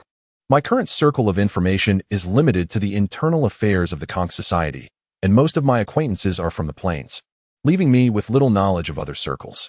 After a pause, he continued, however, If you seek information in that regard, I suggest you consult Luna Bloodfeather. After all, the Bloodfeather chieftain is a mage. Understood. Closing the mental connection, Jose slapped his forehead. Of course. How did I not think of that? Luna received formal magical education from the Red Nest. She should have insight into the dragon hunting team. With this thought, he felt a wave of frustration, not towards others, but towards the previous owner of his body. Before the outbreak of war, the Red Dragon hatchling was an undeniable prospect, and the vast majority of resources in the Red Nest were accessible to them. Yet, the original owner merely indulged in eating and sleeping, accumulating no useful knowledge beyond the legacy of dragons. However, from a dragon's perspective, sleeping was the path to strength. Why exert effort to learn trivialities concocted by lesser races? Feeling a tinge of melancholy, he reached out to the harpy follower who had returned to the nest. Through their communication, Jose learned that she too had lost contact with the civilized world and was unaware of any information regarding Yugen. However, the Red Nest had conducted specific research on the common tools and methods employed by the dragon hunting teams. With knowledge of the enemy's usual tactics and common hunting tools, as well as strategies to counter them, Jose felt considerably more at ease. On one hand, understanding the enemy's methods would allow him to prepare in advance, preventing him from panicking in the face of an imminent threat. On the other hand, he felt that he might remain undiscovered. From Luna's blood-feathered lips, he gleaned crucial information regarding how ordinary dragon hunting teams ascertain whether a territory is inhabited by dragons.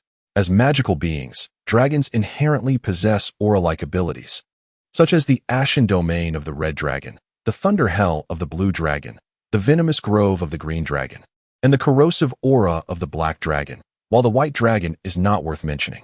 These aura-like abilities exist innately during their juvenile phase. Their powers are weak and difficult to detect, yet they still exert a certain influence on their surroundings. For instance, the soil surrounding a red dragon's lair becomes tinged with red due to the accumulation of fire elements, and the ambient temperature rises. The waters where a black dragon resides long-term turn dark and foul, gradually transforming into a marsh. Dragon hunters utilize these signs to determine if a region is home to a dragon. However, juvenile chromatic dragons tend to be quite cautious, with the exception of young dragons, often relocating every few years and dwelling deep within burrows to significantly mitigate the risk of exposure through environmental alteration. Thus, this observational method is usually effective only for the arrogant young dragons and the oblivious adult dragons. In addition to environmental observation, there exists another more pragmatic method: monitoring insects. Just as humans may mumble in their sleep, dragons occasionally roll and shift in slumber, inadvertently revealing their draconic presence. Insects, being acutely sensitive to danger, significantly diminish in numbers around the territory of a dragon. Joss's lair, located deep within an underground mine, exerts minimal influence on the surrounding environment. Theoretically, the likelihood of discovery is exceedingly low. However, there were no such signs around the moss-skinned Gnoll tribe. How might he fabricate an illusion to lure them away? He found himself in a state of distress. Unbeknownst to Joss, the moss-skinned Gnoll tribe harbored a kindred spirit, a fact that Master Yugen's dispatched companions had also uncovered. Achu. Deep within the cavern assigned to the moss-skinned Gnoll tribe, the slumbering green dragon Olivia awoke with a sneeze, furrowing her brow. Why do I have an ominous premonition? The following day, Master, the centaurs are on the move. Their target is the moss-skinned Gnolls. What? Joss exclaimed in surprise. Could it be that Master Yugen and his cohort were not professional and had made an error? Or perhaps they had discovered nothing and were misled by the earlier performance of the dragon-blooded Gnolls. Soon, Joss ceased to ponder the reasons. The centaurs were indeed advancing with the moss-skinned Gnolls as their target.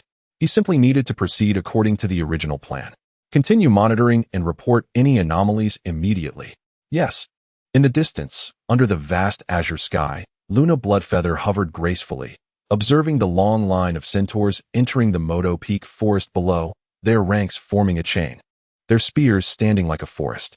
Unbeknownst to all, at the edge of the Moto Peak forest, a halfling rogue concealed himself among the great trees, silently witnessing the centaurs as they ventured into the woodland. Chapter 55, The Elven Rescue Team.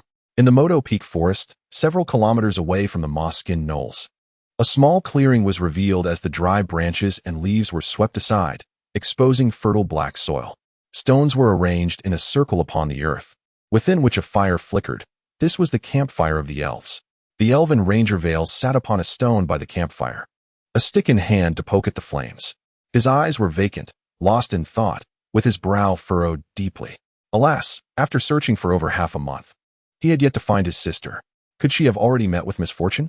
The mere thought of such inhumane tragedies befalling his beloved sister filled him with increasing dread and fury, prompting him to jab the burning wood with his stick. Crack! The force of his action caused the dry stick to snap, startling Vales, who quickly glanced at the serene female elf across from him. Noticing her undisturbed slumber, he breathed a sigh of relief. Initially, he held no affection for the high-ranking druid who had lost his sister. However, over the past days, he had observed the druid's earnest efforts in the search, and his animosity began to wane. They had reached a mutual understanding to collaboratively strive for the recovery of the missing Tilia. Consequently, Vales took on the role of protector while the druid cast her spells. After a prolonged silence, the druid stirred, her eyelids fluttering before opening to reveal fatigued green eyes. She rubbed her temples, weary from the mental exertion of controlling the small birds and sharing their vision, especially while managing four at once. "Have you discovered anything?" Vales asked, full of hope. The high-ranking druid, Anna, shook her head. Pausing briefly, she attempted to comfort Vales while also bolstering her own spirits, stating, "Do not worry, we will surely find her." Vales did not respond, instead adding more wood to the fire. A fortnight prior, upon hearing the news of his sister's capture by slavers, he immediately reported to the commander and began tracking the slavers' trail. However, the experienced captors employed masterful counter-tracking tactics, leaving behind misleading clues that wasted his precious time. By the time he cleared all distractions and located the slavers again, they had all perished, their bodies ravaged by wolves, while his sister remained missing. To exacerbate matters, a torrential rain had washed away any sense and traces. Just as despair began to overwhelm him, he encountered Anna, the high-ranking druid, who was also in pursuit of the same trail. Through her diligent efforts, they managed to find a witness to a dark event, a prairie hare. Yet, the hare's limited intelligence and fragmented memories yielded only two pieces of information. One of the captors had horns on his head, and their direction of departure was towards the Moto Peak forest.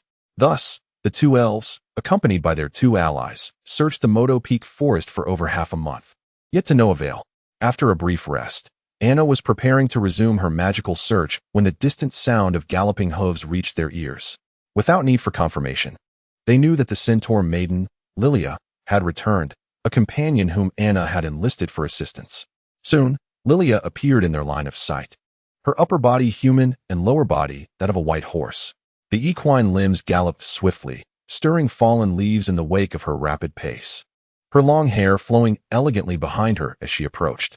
As the campfire drew near, the centaur maiden, having galloped too fiercely, abruptly halted, rising onto her hind legs with her forehooves striking heavily against the stones surrounding the fire.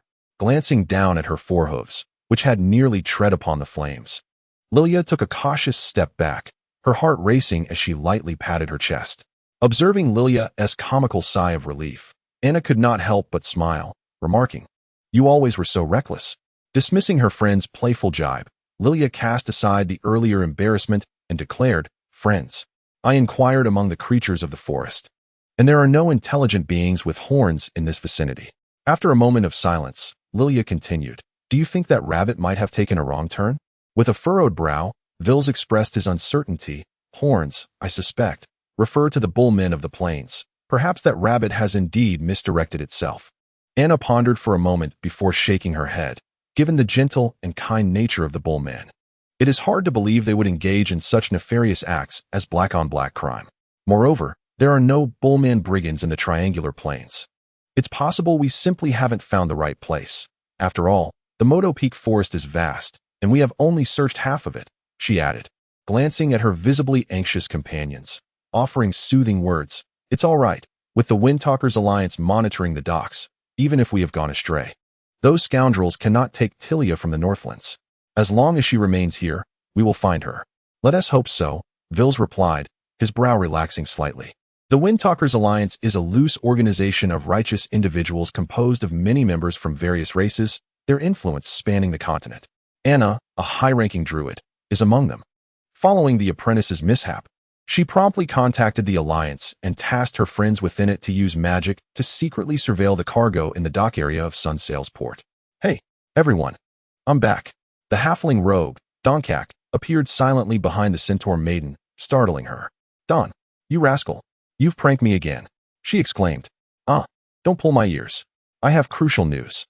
Vils quickly stood, halting any retaliation against the halfling. Don, what news? Escaping Lilia's grasp. The halfling scampered to the campfire and plopped down. I fear we cannot continue our search, he announced. Why? I just saw 400 to 500 centaurs entering the Moto Peak forest, heading in the very direction we are searching. If we proceed, we shall encounter them. He then took a swig from his water skin, adding, Oh, and they were all fully armed. They might be preparing for battle. Vils frowned. How peculiar. Why would the centaurs from the plains venture into the forest for a fight? Shall I go and ask? The centaur maiden tentatively raised her hand. Surely not. They are brigands of the plains, Donkak exclaimed, his expression one of disbelief. Humph. Your culinary and travel experiences have not prepared you. The centaurs would not harm me. Though fallen into the role of marauders, the centaurs still harbored a unique sentiment towards their ancestral lineage, thus enabling Lilia to communicate with them effectively. I might still persuade them to assist us in the search for Vale's missing sister. Upon hearing this, the two elves exchanged glances and nodded. Let us proceed. Chapter 56. The Minotaur's allegiance. Report to the Master. The Grayscale clan is prepared for battle. Report to the Master. The Bloodclaw clan is prepared for battle. Within the Dragon's Lair, Jose received successive reports from various goblin clans declaring their readiness, his heart swelling with excitement. The moment of harvest had finally arrived. Excellent. My loyal subjects, await my command. With that, he strode purposefully into the deep tunnel, making his way to Living Area 1. In the expansive hall of this first area, the Bloodtooth Goblin army had gathered, armed with swords and shields, bearing long spears, some even equipped with belts for securing throwing javelins, standing in neat formation, exuding an aura of deadly silence. Sensing the warrior's fervent fighting spirit, Jose felt a sense of satisfaction swell within him. Truly, they are my soldiers. He connected with the Harpy's kin. What is the situation on your end? Luna Bloodfeather hovered high above, her wings agitated as she surveyed the procession of centaurs moving through the forest below. All is normal. The centaurs are marching towards the Mossy Skinsword clan. Buck, Yugen, and the Bald Mage, along with the centaur chieftains, are all within my sight. Very good. But do not let your guard down until the centaurs and wergs truly engage in battle. Understood, my master. I will inform you immediately upon the onset of combat. At your command. Jose closed his eyes in contemplation. For reasons unknown, he felt that this plan was unfolding too smoothly, almost unnaturally so. Would a well-informed overseer of a large merchant guild invite a dragon-hunting team devoid of true prowess? The answer was certainly negative. He could not fathom why the centaurs would attack the Mossy Skinswords without any signs of a true dragon's presence. Was it a ruse? A ploy to catch them off guard? Thus, until the two factions truly clashed, Jose would remain hesitant to act. After approximately half an hour, the Harpy's kin relayed the news that both sides had engaged in battle. Jose tapped into the kin's vision and witnessed the centaurs bursting forth from the thicket, encircling the walls of the Mossy Skinsword clan, running while drawing bows and shooting arrows that fell like rain upon the wergs, who scrambled desperately for cover. What troubled him most was the dragon-hunting team, a group of cloaked figures, now standing alongside the noble merchant Buck, concealed within the woods. What was happening? Why were they not participating in the fray? Their tactical plan was to masquerade as the indigenous attackers, luring the dragon out for a surprise strike. Luna Bloodfeather thought with a smirk. So that's it, Jose mused, his brow furrowing. A truly cautious bunch. At that moment, the Bald Mage Ludden gazed up at the Harpy in the sky, using a communication spell to inquire. Chief Bloodfeather, why does the Harpy not engage in battle? My kin are so few. How could I bear to see them suffer casualties? We are responsible for relaying information, Luna Bloodfeather replied dismissively. On the other side, Jose severed the telepathic connection. The communication spell was undoubtedly from the mage himself, but there was no time to ponder this further. Action was required. The army requires time to traverse the distance. Should the centaurs' numerical superiority become overwhelming, and should they eliminate the null adversaries prematurely, the plan for a dual assault may falter, resulting in a greater cost to secure victory. He raised his gaze towards the assembled goblin warriors. who remained steadfast with chests held high even after half an hour of stillness. Joss inhaled deeply, addressing the blood-toothed warriors. Warriors of the Bloodtooth. All eyes upon the red dragon. He continued with fervor. When the Bloodtooth faced calamity, former allies, the Greytail Centaurs betrayed you. For decades, the Gnolls have committed heinous atrocities against the goblins. Today, your wrath, your hatred, shall be unleashed upon the corpses of our enemies. I, Francisco Trinidad Joss, the master of the Bloodtooth mines, the great true dragon, shall lead you to victory. Long live the true dragon. The goblins struck their swords against their shields in a synchronized cacophony. Advance. Upon receiving the command, the goblin chieftain Sortus stepped forward, followed in orderly ranks by a quintet of goblins. Observing the warriors continuously entering the tunnels leading to the surface, the Minotaurs gathered to discuss the unfolding events with the goblin civilians. A Minotaur apprentice named by spoke up. Master Hable, this is the opportune moment to pledge our allegiance. It is time to make a decision.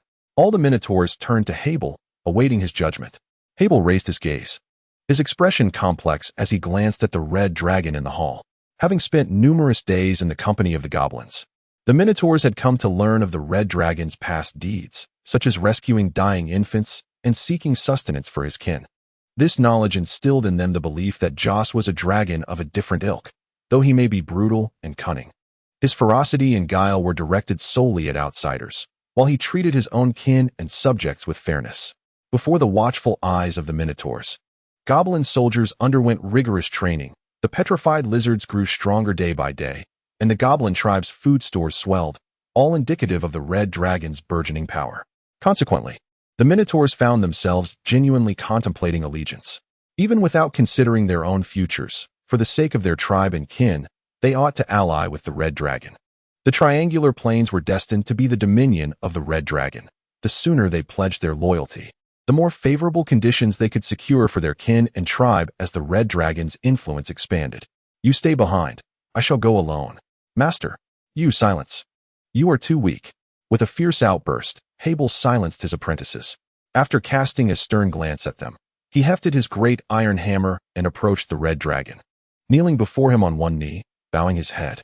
Great true dragon, Hable Blackhoof offers you his loyalty. Please grant me the honor of becoming a servant of the great dragon. Joss, keenly aware of the Minotaur's discourse, took note without a hint of surprise and chose not to engage in further chatter. He retrieved a scale and bound the Minotaur artisan to himself as a vassal. With the Minotaur artisan's fealty secured, Joss felt a surge of satisfaction. One day in the future, you shall rejoice in the decision you have made today. Heber's emotions were tumultuous, yet there was no turning back now. I too long for that day. At this moment, the dog-headed warrior was left with only a trace of his tail. Onward, Jose led the way into the tunnel descending to the surface, followed closely by the white dragon Cassie, the dog-headed sorcerer Urgal, the Minotaur craftsman Heber, the recently promoted mid-level warrior Hassa Bloodclaw, and the elite dog-headed squad. All seasoned warriors in their own right, trailing behind the red dragon. Meanwhile, on the battlefield, an avian siren ascended into the sky and approached Luna Bloodfeather. Chieftain, Lord Ludden has sent me to inform you that he wishes to discuss something with you. Discuss? What matter? Luna Bloodfeather furrowed her brow and descended into the forest, landing upon a branch above the group. What is it, everyone? Suddenly, her eyes widened in realization. Aside from the Centaur brothers and the high-level mage Ludden, the others were mere shadows. Sunlight streamed through their forms, casting dappled patterns upon the leaf-strewn forest floor. Luna Bloodfeather felt as if she had been doused with cold water in the heart of winter, chilling her to the core. Chapter 57. Ambushed in early winter. The warm rays of the rising sun bathed the earth in golden light, filtering through the leaves to create a mosaic of brightness upon the forest floor. Littered with dry twigs and fallen leaves, a massive foot descended from above, snapping a branch with a sharp crack, followed by an increasing number of footsteps trampling the shattered twigs. Jose and his army marched through the woodland, not venturing far from the Bloodfang mine. Suddenly, a peculiar wave of energy rippled through the air like a disturbance in water, brushing against the red dragon. He was taken aback, a chill creeping from his feet to his head. He immediately unfurled his wings and sensed the anomaly in the atmosphere, where magic was conjuring a chaotic stream 5 meters above the ground. Damn, the sky is sealed. Be on guard. Enemies are near. Whoosh. As the red dragon called out, 3 expansive nets descended from the heavens, resembling enormous spider webs magnified 100-fold, with sharp spikes glistening ominously at their junctions. It was evident that these spikes were coated with venom designed to ensnare dragons. Moreover, Jose could sense the pulsation of magical energy emanating from them. This was utterly deranged. Jose activated his data visualization, a cascade of green data streaming across his retina while his mind raced to calculate the optimal evasion strategy. Yet, there was no escape. The 3 nets blocked all his routes, leaving only a narrow gap in the center, barely less than a meter wide. A breakthrough. A solution formed in his mind. Coiling his tail beneath him, he stood upright, striving to compress his body, lifting his wings towards the sky, their tips converging like a clasped pair of hands.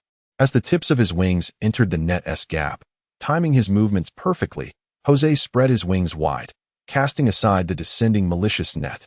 Meanwhile, concealed among the trees, 3 thieves discarded their launchers the moment the nets were deployed, leaping from their perches and drawing their weapons midair. As he landed, he rolled forward to dissipate the impact. The 3 thieves, as usual, charged towards their prey, intent on reaping the fruits of victory. However, upon raising their heads, they were instantly struck dumb. The red dragon, which should have been ensnared by the dragon capture net, was glaring fiercely at them, its gaping maw ablaze with seething dragon fire. The 3 men were stupefied, but not Joss. The roaring dragon fire engulfed the thief before him, transforming him into a human torch, his screams silenced before they could escape his lips as he fell lifeless to the ground. Simultaneously, the dragon's tail swung violently, striking another thief, who was sent soaring with a concave chest, blood spraying profusely in midair before he met his demise upon impact. With 2 of his companions perishing almost simultaneously, the remaining mid-tier thief hastily attempted to flee, only to be overwhelmed by the enraged goblinoid army, meeting his end amidst a cacophony of anguished cries as he was mercilessly cut down. Joss's expression darkened as he beheld the unfortunate goblin ensnared by the dragon capture net. The poison designed to combat the dragon was beyond the goblin's endurance. Their eyes bulged crimson, froth escaping their mouths, their bodies convulsing into stillness. His heart ached. 60 elite goblin warriors he had painstakingly trained were lost in an instant, among them several seasoned soldiers and even a goblin dragonkin chieftain. Damn you all. Scatter. Prepare for battle. Let the enemy pay the price. The trained goblinoid army immediately dispersed, forming groups of 3 around the red dragon, remaining vigilant, maintaining a data-driven perspective. Joss scanned his surroundings and noticed a small contingent of enemies rushing in from all directions, only 11 or 12 in number, each shrouded in voluminous black cloaks.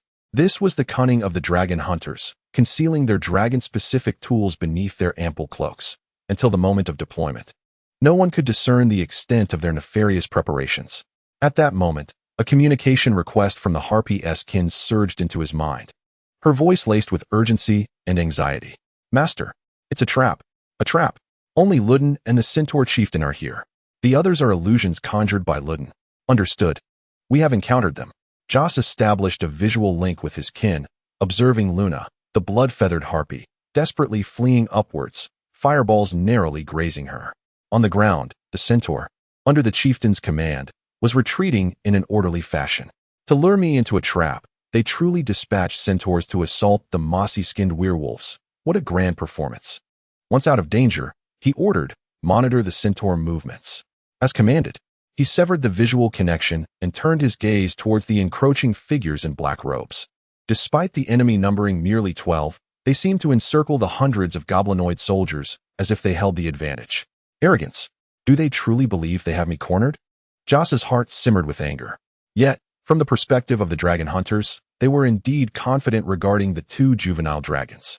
In terms of human strength classification, juvenile dragons ranked among the more formidable mid-tier entities, even though apex extraordinary beings like dragons could challenge beyond their level. 2 dragons could at most be compared to 2 high-tier professionals. The leader of the dragon hunters was a master level, and among the remaining 11, at least 1 or 2 were high-tier professionals, all equipped with specialized dragon capturing tools, compounded by magical barriers that thwarted the 2 dragons' hopes of flight and escape. Upon closer inspection, it appears that the 2 dragons are indeed in a precarious situation. Regrettably, Joss is not an ordinary young red dragon. The master-level practitioner, Yugen, arrived with remarkable speed, being the first to reach the periphery of the goblin warriors. Several goblin soldiers approached him, only to be sent reeling backward, bloodied by a mere thrust of his spear. As more goblin warriors prepared to attack, Joss quickly intervened, commanding, "Halt. He is not someone you can handle. Stand down." The goblin warriors, upon hearing this, promptly stepped aside, allowing Joss to lock eyes with Master Yugen. The wrinkled visage of Yugen bore no expression, his hawk-like gaze focused solely on Joss, making him feel as though he were under scrutiny. On the other hand, witnessing the calm demeanor of the red dragon caused Yugen, who had initially intended to strike swiftly, to hesitate. "How did you discover my presence?" Yugen did not anticipate that the irascible red dragon would engage him in conversation, especially in such a composed manner, leaving him momentarily taken aback. "You are indeed an intriguing dragon. Answer my question." "Very well," Yugen conceded. "I must admit, your strategy is quite brilliant. Even I, a seasoned dragon hunter, was deceived by you. However, it seems you have been overly cautious." Joss felt perplexed. "Overly cautious?" "Your meticulous arrangements around the moleskin word tribe were indeed excessive. In that region, there were no insects within a 100-meter radius. Based on our experience, only a young dragon possesses such a degree of draconic aura, and upon examining the traces left on the grassland, we deduced that your age cannot exceed that of a juvenile dragon, which aroused our suspicion." Joss thought to himself, if he could, he would exclaim, "This is an injustice. It was not me. I did not do it. Do not speak falsely." Yet, he remained silent, pondering deeply. "Is it solely on this suspicion that you conclude I am hiding in the Bloodfawn Cavern? Am I not permitted to roam freely and scare away those little insects?" "Certainly not." Joss glanced sideways, where a high-ranking warrior stood at the edge of the goblin line, having just arrived to interject. Under the gaze of the red dragon, the high-ranking warrior lifted his hood, revealing half of his face covered in fine dragon scales. Chapter 58. A fierce battle. Upon seeing the dragon scales on the high-ranking warrior's face, Joss suddenly realized the truth. It turned out he was a half-dragon. The bloodline of the red dragon, a descendant of the hawk-bodied siren, concealed the bond of servitude, which might fool most, but not a dragonborn with a discerning eye. None understand their kind better than a dragonborn themselves. "Now I understand," Joss said. "Your discovery was merely a stroke of bad luck, as my party coincidentally includes a dragonborn. Now, I too have a question for you." Yugen gazed intently at the red dragon, inquiring with curiosity. "You seem entirely unfazed. Could you enlighten me as to why?" "Absolutely not," Joss replied bluntly. At that moment, all the figures in black robes were within the throwing range of the goblin warriors. Throwers, covering fire. With a command from the red dragon, the well-trained goblin throwers retrieved their spears, launching them at a 30-degree angle with great force. Whoosh, whoosh, whoosh. The sharp spearheads tore through the air, creating a hair-raising sound, prompting the black-robed figures to hastily take cover behind nearby trees as the spears fell harmlessly to the ground. "Quickly, let us resolve this matter." The members of the dragon hunters emerged from beneath their dark cloaks, wielding a bottle which they hurled towards the encircled throng of kobolds. With a resounding crack, the bottle shattered, releasing a cloud of white powder that, upon contact with the air, swiftly enveloped the forest in a choking, billowing smoke, entwining the trees as if shrouded in theatrical dry ice. This alchemical weapon, known as the spicy bomb, was a common tool for adventurers confronting hordes of foes. The acrid smoke would infiltrate the eyes and nostrils of any living being, inducing a fierce irritation. Coughing and sputtering, the kobolds were overwhelmed by the noxious fumes, their eyes watering and noses running, rendering them incapable of fighting as they fled hastily from the smoke's embrace. "Air purification barrier," Joss exclaimed, hastily casting a magical shield to cleanse the air around him, while maintaining a data-driven visual observation of the enemy's movements. The smoke obscured his view, reducing everything to mere indistinct shadows, yet even these silhouettes provided ample information for analysis. He discerned the enemies donning various devilish masks, designed to filter the smoke, allowing them to move freely and seemingly unaffected by the obscuring haze. Master Yugen and the advanced dragonborn charged forth, while others retrieved crossbows from beneath their cloaks, aiming at the crimson figure obscured by the smoke. Shoo shoo shoo. The data visualization revealed a particular arrow that exhibited subtle differences from the others, moving with greater velocity and emanating an energy signature. Enchanted crossbow bolt. A chill ran down Joss's spine. Concealing enchanted arrows among ordinary ones, What cunning adversaries! Were a typical dragon to face such a scenario, it would indeed pose a formidable challenge. However, Joss was different.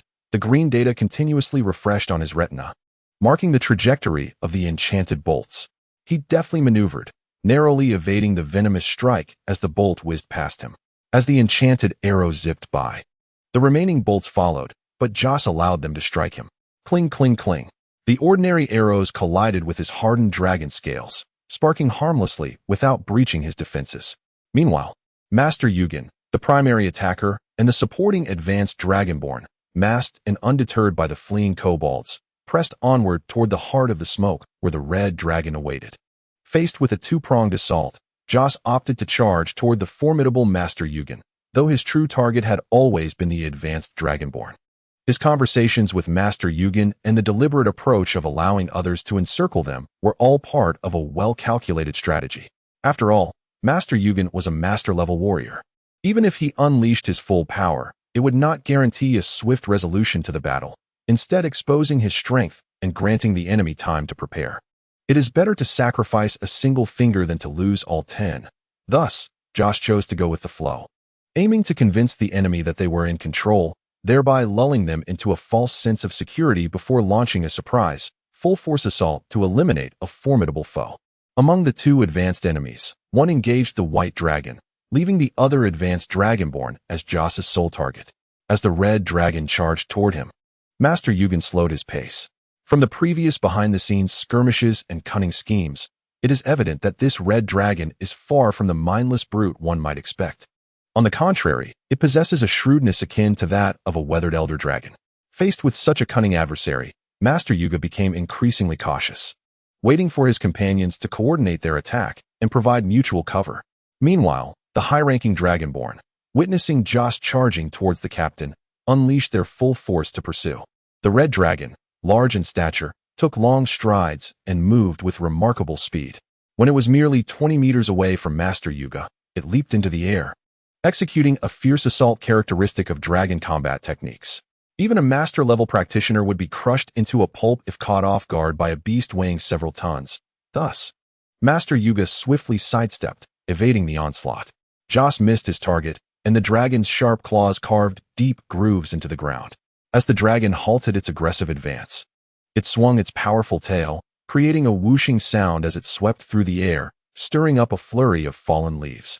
Sensing the strong gust of wind approaching, Master Yuga leapt upward, narrowly avoiding the sweeping tail. However, before he could catch his breath, he felt an intense heat emanating from behind him. Humph! A beast is a beast. Even its attack patterns are inherited. Master Yuga scoffed internally. Having encountered giants before, he was well prepared for the fiery breath of dragons. He propelled himself towards a large tree, using it to alter his trajectory and evade the flames. The tree, however, was engulfed by the dragon's fiery breath, quickly transforming into a blazing inferno. On the other side, the high-ranking dragonborn finally arrived, faced with the red dragon, which had its back turned and wings spread wide. He thrust his spear forward with great force. The spearhead gleamed with a sickly green hue, coated in a paralyzing agent designed specifically for dragons. Such a substance would act swiftly upon drawing blood. Just as he was about to strike the red dragon, the high-ranking dragonborn felt a chill of despair. There was no resistance to his thrust. As if he had pierced through mere air, the illusion vanished. A mirror image technique. The true red dragon was concealed behind the wings unfurled in a deceptive display. Its fiery breath aimed at Master Yuga was merely a distraction, intended to obscure his vision and drive him away to prevent unforeseen complications. Joss, with a mocking gaze at the dragonborn leaning forward due to inertia, unleashed the Staff of Lurens, ready for a powerful explosion spell. With a resounding boom, a small mushroom cloud erupted, shaking the earth beneath. The white smoke was dispersed by a wave of searing heat, revealing the injured dragonborn at the center of the explosion, alongside a shattered magical shield. Not dead. The red dragon swung its tail menacingly. You dare! In a desperate bid, Master Yuga hurled his spear. If the red dragon was intent on slaying the high-ranking dragonborn, it would also be impaled by the spear. Joss, undeterred, brought the tail crashing down, burying the already gravely wounded dragonborn into the ground, while simultaneously, the enchanted spear pierced through the dragon's scales, breaching the defenses and embedding itself within the flesh. Chapter 59. Semi-elemental form. The dragon's tail, embedded in the earth, lifted, blood flowing through the gaps in its scales, pooling downward and dripping. Upon witnessing the meat sauce within the elongated pit, Master Yugen's countenance turned ashen. Yet he harbored no intention of avenging his companion. Instead, he fixated malevolently on the red dragon. In his estimation, the dragon, having been struck by the poisoned spear, would succumb to paralysis in a mere half-minute, rendering it incapable of resistance. At that point, its fate, whether to be crushed or spared, would rest solely in his hands. One could not deny the prowess of this dragon-hunting team. In just 5 seconds, Jose felt his limbs grow heavy, his mind slightly dizzy, and even the pain from his wounds seemed dulled by a pervasive lethargy. However, he knew he could easily dispel this toxic affliction by activating the heart of the phoenix. Once unleashed, a deluge of fiery elements would envelop his being, transforming the red dragon's flesh into a semi-elemental state, with blood temperature surpassing that of molten lava, thus breaking down all toxins under intense heat. Moreover, in this blazing semi-elemental state, his strength, speed, and reflexes would see a tremendous enhancement. Yet, the most significant improvement would not lie in his physical attributes, but rather in the potency of his fire-based magic and his injury recovery speed. This was the foundation of his confidence and the capital that allowed him to confront master-level adversaries head-on. Yet, if there existed an opportunity for a stealthy strike, why engage directly? The toxins coursing through the dragon rendered it precarious, as if a mere nudge would lead it to collapse. Master Yugen, however, resisted the temptation, harboring no intentions of exploiting the enemy's misfortune. This left Jose unexpectedly surprised, his hopes dashed. "Didn't you just inquire about my confidence?" he rasped, the toxins rendering his voice faint. Fixing his gaze on Master Yugen, he suddenly raised his voice. "Because I possess a magnificent treasure." As soon as the words left his lips, he unsealed the heart of the phoenix. A torrential surge of fire elements erupted forth, instantaneously enveloping him. The red dragon's temperature soared as the toxins within its veins evaporated in an instant. Silent flames erupted from the gaps in its scales, cloaking Jose in a fiery mantle. The air surrounding him shimmered under the intense heat, akin to the mirage above a sun-baked road after a summer rain. Without any forewarning, the dry twigs and leaves beneath the dragon ignited spontaneously. This was not a conventional combustion. The combustible materials were swiftly reduced to black ash, spreading like liquid across a polished floor, consuming everything in its vicinity, including the very trees themselves. The scorching waves of heat forced Master Yugen to retreat repeatedly, his throat parched and his eyes wide with astonishment at the enchanted spear embedded in the red dragon. The wooden shaft had long been reduced to ash under the searing temperatures, leaving only the iron tip lodged within the beast. Now, crimson molten iron oozed from the wound, healing at a visible pace until it vanished entirely. "What manner of monster are you?" Jose bore no obligation to clarify his adversary's confusion. He extended a dragon claw, conjuring fire elements in his palm without uttering a single incantation, transforming them into a seething fireball. A mid-tier fireball spell. The seamlessness with which the magic coalesced felt as effortless as a mere wave of his hand. Such was the advantage bestowed by his semi-elemental state. The incantations of a mage serve as a means of communication with the elements. In a semi-elemental state, Joss embodies a being that is half-elemental, enabling him to converse directly with the elements. This unique ability allows him to unleash spells he has mastered without the necessity of incantations, with his most formidable magic currently being intermediate-level spells. Fireballs rained down upon Master Yugen, the explosive sounds echoing continuously like firecrackers during the spring festival. Faced with such ferocious firepower, Master Yugen could no longer maintain his earlier composure. He enveloped himself in a translucent energy shield, nimbly dodging the fireballs that possessed destructive power akin to grenades. Although he was not struck directly by the fireballs, the blasts left him covered in dirt and debris. At this juncture, his confidence in achieving victory alone had waned, yet he still nurtured a flicker of hope for triumph. As the Centaur clan and the high-level mage Luden were en route, should high-level mages and Centaur warriors join the fray, the outcome could still be uncertain. Master Yugen resolved to buy time and refrain from confronting the red dragon head-on, opting instead to counterattack occasionally with a crossbow. Joss discerned Master Yugen's intentions, his brow furrowing in concern. His current state of complete exertion consumed energy rapidly and could only be sustained for 20 minutes. If he were to be delayed until the centaurs arrived, he would need to devise a strategy to break the deadlock. However, as a master-level warrior, Master Yugen's singular focus on self-preservation posed a significant challenge for Joss in the short term. Rain of fire? No, that is not feasible. There are more of my allies than enemies in the vicinity, and such widespread magic is inadvisable. Joss surveyed the battlefield. At that moment, the magical shield of the white dragon Kashi activated, as the opposing high-level adversaries could not breach the advanced magical defenses, rendering a swift resolution improbable. Meanwhile, the goblin army had encircled the remaining enemies, launching a fierce assault under the leadership of 2 intermediate-level warriors, while the foes, relying on magical artifacts, struggled to hold their ground, sustaining considerable casualties. Seeing a group of 3 or 4 individuals laboriously resisting the goblin army, an idea struck Joss. You think you can thwart me? I shall repay you in kind. Have you prepared to become mere pawns? A flurry of fireballs surged towards the clustered 4, who were bracing against the goblin onslaught. Master Yugen's eyes widened in alarm. Stop. Unfortunately, once unleashed, the fireballs were beyond even Joss's control, hurtling forth uncontrollably. The series of explosive fireballs detonated among the 4, leaving them with no avenue for escape. Even with magical protection, a volley of fireballs was insufferable for those of intermediate rank. Amidst the thunderous explosions, the 4 were reduced to charred remnants, with goblins mercilessly delivering the final blows. The death of their comrades inflicted immense psychological pressure on the remaining fighters. They had believed that a brief delay would allow their captain to vanquish the Red Dragon, leading to the inevitable disarray of the goblin army bereft of their leader. However, they were instead met with this grim outcome. In an instant, a flurry of thoughts crossed Master Yugen's mind. Should he launch a full-scale assault and confront the accursed Red Dragon? He recalled the peculiar scene of molten iron and healing wounds, and the flames of anger within him were doused by a sudden chill. I am here to hunt dragons, not to fight to the death. Break through. Retreat. What do you take me for? Joss smirked mockingly. Do you think you can leave at will?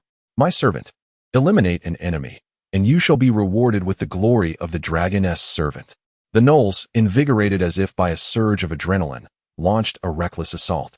Yet, Master Yajin felt a pang of regret. He realized he had made a grave error. Even a lion must exert full effort to catch a rabbit. He should not have divided his forces to attack the Blightfang gnolls, but rather concentrated his strength for a direct onslaught on the Bloodfang mine. Alas, there is no remedy for regret in this world, and now they were paying the ultimate price for their mistakes, the price of life. Chapter 60. A Turn of Events. The anguished cries of his high-ranking companions echoed in his ears as Master Yajin fled through the forest at full speed, a tumult of fear and rage surging within him. Yet he dared not pause to assist. His pace quickened further. Recently, the 2 captains had been unable to achieve decisive victories, and the mid-tier members of the Dragon Hunter team had crumbled under the Gnoll army's relentless assault. This collapse of their core forces led to a complete rout, leaving Master Yajin and the only surviving high-tier member struggling to hold their ground, ultimately forced to scatter and flee. Now, even his high-ranking companion had perished. Give up. Cease your futile struggles. You cannot escape. A colossal red dragon spread its wings, gliding above the forest. The gusts from its powerful wing beats rustled the leaves ominously. Joss, observing the disheveled enemies fleeing through the underbrush, felt a sense of glee. He had just dispatched the high-tier opponent who had been battling Cassie, fulfilling his promise and rendering Master Yajin a mere figurehead. Now, it was Yajin's turn. However, Joss knew he could not confidently slay a master-level opponent one-on-one. But that was of little concern. He did not intend to act alone. His gaze connected with the Harpy's kin, revealing a distant scene where the reinforcements Yajin had anticipated were now being pursued by a pack of Gnoll cavalry, led by a powerful high-tier caster. The high-tier caster on the merchant's side, Ludin, had already met his demise, though the details of his demise remained obscured from the Harpy's kin. Yet, Joss began to suspect that hidden among the Wolf Riders was another formidable force, an adversary rather than an ally. However, their interests aligned when it came to dealing with the Dragon Hunter team and controlling information. Do not disappoint me, Joss murmured to himself. Should any informant from this incident escape, he would have to abandon the Bloodfang mine, which he had cultivated for so long, to avoid endless complications. Currently, the Dragon Hunter team was left with only Master Yajin as the sole figurehead, while the centaurs were being relentlessly pursued by the Knoll cavalry. And the overseer of the Blackwater Merchant Association had vanished without a trace. This cunning human merchant had disappeared into the jungle, yet Joss sensed he had not truly left.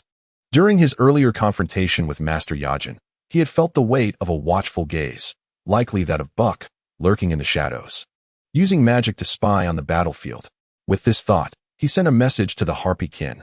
Luna, dispatch some of your kin to the vast plains to assist the Stonefang boars in blocking the enemy's escape route. Yes. Joss once again connected with the gaze of the Boarmen merchants, observing as the stone-toothed Boarmen encircled the Greytail Centaur tribe, gradually tightening their noose. With all the Centaur warriors away, only the aged, infirm, and feeble remained, utterly incapable of breaching the Boarmen's defenses. However, Joss's intention for the Boarmen's assault on the Greytail Centaur tribe extended beyond mere slaughter and vengeance. It was to sever the enemy's escape routes, preventing them from mounting the steeds within the tribe. Without these vital means of transportation, the vast grasslands would transform into an insurmountable chasm under the blockade of harpies and boar cavalry. Are the boar cavalry prepared? Fear not, my lord. As per your instructions, we have stationed a lookout at intervals along the border of the great grasslands near the Moto Peaks. Anyone attempting to flee will not escape our watchful eyes. Excellent. Soon, harpies will arrive to assist you in executing the task more effectively. Joss severed the mental link and swiftly recited an incantation. Fireball. Like a cat toying with a mouse, Joss maintained a safe distance while relentlessly casting spells to torment the fleeing Master Yoging in the woods. He mocked and taunted, undermining the enemy's morale and disrupting their judgment. Though aware that the red dragon aimed to provoke him, Master Yoging could not suppress his fury. As a master-level warrior, he was revered wherever he went, yet today, he felt he had endured the greatest humiliation of his life. The series of derisive nicknames, including fleeing Master and Horse Master, coupled with the dragon's cordial inquiries into his ancestry, devoid of any foul language, still managed to incite his rage to the point of madness. In the distance, a team of 4 elven rescuers spotted the red dragon soaring above the forest and the elderly human fleeing below. Look, a human is being chased by an evil dragon. Should we assist him? I certainly will not, exclaimed the halfling rogue, recalling an unpleasant memory. Humans are not to be trusted. Humph, I think you are simply a coward, retorted the centaur girl. The elven ranger and druid hesitated. Unlike the bickering centaur girl and halfling, they were thoughtfully considering whether to intervene. While the halfling rogue's words were somewhat extreme, they held a grain of truth. In the minds of most elves, the majority of humans were indeed untrustworthy.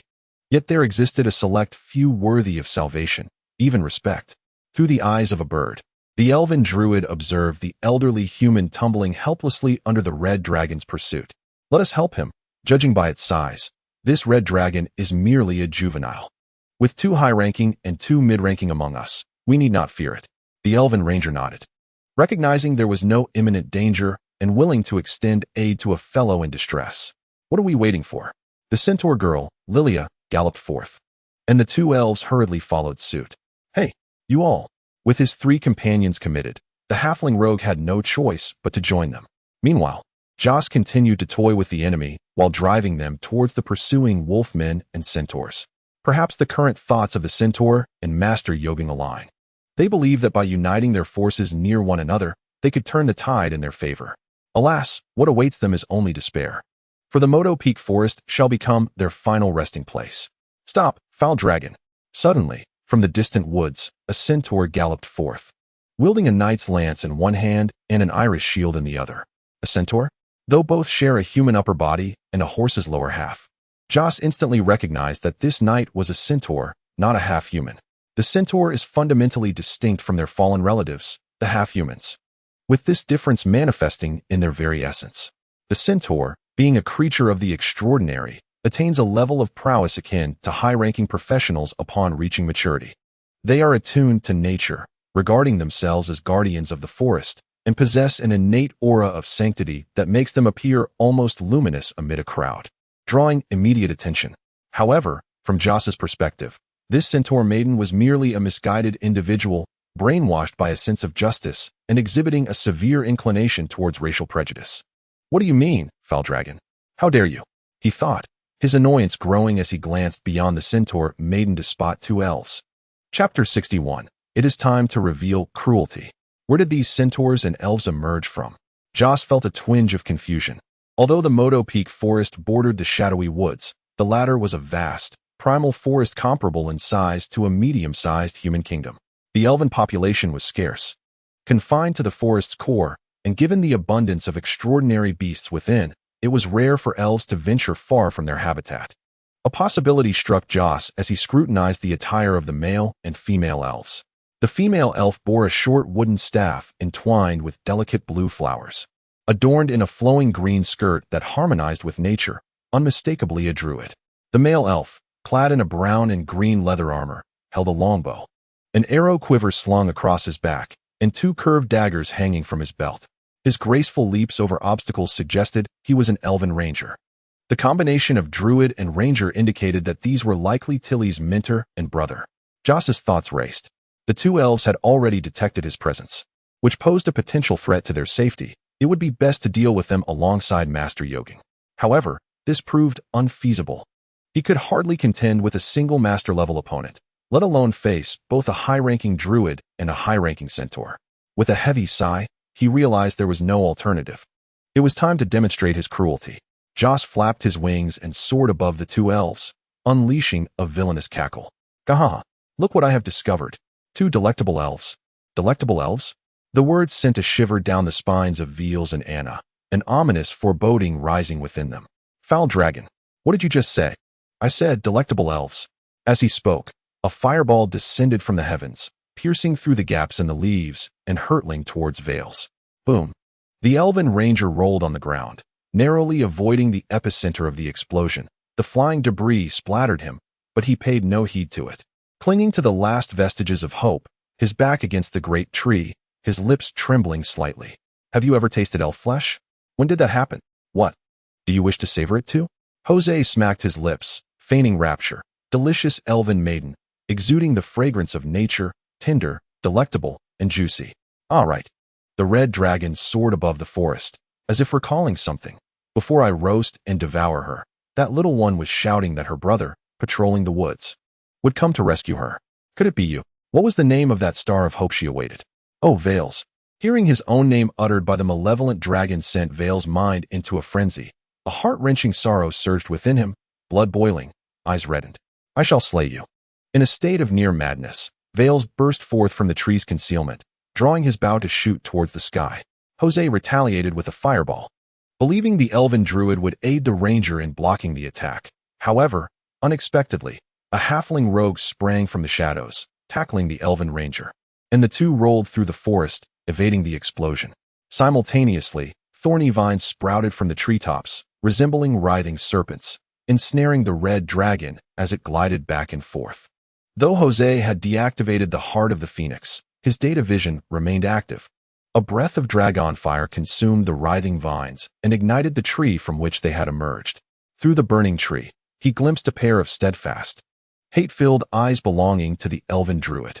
Beside the druid, a centaur maiden stood guard, shield raised, expressionless as she fixed her gaze upon the red dragon above. Wretched dragon, you shall pay for your deeds. Oh really?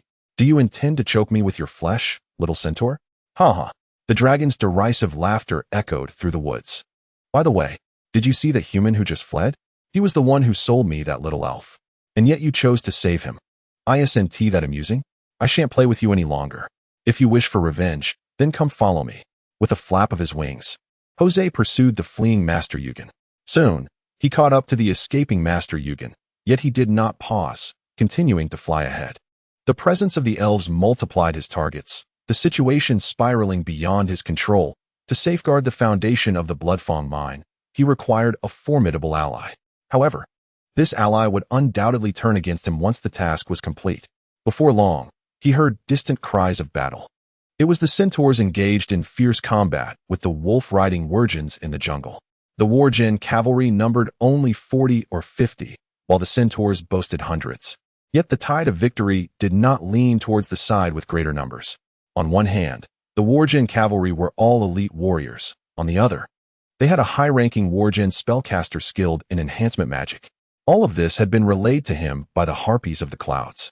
Joss soared directly towards the battlefield. his throat charged with draconic breath. As he was about to glide over the centaurs, he unleashed a torrent of flames.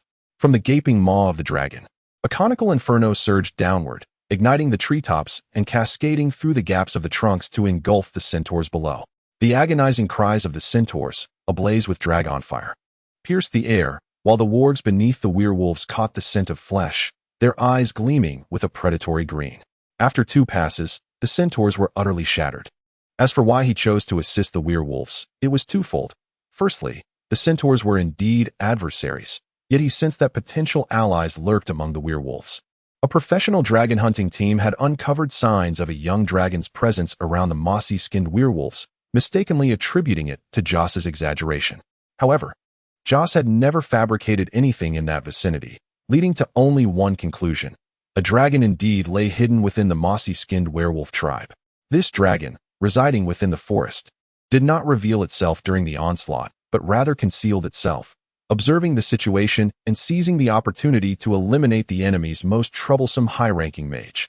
If all went as anticipated, the shadowy mastermind of the mossy-skinned werewolf tribe was a green dragon. He could not help but recall the ogres and the extraordinary beasts from days past, suspecting that they too were the handiwork of the green dragon. Hovering above the forest, he called out to the werewolf battalion, "Children of the poison fire, leave the pursuit of the centaurs to your kin. We have graver matters at hand." Note: the green dragon's flames are a ghastly shade of green, hence the term "children of the poison fire," which does not exclusively refer to males. Silence ensued. The werewolves continued their relentless chase of the centaurs. Our adversaries are a band of professional dragon hunters. They have been hired by a human merchant. The centaurs are but pawns in their game. I have already bested the dragon hunters, but I cannot confront their leader alone, and there are elves meddling in this affair. Joss elucidated the stakes. Thus, if you wish to avoid relocation, cooperation with me is imperative. At that moment, atop a warg, an unassuming werewolf began to transform. His body swelled and morphed into a colossal dragon clad in emerald scales. Chapter 62. Cooperation. Joss scrutinized his kin by length. The green dragon before him was a late-stage young dragon, on the cusp of adulthood. Even with his phoenix heart activated, the odds of a direct confrontation remained bleak, given the significant disparity in their physical maturity. In close combat, he might fare decently, owing to his exceptional regenerative capabilities, but the real concern lay in their spellcasting abilities.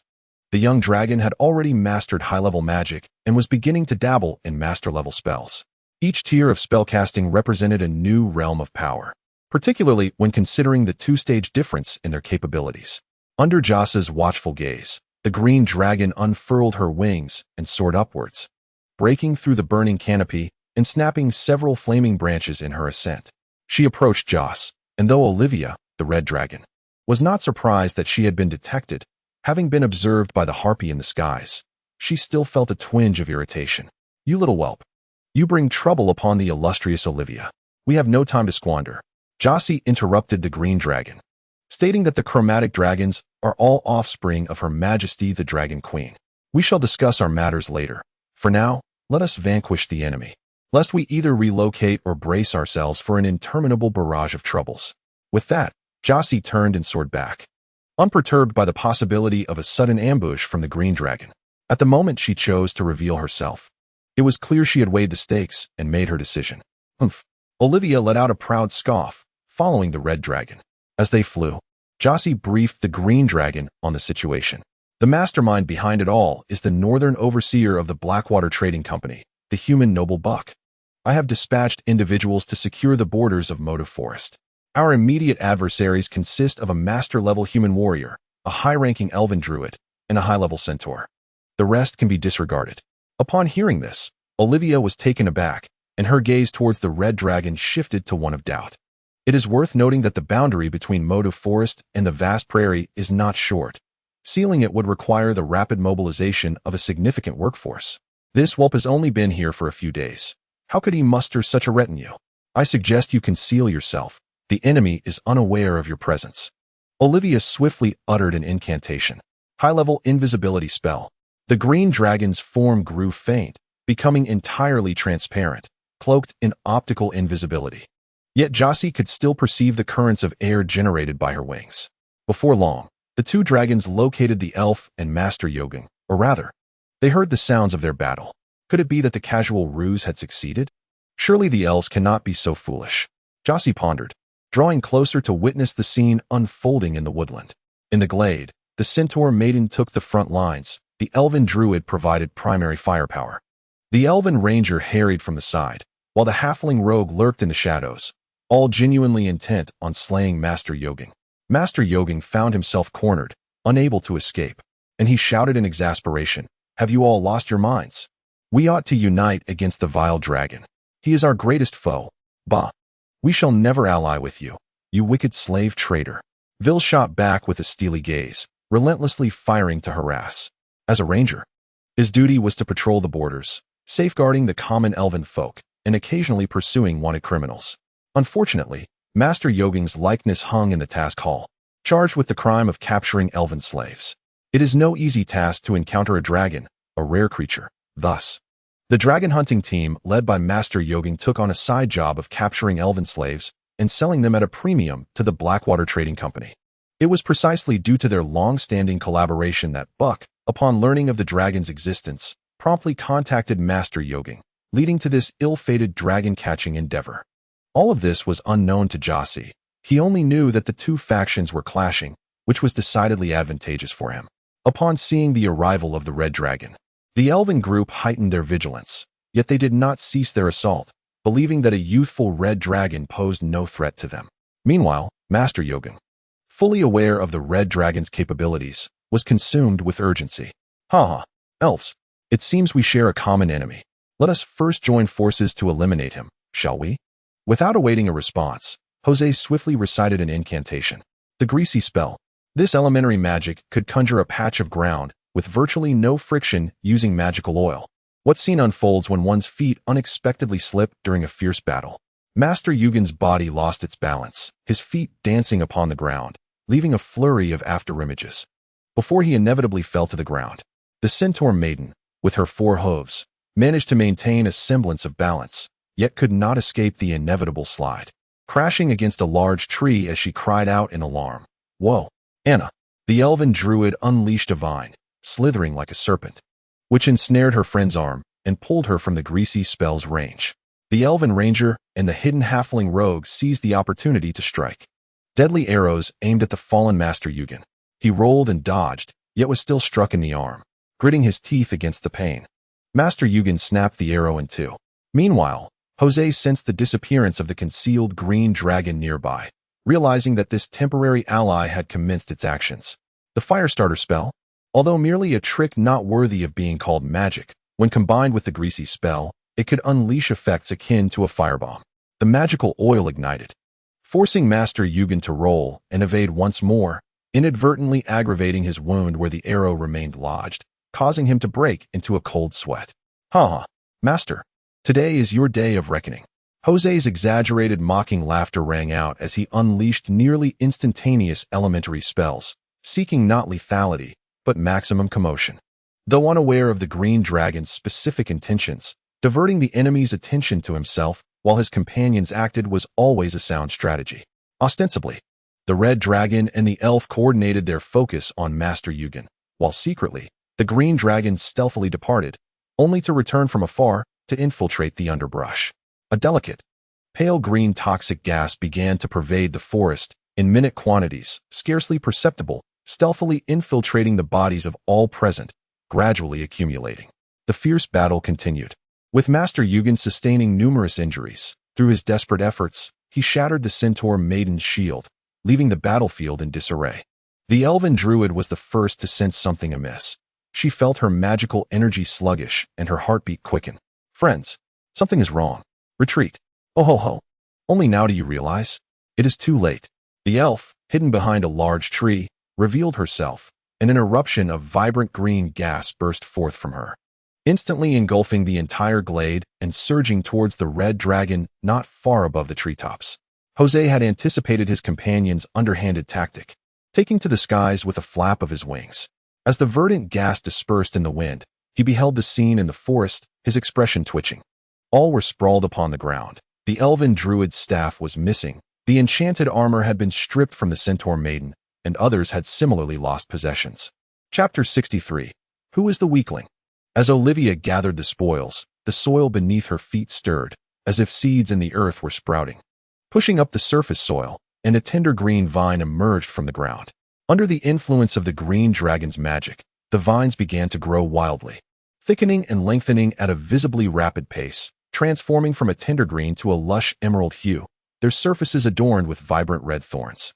The vines coiled around a nearby tree like venomous serpents, ascending the trunk and cascading down from the branches, ensnaring the feet of the unconscious individuals in the forest, lifting them aloft.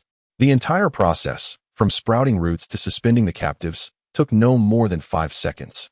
This was not an intricate spell. It was merely a rudimentary application of the green dragon's innate ability, the lethal thicket. Even as she bound her foes, Olivia felt a lingering unease. She exhaled tendrils of verdant poison, which infiltrated the nostrils of the suspended captives, deepening their stupor. With a clap of her hands, she glanced up at the airborne Joss, her eyes brimming with provocation. What is the matter? Are you afraid to descend lest I take action against you? Afraid? Hardly. Once the heart of the phoenix is unleashed, any encroaching flora shall be reduced to ashes. Yet, there was no need to voice such thoughts. Life should always hold a touch of unpredictability. Surprises render it intriguing. Joss, shifting the conversation, inquired, Lady Olivia, the forest is your domain. Can you track down the missing human merchant? To Olivia, the red dragon's change of subject was undoubtedly a sign of capitulation, prompting her to sneer disdainfully.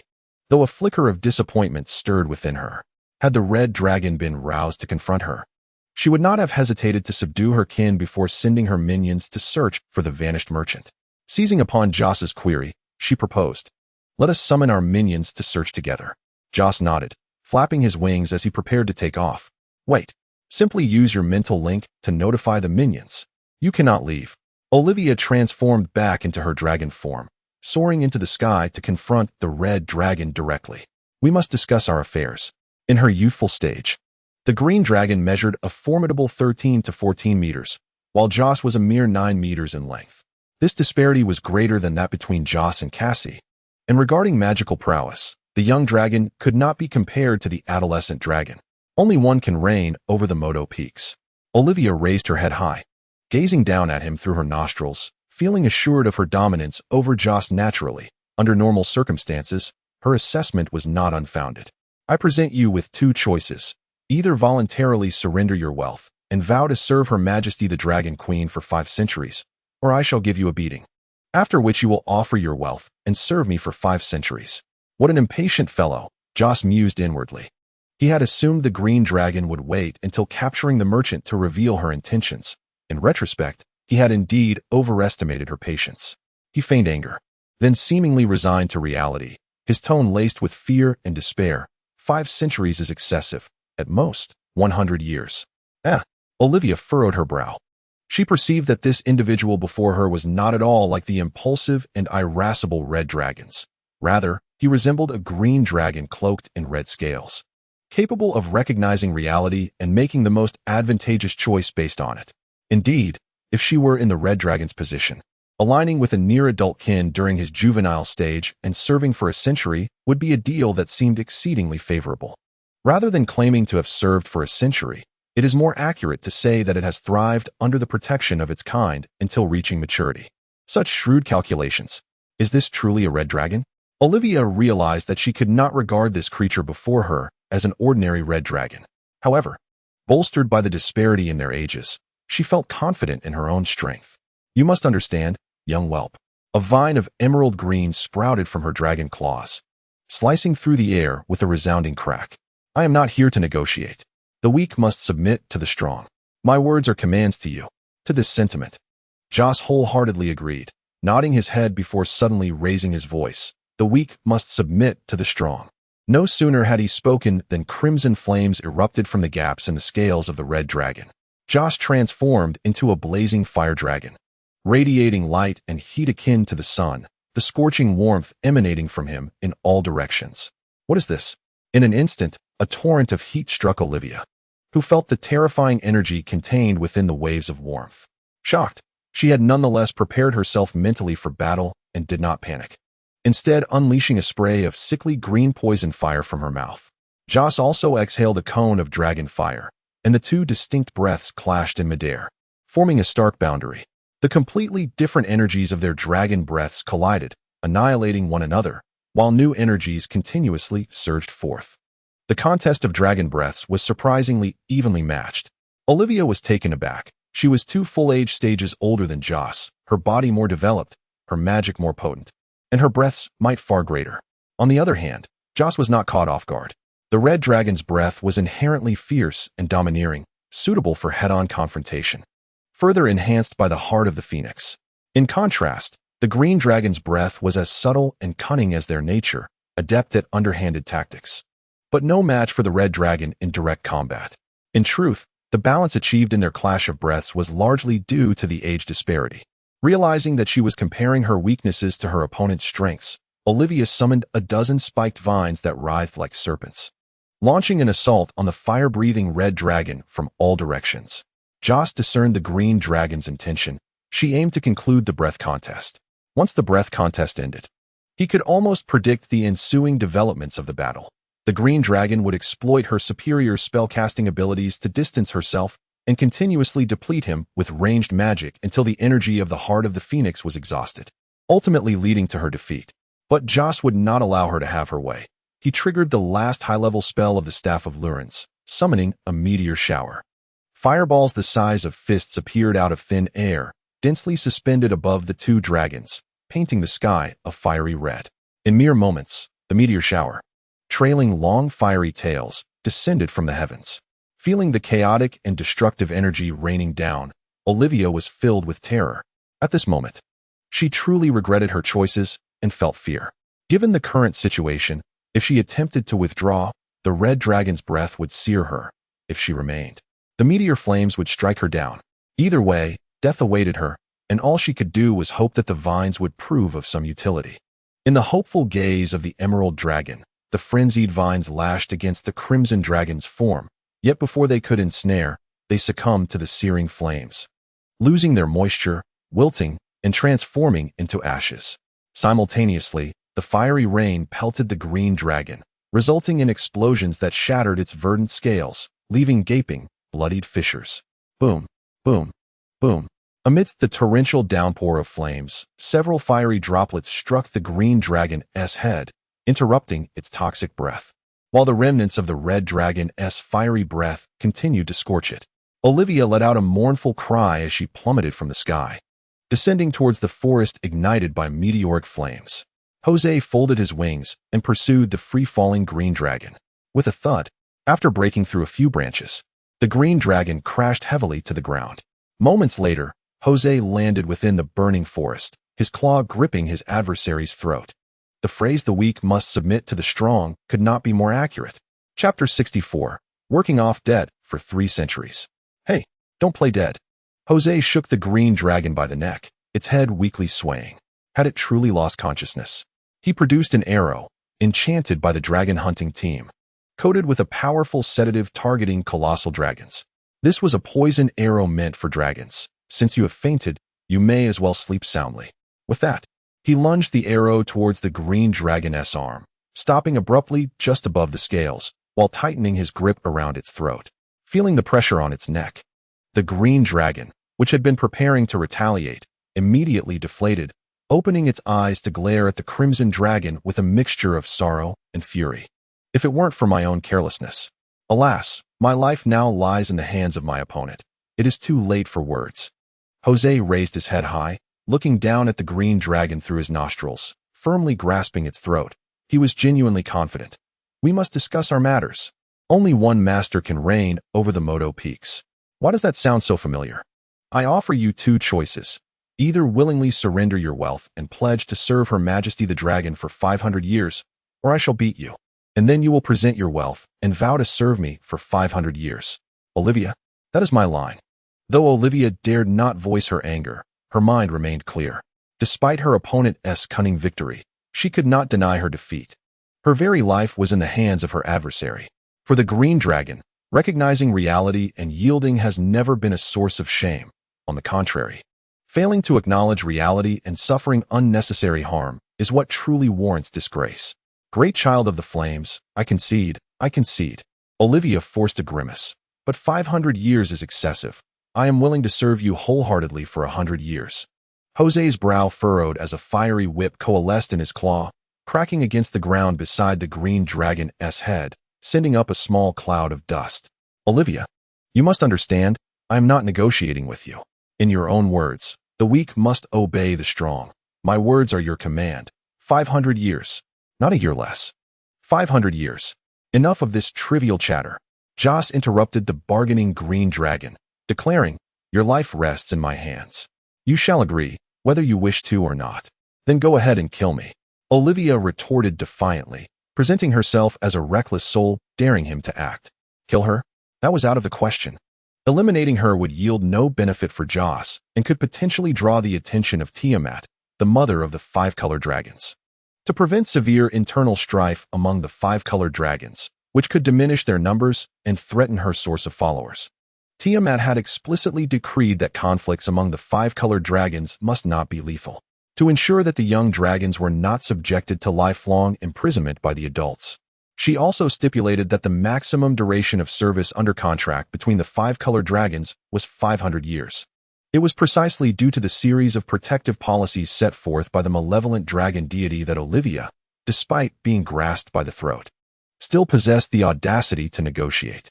However, Joss would not be swayed by her threats. He brandished the poisoned arrow in his hand. I may not kill you, but I can certainly sedate you and take you back, giving you 3 seconds to decide. Will you agree to my terms directly? Or would you prefer to experience my methods first? 3, 2. Before he could utter one, Olivia broke down in tears, lamenting, how can this be? This is too much for a dragon. Joss mused that, in truth, the distinction between 100 years of service and 500 years was negligible for him, as he was confident he could surpass her and cultivate a powerful follower regardless of the duration. His insistence on the green dragon pledging 500 years of service stemmed from her earlier haughty demeanor, compelling him to adopt a tit-for-tat approach. Now, seeing Olivia reduced to tears, much of his ire dissipated. Very well, for 100 years, this is my greatest concession. Upon hearing a glimmer of hope, Olivia immediately ceased her weeping, looking up at the red dragon with eager anticipation. Would 300 years be acceptable? Joss raised an eyebrow. Sure, but only if you call me Daddy. Daddy, Daddy, Daddy, Daddy, Olivia exclaimed with such determination and exuberance. Stop, stop. Realizing his blunder, Joss understood that dragons lacked the concept of family. The term daddy held no significance for them. A foolish dragon would not utter such a word merely to reduce their servitude by 100 years. All right, I concede. Under Joss's watchful gaze, Olivia swore an oath in the name of the malevolent dragon deity to serve Joss for 300 years. Subsequently, Joss released his grip, unafraid that Olivia might renege on her promise. Divine retribution in this world, where deities truly existed, was no idle threat. Speaking of divine punishment, Joss recalled the terrifying might he had felt when escaping the red nest and the hidden golden diamonds he possessed. Although he was uncertain of their purpose, he knew they were treasures of great value. Hand them over. Olivia's expression twisted in pain, her features contorting as she reluctantly retrieved all the spoils taken from the elves and others, even hesitantly caressing 2-dimensional bags. One belonged to an elven druid, and the other to Master Eugen. She had yet to even open them. Despite her reluctance, she dared not refuse, for she had sworn that the spoils of this battle belonged to the red dragon, and he had not demanded the wealth within her lair. However, as a young dragon dwelling within the depths of the Moto Peaks, Olivia scarcely possessed anything of worth unless she were to unearth a gold mine. Joss, satisfied, collected the spoils of war, including the armor and dimensional bags, and cast a glance at the green dragon, who at that moment resembled a frostbitten eggplant. Although you now serve me, I do not wish to attract undue attention just yet. We shall publicly declare an alliance. Do you understand? Understood, Olivia replied. Her spirits slightly lifted. While the fundamental nature of her situation remained unchanged, at least her dignity was somewhat restored. The thought that she had been bested by a juvenile dragon was still hard to fathom. How did you manage it? Joss shot a sidelong glance at his newly acquired servant, fully aware of the green dragon's inquiry, which merely pertained to the flames erupting from him and his ability to conjure advanced magic instantaneously. After a moment's contemplation, He resolved to assuage her curiosity to prevent her from probing further. He swallowed, and the Lullen's staff, nestled deep within his chest cavity, emerged, peeking from his lips. In a moment of clarity, Olivia attributed everything to the formidable magic wand. A wave of envy surged within her, yet bound by her oath. She could not contemplate the treachery of seizing her master's treasures. Summon your wolf cavalry to guard these captives. We must seek out that human merchant. Chapter 65. Threat. A day later, within the Bloodfang mine. In the dim recesses of the subterranean cavern, the flickering flame of an oil lamp cast a feeble glow over a small area. 9 massive iron cages, forged from coarse steel, were arranged in a grid on the barren ground, each containing captives shackled with chains and manacles. These prisoners lay unconscious within the confines of their cages, while dog-headed soldiers armed with spears stood sentinel nearby. A faint, feeble groan broke the silence as the centaur maiden stirred, drawing the attention of the dog-headed guard. Quickly, report to the master. The captive has awakened. The centaur maiden, Lilia, slowly regained consciousness, her head throbbing and her mind clouded. What happened? Oh no. I was ambushed and poisoned. She recalled the suffocating wave of emerald toxic mist that had enveloped her before her unconsciousness, sending a shiver down her spine as she hastily assessed her condition. Her weapons and armor were gone.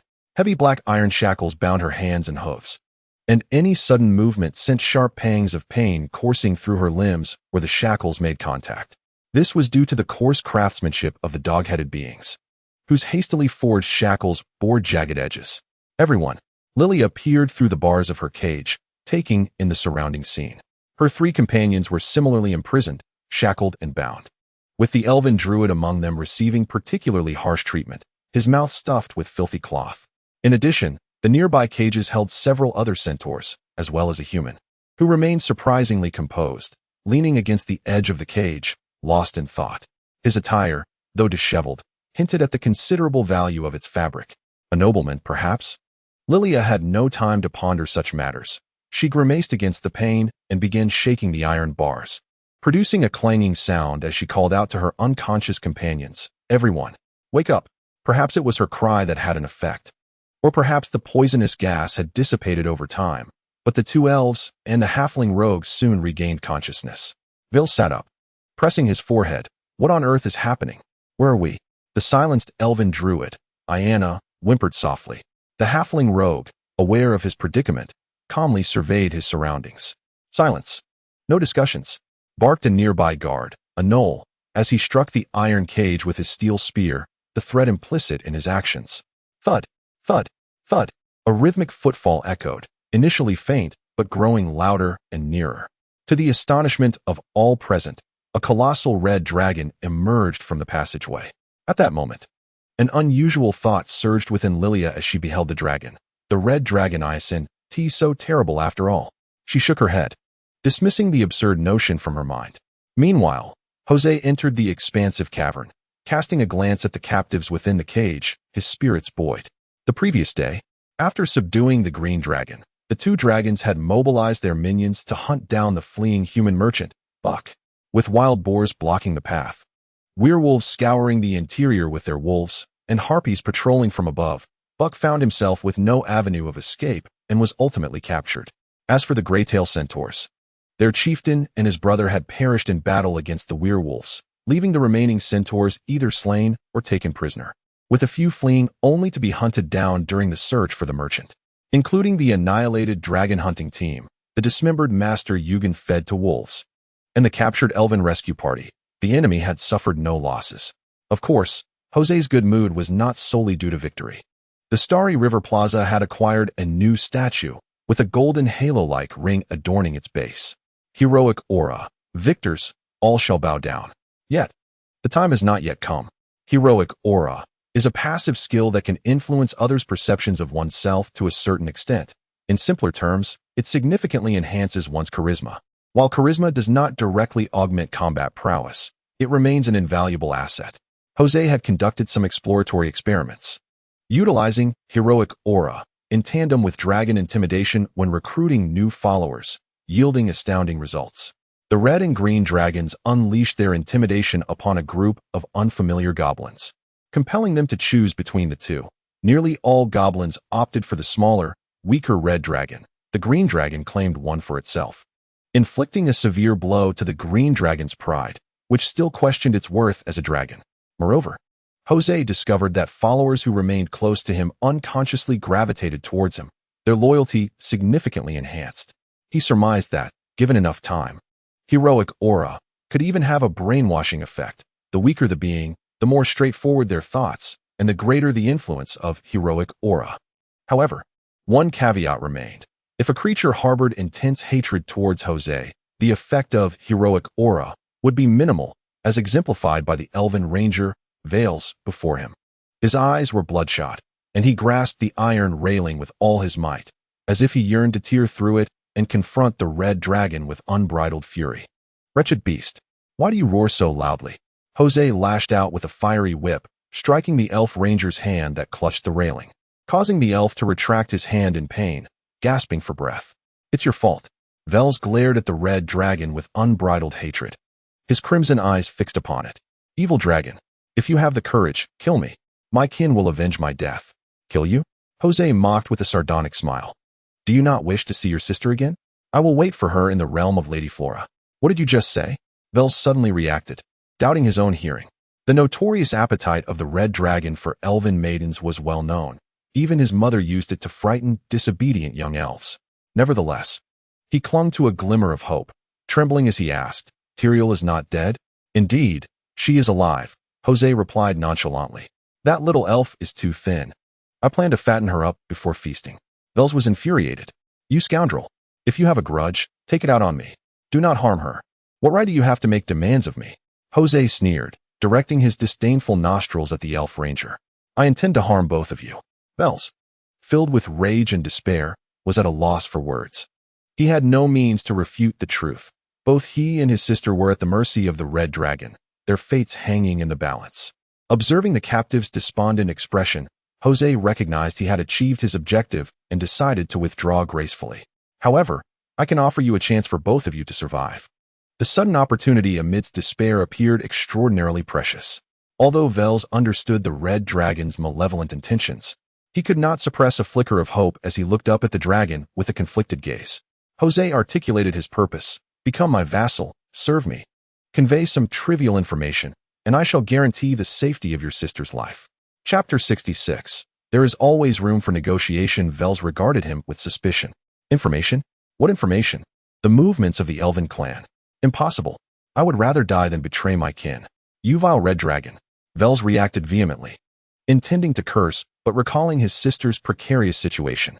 Do not even think about plotting against the elven race. Hold on. Do not be so hasty in your refusal. Jose interrupted the agitated ranger. I do not require you to betray your people. I merely need you to relay some inconsequential information, such as the elven clan's movements regarding the Moto Peak forest. This is merely a precautionary measure. As for your fears regarding my intentions towards the elven race, even during the reign of the Red Nest Matron, she could not subdue the elves of the shadowy forest. What have you to fear? Moreover, if I were to release you, you could prevent those elves from recklessly entering the Moto Peak forest. Surely, you would not want them to stumble into my domain and be captured, would you?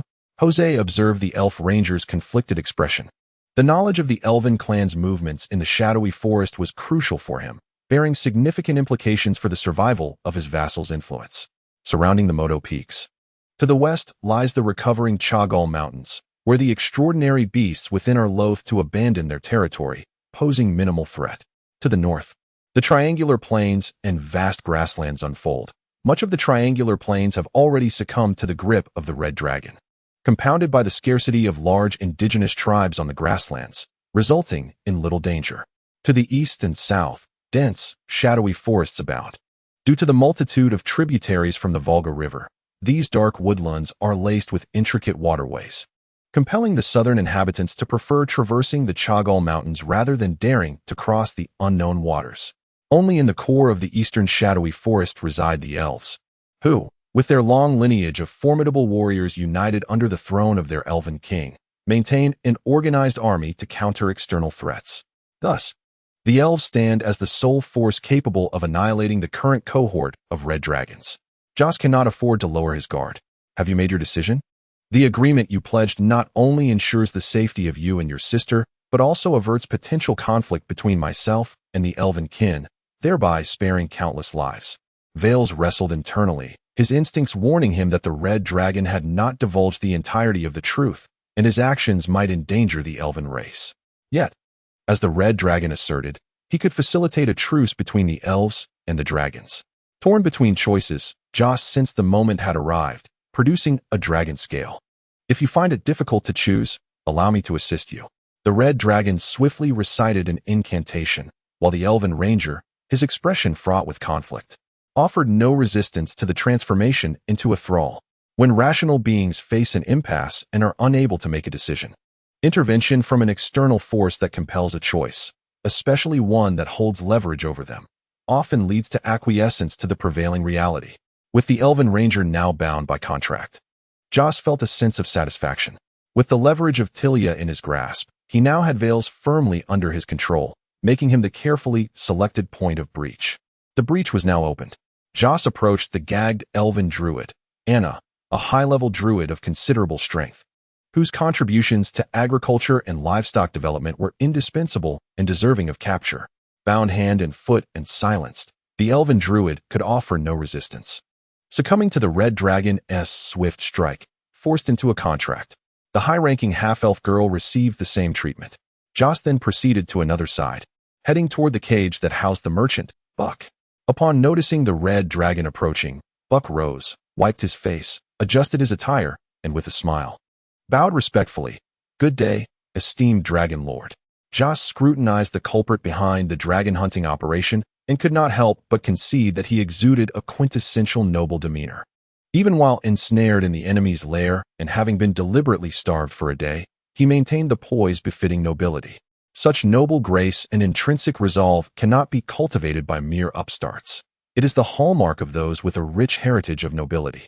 "You remain remarkably composed. Are you not afraid I might take your life?" The noble merchant replied unperturbed. "If you intended to kill me, you would have acted yesterday." "Indeed. I must apologize for my oversight in neglecting to introduce myself. I am Buck Bruce, here in the Riverside city-state of Riverside in the Central Trade League, managing my family's business in the Northern Territories. Unlike the barren North, Central and Southern Titanor are truly prosperous, and the trade city-state reigns supreme in the region. There are a total of 7 trade city-states, which form a permanent neutral trade alliance, much like a certain neutral nation from a past life. This alliance refrains from engaging in the continent's disputes, yet requires an undeniable military deterrent to guard its interests and intimidate foes. Thus, each trade city-state is home to at least one legendary figure of great power. In revealing my background, I intended to instill apprehension in the Red Dragon. However, disappointment was destined to follow. "Managing a business?" Jose interjected with a sardonic laugh. "What business? Or textiles, horses, grain?" Instantly, Jose conjured a soundproof barrier enveloping the two of them. "Is there anything else? Perhaps the trade of slaves, especially beautiful elven ones?" Buck's expression stiffened momentarily before he regained his composure. "My lord, the true dragon, I am unaware of what you are insinuating. Spare me your pretense. I possess a document detailing the crimes authored by Master Yugang, along with his diary entries concerning the capture and sale of slaves to your Blackwater Trading Company. This is an outright slander. I demand a confrontation with him." "A confrontation?" Jose raised an eyebrow. "He has been fed to the wolves. Are you certain you wish to confront him?" Buck internally sighed with relief. As long as there were no witnesses or evidence, he still had a chance to deny the allegations. And I should mention, I have also dealt with the Greytail Centaur, leaving none of your remaining subordinates to escape and report back." Jose fixed a steely gaze upon the merchant, whose forehead was slick with sweat. "We have also uncovered an unexpected individual within the Centaur tribe. Do you still wish to deny it?" Realization dawned on Buck that he was utterly ensnared. He had initially perceived his adversary as merely a youthful dragon, posing little threat, and had brought along an elven slave for amusement. Now, that slave had fallen into the clutches of the Red Dragon. He recalled some of the dubious dealings his trading company had engaged in over the years and furtively glanced at 2 nearby elves. If such unsavory information were to reach their ears, the Blackwater Trading Company would find its existence in the north untenable. Furthermore, the elves had allies, such as the Alliance of Wind Speakers, who champion justice.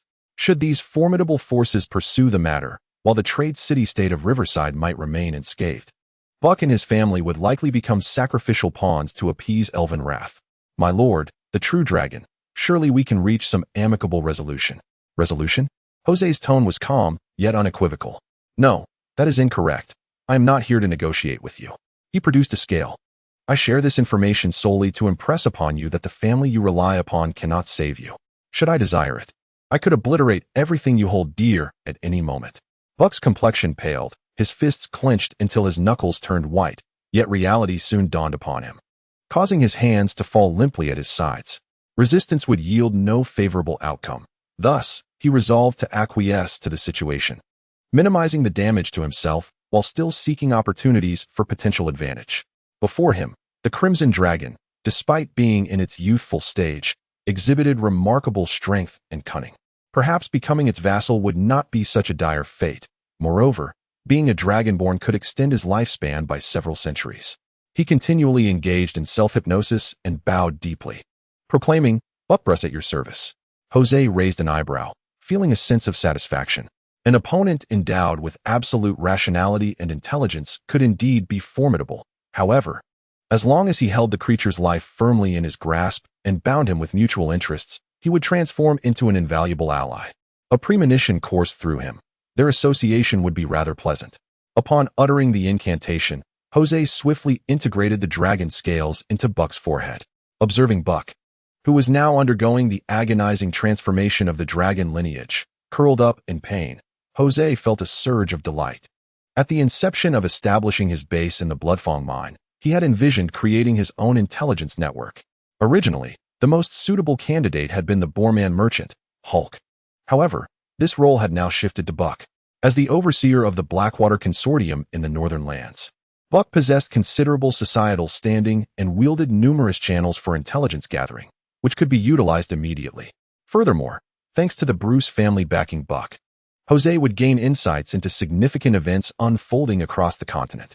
With the addition of the well-informed Buck, Jose's perspective transformed from that of a blind and deaf recluse to that of an astute individual. Yet, this did not signify that Jose would abandon his ambition of constructing his own intelligence network. Buck's intelligence channels were precarious. His authority stemmed from his family. And should he be dismissed or his dragonborn identity unveiled, the flow of information would cease. Thus, the Boreman merchant remained a crucial element in Jose's plans. Before long, the transformation was complete, and Buck emerged as if drawn from water. Jose gestured for the goblin guard in charge of the keys to approach. Release him and have someone escort him to explore the mine. Turning to his new vassal, he added, "Go and see. With your intellect, you shall glean much." "Yes, master," replied Buck, his tone inevitably tinged with awkwardness at suddenly becoming a dragon's servant. "By the way, master, about that elven slave." Jose cast a glance at his vassal. "Your subordinate is quite clever. He severed the elf's throat before my men could intervene and set the body ablaze." Deceived, Buck was left speechless, yet at this juncture, retreat was not an option. The goblin led Buck away, and Jose turned his attention to the 3 graytail centaurs confined in a cage. Having chosen to side with the vanquished, the graytails were now on the brink of extinction. Their once thriving tribe of over 1,000 reduced to fewer than 200 survivors. These 3 centaurs were among the last of their kind, now the sole remaining initial-tier warriors. One of them, Jose recognized from the memories of the Harpy's vassal. His name was Sacco, a former scout who had presumably achieved a breakthrough in battle since he was last an ordinary centaur. Jose did not linger on the centaurs for long. If they could be of use, that would be splendid, but if not, there was no need to force the matter. In brief, the gray-tailed centaurs are of little consequence. Joss approached Valez once more, asking, "Have you made up your mind?" Valez wore a complex expression, a mixture of sorrow, anger, fear, and trepidation. Gritting his teeth, he declared, "I can relay messages for you, but in exchange for my sister's safety, you must also grant freedom to my companions." "No, I cannot ensure they won't betray me," Joss retorted without a moment's hesitation. The existence of the benevolent faction presents a certain dilemma. Even when bound by the contract of servitude, one must remain vigilant. The essence of the servitude contract is a binding agreement, upheld by a punitive mechanism, which is inherently delayed. Punishment only befalls the servant after they have violated the terms. This creates a vulnerability, as a servant may willingly sacrifice their life to betray their draconic master. The nobility of the benevolent faction is both admirable and troublesome, at times. They are willing to pay the ultimate price to uphold their sense of justice or other beliefs. The prospect of releasing them is utterly impossible, as they serve as leverage to ensure your loyalty. Valez glared furiously at the red dragon, but gradually regained his composure, stating, "I can swear to the elven deity that I shall not betray you." After a lengthy negotiation, Joss made certain concessions, agreeing to grant limited freedom to the elven druid, the centaur maiden, and the halfling rogue, provided they remain within a 10,000-meter radius. He then arranged for a meeting between the two siblings. Following several days of warmth, Joss gifted Valez a magical artifact, obtained from a dragonborn of the dragon hunters, capable of concealing one's draconic essence. The appearance of dragonborn elves is already subtle. And with this artifact, it can be said that as long as Valez exercises caution and avoids the rarest of the strongest beings, his identity shall remain undisclosed. After bidding farewell to the elven ranger, Joss prepared to send off another servant, Buckbruss. Over the course of several days, Buckbruss was completely won over. Having witnessed the potential of the Bloodfang mine, which could significantly influence the vast expanse of the northern plains. This potential comprises three components. Firstly, the alliance of the red, green, and white dragons.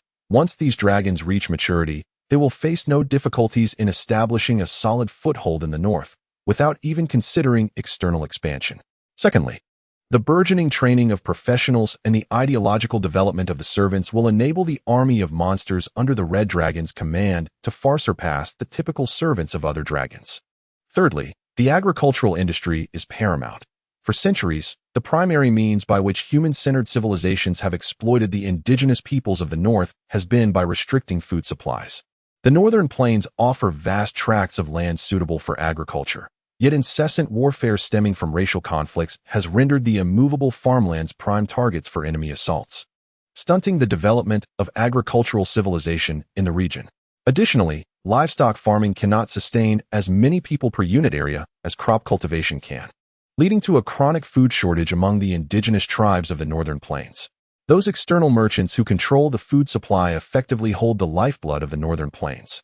Now, Buckbruss sees a glimmer of hope in the Bloodfang mine to alter this situation. However, through his deep conversations with the Red Dragon, Buck discovers that the dragon's ambitions extend far beyond the plains. Joss inscribed a vertical line upon the map, commencing from the peaks of Moder and traversing the shadowy forest, culminating at the Principality of Norn in the Northern Kingdom. My servant, to carve a trade route through the dark woods is nearly insurmountable for humans, as they must remain vigilant against the lurking monsters of the waters and the woods. However, for dragons, such concerns are trivial. Unlike the Lady of the Red Nest, I do not confront the entirety of civilization head-on. Rather, should you prove yourself adequately, I may even support your ascension to kingship in the future. Do you comprehend? Chapter 68. An aside. A day in the life of Tal the Knoll in the second year. Autumn arrived once more, heralding the annual harvest season. At dawn, the sun merely peeked over the eastern mountain crest, while dewdrops clung to the tips of the leaves. Within the broadleaf forest of Moder, a procession of nearly 100 individuals snaked through the trees. This diverse assembly comprised goblins, gnolls, centaurs, and predominantly gnolls of both genders and various ages, emerging from the Bloodfang mine as a gathering team. In addition to the ordinary creatures tasked with foraging, the group was accompanied by 5 fully armed and well-trained soldiers to avert any unforeseen incidents. Hey, little rascal, keep up, don't fall behind. Tal, the gnoll guard, rapped his spear against his shield, beckoning the inquisitive young gnoll at the rear of the line. He surmised that this little one was participating in a foraging mission for the first time, brimming with curiosity about the world beyond. Such youthful innocence occasionally led to trouble. A delightful dilemma. Regardless of the opinions of the other guards, Tal held this perspective. Indeed, it was a happy concern. In days gone by, the young gnolls scarcely had enough to eat, leaving little room for idle curiosity. Praise the great master, Tal silently recited, continuing to walk while remaining vigilant against the beasts of the forest. In truth, the Master's advisor, Master Anna, had conferred with the extraordinary beasts surrounding the Bloodfang mine. And under normal circumstances, incidents of extraordinary creatures attacking were rare. Nevertheless, one must remain wary of ordinary beasts. Proceeding without incident, the foraging team arrived at their target area, A mountainside adorned with expansive pine groves, heavy pine cones dangling from the branches. It was these seemingly armored treasures that had afforded the Bloodfang Knoll tribe an unprecedentedly warm winter last year, enabling not only the Bloodfang Knolls, but also other Knoll clans. Goblins, wolfmen, and even a few wandering ogres to enjoy a dreamlike winter. Commence foraging. Do not stray from our sight. After addressing his foraging companions, the leader turned to the 4 soldiers. Tao, Turk, you 2 scout ahead. After assigning the tasks, the captain settled upon a stone, observing the industrious creatures at work. Tao and his companion ascended the mountain as directed, tasked with scouting the path ahead. The reconnaissance proceeded smoothly, devoid of any beastly encounters, and they returned towards the foraging area. Before nearing the site, they caught sight from afar of their comrades laboring in the woods. As gnolls climbed trees to pluck pine cones and toss them down, where goblins, wolfmen, and gnolls below gathered and packed the cones into bags.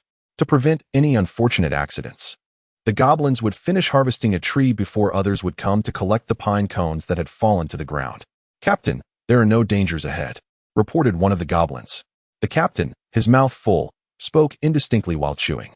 Seeing the eager expressions on the faces of his 2 subordinates, he produced a small bag from his sleeve, retrieving 2 pieces of spicy jerky, which he handed to them. "Ha ha ha, thank you, Captain." Tao and his companion received the treats with delight, savoring the aroma and saltiness that gradually enveloped their taste buds, causing saliva to involuntarily dribble from their mouths. Nearby, a young goblin watched this scene, drooling onto the ground. Currently, the myriad creatures under the Red Dragon's command were not suffering from hunger, yet meat remained a luxury, attainable only by a select few, among whom the goblin captain was included as a professional. However, an ordinary household could save for half a month to afford a taste of meat if they were willing to make sacrifices. This is reindeer meat," Tao concluded, appreciating the tender texture and chewy quality of the dried delicacy. "No, it's yak meat," his companion retorted. As their debate neared an escalation, the goblin captain chuckled. "No need to argue. You are both correct. This bag contains 2 different kinds of jerky." Understanding dawned on Tao. Last autumn, the goblins had exerted their entire clan's effort to hunt and gather young beasts.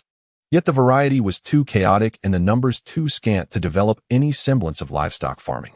However, in early winter, the extermination of the graytail centaurs led to their herds of cattle and sheep becoming spoils of war. From that point onward, meat began to enter the realm of ordinary monsters. As the frigid winter set in, circumstances shifted once more. The ice-field reindeer and northern yaks, originally residing in the harsh northern grasslands, migrated south to the triangular plains for the winter. This was nothing short of a divine gift. The Red Dragon was overjoyed and personally oversaw the collection of all the spoils. Ultimately, persuaded by the druid advisor, he decided to release half of the bounty to maintain ecological balance. In return, the druid took on the responsibility of caring for and taming the herds to develop livestock farming. Thus, livestock farming flourished, greatly enriching the diets of the various monsters. After a significant portion of the day had passed, the collection of pine cones in the task area was completed and the group began their return journey. The centaurs, who had played a mere supporting role until now, became the primary transporters, capable of carrying 7 to 8 times the amount of pine cones that ordinary monsters could manage. On their way back to the Bloodfang mine, the captain led the group to deliver the collected pine cones to the designated weighing station. After weighing, the administrator in charge of receiving the pine cones rewarded the captain with a substantial sum of copper coins.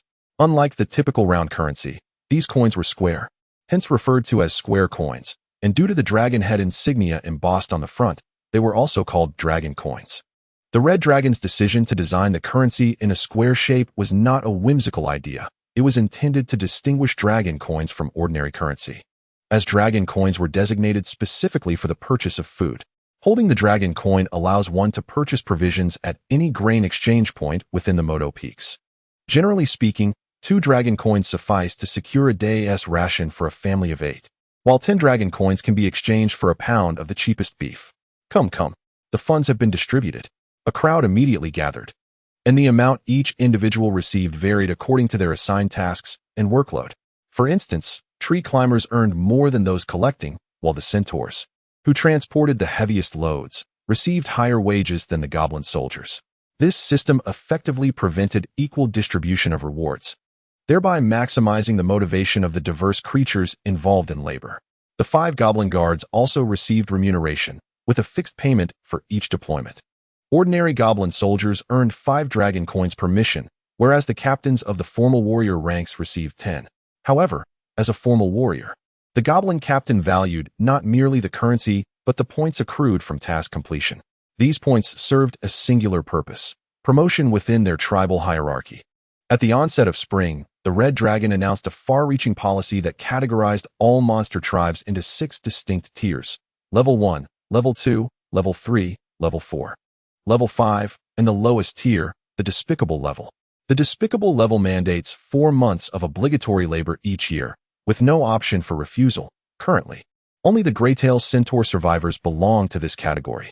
For tribes that voluntarily allied themselves, Level 5 serves as the starting point, with the majority of tribes classified at this level requiring 2 months of obligatory labor annually. Those at Level 4 and above are exempt from such duties. Presently, only the Bloodfang tribe, the Bloodclaw tribe, and the Lycanhydewurg tribe hold the status of Level 4. The benefits of ascending tiers are substantial, and the sole pathway to promotion lies in the accumulation of points. Chapter 69. Awakening. A decade later, deep within the Bloodfang mine, at the heart of molten fire, a small patch of land protruded from a bubbling, white smoke-laden lava lake, resembling the head of a snake dipping into the water. This snake's head shimmered with golden light. A mountain of gold piled atop it. This treasure trove contained not only coin-shaped gold from the human kingdoms, but also ingots of melted gold and scattered goblin gold, a veritable mountain of riches. The hoard of a dragon. Suddenly, without any physical touch, a few coins atop the golden mound tumbled down, clattering against other ingots and producing a melodious chime. A large nostril, capable of accommodating a basketball, was revealed as the coins fell, hinting at the immense size of its owner. Gradually, the rhythmic sound of breathing grew more pronounced and stable. The slumbering beast began to awaken, lifting its head from the awe-inspiring mountain of gold, standing tall. This was a juvenile red dragon, measuring 13 meters in length, equivalent to 4 compact cars in a row. Still somewhat dazed from its recent slumber, it quickly regained its senses and surveyed its form post-hibernation. Compared to its size before the sleep, it had grown considerably. Its bones had elongated, and its muscles had stretched accordingly, rendering it somewhat leaner in appearance. However, this was of little concern, as long as ample food was provided. It would not be long before it regained the robust, well-defined musculature it once possessed before its slumber. With such thoughts in mind, he recalled the delectable dishes prepared by the halfling chef, and an involuntary pang of hunger gripped his stomach. He promptly summoned his kin through their mental link to bring forth sustenance. Glancing down at his emaciated form, an unexpected idea struck Joss. If those in his past life, who toiled tirelessly to shed pounds, knew that slumber could lead to weight loss, would they not be driven to apoplexy? Dismissing the peculiar notion from his mind, Joss eagerly set out to experiment with the newfound magic acquired during his slumber, rapidly reciting the incantation. A fireball, as large as a wheel, coalesced in the grasp of his dragon claw, the surrounding air warped and distorted by the searing heat. He hurled the formed fireball towards the molten lake. Boom! Upon impact with the lake's surface, a small mushroom cloud erupted, accompanied by a thunderous blast, as molten rocks splattered everywhere. This was the advanced spell of fire explosion. Yet, this manifestation of explosive power was not derived from the staff of Lulans, but was conjured through his innate strength. With each significant transition in age, a dragon's mental prowess becomes increasingly refined, and the magical energy accumulated within its body grows ever more potent, leading to remarkable advancements in spellcasting ability. The adolescent phase marks the awakening of high-tier magic. Typically, ordinary red dragons begin to awaken such magic in the latter part of their youth. However, Joss experienced this awakening from the very start. Admittedly, the number of high-tier spells he had awakened was rather limited, totaling only 3, the first being fire explosion, the second lava armor, and the third summoning magic for fire elementals. Frankly, possessing merely 3 high-tier spells felt somewhat inadequate, but he remained undeterred, confident that, with the passage of time, he would awaken more powerful magic. With a mere thought, data appeared upon his retina, revealing: name, Francisco Trinidad Joss, race, Red Dragon, adolescent, abilities, Heart of the Phoenix, Golden Fertilizer, data visualization, protagonist aura, Wise Mind, overall combat power, 231 This was not due to the awakening of a system, but rather the abilities granted by the new statue, Wise Mind.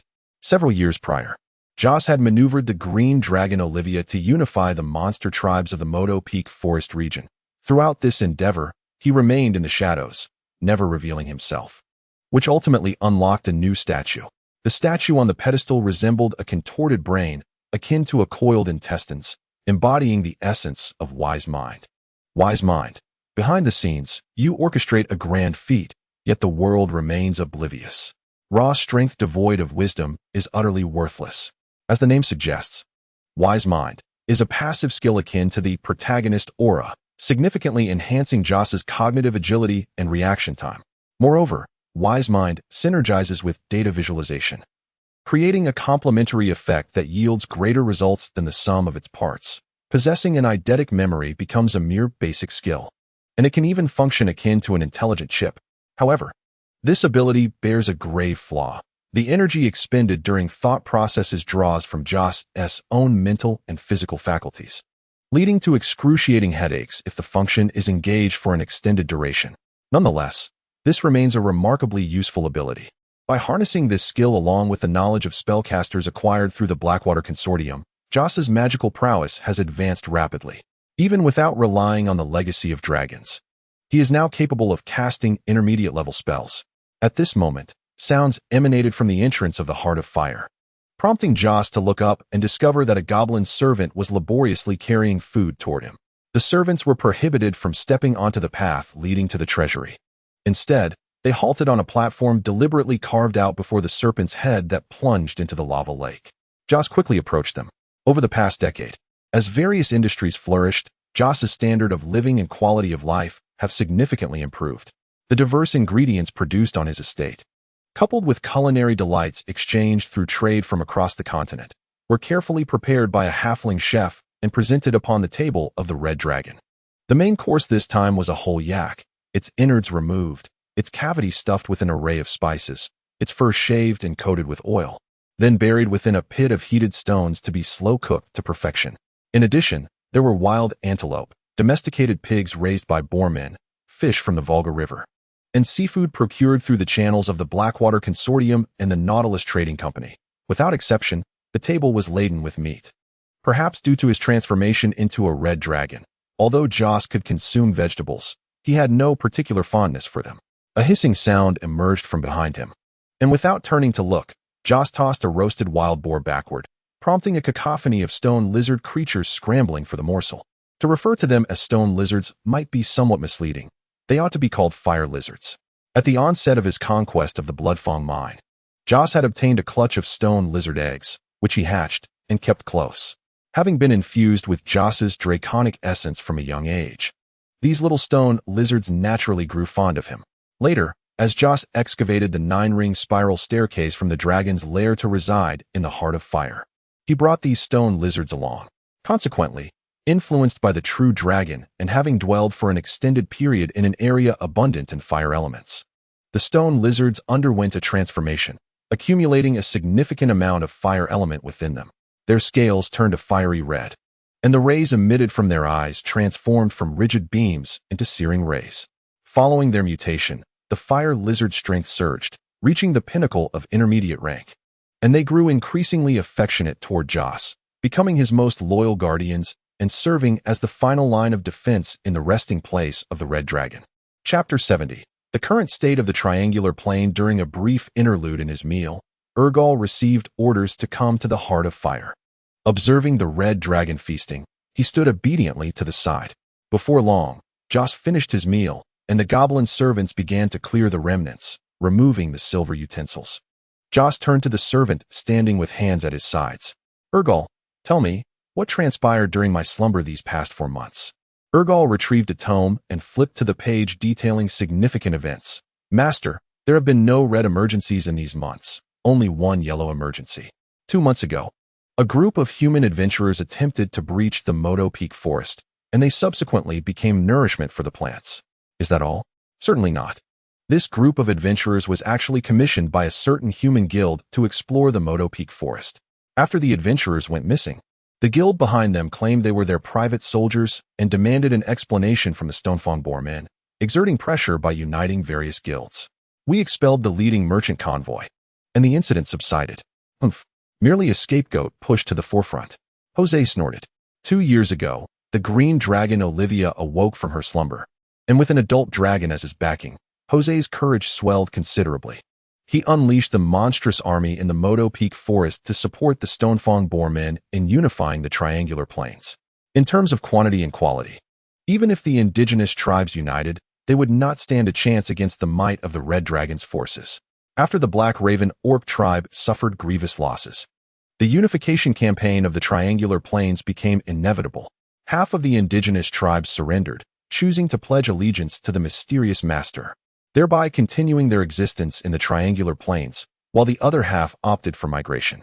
After unifying the Triangular Plains, Jose embarked on extensive development, instructing the Boarmen to cultivate fertile lands and plant crops, while simultaneously establishing border patrols and constructing watchtowers to fend off bandit incursions. A year later, the Triangular Plains evolved into a modestly renowned land of fish and rice, attracting various guilds beyond the Blackwater Guild and the Conch Guild to engage in trade. While the guilds brought profit, they also introduced trouble. It became apparent to astute observers that the true owner of this land could not merely be the high-ranking Stonefang Boarmen. The governing power lay hidden within the Moto Peak Forest. They began to probe, continuously sending individuals to infiltrate the Moto Peak Forest for intelligence gathering. Jose retaliated fiercely, severing the majority of their probing tendrils, yet no defense is flawless. A small number of spies still managed to extract information from within the Moto Peak Forest. The outside world was astonished to discover a dense population of monster tribes within the Moto Peak Forest, each with distinct races, yet devoid of signs of conflict. Furthermore, different monster species greeted one another, engaged in conversation, and conducted trade. Gradually, they located the Mossy Hide Knoll tribe, where the Green Dragon resided. Realizing that a formidable dragon lord had emerged in the Moto Peak Forest, intelligence gathering diminished significantly, yet the quality improved markedly. Urgu, as the administrator, meticulously documented everything. 3 urgent blue incidents all pertain to infiltrations by adventurers. Once, a high-ranking leader was entirely annihilated by us. Another time, a portion of a high-ranking leader's group managed to escape. The most severe incident involved a master-level thief infiltrating alone, of whom we only discovered traces of their campsite. Urgu, with a tinge of concern, gazed at the Red Dragon. Master, they have grown increasingly audacious compared to a year ago. It is a natural phenomenon. Simply perform your duties. Came the response. Yes. Urgu withdrew, and Jose returned to his thoughts atop the Golden Mountain. The encroaching wolves were beginning to lose their patience. All along, he had forcefully severed the enemy's tendrils, probing into the Moto Peak Forest, striving to maintain its mystery, thus instilling fear in the Watchers from fully revealing their intentions. However, the deterrent power sustained by mystery is inherently limited, as long as he fails to exhibit absolute strength to prove his worthiness of this land. The Watchers will continue to harbor a glimmer of hope. If, within the Moto Peak Forest, there existed but a solitary young dragon, then the onlookers would rush forth, eager to seize every fragment of the dragon's essence. Conversely, should a mature dragon inhabit the forest, the vast majority of spectators would retreat in trepidation. For their aim is to profit from conflict rather than to engage in mutual destruction, allowing a third party to reap the benefits. As previously stated, while most observers would withdraw, a small faction of troublemakers would remain. This is precisely what concerned Joss, which is why he had refrained from allowing the Green Dragon to take center stage. A newly mature Green Dragon might not command the situation effectively, but that concern is now moot. Joss has entered the juvenile dragon phase, armed with 3 trump cards: a wise mind, a data-driven vision, and the heart of a phoenix. If Joss were to unleash his full potential, he may not rival the might of a powerful adult red or gold dragon. Yet he would certainly not be weaker than a newly matured Green Dragon. It is time to convene a meeting. With this thought, Joss informed his loyal followers, stationed beside the green and white dragons, to gather for a meeting that evening. When the appointed time arrived, Joss emerged from his lair and ascended the spiral staircase of the 9 rings to the original dragon's nest. After the Red Dragon relocated to the heart of molten fire, this vast space remained uninhabited, yet it had been adorned with bricks polished from azure stone. transforming it into the venue for Joss's momentous announcement. This was also the chosen assembly point. Upon Joss's arrival at the dragon's nest, the white dragon Cassie was already present. This former subordinate, who had awakened magical powers 5 years prior, had since vacated the Bloodfang mine and, with the support of the red and green dragons, established his own loyal faction. Cassie had chosen amphibious fishmen from the river as his followers, and had even tamed a group of freshwater crocodiles, some of which were particularly fierce. Under Joss's guidance, Cassie did not exploit his followers in the traditional manner of wicked dragons. Instead, he instructed the fishmen to develop aquaculture, cultivating aquatic plants, fish, and river clams, facilitating mutual exchanges with the two dragon factions, and greatly enriching the diets of both dragons and their myriad monstrous allies. Joss, my leader, you appear even stronger than before. Hardly had the two dragons engaged in conversation when Olivia, transformed into her elven form, emerged from the shadowy tunnel, bypassing the surface entirely. This was made possible by Joss's Underground Kingdom initiative.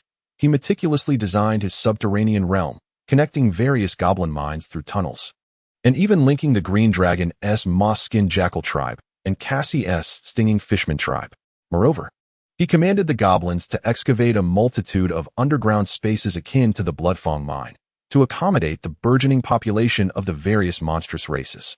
It is crucial to understand the intensity of the reproductive desires among monsters when food is plentiful, and they possess the capability to fulfill those desires. Within a mere decade, the total number of monsters in the Moto Peak Forest has multiplied 7 to 8-fold, with the majority of the newly emerged population residing underground. Chapter 71. The Tri-Dragon Conference. After exchanging greetings with Olivia, Joss clapped his dragon claws together. Now, let us dispense with pleasantries. The purpose of gathering you all here is to deliberate on the situation in the Triangle Plains, and to determine how we should assert our presence upon the vast prairie. Both dragons turned their gazes towards Jose, awaiting further elaboration. The majority of the intelligence regarding the three dragons stemmed from the two intelligence networks established by Jose. First and foremost is the Triangle Plain, where the primary contention revolves around the distribution of grain shares among various merchant guilds. Currently, the Conch Guild, to which Hulk belongs, monopolizes 40% of the grain share, while the Blackwater Guild occupies 20%, with the remaining 40% divided among other guilds, many of which are dissatisfied with their allocations. At this juncture, Cassie interjected, "Boss, I don't understand. Don't those human merchant guilds have their own grain? Why do they need to purchase ours? And why don't we sell it ourselves?" It was encouraging to see Cassie's growth in thought. Jose felt a sense of pride and patiently addressed his inquiries. Indeed, the human guilds possess their own grain, yet it is transported via ships from the central continent, taking a costly 2 months. Although the grain prices from the Triangle Plain are significantly higher than their acquisition costs in the central continent, when factoring in maritime shipping costs and risks, they still profit immensely. Who would pass up such lucrative business, especially when it carries no risks of shipwrecks or piracy? As for why we do not sell it ourselves, the reasons are intricate, and you will come to understand in due time. Meanwhile, Olivia, sensing Jose's intentions, remarked, "Let us set aside the Triangle Plain for now and discuss the Great Prairie. I'm quite curious about its depths. It may be deeper than you can imagine." "We could easily find ourselves overwhelmed," Jose replied, taking a deep breath and continuing with a grave expression. "Officially, there are 3 forces on the Great Prairie that boast legendary power. The first, and the one with the most legendary warriors, is the barbarian holy city of Andohar, which houses 2 legendary warriors and 1 legendary priest. The second is Sun Sail Port, guarded by a legendary mage. But they are backed by the central trading city-states and have a magical tower defending the harbor, enabling them to summon assistance at any moment. The third is the Kingdom of Dana in the north, which controls the Julong Pass and presents 2 legendary protectors on the surface. The Kingdom of Dana, the most formidable human realm in the north, has the largest population and military strength, commanding the Julong Pass that connects the Great Prairie through the Jogger mountain range. They have constructed military fortifications at the Julong Pass, not only to fend off the indigenous tribes, but also to collect tolls from passing merchant guilds, thus reaping substantial profits. In terms of the number of legendary figures, Dana may appear the weakest, yet they could very well be the strongest. I have gleaned some elusive rumors suggesting that the real beneficiaries of the commercial trade on the Northern Prairie are not the Dana royal family, Most of the gold flows into the coffers of the Northern Witch Council. Witch Council? Olivia exclaimed in shock, covering her mouth, while Cassie could not help but exclaim, "Damn, are those madwomen not yet hunted down by Her Majesty?" Initially, when he received this information, Jose was equally taken aback. The Northern Witch Council, once a colossal force that dominated the North for over a millennium, had a cadre of legendary figures numbering in the double digits, yet unfortunately, they had obstructed the path of the Red Nest matron. The legendary matriarch of the Red Nest, accompanied by her retinue of mythical dragons, boldly assaulted the magical tower, reducing the stronghold of the Witch Council, established over a millennium, to mere ruins, despite the formidable defense of no fewer than 10 legendary sorceresses. Even the arrogant and imperious matriarch Savannah dared not venture alone, underscoring the immense power of the Northern Witch Council. Although the three dragons currently have little connection to the Red Nest, it is undeniable that the Witch Council harbors a deep-seated animosity towards dragons. Jose, given this context, we must not reveal our existence before stepping into legend, Olivia remarked, a bitter expression gracing her features. I have no desire to confront a host of legendary mages. Nor do I, echoed the others who had escaped from the Red Nest 5 years prior. I received a crucial piece of information that emboldened me to develop the Triangle Plains openly. Under the eager gazes of the two dragons, Jose unveiled the name of an organization, the Dragon Worship Society. This enigmatic group venerates the 5-colored true dragons and offers various services to these majestic beings, such as caring for dragon eggs, maintaining nests, and assisting in managing subordinate factions. If terms are favorable, they may even engage in less savory dealings. This was the account of the Dragon Worship Society from Jose's legacy, and one could surmise that the records within the inheritances of the white and green dragons were likely similar. Olivia frowned. Why do you bring up those wretched servants? What use do they have against the Northern Witch Council? While the Dragon Worship Society may lack the power to aid us directly against the Northern Witches, they serve as a vital link among all 5-colored dragons, Jose continued.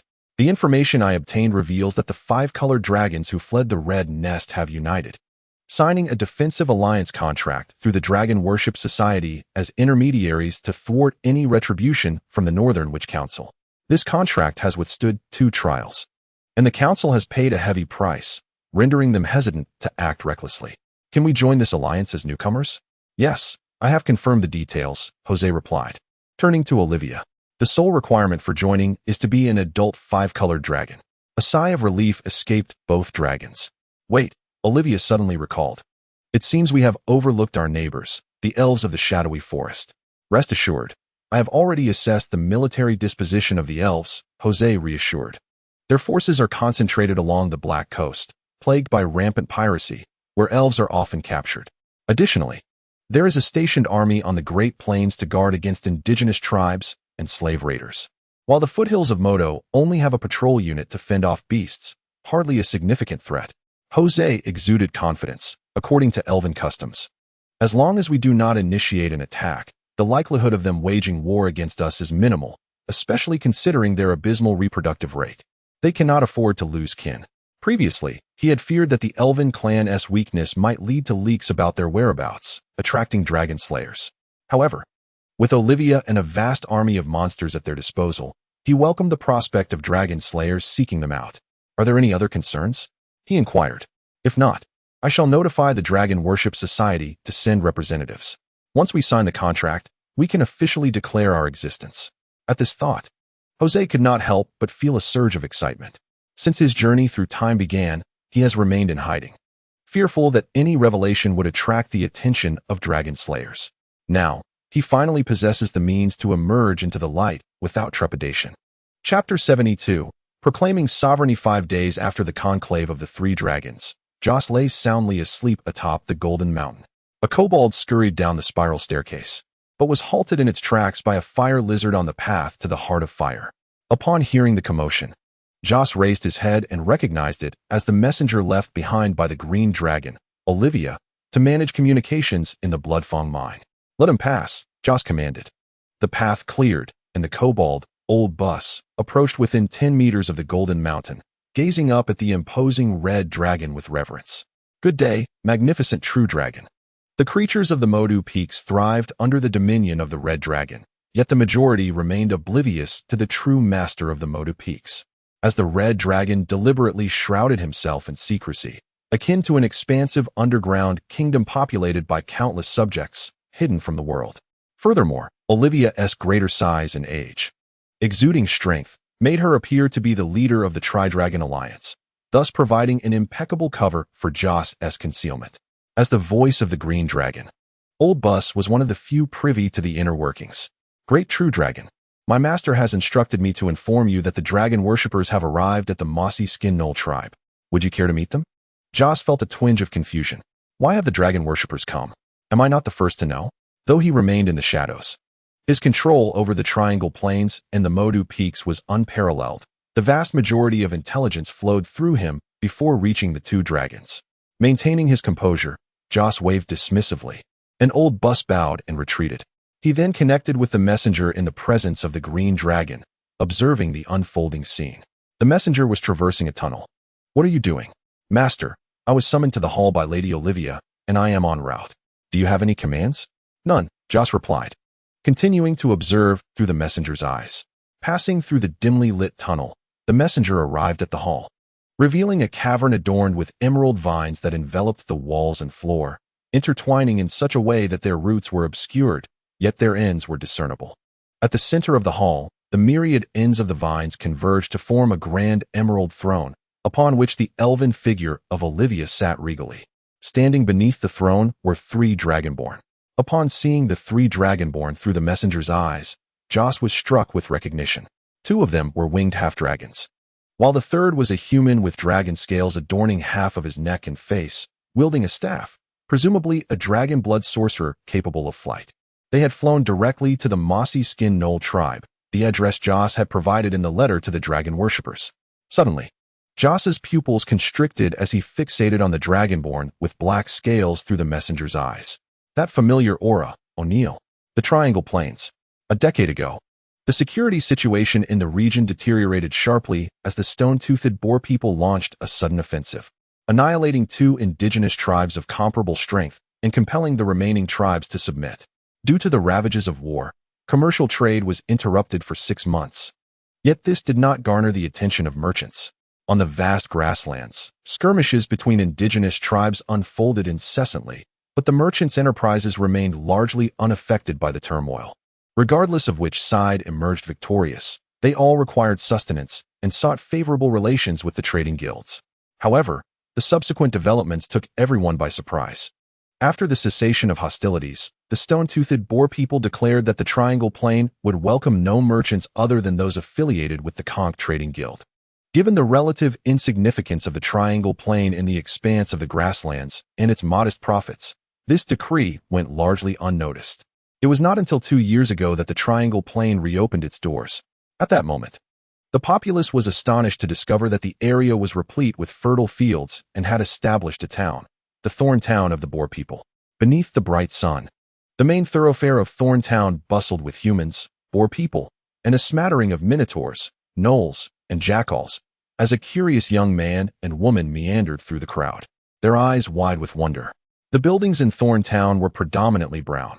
While their stature was not particularly grand or imposing, they exuded a unique, exotic charm, particularly with the brown curtains adorning each home, embellished with animal teeth and other decorations, which lent them a distinctive flair.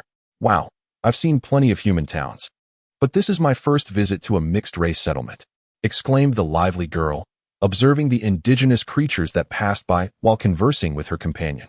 Albert, what do you think is the story behind this town? Why does every house have those brown curtains? You wouldn't understand, replied the handsome young man named Albert, wearing a smug grin. Hee, those curtains are actually woven from the hair of the boar people. They make carpets from their hair. Really? Indeed. The hair of the boar people is akin to human hair. It provides warmth in winter, but becomes unbearably hot in summer.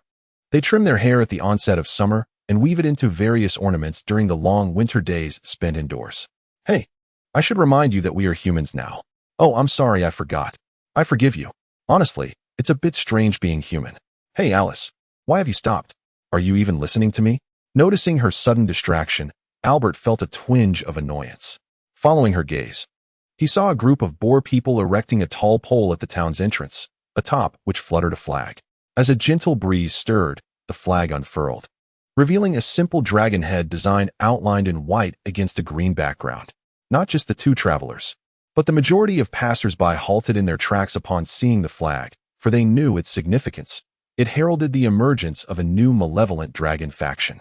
Alice swallowed hard. We are actually wandering in the territory of a green dragon. Cold sweat trickled down Albert's forehead, yet he shook his head, harboring a flicker of hope. Perhaps it was not the green dragon after all, merely a coincidence that these boar men had adopted a dragon motif. Just as he uttered these words, a resounding dragon roar echoed from the center of Thorn Town, accompanied by the ascent of a colossal green figure into the sky. The green dragon flapped its wings, hovering above, casting a shadow over the townsfolk below. Wretched crawlers, I am the magnificent Lady Olivia. Now, I officially declare to the world that the Triangle Plains and the Moto Peaks are my territory. The Triangle Plains are open. Intruders into the Moto Peaks shall face death. Chapter 73. Reactions from all sides within a towering magical spire surrounded by seagulls. An elderly man with hair resembling a bird's nest furrowed his brow as he exited his laboratory, casually picking up a report from the table. The appearance of an adult green dragon in the Triangle Plains, and this trifling matter disturbs me. He wiped his dirty hands with the report, crumpled it up, and tossed it into the waste bin before diving back into his laboratory. In the opulent, grand castle, where soldiers stood in formation and vigilance reigned supreme, a bearded man seated upon a throne read the letter in his hand with an inscrutable expression. The adult green dragon lord cannot be ignored by the kingdom, he mused, resting his chin on one hand, lost in thought. On the vast prairie, where tents stretched for miles and herds of cattle and sheep grazed nearby, the chief of a barbarian tribe waved dismissively after listening to his subordinate's report. That minuscule patch of land known as the Triangle Plains is of no concern to us. With that, the chief took a hearty swig of mare's milk from the table. Thorns coiled around the hill like a great serpent, and amidst the gaps of the thicket, within an expansive dwelling, a plump female boar man sat slumped in a wooden chair, lost in contemplation for quite some time. Alganus, grant your servant guidance, she implored, scattering a handful of powder into the fire pit at the center of the hall. With a roar, the flames leapt up to touch the ceiling, revealing visions in the firelight. In a room at the inn in Thorn Town, where a soundproof magical barrier had been erected, 3 humans, 1 man and 2 women, gathered around a table. The lively young girl, Ellie, broke the silence. Big sister, what news from the Wind Whisperer Alliance? The elder sister, clad in a hood and wielding a staff, took a sip of water. They say that if a great force intervenes, we shall aid in driving away this green dragon. Albert's face lit up with excitement. Driving away the evil dragon. It is my duty. Albert, how many times must I remind you? Even among the chromatic dragons, there are individual differences. Do not hastily declare their morality based on your subjective impressions before they have committed any wrongdoing. The news of an adult green dragon appearing in the Triangle Plains and claiming territory continued to spread, eliciting varied reactions: concern, vigilance, disgust, indifference, yet devoid of goodwill. In contrast, Joss, nestled in his golden nest, remained largely unconcerned. In this world, the foundation for claiming territory has never relied on fostering good relations with others. It is predicated on one's own formidable strength. Should there be dissent regarding the dragon's dominion over the triangular plains, the only recourse would be to confront them directly. Employing iron and blood alongside dragon theory, standing at a distance to denounce or deny such power, while only serving to disgust, exerts no tangible influence on the dragon's reign. A lack of excessive concern does not equate to a lack of preparedness and vigilance. In fact, to brace for the impending war, Joss has undertaken every possible measure. Ostensibly, the Boarfolk tribe of the Triangular Plains has heightened its vigilance. Weapons, provisions, armor, and incendiaries are continuously funneled into Thorn Town, filling the warehouses to capacity. Meanwhile, the border of the Moto Peaks is patrolled by the warg riders of the Wolfmen. The visible arrangements pale in comparison to the clandestine preparations. Beneath the Moto Peaks, an army of monsters, several times larger than that on the surface, sharpens its blades, poised to engage in battle at any moment. It can be said that 80% of the 3 dragon strength lies concealed in the shadows. Furthermore, Joss has taken proactive measures, having ordered the kobolds to excavate an underground passage from the Moto Peaks to the Triangular Plains, establishing multiple exits that allow the monstrous legion to appear unexpectedly across the vast prairie. as the war machinery under the Three Dragons operates at full capacity. Joss's intelligence operatives also work discreetly. After a decade of meticulous planning, his network of informants is omnipresent. The beggars at the gates of Sunsail Port, the traders traversing the plains, the proprietors of small shops, and even indigenous spies have ascended to high ranks within their tribes over the past 10 years. The diverse intelligence gathered by these individuals is meticulously reported up the chain, ultimately reaching the hands of Joss's dedicated emissaries responsible for relaying information in the region. Unless there is an urgent matter, these emissaries report to Joss every 3 days. Based on their reports, Joss discerns who the enemies are, who the onlookers might be, and what preparations he should undertake. Suddenly, the slumbering red dragon atop the Golden Mountain opens its eyes. An emissary has sent a communication request. Joss sees that it is Buck Bruce, the chief representative of the Blackwater Merchants Association in the Northern Territories, and his highest-ranking emissary within human society. The mental connection is established. "Good day, Great Master." Buck's courteous greeting resonates through the connection. "I presume your sudden outreach is not merely to extend pleasantries." Buck hastily addresses the matter at hand. Just now, the rotating president of the Commercial Association at Sunsail Port convened a brief meeting to discuss how to interact with the Green Dragon faction. The consensus among the gathered was to adopt a position of opportunism. Buck's tone drips with sarcasm. "If you can withstand the pressures from all sides and maintain control over the triangular plains, cooperation will ensue. If you falter, the association will align with the victor." As the conversation concludes, a sardonic smile spreads across Joss's face. Opportunism, indeed, it is a hallmark of merchants. In truth, from the merchant's perspective, such a stance is not without merit. He begins to contemplate the ramifications of the unified position taken by the various merchant associations in Sunsail Port. The port, financed and operated by the Central Trade City-States, maintains neutrality as long as their own interests are not jeopardized. This is the foundation of their commerce spanning the continent. In this regard, Sunsail Port and the Trade City-States are in alignment, with official powers refraining from involvement in the conflicts of the Northern Territories. The city-state maintains an official stance of neutrality. However, the merchants within its bounds are free to harbor their own thoughts. The collective strength of numerous merchants is not to be underestimated, encompassing their financial resources, the protective forces of their caravans, and the indigenous tribes they command. Yet, the reality is that the merchant guilds are not a monolith. They harbor divergent intentions. Some guilds have been infiltrated by the intelligence operatives of the Red Dragon, rendering them as porous as a sieve, such as the Conch Guild, while others have leaders who are, in fact, their own men. Thus, Jose remains somewhat indifferent to the Merchants Coalition, a mere band of buffoons. Just as the Red Dragon intends to resume its slumber, a communication request from Hulk, the Boar merchant recently elevated to head of intelligence, interrupts him. "Master, I bring 2 pieces of unfortunate news." "Speak." "The first piece of bad news is that my northern kin, the colossal brown-hide boar tribe, is amassing provisions in preparation for war, and they have dispatched a small number of priests towards Thorntown. Their intentions remain unclear, but they surely do not bode well." The second piece of bad news involves the Frostax clan, one of the 8 barbarian tribes, which is maneuvering towards the Triangle Plain. Their purpose is presently uncertain, but they likely seek to exploit the chaos. Jose's expression darkens. A colossal indigenous tribe with a population exceeding 50,000, alongside one of the 8 barbarian clans, poses a tangible threat. Keep a watch on them. Chapter 74. Interrogation. "Let me go. On what grounds do you seize me?" In the depths of a shadowy underground passage, a boar man is shrouded in a black hood, his hands bound behind him, as 2 fully armed boar guards grip his elbows and push him forward. "Enough chatter. Move." One guard kicks the captive in the backside. "What right does a spy have to question?" At these words, the boar man, Dio, feels a surge of panic. Indeed, he had been dispatched by the high priest to Thorntown for subversive activities, but before he could commence his mission, he was knocked unconscious at the inn. Upon awakening, doused with water, he found himself surrounded by a group of burly boar men who swiftly bound him, blindfolded him, and took him away, leaving him uncertain of his fate. "Wait, I haven't even begun my mission. Evidence. What evidence do you possess?" "I require no evidence to capture you."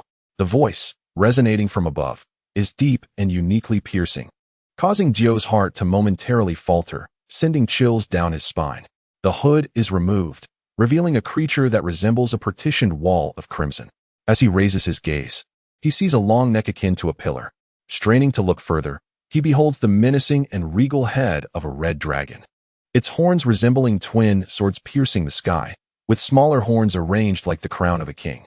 At this moment, the red dragon gazes at him with eyes like molten lava, devoid of emotion, as if regarding an insignificant ant. Kneel. A guard kicks the captive behind the knees, forcing the stunned individual to kneel before the red dragon. Jose observes the spy, recently captured upon entering the town, and exhales 2 sharp breaths. Speak. What has that fat pig sent you to do? With that, the last vestige of hope for the captive is shattered. The wild boar captive's complexion flushed crimson, only to sag like a deflated balloon soon after.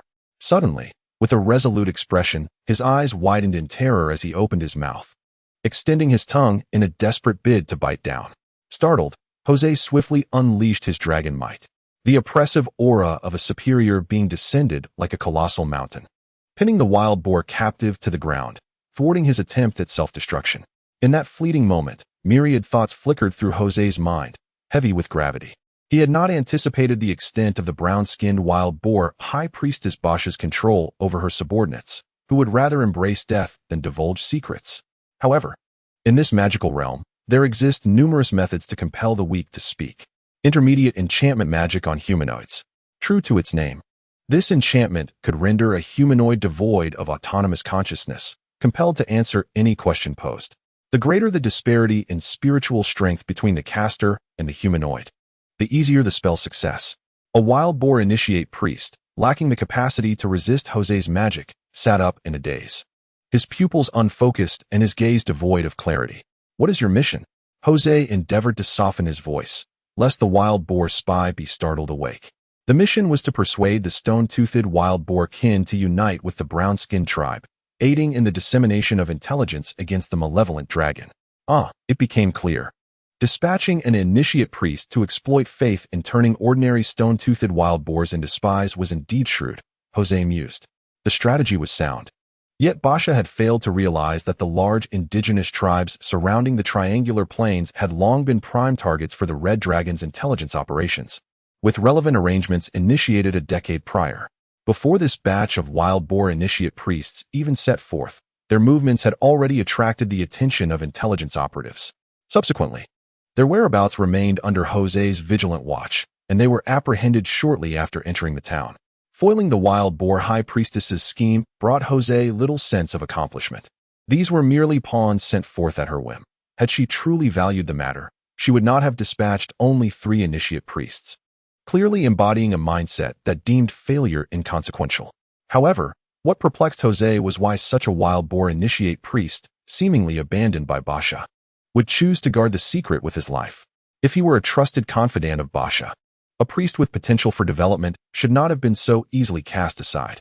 Conversely, if he were not a confidant, then the unwavering loyalty of an ordinary tribesman was indeed a terrifying prospect. He recalled the intelligence he had gathered over the years regarding the brown-skinned wild boar tribe. The colossal indigenous tribe of brown-skinned wild boars boasted a population of approximately 63,000, occupying vast expanses of land in the northern region of the Triangular Plains, separated only by 5 small to medium-sized indigenous tribes. Within the tribal power structure, the Master Priestess Basha stood as the sole leader of the brown-skinned wild boar tribe, commanding 7 high-ranking professionals and 62 mid-tier practitioners, while the number of novice practitioners remained unrecorded. A flicker of doubt crossed Jose's eyes. According to previously gathered information, Bashasha places great importance on professionals, yet neglects the needs of the lower-class wild boar people, resulting in instances of ordinary brown-skinned wild boars starving or freezing to death each winter. It seems incongruous for an indigenous overlord, who maintains control over the tribe through force, to have such unwavering loyalty from the lower echelons. Unable to comprehend this, I shall pose a direct inquiry. Why would you choose to end your own life rather than disclose the secret? The wild boar spy, with a vacant gaze, articulated each word with deliberation. In any case, death is inevitable. Better to die quickly than to fall into your hands and suffer torment, a fate worse than death. Jose remarked, it appears that my identity as a red dragon frightens captives to the point of suicide. Am I truly that terrifying? Jose questioned the 2 wild boar guards behind the captive. The guards instinctively nodded but quickly realized their error and shook their heads vigorously. "Take him away, confine him," Jose said, gesturing in frustration. The two wild boar guards complied, dragging the startled spy away. Indeed, Jose had no intention of killing the spy or even harming his physical safety. He merely sought to restrict his freedom. Jose was not a sadist who revels in the suffering of others. When not threatened himself and with no grievance against him, he would not arbitrarily take a life. It was not out of mercy, but rather a belief that those who live can create value, a value that might ultimately benefit him. There are few good dragons left like me. With a sigh of reflection, Jose lay down and drifted into a slumber, in a state between wakefulness and sleep, digesting the legacy of the dragon. After entering his adolescent phase, the Dragon Legacy had unveiled a wealth of new content. This new material, akin to downloading resources onto a cloud drive, required him to peruse, comprehend, and ultimately internalize it into his own understanding during his rest. Furthermore, Jose's resting place was situated underground in the triangular plain, not far from Thorntown. To better confront external threats, he had temporarily relocated to the triangular plain. Chapter 75. The army approaches in the heart of the brown-skinned wild boar tribe, within the chief's hall constructed of half bricks and half wood. The masterful priestess Bashasha sat nestled in her designated wooden chair, her brow furrowed, her gaze vacant as it fixated on the wooden ceiling above. The tribesmen she had dispatched had been missing for 3 days, likely encountering dire circumstances. The most alarming aspect was the absence of any news, akin to a stone cast into an abyss, reflecting the terrifying grasp of the evil dragon's influence. Bashasha felt a profound sense of confusion. She was uncertain where her decision to oppose the malevolent dragon would lead the tribe, toward destruction or rebirth, but she had no choice. The proximity of the triangular plain to the brown-skinned wild boar tribe was alarmingly close, merely a day's journey. Living adjacent to an evil dragon kept her in a constant state of unrest, her mind ever preoccupied with the fear of imminent attack. In truth, her concerns were entirely warranted. Given the dragon's aggressive nature, the annexation of surrounding powers was merely a matter of time. Should the dragon's forces prove overwhelmingly formidable, she would have no recourse but to either ally with the dragon or flee far from it, seeking refuge in other territories of the vast prairie, seizing lands from other tribes. Yet, the malevolent dragon forces appeared far from formidable, standing on equal footing with the brown-skinned boar men, which left her in a state of indecision regarding the prospect of war. "Great Priest," a boar man burst into the chamber, breathless. "The emissaries from the Stonemer Orc tribe and the Stinging Serpent Centaur tribe have returned. Quickly, summon them to meet me." Bosch's heart raced, sitting up straight. The brown-skinned boar men were nearest to the Triangle Plains, with the Stonemer Orcs and Stinging Serpents not far behind. If these 3 colossal tribes were to unite, they could likely vanquish the newly emerged dragon menace. Shortly thereafter, 2 weary boar men entered the hall, bowing respectfully. "Great Priest, what did the chieftains of Stonemer and Stinging Serpent say?" The Stinging Serpent chieftain opposed the alliance, yet vowed that should the brown-skinned boar men engage in battle with the green dragons, he would guarantee that his tribe would not encroach upon their territory for a decade. Cunning old fox. Such a shrewd calculation. Let us charge forth against the dragon. He lurks in the shadows, watching. Basha gritted her teeth, feeling powerless. The brown-skinned boar men were closest to the Triangle Plains. If the dragon truly sought to expand, they would be the first to perish. Moreover, the centaurs, being part marauder and part nomad, would simply relocate should the dragon strike. Nevertheless, the promise of a decade of non-aggression provided her with a modicum of solace, alleviating some concerns about initiating conflict. She turned her gaze to another boar man who had been sent to negotiate with the Stonemer Orcs. "Great Priest, the chieftain of Stonemer has pledged to dispatch 500 wolf riders and 500 orc warriors to aid us." The wolf riders were the orcs' elite forces. 500 of them galloping across the plains would deter even the largest tribes of 5,000. Bosch's countenance brightened considerably. "Send out the orders. Slaughter cattle and sheep. Let the warriors feast heartily. Prepare a week's worth of rations. We shall set forth toward the Triangle Plains tomorrow." "Yes," at Bosch's command. The entire brown-skinned boarmen tribe sprang to life, while the Red Dragon's intelligence operatives set their plans into motion. In the shadowy underground lair, Jose was awakened from slumber by his kin, learning of the impending mobilization of the Boorman army. He hurriedly summoned reinforcements from the Moto Peak forest.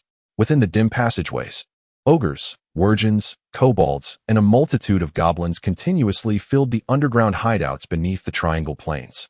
The following day, Basha personally led her contingent of 5,000 Boorman warriors departing from their tribe, joined by an additional 1,000 orcs. Upon receiving this news, Jose convened a meeting with his core followers. This is the situation. What are your thoughts? After introducing the circumstances of the brown-skinned Boorman tribe, Jose surveyed the assembly. Present were the key members under the dominion of the three dragons, the Boorman's triumvirate, Chief Stonefang, elite warrior Udi Stonefang, High Priest Villar Stonefang, and the treasurer and intelligence chief Hulk Stonefang.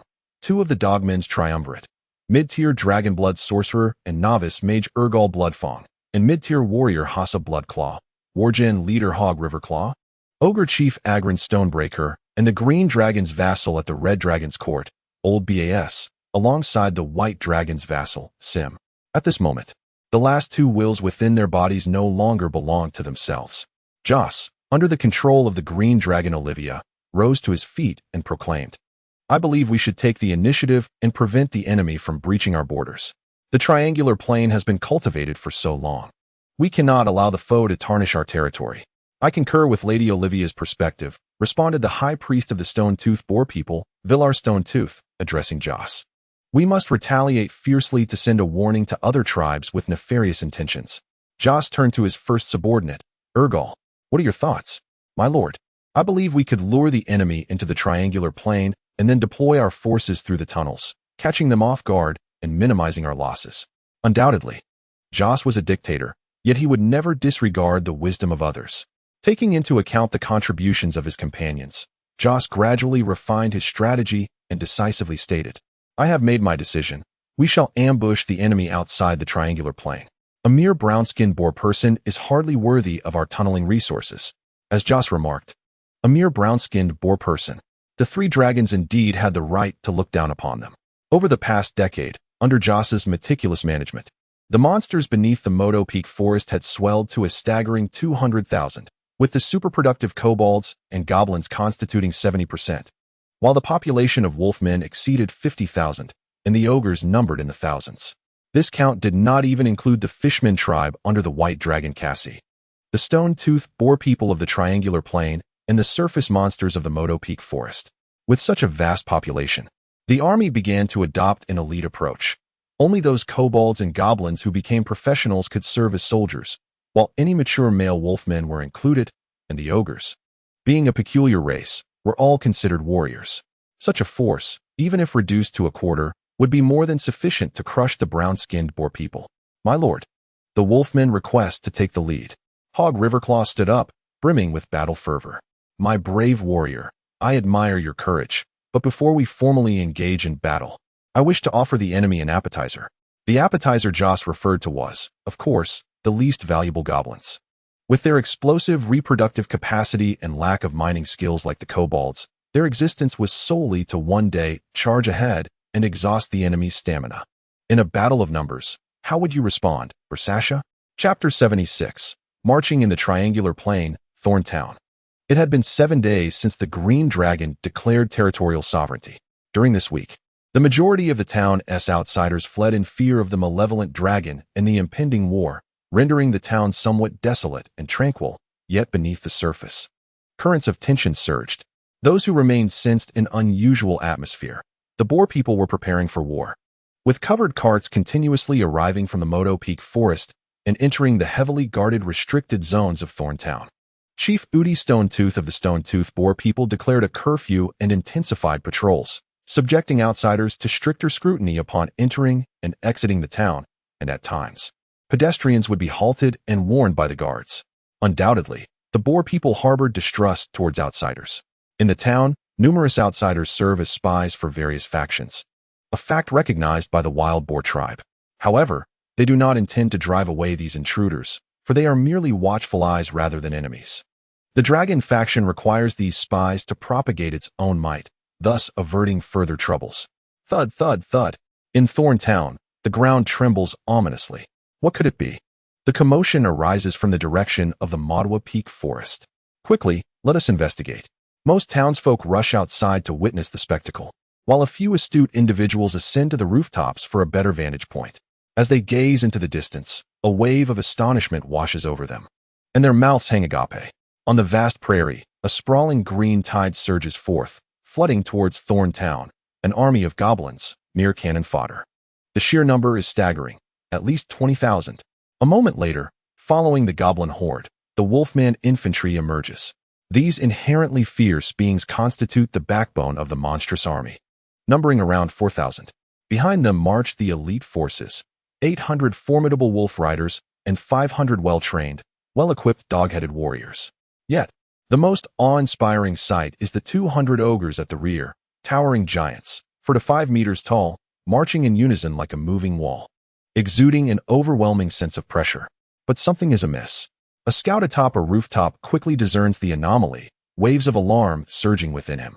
Female ogres lack secondary sexual characteristics, yet, akin to most species, males are generally more robust than females. Thus, seasoned observers can often identify ogre genders by appearance. All these ogres are young males. If the ratio of males to females were balanced, and considering the presence of children, the dragoness forces would possess at least 500 ogres. While it is not shocking for a wicked dragon lord to command 500 ogres, the revelation behind this is startling. The dragon is deliberately safeguarding the female ogres.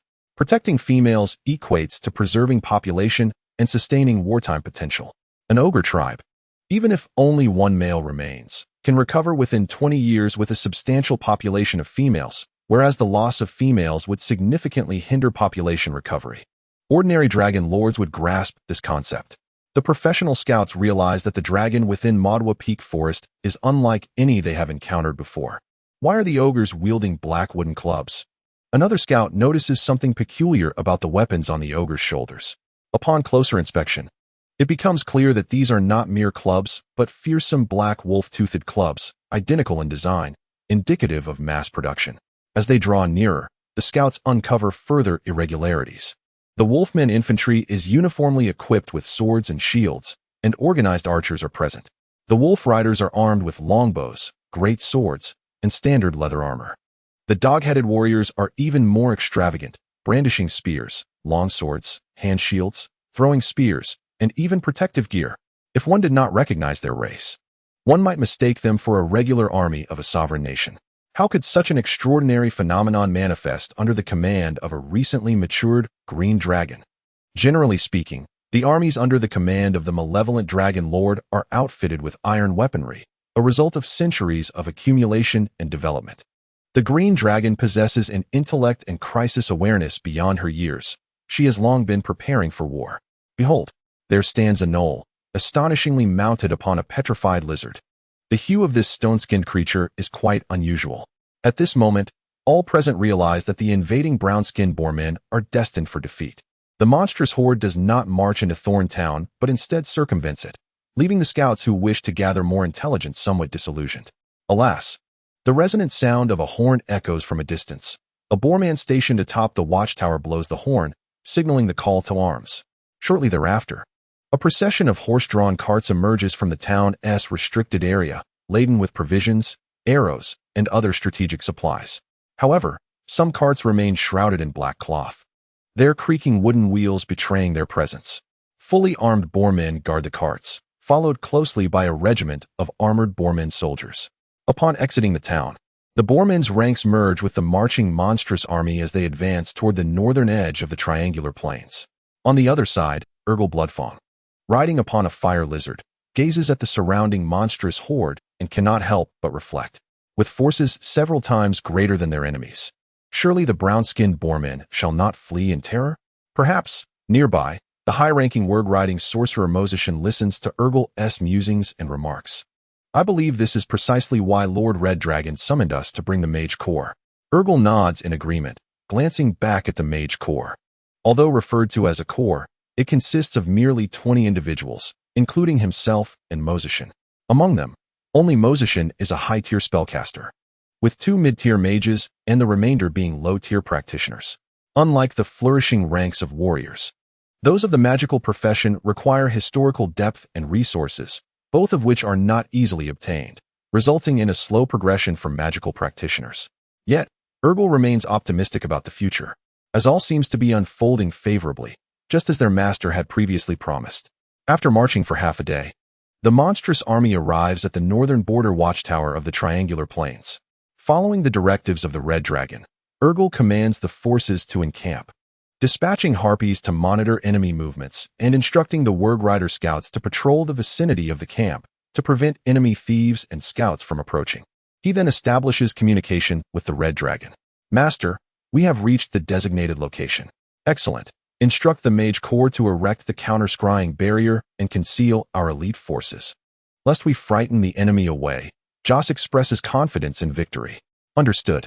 As the most trusted subordinate of the Red Dragon, Urgel is privy to the majority of information and comprehends that their victory is inevitable. The only variable is the severity of the enemy's defeat. Chapter 77. Initial contact. While the monstrous army under the Red Dragon's command establishes its encampment, in the distance, the brown-skinned boarmen advance toward the Triangular Plains. Some Orc Wolf Riders and Boarmen cavalry forge a path across the prairie, trailed by the main force of Boarmen marching on foot, while the master-level priestess, Boshasha, resides within a specially crafted cart in the center of the formation.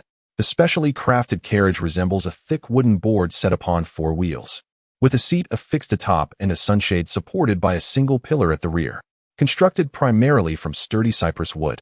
The wooden slats are thrice the thickness of those found on ordinary carriages, and the joints are secured with iron sheeting, all drawn by 20 meticulously chosen, robust wild boars. The reason for employing 20 wild boars for propulsion is not merely for show. Rather, the power must be sufficient to haul this genuinely heavyweight individual. Though Bertha is corpulent, she is far from foolish, as she furrows her brow while gazing at the harpy soaring high in the distant sky. It is an overt act of surveillance. Yet, she finds herself powerless. The harpy flies too high and too far, beyond the reach of magic, divine arts, or arrows. A sense of foreboding envelopes Bertha as she gestures to the boar-riding cavalry trailing closely behind her, her trusted confidant, Yuk, a high-ranking warrior among the wild boar people and the military's commander in times of war. Yuk, how far are we from the Triangular Plain? Approximately 4 hours on foot. Relay orders to the cavalry unit to double the perimeter of our watch. At once. Meanwhile, several kilometers west of the Triangular Plain, herds of cattle and sheep graze with their heads lowered, and not far off, a multitude of white tents stretch across the landscape. Between the tents, men and women of the barbarian tribes bustle about, milking, slaughtering cattle, and butchering sheep, imbuing the scene with a lively atmosphere. Unlike the typically malnourished natives of the northern lands, these barbarians are tall, robust, and rosy-cheeked, clad in the distinctive fur garments of their tribe, while not aesthetically pleasing. They are undeniably durable. Each barbarian male sports a curved dagger hanging from his belt, marking him as a member of the Frostaxe clan, one of the 8 great tribes of the barbarians. Known as the Northern Barbarians or the horse-riding folk, they share similarities with centaurs. They are nomadic, primarily engaged in herding, with a secondary occupation as marauders. However, the barbarians are considered even more perilous than centaurs. The harsh survival conditions of the north, alongside a culture of natural selection, have forged their fierce character. Yet, despite their ferocity, they are not devoid of intelligence. Moreover, an essential aspect of their nature is their strong sense of unity. When facing outsiders, even members of rival clans can temporarily set aside personal grievances to stand together against a common foe. When martial prowess, wisdom, and unity converge, the dominant race of the northern grasslands is born. Within the Grand Tent Center, the Frostaxe clan chief, Yalman Frostaxe, stands with his hands planted on the table, intently studying the map that lays before him, fixated on the vicinity of the Triangular Plain, marked by a town near Mount Madwa.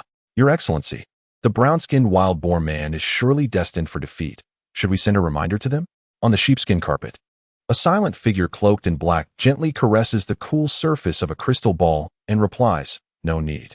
Let them experience the wrath of the wicked dragon. Otherwise, how shall we persuade the others?" After a pause, the black-robed envoy continues, "Yet, they are potential allies. We must not allow them to suffer too dire a defeat." High above the Frostaxe encampment, a harpy, cloaked in magical concealment, observes. She is Luna Bloodfeather, sent by Jose to spy on the Frostaxe barbarians. Luna Bloodfeather gazed intently at the distant barbarian encampment, hesitant to approach or even reveal her presence. Unlike other indigenous tribes devoid of aerial capabilities, the barbarians possessed a tradition of falconry, and within the Frostax clan, there existed a ferocious prairie eagle capable of carrying a man aloft. For a mage on the cusp of ascension, a savage prairie eagle was not a source of trepidation. Rather, it was the chieftain of the Frostax barbarians who instilled fear. Luna recalled the information imparted to her by the Red Dragon. The Frostax clan, one of the 8 prominent barbarian tribes, boasted a population nearing 90,000, and their chieftain, Yalman Frostax, had long ago attained the status of a master-level warrior, now rumored to be on the verge of legendary prowess, having stepped into the threshold of semi-legendary status. Besides the chieftain, another master-level warrior resided within the clan. Observing the galloping herd of horses across the plains, Luna felt a weight of gravity settle upon her heart. No wonder her master had tasked her with monitoring this location. This barbarian clan was indeed formidable. At the northern border of the triangular plains, 2 wolf riders, both executing realm tasks, encountered one another on the vast expanse. One was an orc wolf rider, the other a wargen wolf rider. The mounts beneath them differed as well. The orc rode a prairie wolf, while the wargen was on a forest wolf. In terms of size, forest wolves were smaller than their prairie counterparts. Yet they excelled in agility and endurance.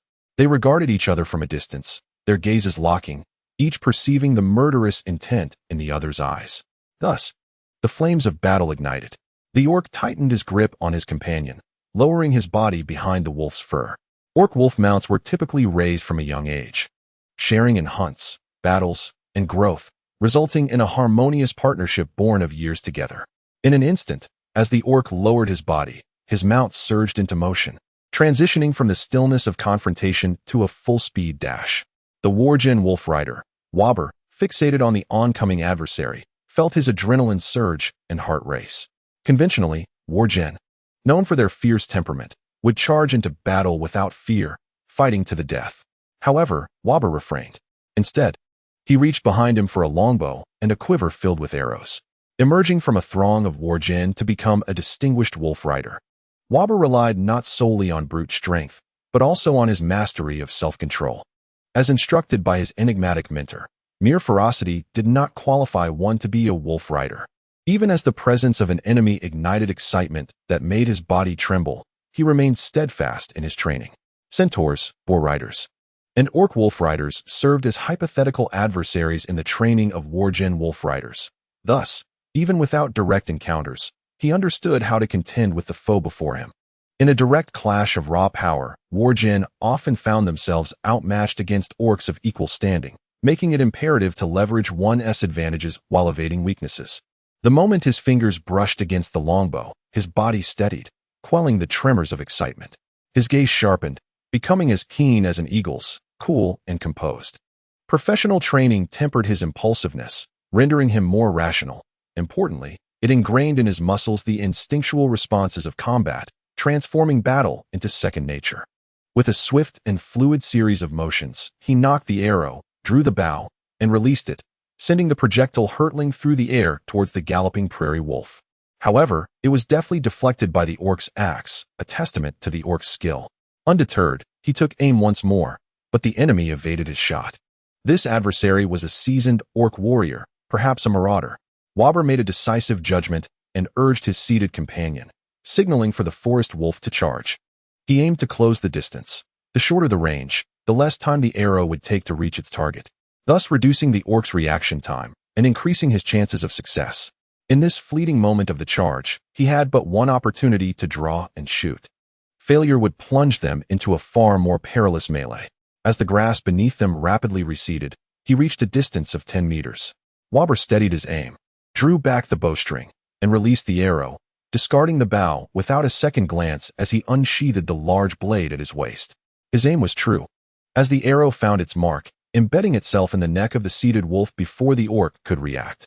The wolf, mid-gallop, suddenly lost power, collapsing to the ground, while the orc behind it was launched into the air by the force of momentum. Before he could land, a flash of steel cut across, severing the orc's throat. Chapter 78. Prelude to War Useless. Bersasha exclaimed, hurling the leather water pouch in her hand. It struck Commander UK on the head, bursting open and drenching him with its contents. UK dared not utter a word. In the clash of armies, The skirmishers from both sides were the first to engage, and the brown-skinned boarmen suffered a devastating defeat. If the enemy had outnumbered them, such a loss might be excusable. However, the enemy's wolf cavalry was fewer in number. Yet they still faced defeat, with a casualty ratio of 41. This grim statistic was not due to the ineptitude of the boar cavalry or the orc wolf riders, but rather the influence of the harpies soaring above. These harpies circled high in the sky, surveying the vast prairie. Upon discovering the enemy's numerical superiority, they shrieked their warnings to their allies below, signaling retreats or coordinating ambushes on isolated foes, effectively surrounding them with overwhelming numbers. High Priest, we must acknowledge that our cavalry is beginning to exhibit signs of battle fatigue, UK insisted, steeling himself to fulfill his duty. I recommend we withdraw our scattered cavalry and concentrate our forces to advance towards the enemy. Humph. After venting her frustration, Bersasha composed herself, reclining in her chair. Let it be as you suggest. As UK departed, Bersasha leaned back, her gaze flickering with intensity. As a master spellcaster, she possessed reconnaissance magic akin to the wizard's eagle eye spell. She discerned that the enemy forces comprised 20,000 goblins, with the main strength being 3,000 wargs, 2,000 boarmen, and 50 ogres. While the enemy appeared formidable in numbers, the true threats lay with the wargs, boarmen, and ogres. Bersasha felt no trepidation. Rather, a twinge of envy stirred within her. She envied the enemy's equipment. Even the goblins, serving as cannon fodder, were armed with spears, while the main troop of formidable creatures was well equipped. In stark contrast, the brown-skinned boarmen had only their elite units armed with weapons sold by humans, while the rest wielded makeshift arms, such as sharpened sticks, worn hunting knives, and pitchforks. Compared to the enemy, the brown-skinned boarmen resembled a motley militia. However, it matters not. As long as the enemy is vanquished, those iron treasures shall fall into our hands, and everything will be ours.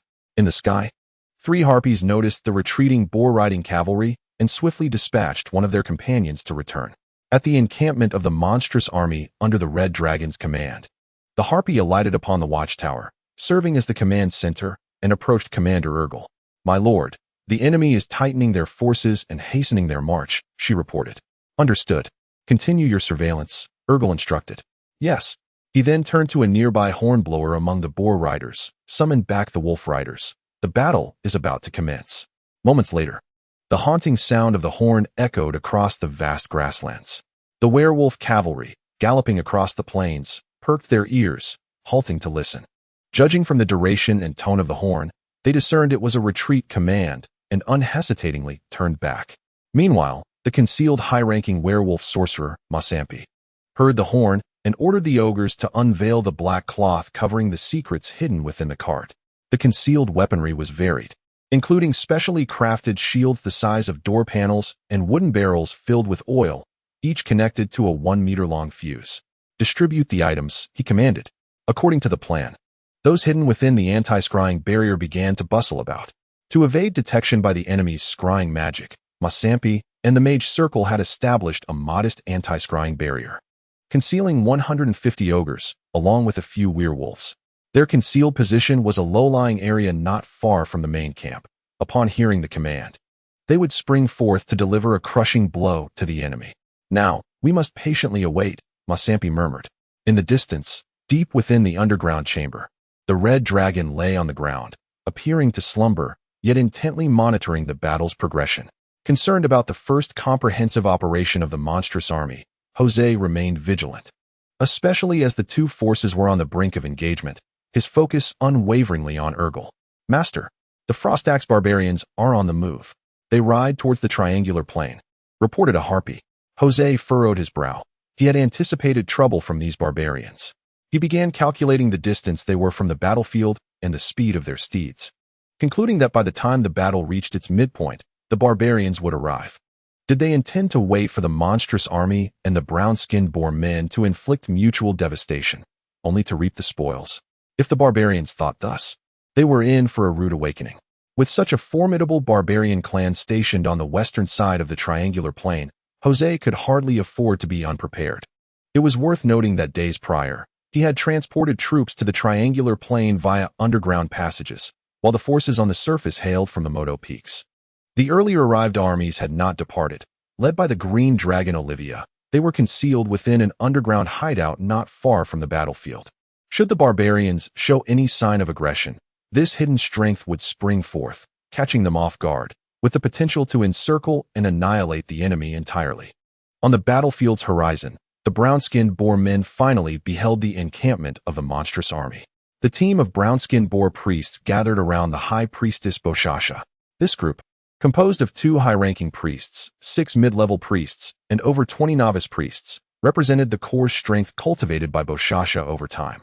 Meanwhile, the boar commander Yuk rode through the ranks of the army on his wild boar, urgently calling out, "Quick! Prepare for battle. Bring forth the war boars and strap on their tusks." Upon hearing the command, the boar warriors parted to clear a path, and a line of war boars, each guarded by designated handlers, was brought to the forefront. These specially trained war boars were muscular, comparable in size to full-grown bison. Their bodies enveloped in layers of yellow mud, nature's armor formed from years of rolling in the mire, arranged in a line at the front. The war boars had their tusks affixed by their handlers. The tusks consisted of 2 components, a fixed apparatus resting on the boar's back, secured with ropes and belts threaded through the boar's abdomen, and 2 tusks mounted on this apparatus, each as thick as an adult's thigh and 3 meters long.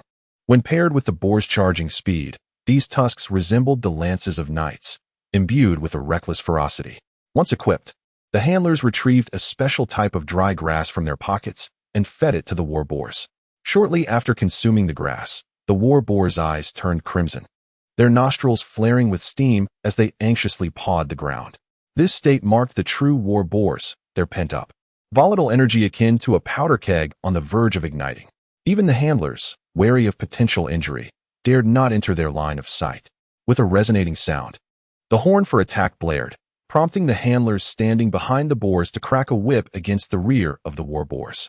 Stung by the pain, the war boars, already teetering on the brink of insanity, went into a frenzy, their eyes ablaze as they charged forward with unstoppable momentum, their hooves creating a blur. 500 meters away, the horn of the enemy echoed, signaling the monstrous horde under the command of the Red Dragon to commence their advance. The flames of war ignited. Jose, keenly observing the battlefield, utilized the eagle eye spell activated by Ergo, granting him a divine perspective of the entire scene. Across the grassland, 70 to 80 war boars, resembling the size of bison, raced forward, their sharpened tusks reminiscent of knights' lances, the air swirling around their tips into white wisps. Behind the war boars, the brown-skinned boar cavalry and a handful of orc wolf riders surged into the fray, followed closely by infantry. While only a small number of casters and elite warriors tasked with their protection remained stationary. On their side, the ogres beat upon yak-hide war drums. And amidst the booming rhythm, 2,000 chattering goblins surged forth like a green tide, sweeping across the gently undulating prairie. Following the goblins, ogres wielding standard-issue mace clubs marched forward, trailed by werewolf cavalry and stone-toothed boar cavalry, maintaining a charge distance, with infantry bringing up the rear. Without hesitation, without preliminary skirmishes, and without the slightest reserve, both sides commenced their clash, wagering nearly all their resources from the outset. The war boars and goblins had yet to engage in close combat, when the archers on both sides unleashed a volley of arrows.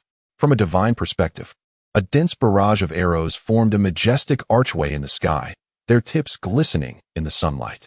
Through the gaps between the arrows, Jose witnessed the enemy's war boars carving through the goblin tide as effortlessly as a hot knife slicing through butter, leaving a trail of blood in their wake.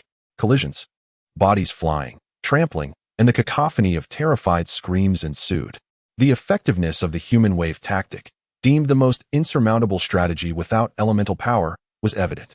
After piercing through a dozen goblins, the war boar stumbled, its center of gravity lost, and fell to the ground, its harness splintering upon impact. Dozens of formidable war boars claimed over 1,000 goblin lives, yet this was a mere scratch for the vast goblin horde. As the goblin fodder engaged the enemy cavalry, the majority of the war boars surged through the goblin ranks and advanced towards the ogres at the rear, while the war boars, driven mad by herbal stimulants, displayed remarkable ferocity. They remained ordinary beasts. In a direct confrontation with fully armed ogres, their chances of victory were slim, especially after expending considerable stamina against the goblin fodder. In almost an instant, A war boar was struck down by an ogre-esque spiked club, its head exploding, scattering gore everywhere. Jose contemplated the potential of this war boar, considering how to acquire one for the pigmen. He continued to observe the battlefield from his elevated perspective, particularly focusing on the priest team surrounding Basha.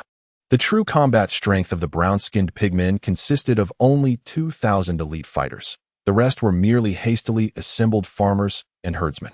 In contrast, aside from the goblin numbers, the rest of his forces consisted of professionally trained soldiers, making the clash between ordinary armies devoid of suspense. The only variable lay with the priest team personally led by Basha. The goblin fodder crumbled after sustaining over 30% casualties, scattering in panic. Without granting the enemy a moment's respite, the clarion call for a grand assault resounded. The ogres and pigmen heavy cavalry charged forth as vanguards, their advance causing the very ground to tremble. Following closely were the wolf-riding wirgins and a multitude of elite infantry. Jose fixed his gaze on the pigmen priest team. The goblin fodder had exhausted the indigenous warriors, and against the well-rested forces of his own, they were bound to falter. If Basha had any trump cards up her sleeve, now would be the time to reveal them. As expected, the high priestess Basha rose from her carriage, rallying her priest team to chant in unison. While intrigued by the enemy's tactics, Jose would not allow them to execute their plans unimpeded. "Move," commanded Clark, the chieftain of the Grayscale clan, relaying the order to the nearby Moses. Nodding in acknowledgement, Moses conjured flames in his hand, igniting a torch planted in the ground, before promptly dismantling the now meaningless anti-scouting barrier. There is no need for reminders. The surrounding gnolls, each grasping a torch, moved with an orderly precision to take their firebrands. They were the igniters. In silence, the assembled igniters, torches in hand, stood resolutely beside the ogres, spaced 2 meters apart. Concurrently, the goblins retrieved wooden barrels from the rear of the cart, delivering them into the hands of the professionally trained ogres. The ogres aimed the fuses of the barrels at the torches held by the gnolls, igniting them, raising them high, bending their legs, and with a powerful flick, hurled the barrels as if they were heavy cannonballs. The barrels tumbled through the air, the fuses burning rapidly. Embers igniting the interior, where the modified gunpowder combusted violently in the sealed space. Boom! Dozens of barrels exploded in succession, igniting a rain of flaming oil that cascaded from the heavens. What manner of sorcery is this? Faced with the fiery deluge, Bersha was bewildered. Unable to maintain her composure, she abandoned her efforts to support the troops with spells and instead erected a protective barrier to shield against the falling flames. Above the barrier, the flaming oil continued to burn, transforming the protective shield into an inverted fire bowl. Although the priestly order found themselves ensnared, their lives were temporarily secure. The common folk beyond the barrier were not so fortunate. The brown-skinned wild boar men, drenched in flaming oil, screamed and rolled in agony. Unable to extinguish the flames that consumed them, their skin charring under the intense heat, flesh searing to expose crimson blood. Success. Witnessing this scene, Jose felt a bittersweet joy. The cost of these modified explosives was not insignificant. As a native of the Huaxia, Jose was well aware of the components of gunpowder: sulfur, saltpeter, and charcoal. While charcoal was readily available, finding sulfur was not a challenge given the red dragon's habitat near lava lakes. The only issue lay in the acquisition of saltpeter. Perhaps due to the altered state of the world, Jose could not locate saltpeter in the mineral compendium, thwarting his attempts to experiment with gunpowder ratios to rapidly enhance his power. However, he did not yield. He discovered a substitute for saltpeter in the form of rubies. Through experimentation, he found that grinding rubies rich in fire elements into powder could replace saltpeter, and combined with sulfur and charcoal, they formed a modified gunpowder with explosive power surpassing that of black powder. Yet, the value of rubies bore no comparison to that of saltpeter, leading to a significant increase in the cost of the modified gunpowder. Even with bulk purchases of inferior rubies, this reality could not be altered, thus limiting production to small quantities. In pursuit of greater lethality, Jose continued his exploration. Due to the changed composition, the modified gunpowder, upon detonation, released flames in addition to shockwaves when combined with the highly flammable oil. Thus, the explosive barrel was born. Now, the brown-skinned wild boar men had the dubious honor of being the inaugural testers of Jose's magnificent invention. Chapter 80. The late-arriving barbarians' explosive barrels soared into the sky one after another, amidst the thunderous explosions, a rain of fire descended, drenching the enemies below who scurried about like headless flies. The flaming rain clung to their bodies. Even seasoned warriors could not extinguish the flames, only watching in horror and anguish as their flesh burned. The thunderous explosions and the anguished wails of comrades deepened the survivors' terror as the morale of the brown-skinned wild boar warriors rapidly crumbled. Meanwhile, the monstrous army under the command of the Red Dragon sensed victory beckoning, becoming increasingly exhilarated and valiant. Within the burning protective barrier, Basha stood atop a cart, her complexion ashen, surveying the chaos around her. The black ash produced by the burning garments rose above the charred corpses, and the acrid scent of burning oil mingled with the odor of roasted flesh. The incessant screams of the brown-skinned tribesmen echoed, signaling the dire deterioration of their situation. Yet, a glimmer of hope lay ahead. To prevent friendly fire, the ogre's explosive barrels targeted the rear of the front lines, sparing the wild boar warriors at the forefront from the deluge of flames. Among them was Commander Yuk, who was currently rallying elite boar cavalry to charge towards the ogre's position, where mysterious projectiles were being launched. However, Jose had anticipated the enemy's strategy to deploy their finest troops against the explosive barrels and had prepared accordingly. The ogre warriors brandished ironwood shields, wrapped in a layer of steel 1 centimeter thick, specifically designed to accommodate their massive frames, towering as high as a floor. Even the largest ogre could crouch behind it for cover. The surface of the shields was evenly studded with spikes sharp enough to serve as spearheads, indicating that these shields were not merely defensive tools. As the wild boar warriors gazed on in despair, the ogres formed a shield wall and initiated a countercharge, resembling a moving fortress barreling towards the galloping boar cavalry. The clash was inevitable. Flesh collided with the spiked iron shields, resulting in a catastrophic outcome for the boar mounts and their riders, who were sent flying several meters, punctured by multiple wounds, and swiftly met their demise. The ogre warriors trampled over the fallen enemies, pressing forward into the chaotic ranks of the adversaries. With formidable foes ahead, a rain of fire behind, and a moving barrier of steel to the sides, the brown-skinned wild boar warriors finally succumbed to despair. Soldiers on the battlefield's edge discarded their weapons and fled. The first deserter emerged, triggering a chain reaction that led to the complete collapse of the wild boar forces. Before utter chaos ensued, Basha utilized her featherweight spell to lighten the cart, urging it to race across the plains, along with her priestly entourage. Even a master-level practitioner could not contend with an entire army, especially when faced with an adult green dragon lurking unbeknownst to them. A timely retreat was the prudent choice. Basha had divine assistance to facilitate her escape, while ordinary wild boar warriors did not. The monstrous army, emboldened by their triumph, pursued relentlessly, amplifying their victories and diminishing the enemy's war potential. Among the pursuing forces, the word-riding wolfmen reaped abundant rewards, effortlessly dispatching their foes who turned their backs in terror. This was nothing short of a massacre. Before long, Urgal, stationed at the rear, felt the ground tremble beneath him, and in the distance, the faint thunder of galloping hooves echoed. The horn sounded. Assemble. Form ranks. The haunting call for retreat resonated across the battlefield, and the monster soldiers pursuing the remnants of the wild boars immediately fell back. Damn it! How could there still be enemies? Urgal muttered under his breath, but soon realized that this was a test left by his master. With a surge of determination, he intensified his efforts to command the army and swiftly prepared for battle. Before long, the galloping horde of barbarians came into view, yet they halted in the distance, restraining their steeds. Damn it! We are too late. The Frostaxe barbarian chieftain, Yalman Frostaxe, wore a grim expression as he paused atop a rise, surveying the distant battlefield. The scene was striking. A plume of black smoke rose from an area where flames had recently extinguished, and numerous corpses were strewn across the ground, marking the main battleground of the fierce conflict. Beyond this, a multitude of bodies lay scattered, most of them face down upon the earth. Yalman Frostaxe realized that a massacre had occurred here, targeting the vanquished. Gazing at the organized ranks of the monstrous army, it appeared they had suffered minimal losses and still had time to arrange themselves for combat, igniting his frustration. Had they crumbled at the first encounter? Useless brown-skinned boarmen. No, that could not be right. As one of the few oversized indigenous tribes of the plains, even if the brown-skinned boarmen were weak, they should not have fallen apart so easily. Were these creatures truly that formidable? The thought sent a chill down Yalman's spine. Chieftain, "Shall we advance?" inquired a fellow barbarian beside him. "Advance? Do you not see that the green dragon has yet to appear?" Yalman turned his horse around. "Retreat." Urgu observed the barbarians collectively turning back, a disdainful smile curling his lips.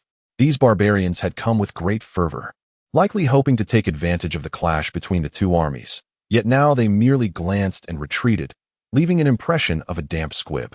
"Clear the battlefield." As the monstrous army set about their grim task, in a distant underground cavern, Jose severed his visual connection and lay deep in thought. He found it perplexing why the Frostaxe clan would turn against him. The barbarians were quintessential nomads, with ample grazing land on the western plains. As one of the 8 major barbarian clans, the Frostaxe were not lacking in fertile pastures. Furthermore, the triangular plain did not intersect with their territories, and there was no historical animosity between them. It made no sense. Did this individual aspire to become a dragon slayer? Absurd. Only those adventurers hungry for fame or reckless young nobles, oblivious to the consequences, sought to slay dragons, often targeting mere juvenile ones.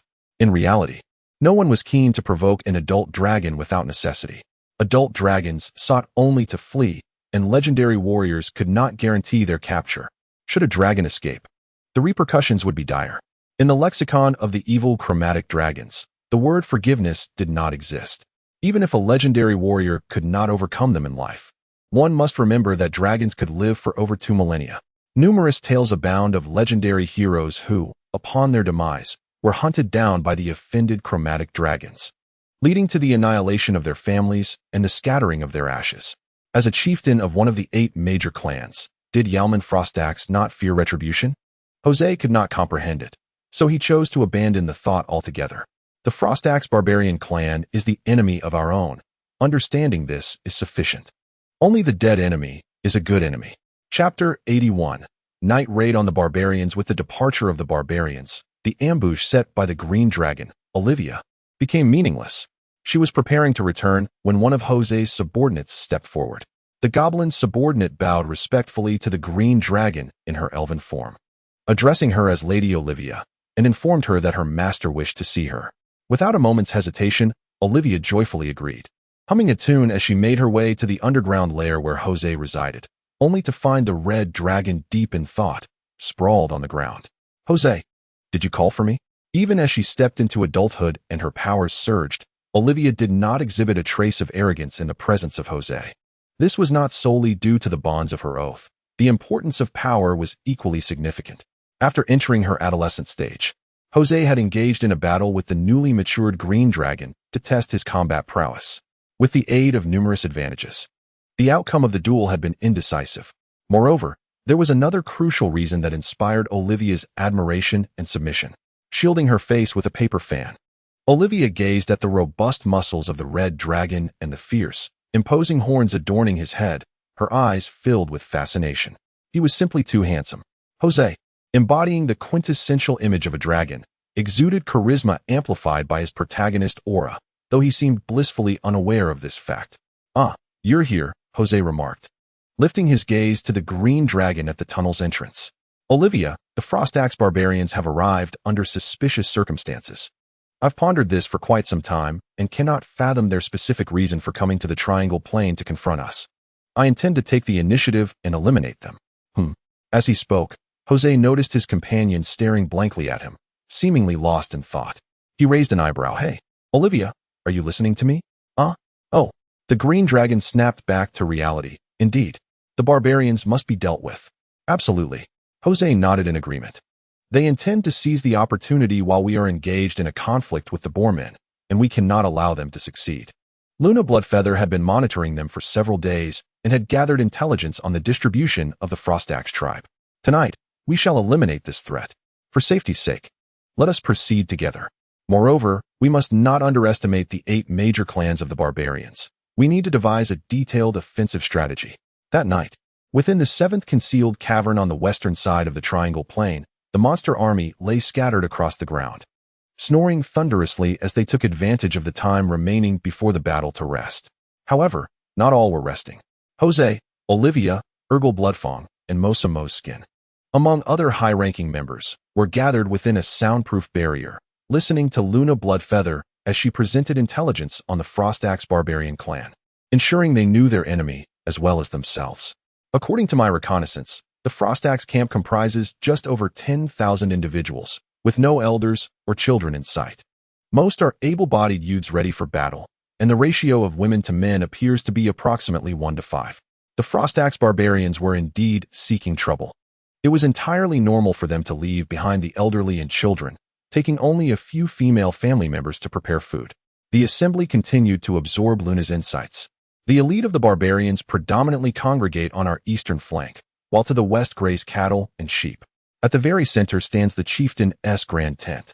Moreover, this band of barbarians remains ever vigilant, deploying 4 patrol squads each night, with 8 men in each, to guard the perimeter of their encampment. Such is the basic intelligence regarding the enemy. Luna Bloodfeather took her seat as Jose patted Dragon Claw to draw the attention of the assembly. Presently, our greatest advantage lies in the fact that while the enemy is aware of our presence, we remain shrouded in the shadows, unknown to them. By day, he commanded Urgal to lead the victorious army of monsters ostentatiously through Thorn Town, returning to the Moto Peak Forest, and then to stealthily retreat through the underground passage to the nearby No. 7 hiding cave, closest to the barbarians. Jose was nearly certain that the Frostax barbarians had planted spies in Thorn Town, and now, the information relayed by these spies would inadvertently shield the monster army's impending assault. Urgal, are the strips of cloth you brought ready? Rest assured, my lord, all is prepared. Excellent. Distribute them shortly, allowing the ogres to wrap a layer around their feet, while you lead and command the fire lizards and ogres. Turning his gaze towards Hog Riverclaw, the leader of the Word Cavalry, Jose instructed them that this would be a raid, and cautioned them to be mindful of their mounts, ensuring they refrain from howling indiscriminately. Understood. Until they can bite the enemy, the pups will keep their mouths in check. After a lengthy exchange of tasks, the group awaited patiently in the subterranean chamber, biding their time for the opportune moment, to maximize the chances of victory while minimizing casualties. Jose chose to commence their operation in the latter half of the night, when the barbarians were deep in slumber. The moon concealed itself, and stars faded, enveloping the earth in profound darkness. On the shadowy expanse of the prairie, a segment of grassland stirred, as a force from below elevated it, revealing a deep tunnel beneath. Wargs, ogres, and others surged forth from the passage as if from a newly unearthed spring. Within the span of half an hour, an army of 8,000 monsters emerged upon the plain. This raid excluded goblins, deemed too insignificant for participation. The assembled monsters were all highly trained elites. To ensure triumph, Jose even brought forth fire lizards that had never ventured beyond the burrows. He affectionately stroked the head of a fire lizard that had nuzzled against him and cast a glance towards the tunnel's exit. Seal the exit. We need not traverse the passage on our return. An ogre lifted the camouflaged wooden board, covering the opening seamlessly, blending it with the surroundings. To enhance the concealment of the tunnel exit, Jose had deliberately planted a grass grid atop the board, without prior knowledge of its location. One would be hard-pressed to discover it amidst the vast prairie. In addition to the disguising of the tunnel exit and the large hidden cave, the ventilation openings of the underground passage were scientifically designed, often masquerading as rabbit holes, leading to the maintenance workers frequently finding fallen rabbits. Jose exchanged a knowing glance with Olivia, then unfurled his wings and soared into the sky, heading towards the Frostax barbarian encampment. The beating of his wings stirred the air, and before long, the 2 dragons spotted the torches below, marking the location of the Frostax barbarian stronghold. The Frostax barbarian encampment lies at a considerable distance from the triangular plain, necessitating nearly an hour's walk for the monstrous horde to arrive. At this moment, the 2 dragons maintain their distance, soaring high above the skies, possessing innate dark vision.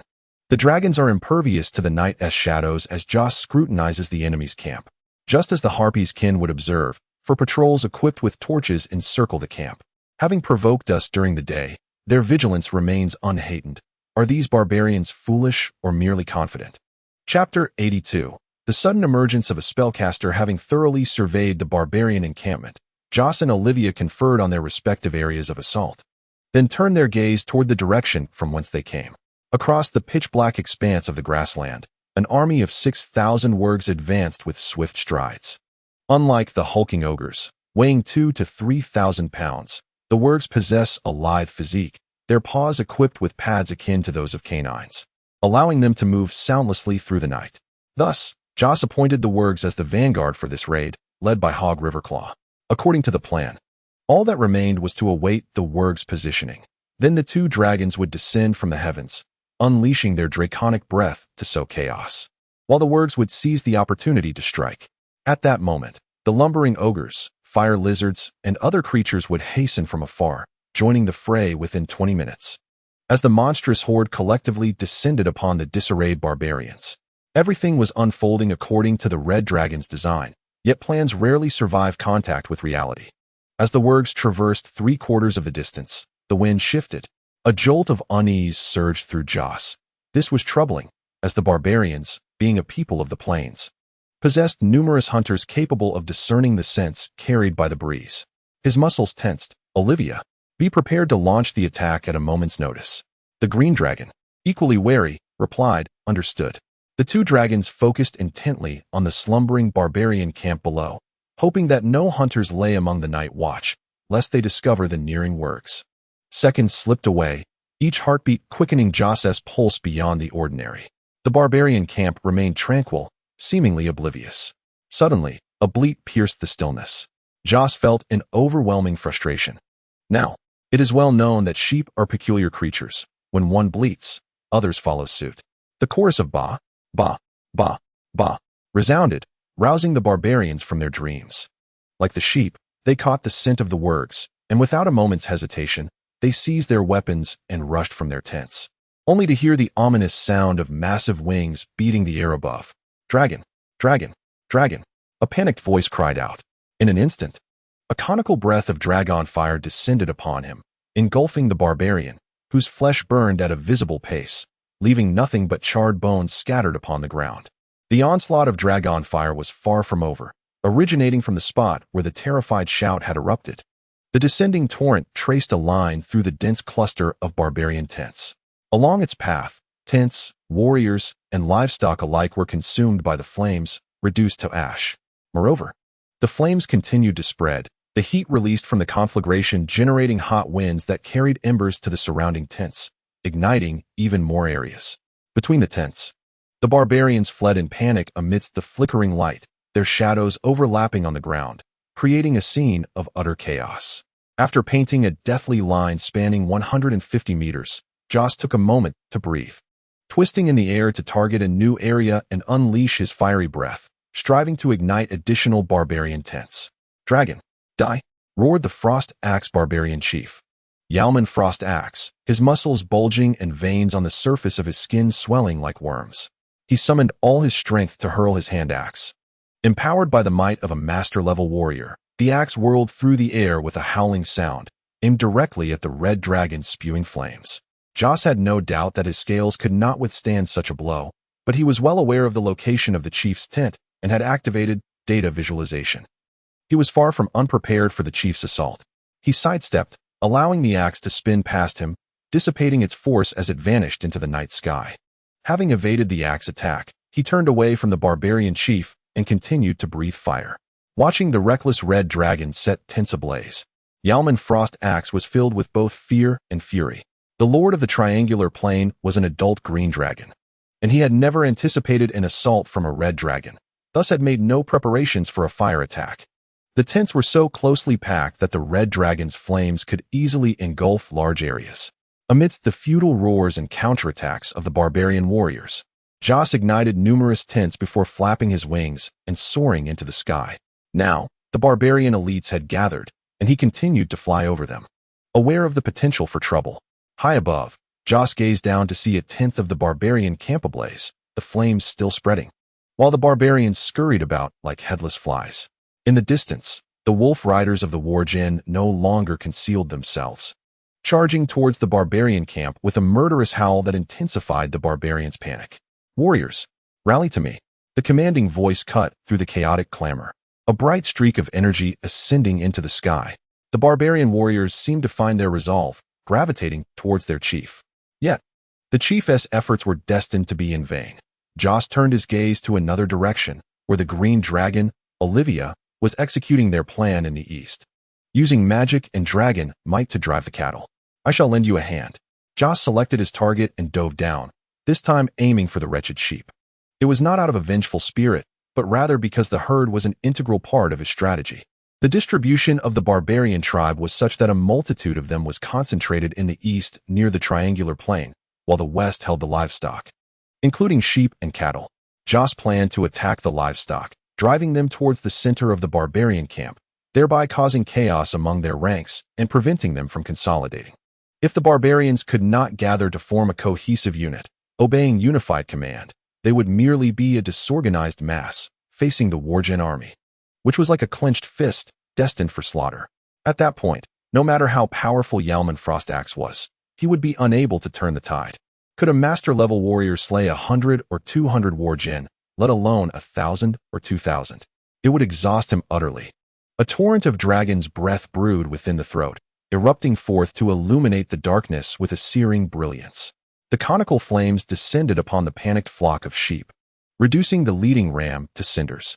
The dragon's breath served as an impassable barrier, compounded by a subtle aura of draconic pressure, compelling the sheep to reverse course and flee towards the barbarian encampment. Through the efforts of 2 dragons, herds of cattle, sheep, and horses plunged into the chaotic barbarian camp, their cacophonous cries mingling with the terrified screams of the barbarians and the crackling of burning timber. To exacerbate the turmoil, werewolves arrived, unleashing a massacre upon the fringes of the camp. Suddenly, Jose sensed a surge of magical energy emanating from the heart of the barbarian encampment. Frowning, he abandoned his pursuit of the sheep and soared into the sky.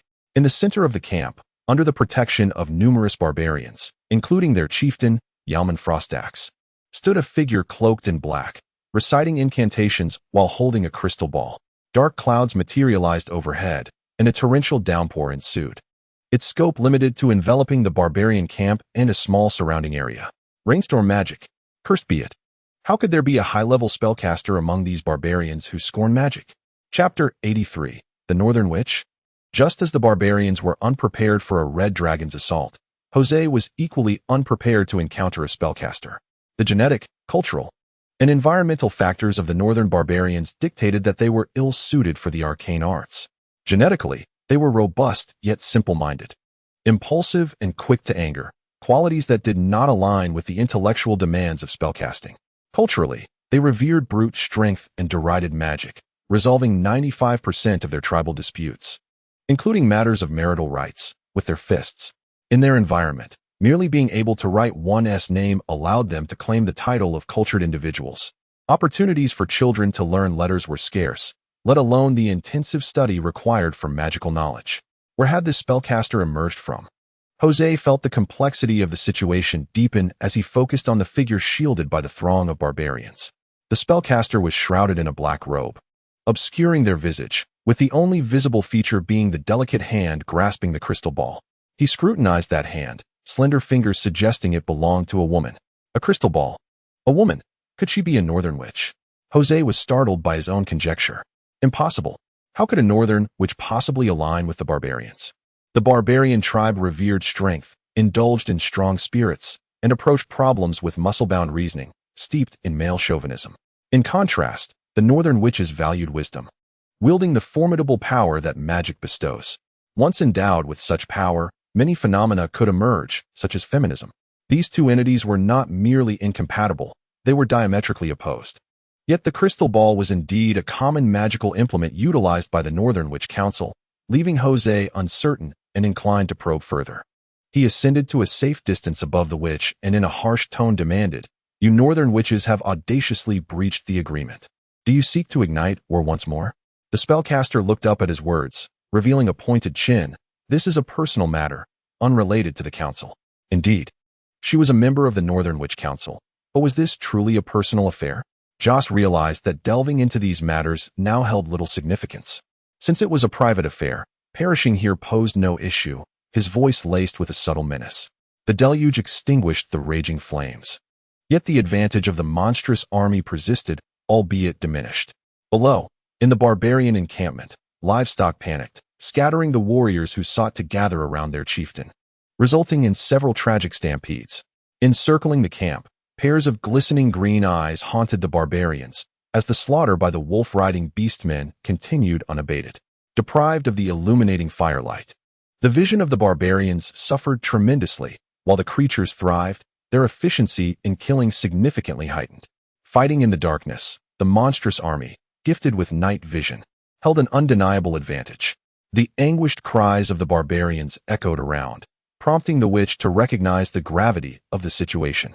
Light spell, the illumination spell, scarcely worthy of being called magic, produced a glowing orb meant for lighting. If cast by an apprentice mage, it might barely illuminate a room. Yet in the hands of a high-level witch, it radiated like a grand beacon, dispelling darkness within a 100-meter radius. The sudden light flickered in the eyes of the encircling wolfmen, slightly alleviating the dire situation for the barbarians. "Do you pretend I do not exist?" Joss swiftly uttered a barrage of over 60 bytes, each composed of pure draconic language, taking approximately 10 seconds.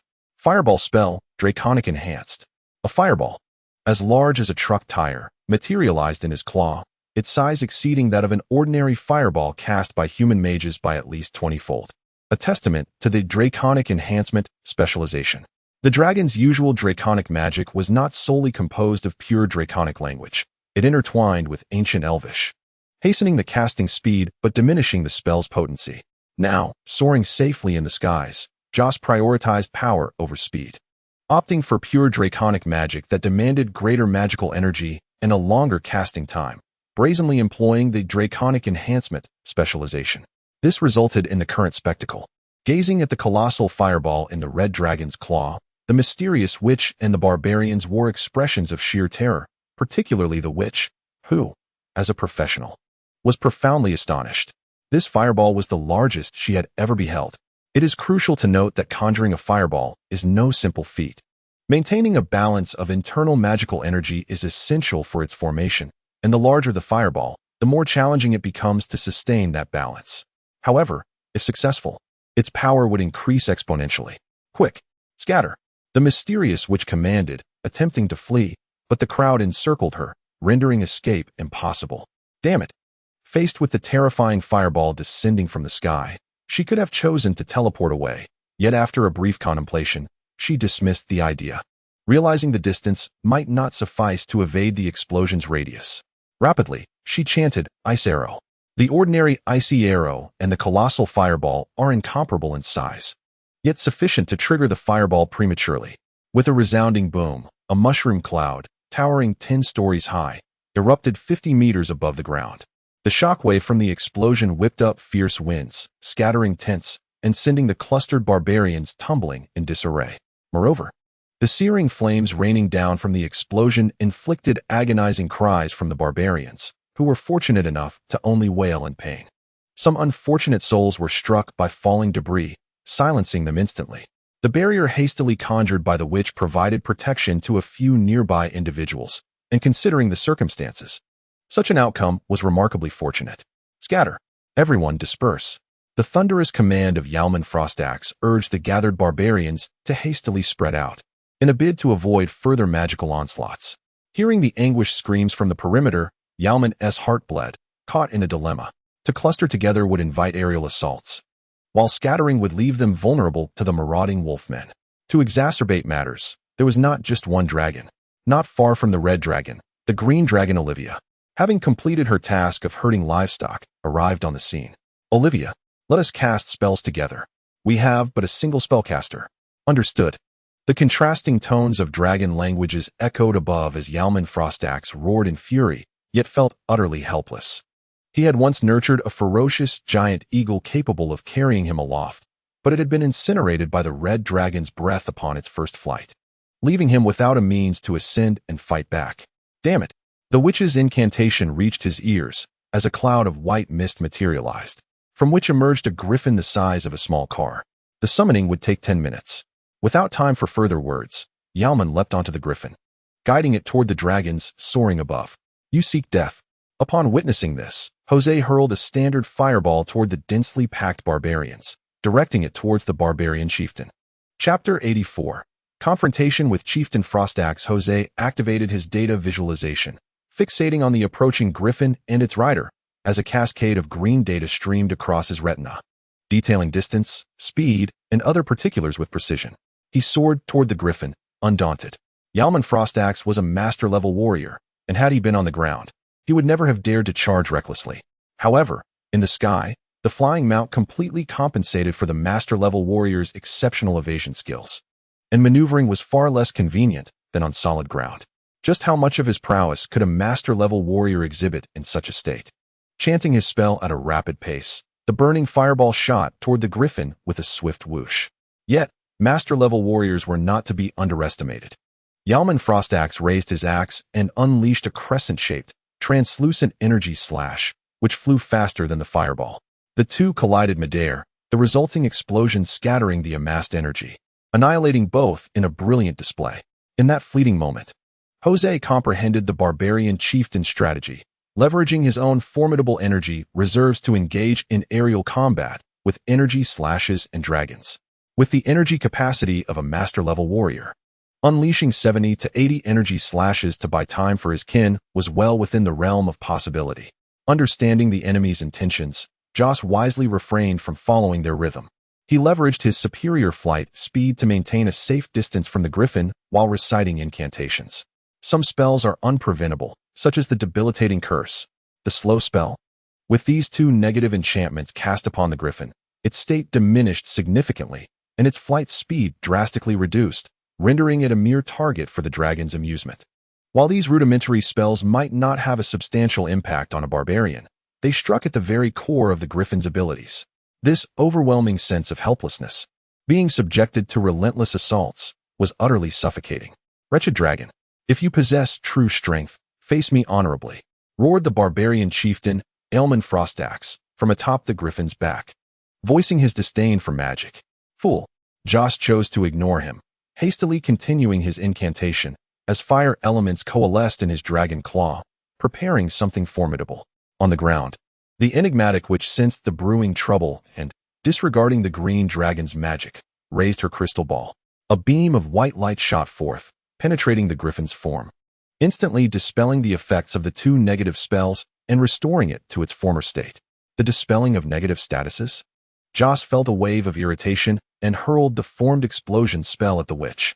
Simultaneously, Olivia was incensed that the witch dared to divert her attention during their battle. Her poisonous beam surged forth, outpacing the explosion spell in its pursuit of the witch, who vanished without a trace. Boom!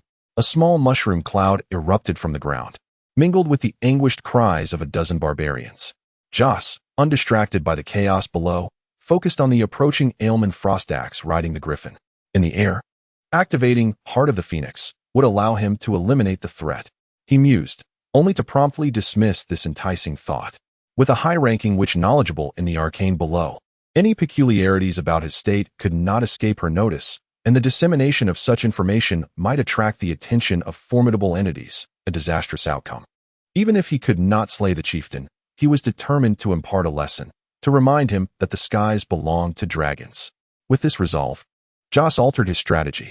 Magic, no matter how swift, requires a certain distance to travel, giving the barbarian chieftain a window to react. In contrast, close combat would prove different. Atop the griffin, the chieftain could not achieve the seamless unity required for rapid response, while Joss possessed the advantage of data visualization, greatly enhancing his odds. Furthermore, the griffin, summoned to serve the barbarian chieftain, would dissipate upon defeat, consequently causing the chieftain to plummet from the sky. Casting a glance below, Joss noted that a 100-meter fall would not be fatal for a master-level warrior. Recalling the previous battle, he realized that the chieftain's flight had not exceeded a certain height. Had he already mentally prepared for the impending descent? With a surge of draconic might, Joss exerted pressure upon the griffin beneath the barbarian chieftain. In terms of individual strength, the griffin was slightly inferior to a petrified lizard, devoid of any magical prowess. It was merely a robust, ferocious beast capable of flight. Such a creature could hardly withstand the formidable aura of a dragon. The griffin shrieked in the air, flapping its wings in defiance of its rider's command to draw closer. Below, a surge of energy coursed into the griffin, and under the soothing touch of magic, it gradually regained its composure. "Ah, the inspiration spell, you wretched woman." Joss felt an overwhelming displeasure towards the witch, yet upon glancing at the ground, his mind found equilibrium. The witch's intervention on the aerial battlefield came at a cost. A cloud of green poison rapidly spread among the barbarian crowd, and in the blink of an eye, dozens succumbed, frothing at the mouth and collapsing, their bodies twitching slightly. In the distance, 800 ogres appeared on the plain, a horde of over 800 massive behemoths, each weighing 2,000 to 3,000 pounds, charging forth, shaking the very earth beneath them. Witnessing this scene from the air, Yalman Frostaxe felt a shiver run down his spine. Behold, barbarians! This is the price you pay for daring to offend the dragons. As the ogres and fire lizards approached from afar, Joss remained unperturbed. Using words to disrupt the barbarian chieftain's mind, your kin are being slaughtered by my minions. Once the ogre army joins the fray, you stand no chance. This night, you and your people shall find your graves here. On the battlefield below, the barbarians, true to their fierce nature as a people of the plains, rallied under the call of a few strong warriors. Some barbarian fighters mounted horses seized from the chaos and charged at the wolfmen, yet their efforts yielded little effect. Lacking unified command, and with their numbers insufficient, compounded by the obscured vision of night, the barbarian warriors were swiftly divided, encircled, and cut down by the elite wolf cavalry dispatched by the wolfman commander. Yalman Frostaxe trembled with rage and fear. He feared not death but the thought of burying the elite of the Frostaxe clan here, leading to the tribe's decline, leaving him unable to face his ancestors in the afterlife. Yet, as the Red Dragon had foretold, with the ogre army's arrival, the barbarians were destined for defeat. The stampede of horses had been deliberately scattered by the two dragons, leaving the barbarians with scant hope of escape. No, there is still a chance. Grasping the ancestral battle axe in his hands, Yalman felt its chilling energy, gradually calming himself as his gaze sharpened. This, Frostfang, was the exclusive weapon of the chieftains of the Frostaxe clan, having been passed down for over 1,000 years, aiding the clan through numerous crises. Ancestors of the Frostaxe clan, bless me. Yalman activated the frost energy within the axe, and a layer of frost quickly formed on its matte surface. Joss sensed that the barbarian on the griffin had suddenly turned perilous.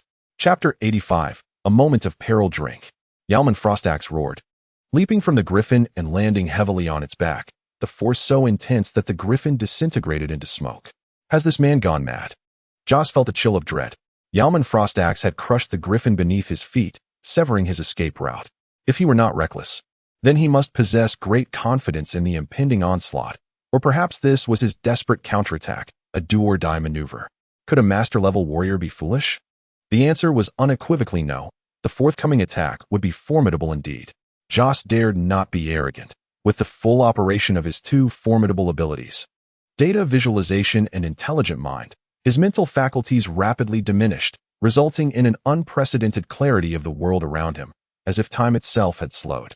The taut expression of fury on Yalman's frost axe, the wind tousling his hair, and the frost particles crystallized on his axe. Everything was vividly apparent. Through Joss's calm gaze, Yalman's frost axe began to ascend slowly, his eyes wide with rage, muscles taut and veins bulging. At the apex of his parabolic trajectory, he raised the frost-laden axe high above his head, his body curving in midair, resembling a coiled spring.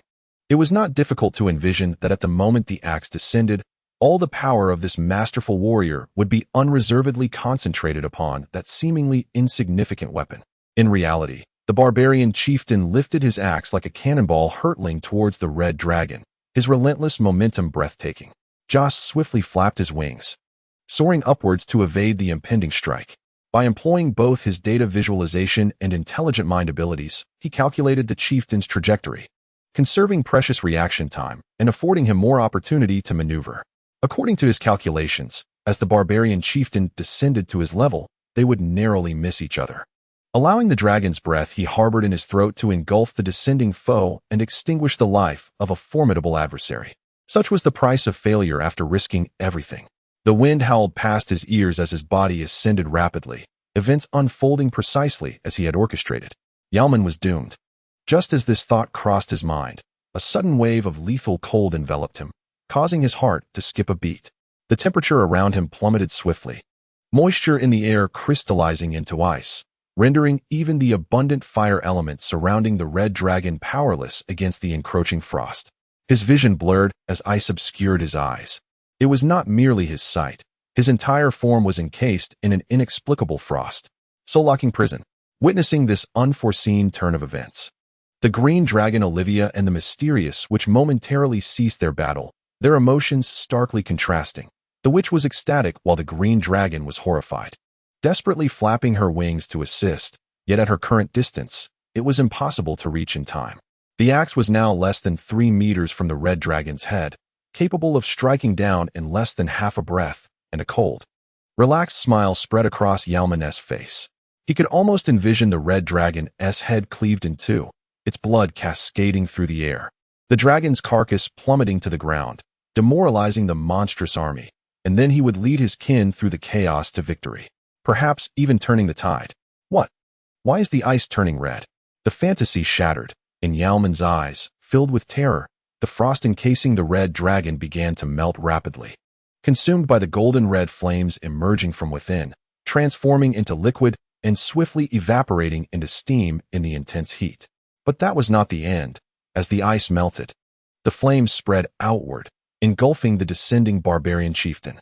His hair and eyebrows turned to ash amidst the inferno, sending a shiver down Yalman's spine. At this moment, his body had been severely scorched by the sudden emergence of intense flames, his skin charred black, and raw crimson flesh exposed to the inferno. In such dire circumstances, he could only endure the excruciating pain and swing the axe towards the sunlight, blazing red dragon. With the enhancement of 2 extraordinary abilities, Joss could discern the trajectory of the descending axe, yet his body could not respond in time. He could not fully evade the axe's lethal arc and could only tilt his head to minimize the injury. The axe grazed against his head and neck before striking his shoulder, causing frost to spread around the wound. However, before it could extend too far, the icy energy was suppressed by the searing heat within him, and the frost swiftly dissipated. Simultaneously, the swinging tail of the dragon struck the descending barbarian chieftain with tremendous force, sending him crashing to the ground, blood spewing forth as if he were a cannonball impacting the earth. This sudden turn of events left the sorceress astounded, and the flying green dragon, Olivia, hastily halted to avoid being caught in the indiscriminate flames, feeling a surge of joy. It had manifested this extraordinary fiery ability. The axe had embedded itself deeply into the muscle, and Joss winced in pain, turning his head to see the axe completely buried in his flesh, with only the handle protruding. Such an injury would be fatal for a human, yet for the colossal dragon, it was not considered severe. He extended his claw to extract the axe, and before blood could flow from the wound, it began to heal itself. Subsequently, he retracted the fire elements that were dispersed throughout his body back to his heart, and the manifestation of flames vanished instantaneously. "Did you think you alone possessed treasures?" he proclaimed, activating the Staff of Lurens. A massive, burning fireball materialized out of thin air, hurtling down towards the struggling barbarian chieftain trapped in the pit. Inferno blast. The mysterious sorceress felt a chill run down her spine. The chieftain was her target, and she could not allow him to perish. An icy arrow soared into the sky, intercepting the inferno blast with precision. Amidst the thunderous explosion and scattering embers, the sorceress braced herself with a shield and magically accelerated towards the barbarian chieftain. Once the embers dissipated and visibility returned, both Joss and the green dragon discovered that the two had vanished without a trace. The green dragon gazed at the crater left by the barbarian chieftain, where a scattered scroll lay. "Joss, they escaped using a magical scroll. Search for them. They may not have fled far." With the aid of data visualization, Joss detected an anomaly. The grass near the pit was empty, yet the grass at knee height was stirring. "They must be cloaked." "Found you." A fireball surged forth, accompanied by a resounding explosion, revealing the silhouette of the sorceress, who was carrying the barbarian chieftain amidst the splattering mud. Despite bearing such a robust warrior, the sorceress still sprinted with remarkable speed. This was a standard operation. Physical strength was indeed not the forte of spellcasters, yet in comparison to melee professionals, a mage's physique was generally superior to that of an ordinary person. Nonetheless, no matter how strong the body or how swift the pace, it could not surpass that of a dragon. This is a significant setback. The mysterious sorceress felt tears welling up within her, steadying the chieftain on her shoulder with one hand while retrieving a crucial survival scroll from her waist pouch with the other, unfurling it with a flick. Once again, a sudden fireball hurtled through the air, yet it only detonated upon striking the descending scroll. Observing the scattered remnants of paper, Jose raised an eyebrow, realizing he had truly escaped. Chapter 86. Victorious, so he had fled. So be it. Jose reminisced about the moment he activated the Phoenix Heart.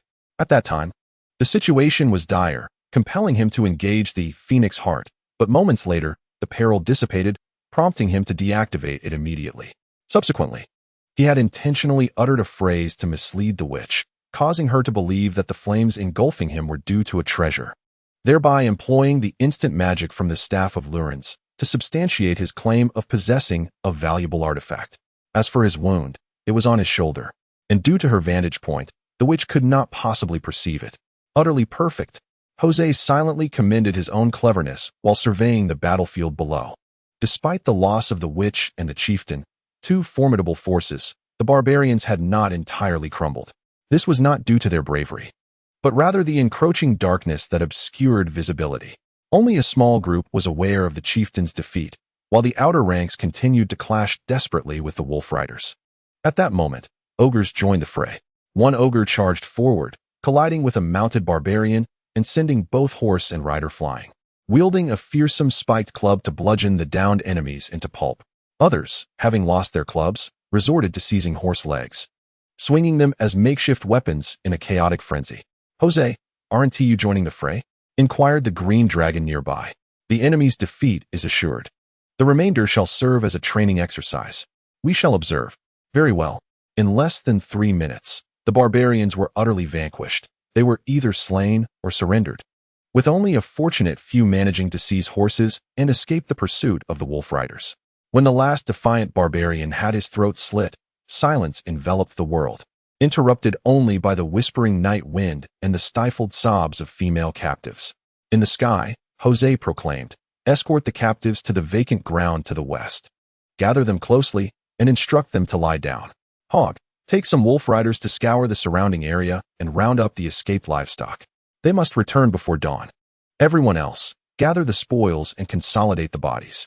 A series of commands were issued, and the post-battle tasks proceeded with orderly efficiency. As time passed, the eastern sky began to reveal a pearly dawn, heralding the approaching light. "Master, the battle results have been compiled," reported Urgal, bowing to the resting red dragon on the grass. "We suffered the loss of 1,481 soldiers, while we killed 7,412 enemies and captured 3,523 barbarians. We also seized a total of 10,548 livestock, including cattle, sheep, and horses, alongside the corpses of deceased animals.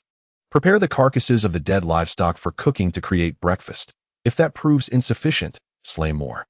After ensuring the soldiers enjoyed a hearty meal, Jose ordered the pyres of accumulated bodies to be ignited to prevent the outbreak of disease, and the army triumphantly returned.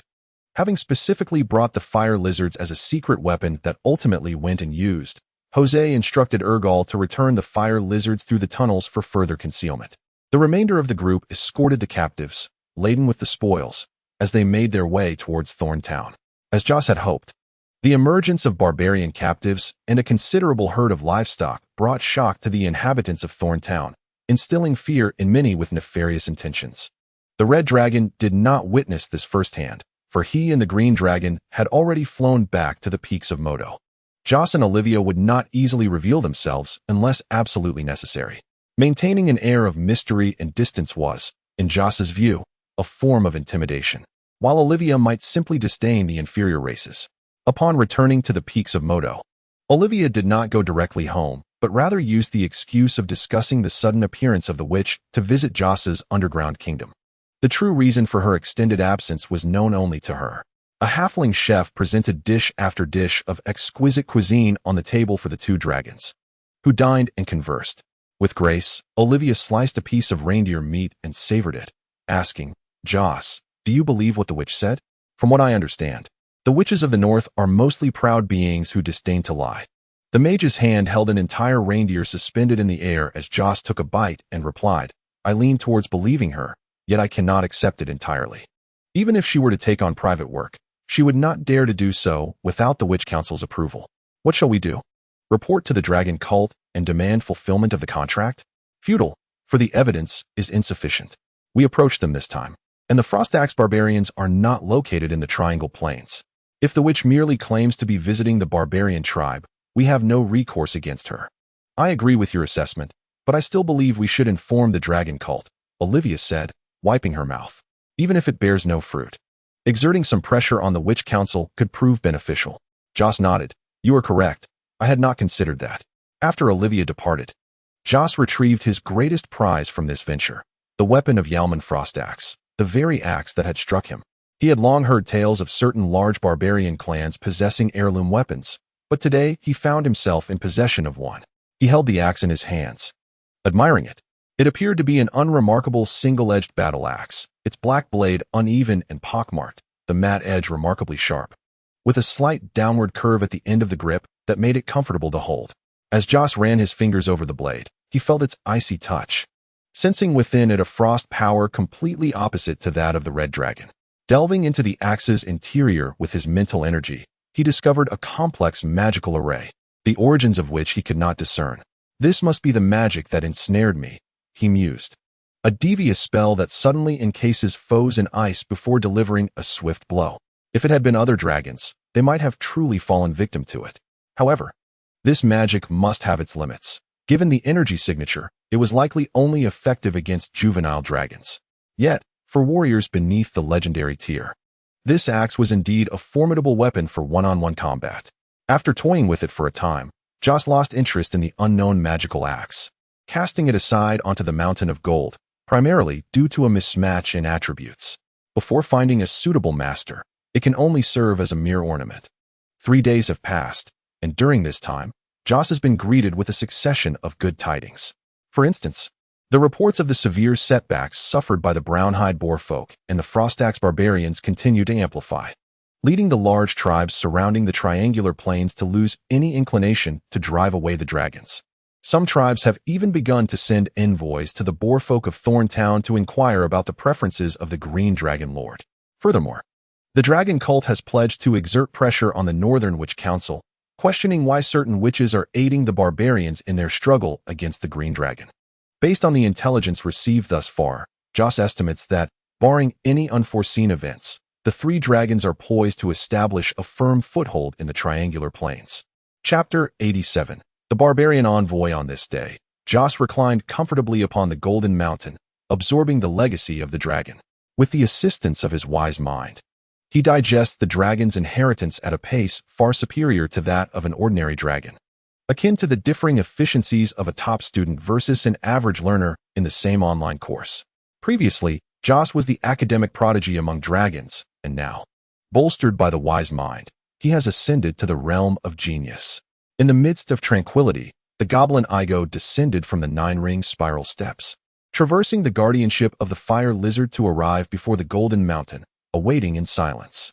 He understood that even in a state of slumber, his master could still sense his presence.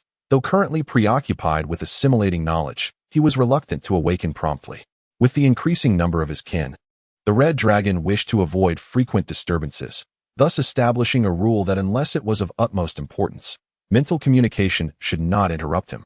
Therefore, any matters requiring the red dragon's attention were conveyed through Igo, which was the purpose of his visit.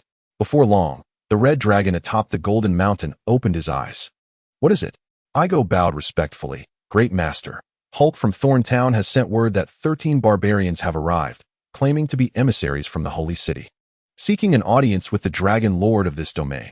A flicker of confusion crossed Joss's eyes. He remained in the shadows. While the ostensible Lord of Moto Peak was Olivia. Then why do they seek me? Take them to see Olivia. It is Lady Olivia who instructed the barbarians to seek you. One of their purposes is to reclaim the axe in your possession, which they assert is the ancestral axe of the Frostax clan and holds great significance for them. Additionally, they wish to ransom the barbarian captives in our custody. And it is Lady Olivia's desire that you make the decision regarding this matter as well. Very well, let them come, Joss replied nonchalantly. The axe bore little utility for him, and if the barbarians could offer something of value in exchange, he saw no harm in parting with it. As for the captives laboring for their benefit, selling them to anyone would yield the same result. Following your will, Igo bowed once more and withdrew. Holy City emissaries Joss lay upon the Golden Mountain, reminiscing about the information concerning the Holy City of the barbarians, murmuring to himself, "The holy city of Underdark." Underdark is located at the northeastern corner of the vast grasslands, adjacent to the Great Glacier, and stands as the sole fixed city of this nomadic people. Boasting a remarkable origin, thousands of years ago, the barbarian deity Balner bestowed miraculous signs upon a certain land. Since then, the barbarians of Tidarnor have embraced him as their divine patron, establishing the holy city of Underdark at the site of his manifestation. Underdark, a term derived from the barbarian tongue, signifies a sanctuary granted by the divine. Indeed, the city lives up to its name. Since its inception, the barbarians have flourished, now boasting 3 legendary champions, thus emerging as the most formidable indigenous tribe of the vast plains. For an indigenous tribe lacking a systematic knowledge framework for practitioners, the presence of 3 legendary warriors is nothing short of miraculous. It is worth noting that even the northern human kingdoms, equipped with practitioner academies and magical towers, repositories of knowledge, often possess only 1 or 2 legendary guardians, occasionally facing the awkwardness of a gap in legendary strength. After a considerable time, Urgal arrived once again at the Heart of Fire. "My lord, the barbarian envoy has been awaiting you in the hall," he announced. "Inform him that I am still resting." "And let him wait," Joss replied nonchalantly.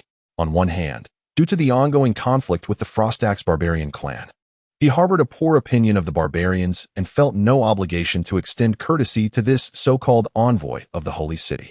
On the other hand, despite the presence of 3 legendary champions among the barbarians, Joss felt no trepidation. Those legendary figures would not easily abandon Underdark, for they remained ever vigilant against the threat posed by the Great Glacier, which harbored a dragon, an ancient legendary white dragon named Kemalina, who styled herself the Mother of Cold Tides. In her youth, Kemalina had narrowly escaped death at the hands of the barbarian tribe's legendary warriors, thus fostering a deep-seated enmity. Upon attaining legendary status, she vowed to unearth and obliterate her foes interred in the sacred tomb, the resting place of the barbarian heroes. Located in the courtyard behind the temple of their deity, the barbarians would never permit a white dragon to desecrate their hallowed ground. Over the centuries, the 2 factions have clashed innumerable times, with tensions escalating and animosities deepening to a life-or-death struggle. Even though the white dragon is a disgrace among the chromatic dragons, once she entered the legendary ranks, she proved far more formidable than the average legendary being. A single dragon could easily contend against 2 ordinary legends. Therefore, to safeguard the holy city, the 3 barbarian champions would not depart lightly. Having left the barbarian envoy to wait for over half an hour, Joss yawned and leisurely descended from his gilded mountain, stepping onto the spiraling 9-ring staircase that led him to the hall specifically carved for receiving foreign guests.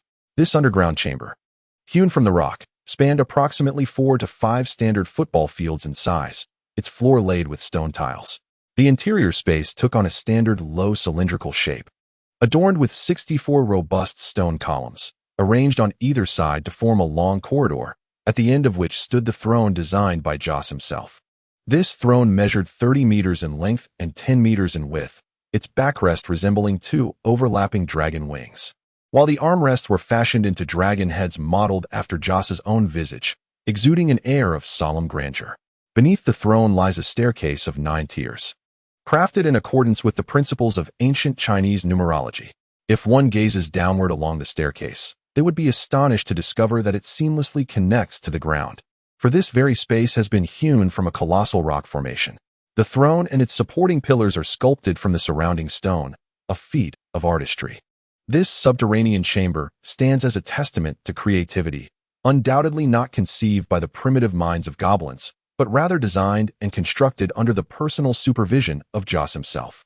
The grand hall for receiving guests reflects both his dignity and prowess, thus demanding utmost precision in its execution.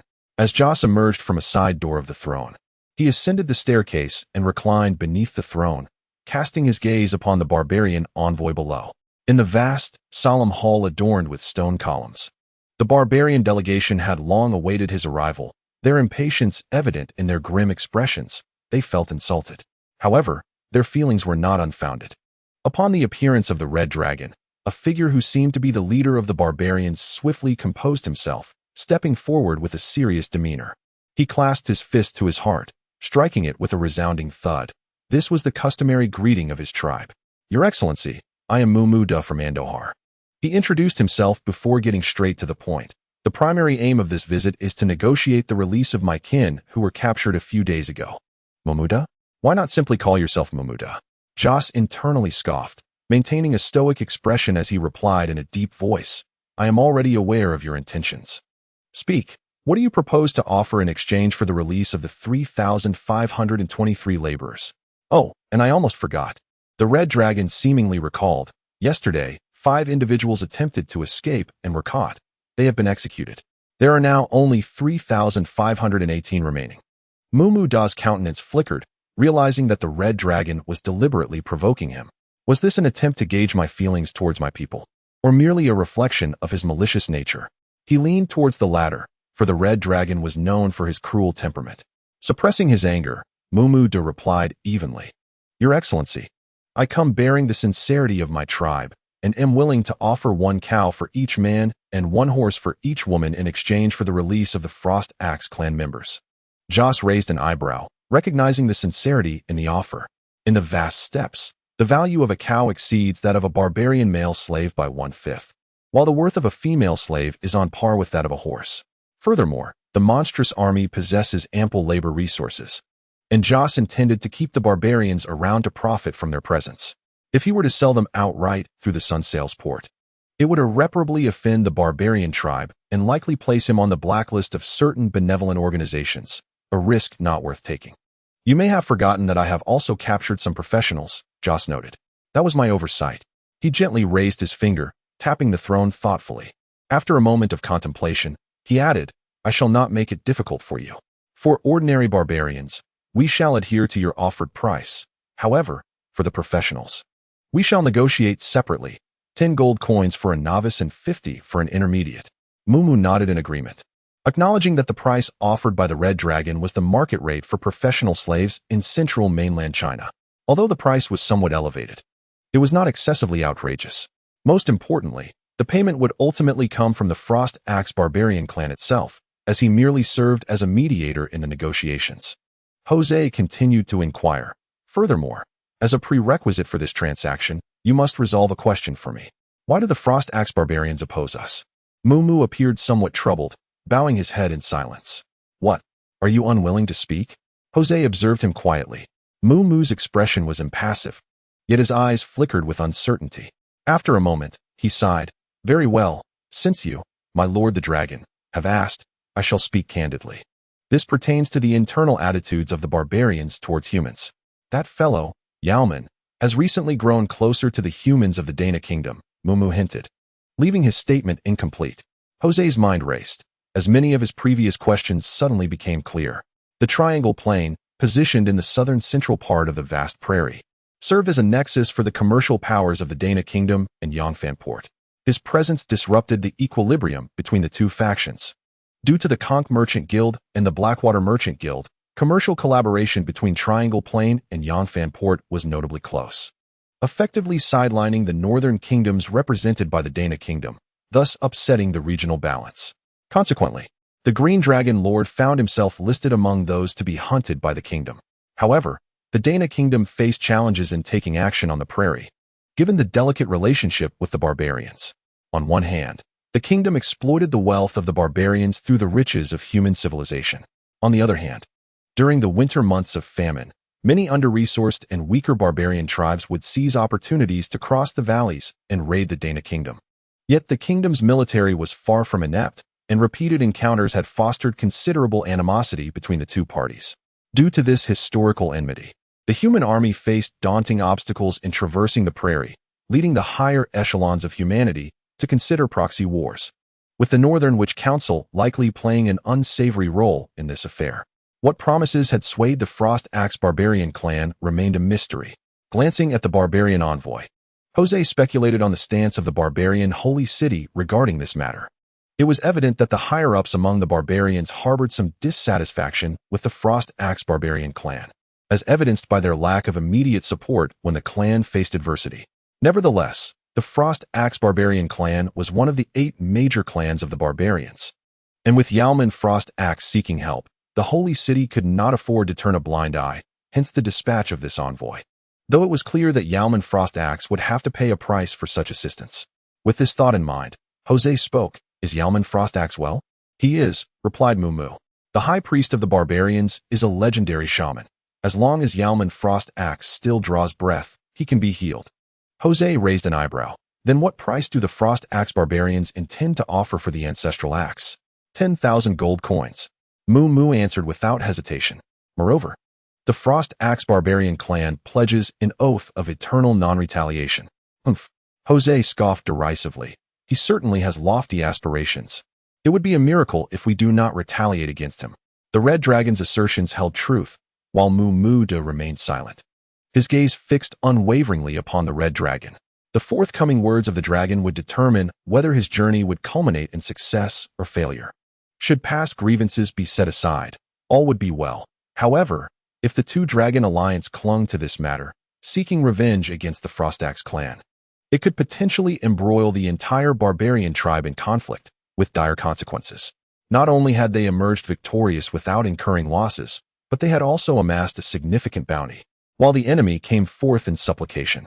Moreover, Jose was not inclined to fully sever ties with the barbarian tribe, thus he was amenable to a truce. Add 10,000 gold coins, and I shall graciously forgive him. Mumu secretly exhaled in relief. If money could resolve the issue, it would be most advantageous. He mused that the Red Dragon truly was shrewd.